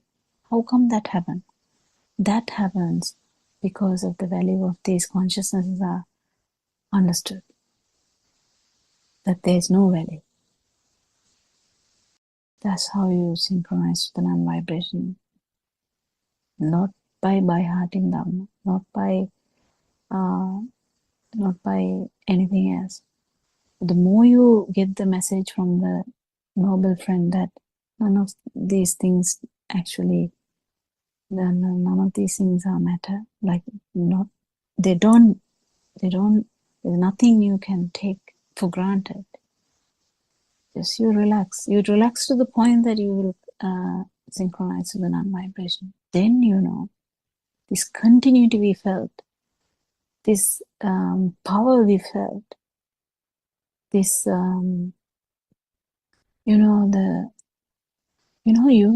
if you have ever felt how you entertain light, you can't even say that if you haven't appears the mind consciousness, because in mind you get everything like fan, wall, window, bed. That's all you get. How can you even talk about light? You can't. I mean, you can say, oh, I can see the sunlight coming, but even that's kind of having that thing. But when you use it in a metaphor, it is different. But what I'm trying to say is what we feel, what we see, what we hear, everything is covered by the mind consciousness. Why? You see the tree, you see the chair, you touch the chair, or you hear crow sound. If you actually jump from this water up, and you might feel this, the non-vibration. Can you jump? No, actually that's wrong. That's completely wrong, that word. My bad. It is, if it happens, because none of us can actually try and jump. That's not how it happens. The more you understand that none of these things are true, that automatically happens. That's where the paramita is. How clear you get all these things, how keen you are to feel this, isn't it? Anything else? We just have about 2 minutes to go. I think both of you took a lot of time to explain and give the answer to what I asked. I'm very grateful for both of you. But the message is one sentence. Nothing Yes. matters. Yes. Nothing Yeah, is I there think to that's matter. right, Dr. Kokila. Central message is none of these, everything that contemplation, even all these points, it's just thoughts. And we just need to lose just not give the value to it. But it's not as if anyone is giving the value to it, but just understanding Yeah, that's how this mind bubble works. That's how it works. Because it's almost, we discussed the trickster, the mind, how the mind works. And because it almost, the mechanism, because it's self-propelling. Self-propelling, that's correct, yeah. It now almost the mechanism almost not that I'm trying to give life to it, but because it knows that in other stimuli doesn't work, it's giving the Dhamma in the form of a stimuli. Yeah. Excuse me. Therwan Sarnai. Therwan Sarnai, Dr. Kokila. Please excuse us to Yeah. We worship Aran Wanse. Yeah, We'll stop because for today. now Thank they you are very reaching much. to Kandi Vihara. Yes. So we have to Yes. yeah, okay. Therwan Sarnai. Therwan Sarnai. Therwan Sarnai.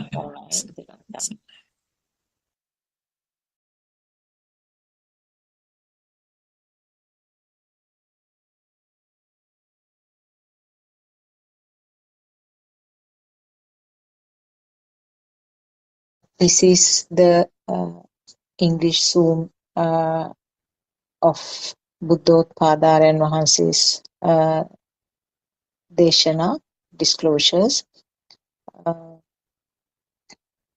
And from 2:45 to 4 p.m. we will be discussing some simple Dharma facts.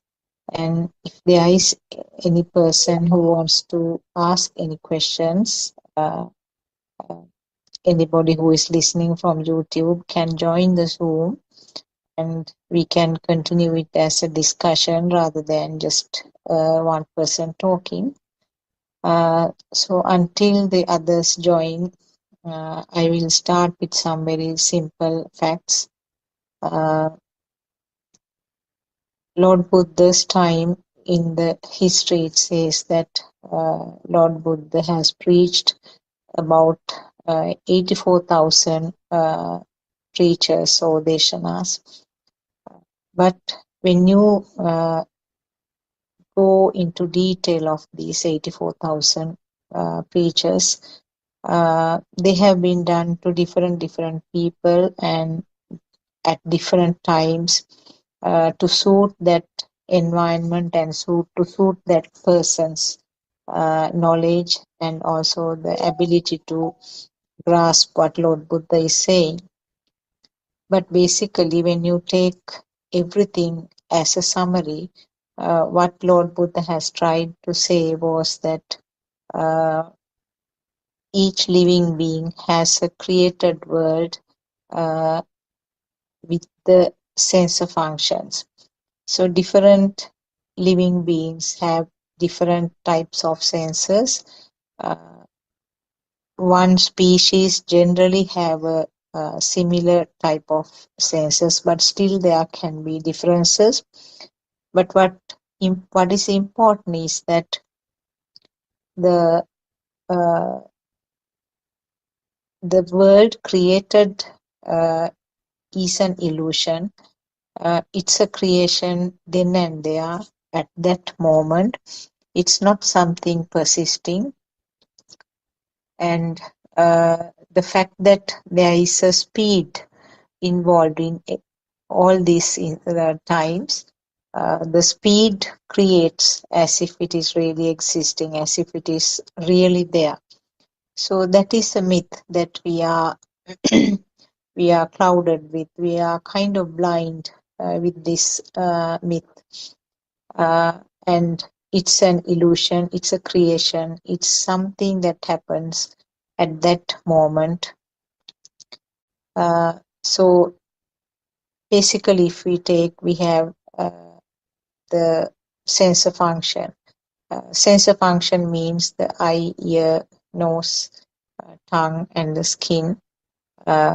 Those are actually the physical parts of the body, but in Dhamma preachings, we don't really mean these physical parts, physical organs, but because the physical organs are there, there is some activity happening which we call a vibration, and vibration is the one which is referred as sensor. Actually, it's a function. So this function creates something then and there, and it's in the form of seeing something, hearing, and feeling a taste, smell, or soft hard feeling to the skin. So it completely 100% depends on the nature of the sensor function. So different living beings, now we know some animals do have different sensors, like the ability to grasp radar-like activity, radar-like waves.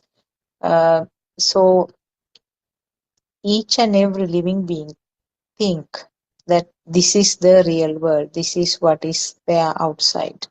But the animals like insects or maybe worms have a different world created, but they are not. They have some sense of living. All the living beings have this sense of living. That means a self-feeling, and all the living beings want to maintain this this feeling, this of living being, want to live, want to continue, want to maintain that.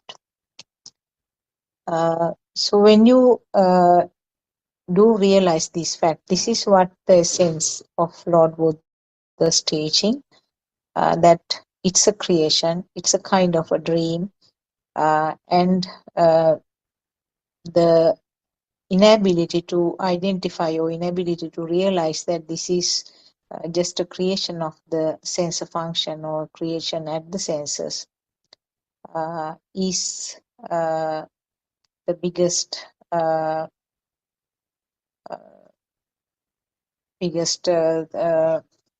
pitfall that we are in. So basically, little by little, when you listen to this Deshana by our noble friend R.N. Mahansi, we tend to realize that this function of this sensor function, and also how the self-feeling is created.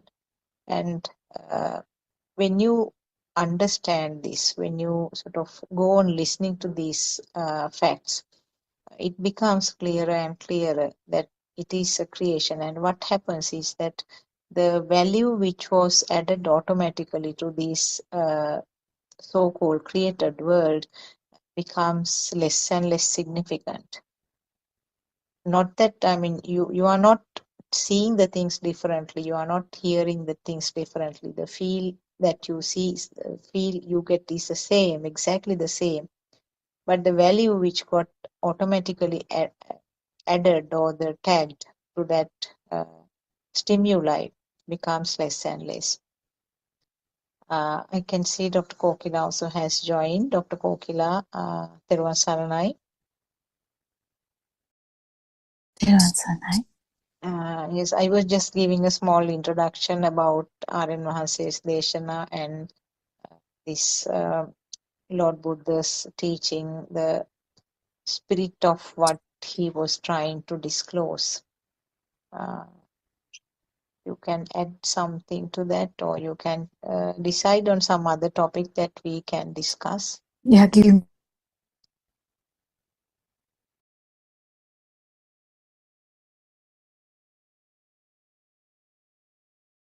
Yeah.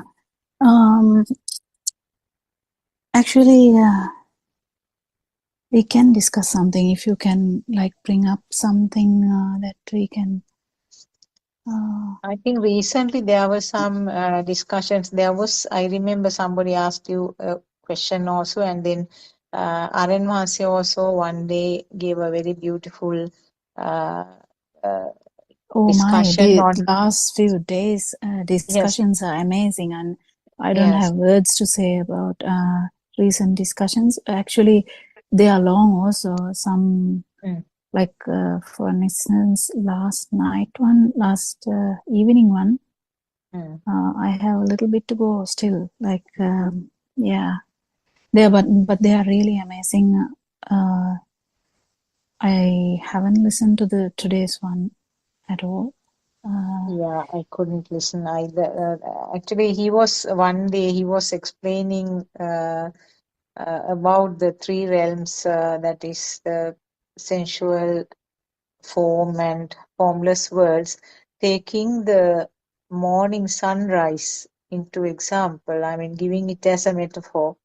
He was Yeah. explaining it very beautifully. We can maybe talk about that because. Yeah, but it's a metaphor. So when after listening to that, and when a person, like some person, after some time, when they try to talk about the same, it doesn't sound same. That's the problem, because Yes, exactly. metaphors are quite metaphors, and it's given for a reason. So the thing is not to take the metaphor as metaphor, but just to take the inner message that is given. So it's a bit difficult when we try to take it, but actually it's a very beautiful way to talk about the value and also the dream and the consciousness in such a beautiful metaphor. But you can't just take the metaphor. It's not something we can take in gross way. Such a like Lord Buddha has told once, like you have to see the rainbow. You have to see it in such an angle, isn't it? Like, but then the same way, it is really important that you try to catch the sense of the examples he's giving. We can talk about it actually, but it is something you have to experience. That is the importance of it. But actually, there are other ways and means to understand this, and your own experience will be similar but different, Yeah, actually, formless world is something still I have a sort of gray. It's like a gray area to me. I mean, I can tell it like a sentence. I can explain it in some sentences, but the actual experience or actual experience, without that actual experience, I don't think I can give a very clear view to a person who wants to know about it. Formless world. Yeah, so now that sentence, will take that sentence. Now if we talk about that, the main important thing is to drop all those ideas and just live the world and just live. And living means stimuli like that, it's just that. And the tips would be just to let feel happen, let it go in the sense,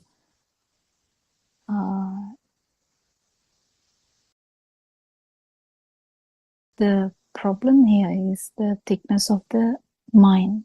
Actually, otherwise, if you you can have, actually you can get tips, like if you go early in the morning, you get up and go outside, like how you feel things,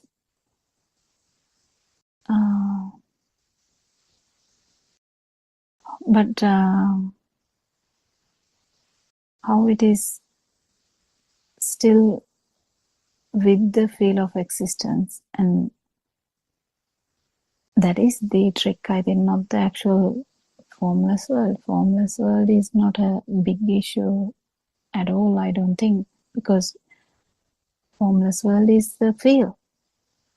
That's not the main problem, but it may appear as a problem because you're taking it as a problem, but main thing is to actually feel the no self or non-vibration, because then only you understand that these are two different fields.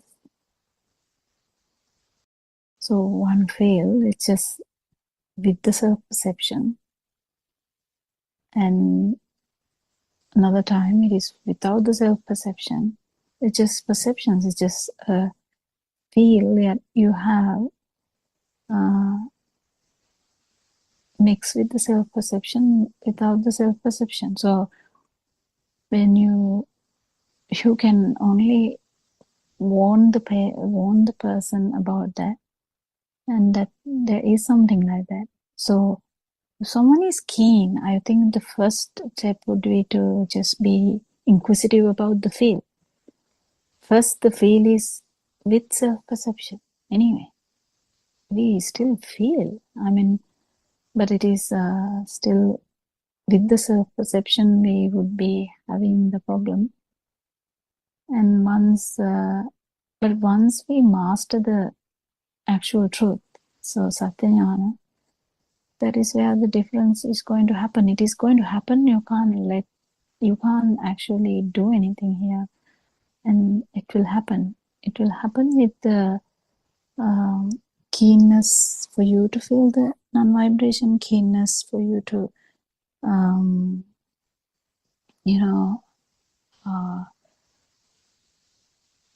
keenness, or actually kind of have some effort, keenness and effort to feel, and you feel the self, the vibe, feel the whatever the what do you call it, touch, sound,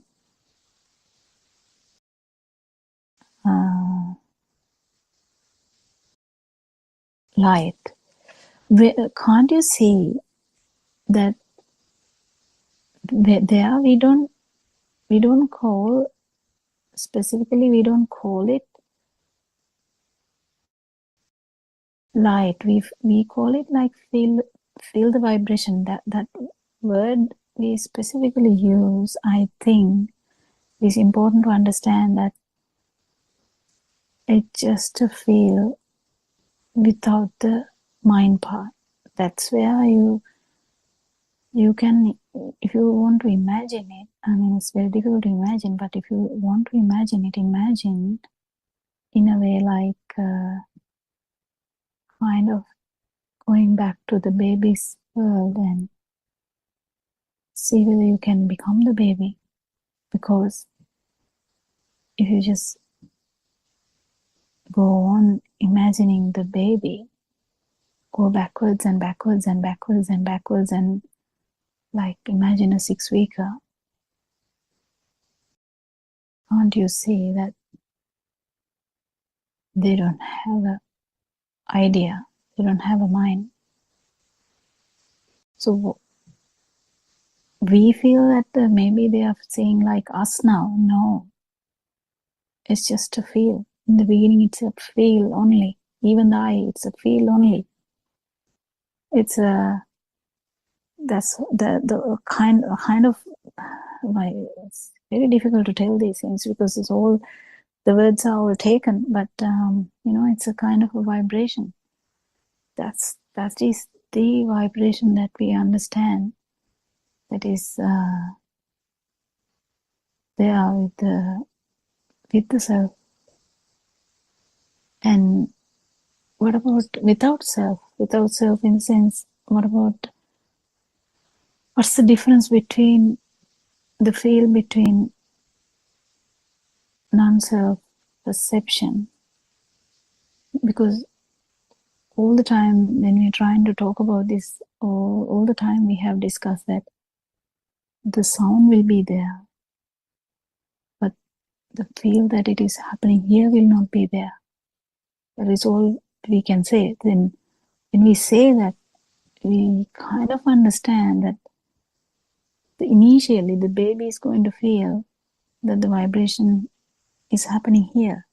Why we call it a vibration is because to give the idea that there is just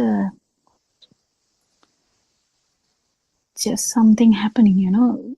What would a bacteria feel? It's just the vibration that is happening. One ecocylica, the one cell organism.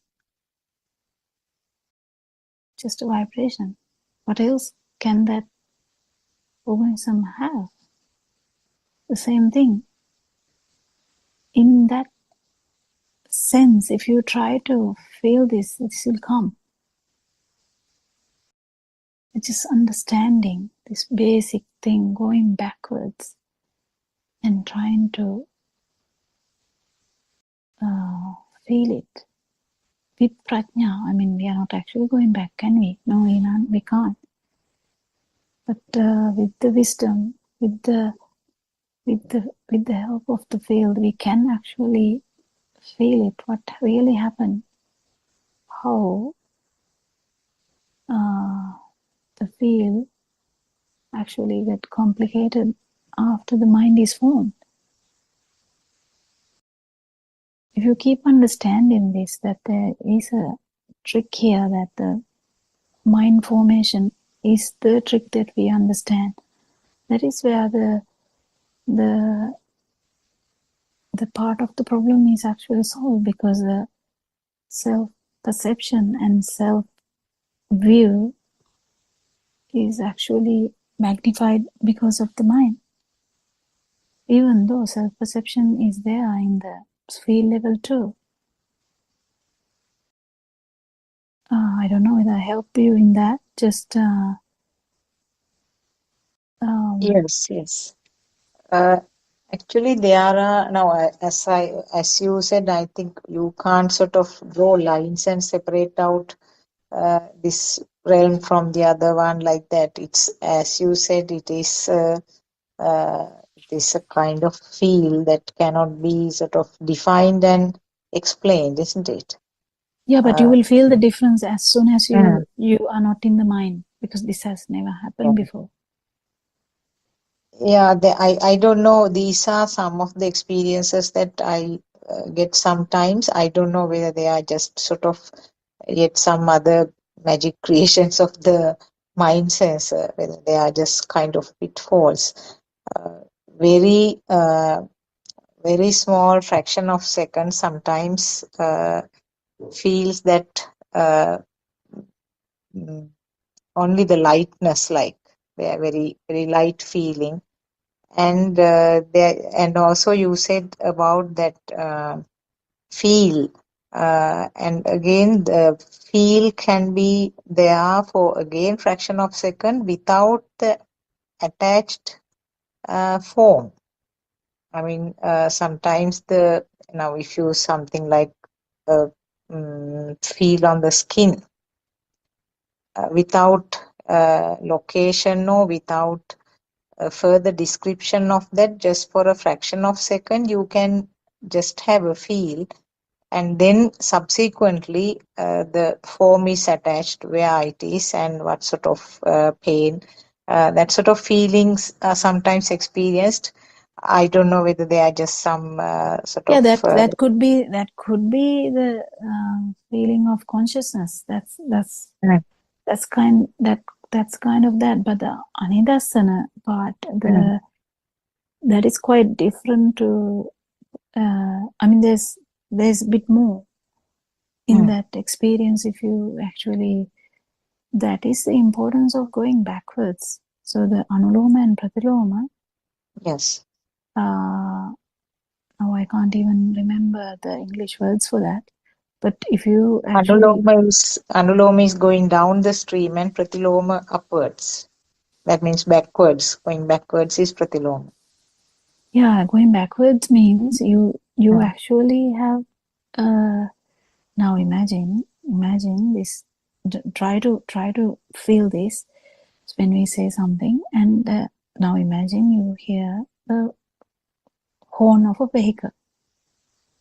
mm, So when you hear that, it's directly a horn of a vehicle. There's yeah.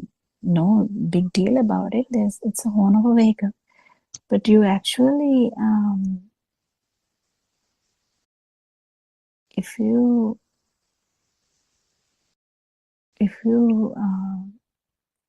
feel this without the mind part, it would be just the feel of existence in there. That would be felt as a vibration of the air Mm. or sound. I mean, we can't even call sound because even if I say sound, then the mind is involved. Ah, yes. You know, Yes. that is the tricky part because that's the main reason for us to say it in this way. So that I mean, there are so many ways. That's like Aran said with the vision. He said it in the vision. So we can explain it in different ways. But you know, when it is kind of even the sound is not in that. That's why it's a feel. It's a direct feel. But then direct feel is not the non-vibration. Direct feel is the feel. Direct Mm. feel is the basic consciousness we have. I mean, that's not a big achievement, but it is Check. an achievement as well because we don't know these things. Mm. Basically, it's our ignorance that we never thought about a consciousness beneath. And when it comes to that, it is the tricky part again that you know, the third thing about this, you know, it is the speed vibration of the sensory organ.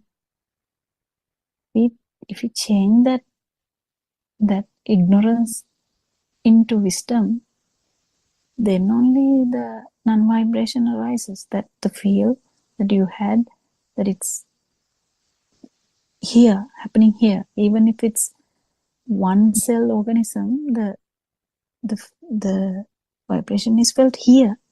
That is not non-vibration.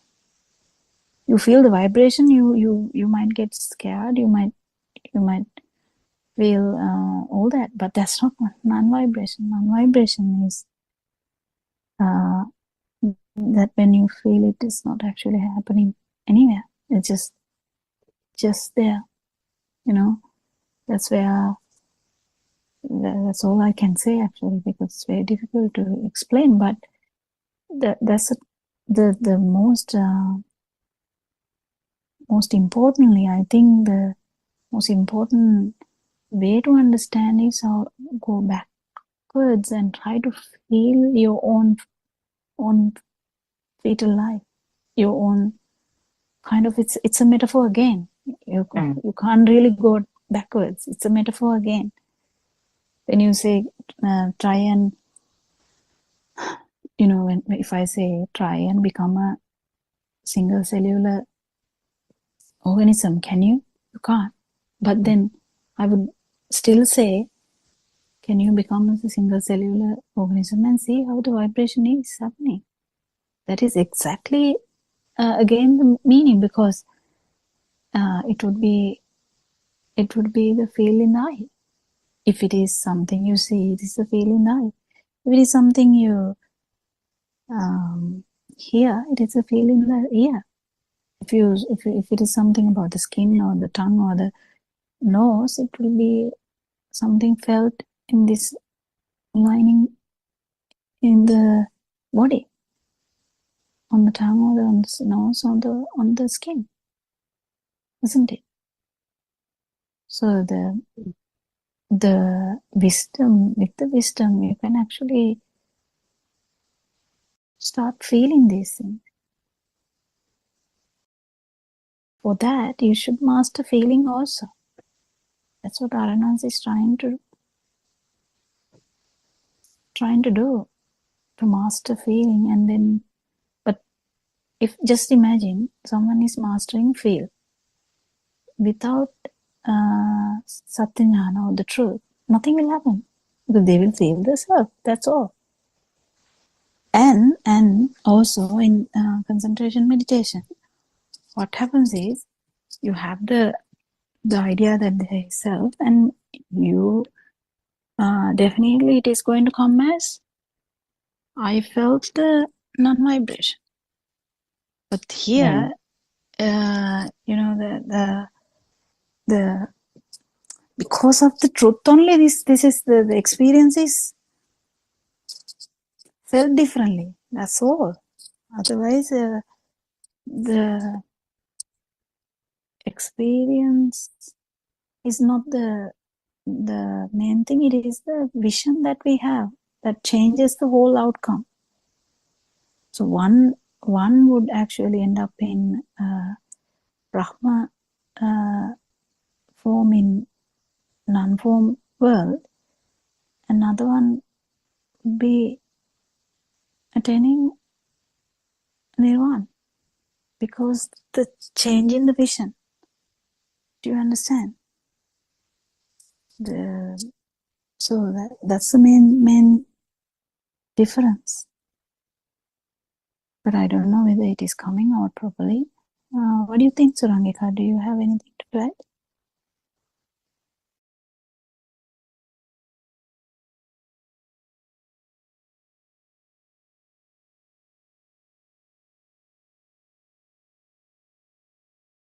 Don't know that she's busy. Dr. Kokila. Yes. No, not really, actually.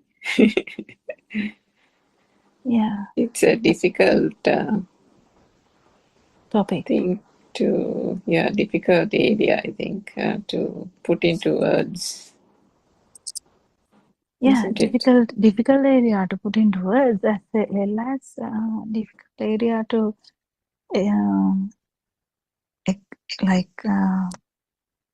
experience. But the thing is, this experience of no self or non-self or non-vibration, giving a no self perception, is completely because of the Lord Buddha's teachings. Otherwise, it will be just similar to everyone else. That is what happened with Dhamma, because the way you understand is completely different, because no one at Lord Buddha's time, no one talked about anicca dukkha anatta. No one else talked about that. Only Lord Buddha came out with that explanation. And no one actually talked about anatta at all. I mean, so the main thing to understand here is the change view. And when you have changed the view, whatever you are going to feel, and if you understand, actually it is the speedy vibration of the sensory organ, this is going to change anyway. And as soon as it changes, you feel that, yes, this is the no self-perception. Because it's been now understood before by the teachings. And then this changes the whole scenario. The way you look at life, the way you look at the field, the way you look at the film, the dream, everything changes.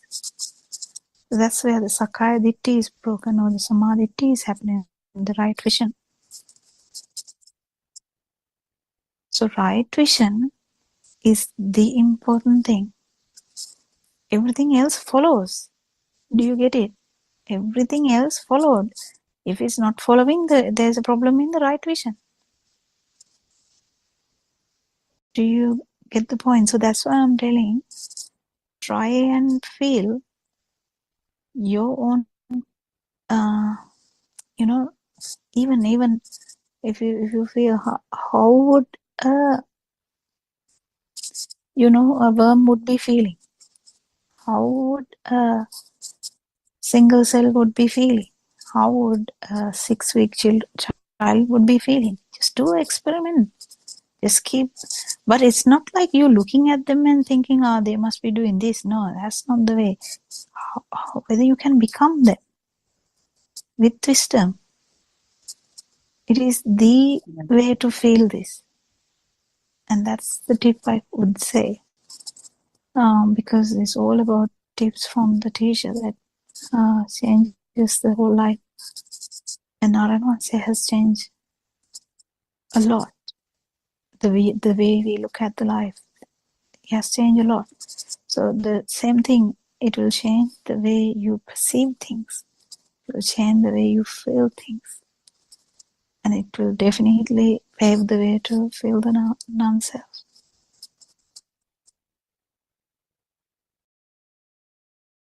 Can you explain the meanings or what is meant by anicca dukkha anatta? I think that will be beneficial for the listeners, because there are non-Buddhist people who are listening to this. Well, I don't know what are the exact words Anansi is using for anicca dukkha anatta, but anicca is actually well discussed in a lot of Buddhists are well aware about that. So if we are using the English word impermanence, it's a bit used. There's a problem in that. Maybe we have to use sentences rather than looking for simple words, isn't it? Yeah, yeah, that's the thing. But if we use it in an thing, it's mainly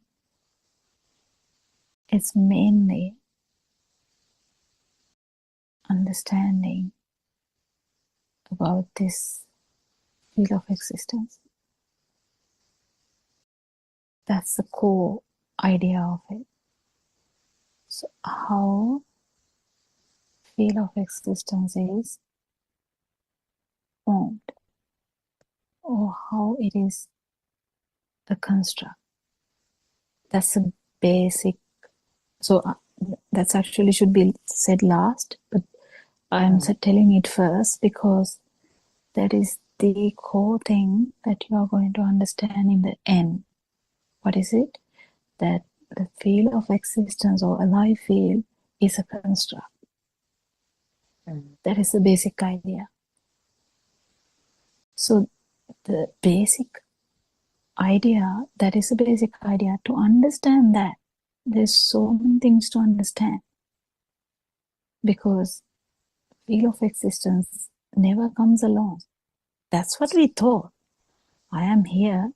I thought about going to the town tomorrow.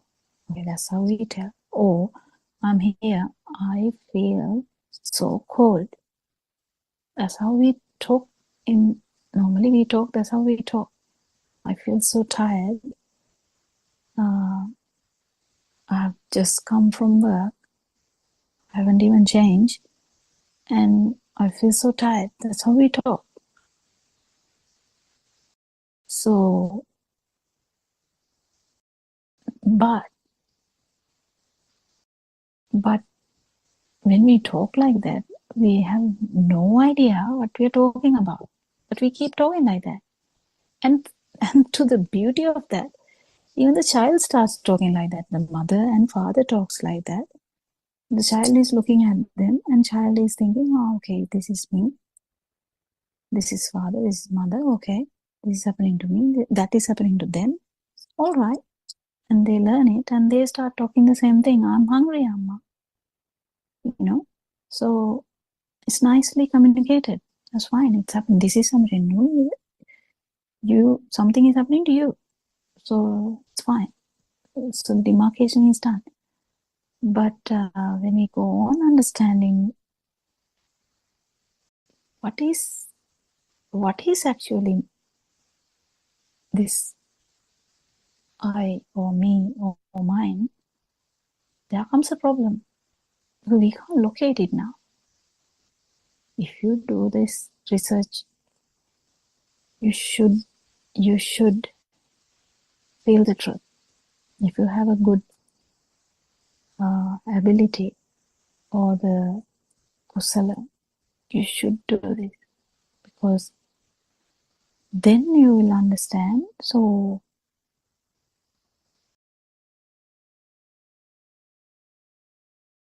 what are the constructs then here? So that we keep understanding, okay, we talked about I am tired. I came from work, I am tired.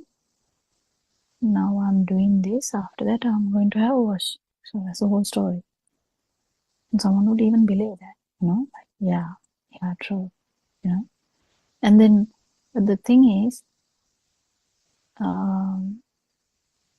when we try to dissect or like try and find out the I, you can't. Then we go on dissecting and dissecting and dissecting. Will you find it? You might actually understand how this view of I has come across, like has surfaced to this world.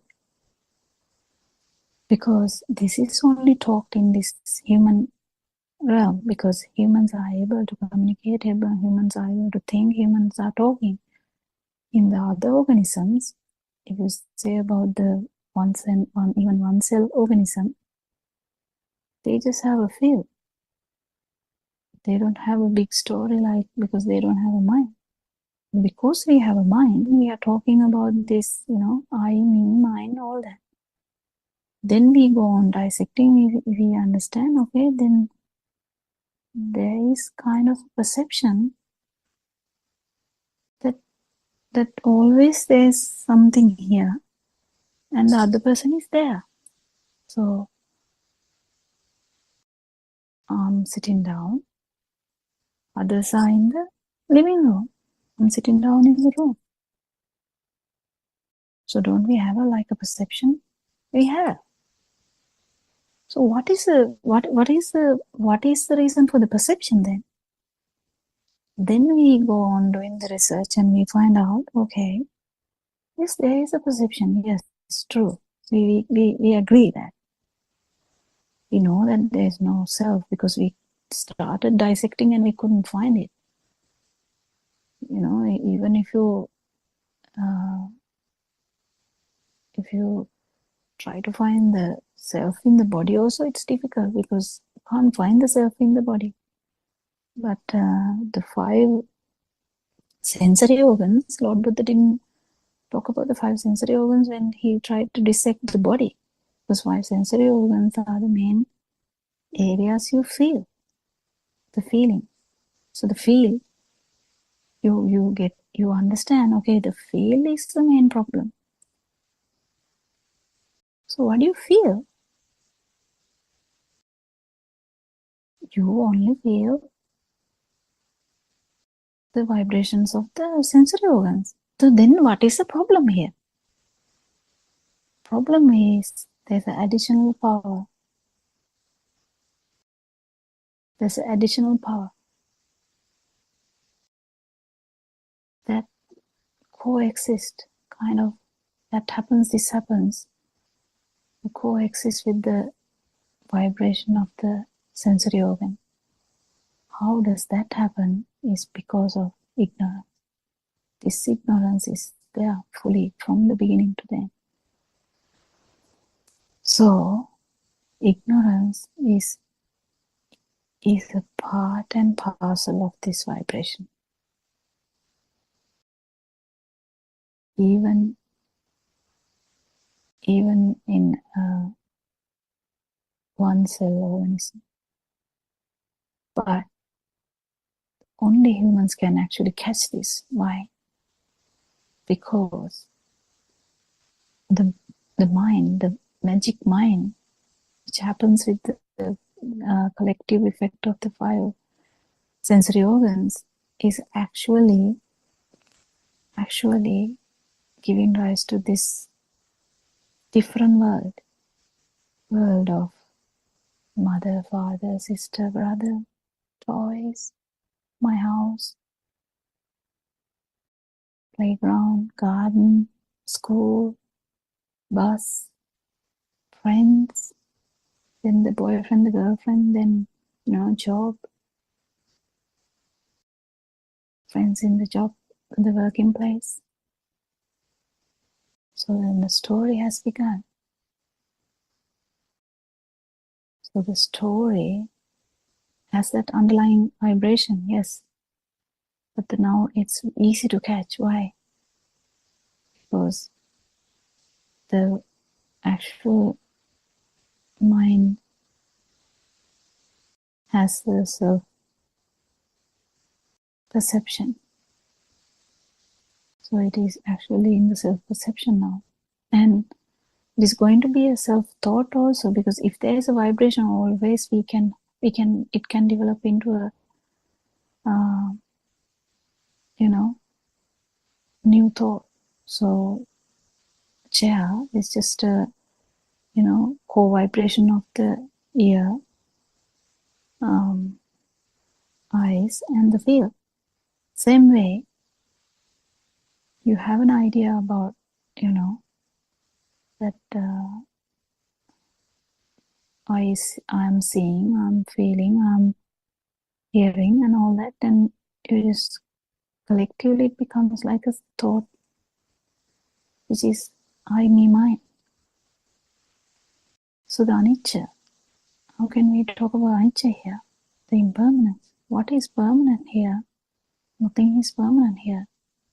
So the main important thing here to understand is that chair,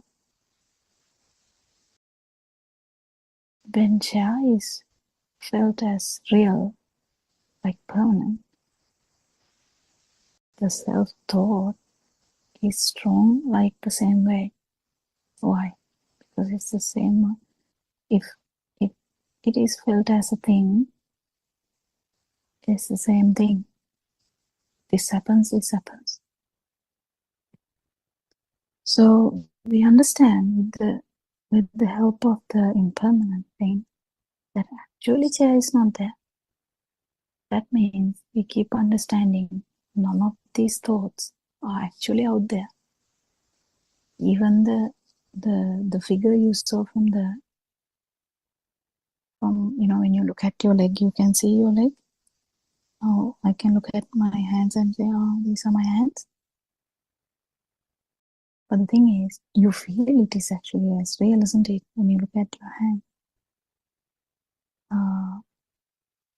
But when we understand that it is just a perception, that's one part of the impermanence, actually. Why? We understand that they are just thoughts. But then we keep understanding more. We just don't stop there. The hands is a hand. A hand is a perception. Yes. How did that happen? Who told that this is a hand? How did the hand come to this word? What is hand? And we keep understanding. It's a feel, or it's a vision, or it's a sound. Only these things can do it, because smell is not really associated with the hand. Taste. I don't know, if you taste your finger without anything in your finger, you won't taste it, would you? So it's just mainly about the three things: the feel and the sound and the vision. So these vibrations brought up the actual perception of hand. So that is also one part of impermanence. So we keep understanding how this construct has been happening, because that's how the little baby who had a radiant mind has developed a self-perception and a self-will, which is so destructive. So, but there's more to understand. But is there more to understand? You understand that, okay, perception is wrong too. I mean, perception is there, yes, but it is actually a construct. What is there? What is there more to understand? Well, there's light, there's sound, there's feel. Then we keep understanding, okay, is that true then? Because we are going backwards. That's why I told you, try to go backwards. Become the baby, become the child, become the baby. Become the fetus. So if you keep understanding this, you feel, okay, now what brought the perception? It is the sound, light, or feel in the skin. So then we understand, okay, is that something permanent? Not really. Again, impermanence is there. Why? Because that's actually a mirage. That's the most beautiful mirage in the world. What? The feel. Feel is just the rapid vibration in the skin. The sound is rapid vibration of the ear. The light is rapid vibration of the eye.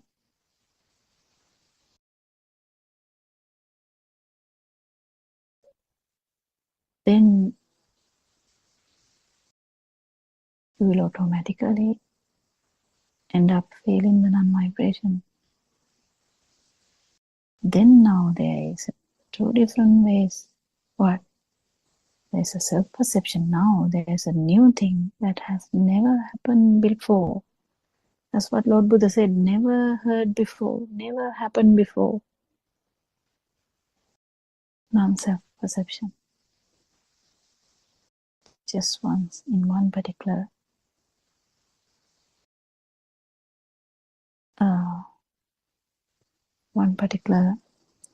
stimulus.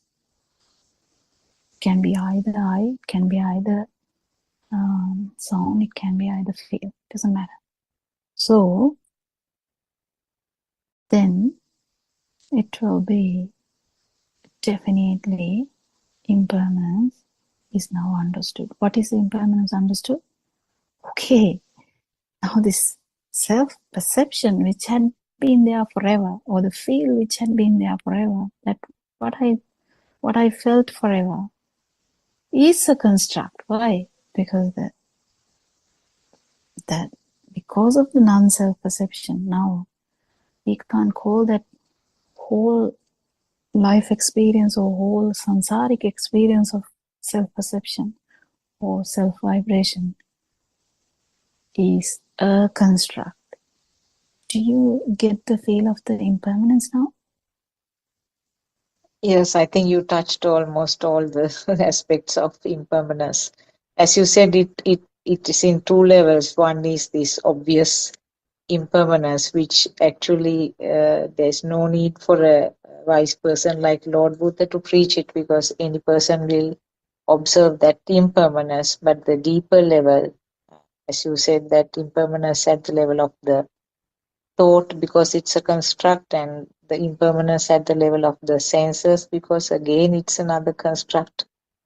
That is what I think we have to understand, because that is what Lord Buddha was trying to explain, isn't it? That's a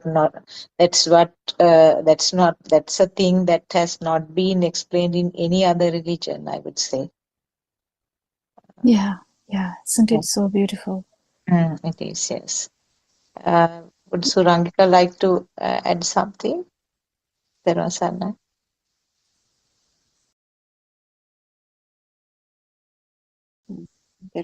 Yeah, I think that was, I think Dr. Gopala gave a good explanation, the anicca in those two instances. And I think R.N. Mahans also says that one has to start somewhere, and that initial anicca definition of impermanence that the mundane society embraces is also required to a certain extent, until such time the deeper meaning of the true Dhamma can be accessed, isn't it? But of course it is almost like touching the surface, but nevertheless I suppose an important step on the journey, I suppose, because when you think of people sometimes in these societies and they have encountered tragedy, for example, in Australia, I don't know whether you have heard, we've had a terror attack in the last couple of days in New South Wales, and so the people in mourning, and the ability or the inability for them to see beyond a person dying, and things like that is quite difficult because of the level of ignorance and what you call it, misconceptions. So to even broach a topic of this nature would be quite difficult. And what even the basic impermanence or anicca would be difficult if one hasn't had some kind of association with certain Buddhist principles, or have at least heard or read about some of the Buddhist teachings, which basically talk about impermanence only in that light. So it is a difficult topic to broach with in the mundane world, and that is why Alan Vansay so many times explains that the stream enterer and people accessing this Dhamma are just such a minority of people, akin to the little dust that gets collected under a fingernail, as opposed to all the earth or dust that is around us, which is so many billions of people. So I think in that sense, there is such a unique opportunity that has been opened in this day and time, isn't it? That even for the fact that, did anyone think that 2,500 years later, there would be a revelation of that long hidden core Dhamma principles that will be again brought to the fore, isn't it? And that there will be a true non-vibrational state in the form of a noble spiritual teacher who would come forth and show the path and guide the people on the path to true liberation of mind.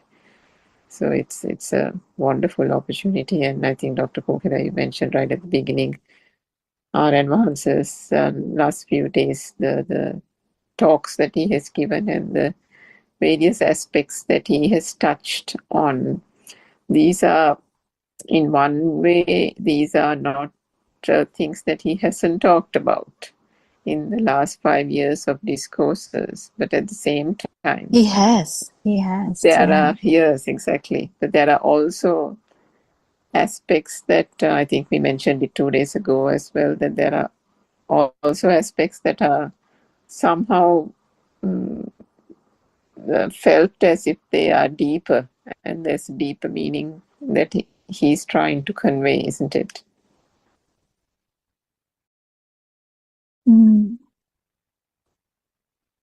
Yeah, it's I mean, 100% he has told these things, but I think it is getting more precise to people now.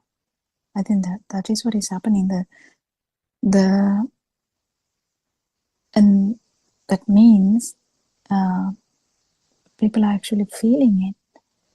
You know, when we talk about impermanence, well, we never kind of thought that the self, the feel of existence, or the feel here that we have, that we are living, is the actual one, which is actually, it is the construct. We kind of never even thought about it, and we have known this anatta or anatma for a long time, and definitely I have researched about it before. I have thought about it a lot, actually, and it has come to my mind a lot even before I listened to Aran say, why Lord Buddha say it is anatta or anatma, and why then we feel something here? Like, why do we feel as if we are existing? And the explanation of this view, this perception and the feel is immaculate. I mean, I can't tell any adjective to that even. Like the three worlds, that three worlds in the sense this, the view is actually in the sensual world, the perception is actually in the form world, and the feel is actually in the non-form world. And this very thing that we are fighting, in the sense, not we are, but the fight here is with the non-vibration and the vibration, or self-perception and the non-self-perception, or the right view and the wrong view. Isn't it so beautiful now? There's a fight between wrong view and the right view. Even it's very obvious now when people talk about this Dhamma, like it's that's what our Advanced is saying. If the non-vibration has to be strong, the right view has to become stronger and stronger to fight with the non. It's not a fight between people, not at all, because there are no people here. It's just a fight between the vibration and the non-vibration, I would say. And even those words are useless. But just to give an idea, they are all metaphors. So, the fight between views are very obvious. Very obvious. When Lord Buddha had someone come and, keep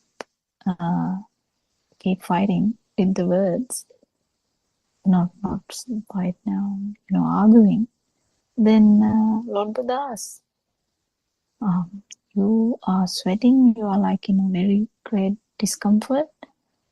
I'm not in a discomfort. What's the problem with you? Like it's a metaphor actually. It's another metaphor to show that what's the problem with you? It is okay, you have a view, but why are you struggling like this? Then people also with good understanding, good skillful people, this kusala, doing some kusala, would be like, really, yes, he has an opinion. Okay, if you think Lord Buddha has an opinion, yes, of course he has an opinion. I have an opinion. We two are fighting. One is giving the opinion in such a like in a really nice way without feeling any problem, and one is giving an opinion with so much effort or power or such vengeance, like whatever the word you can use, anger. So definitely there is this power difference, isn't it? So where this power difference comes, what is happening here? Someone would really think, one word Lord Buddha said, we are going to find the woman who took our clothes, and we are trying to search the woman. And Lord Buddha said, why don't you search about yourself? And there's only one sentence he used, and everyone in that I can't remember whether it's 500, the whole team was shaken, just one sentence, because I think they have that vibration, like they are close to that, so they kind of change in just that one sentence. Isn't it beautiful? I mean, what changed me after listening to Arana's, I never knew about an Arana. I just listened to one sermon in the YouTube, because I used to listen to all the sermons in the YouTube. If you ask about it, I just put on the YouTube, I just switch it on, and I kept doing work because I'm so busy. I just keep doing work. And one day I just heard something about this no self Dhamma, and I'm like, wow, that is no self, because I had that in my mind. And that's where I went back and searched what more sermons has Aranwansi done, and has never stopped since then. And today also I will say, yes, Aranwansi has done a sermon. Listen to that. That's so beautiful, So I haven't stopped listening to his sermon. So that is the thing. So we don't know who will actually change by listening to this Dhamma. If someone can't feel it, they can't feel it. It's okay. It's okay. But if someone can feel the difference, I invite everyone to actually listen to this and see.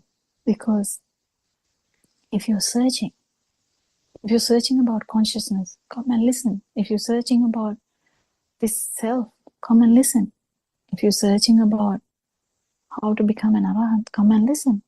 There's nothing to lose. So what's the big problem? Just listen and see. If it's not amicable, if it's not, if you find it very difficult to understand, you can stop listening if you want. Doesn't matter. You don't have to just criticize just because you can't understand or you can't feel. You just have an open mind and listen and see, because we never know when things are going to click. When things are going to click, they're going to click. Then it's never going to stop, because once you turn, once the tree leans towards the river, that tree is going to fall to the river. isn't it? Anything to add?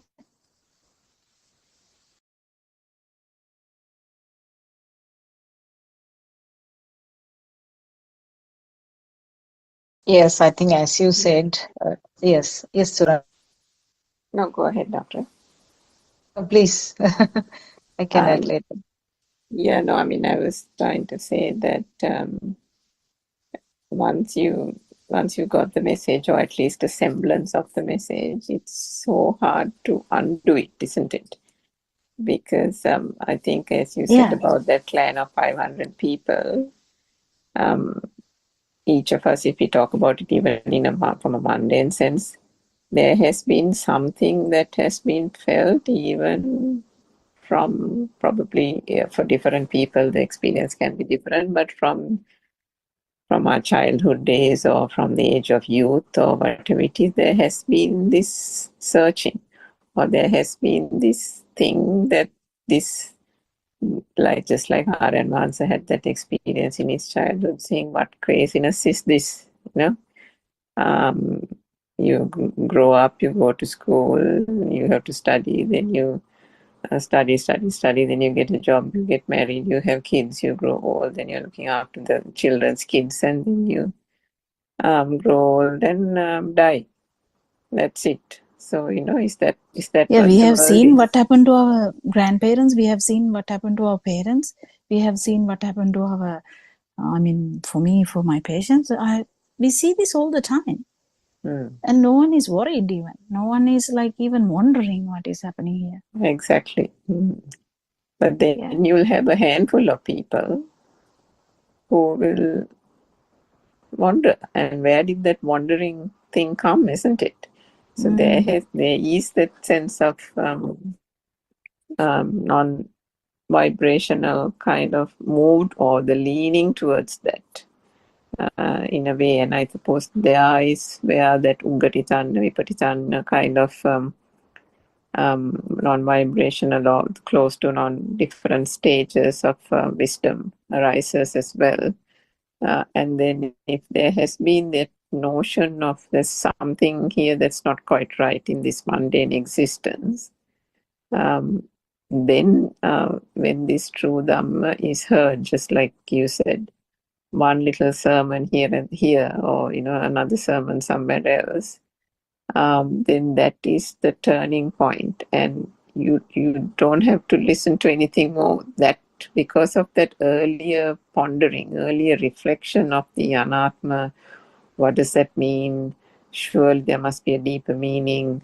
That pondering and the reflection that you did, Dr. Kokida, then comes to the fore, isn't it? The moment that word or a couple of words are heard, there is a turning towards the against the stream, as we said a little while ago. The whole thing gets off the anusota into the patisota. At least the turning point is there, and then all that happens is the more one the actions one takes is more towards the patisota rather than the anusota, because you got the trigger. The trigger has happened, isn't it? So, and it happens to everyone in different ways. I don't think anyone can hear this for like 3 to 5 years just for fun. I don't think so. I don't think it is fun to hear, keep hearing and just not give up. I mean, sometimes you might feel like giving up, but you might not. Even though you think about giving up, you might not. Still, we will just keep listening, because even to listen to this now self Dhamma is difficult, and some people can't even get around this idea of listening to no self Dhamma, let alone understanding. And here we are. A lot of people are trying to understand it, and keen about understanding it, discussing about it, talking about it, doing Zoom meetings. So much interest in understanding this non-vibration. That's so good. And it is so important. I think we are running across to the 4 o'clock Zoom meeting. Thank you all Dharma friends for coming for this English Zoom discussion, and we will continue this discussion tomorrow. And Aryan Wahanse, we worship Aryan Wahanse as usual, and we salute him as it's so much gratitude. Thank you so much. May Triple Gem bless you. Thank you. That's Good nice, night. Dr. Govinda. There are Dr. Sakuntala. Satya.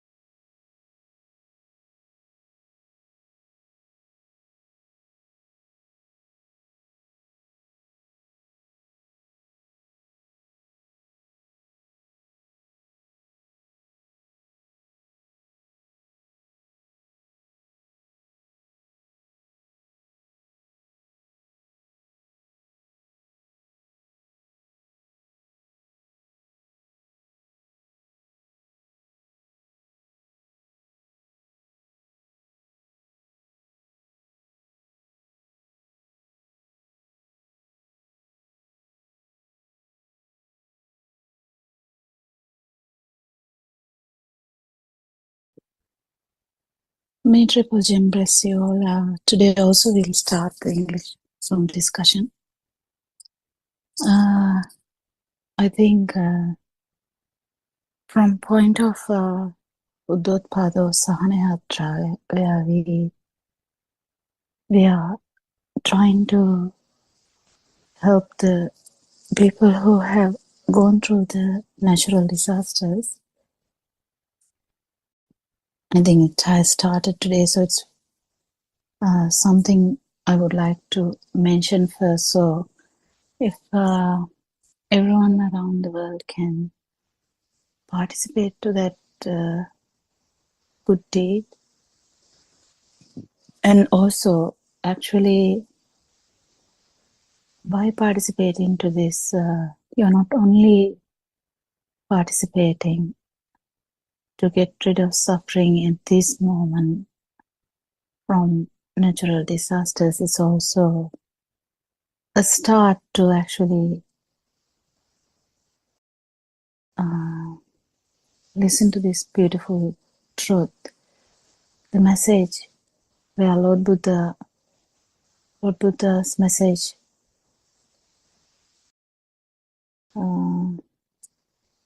about cessation of suffering. So it's it has been, we have been talking about this for some time now in this English language, but RN1C has been talking about this for about last 5 years in Sinhala language, where everyone can feel, whoever who can feel this Dhamma has actually joined without knowing him, without knowing him personally, without actually seeing him personally, has joined in one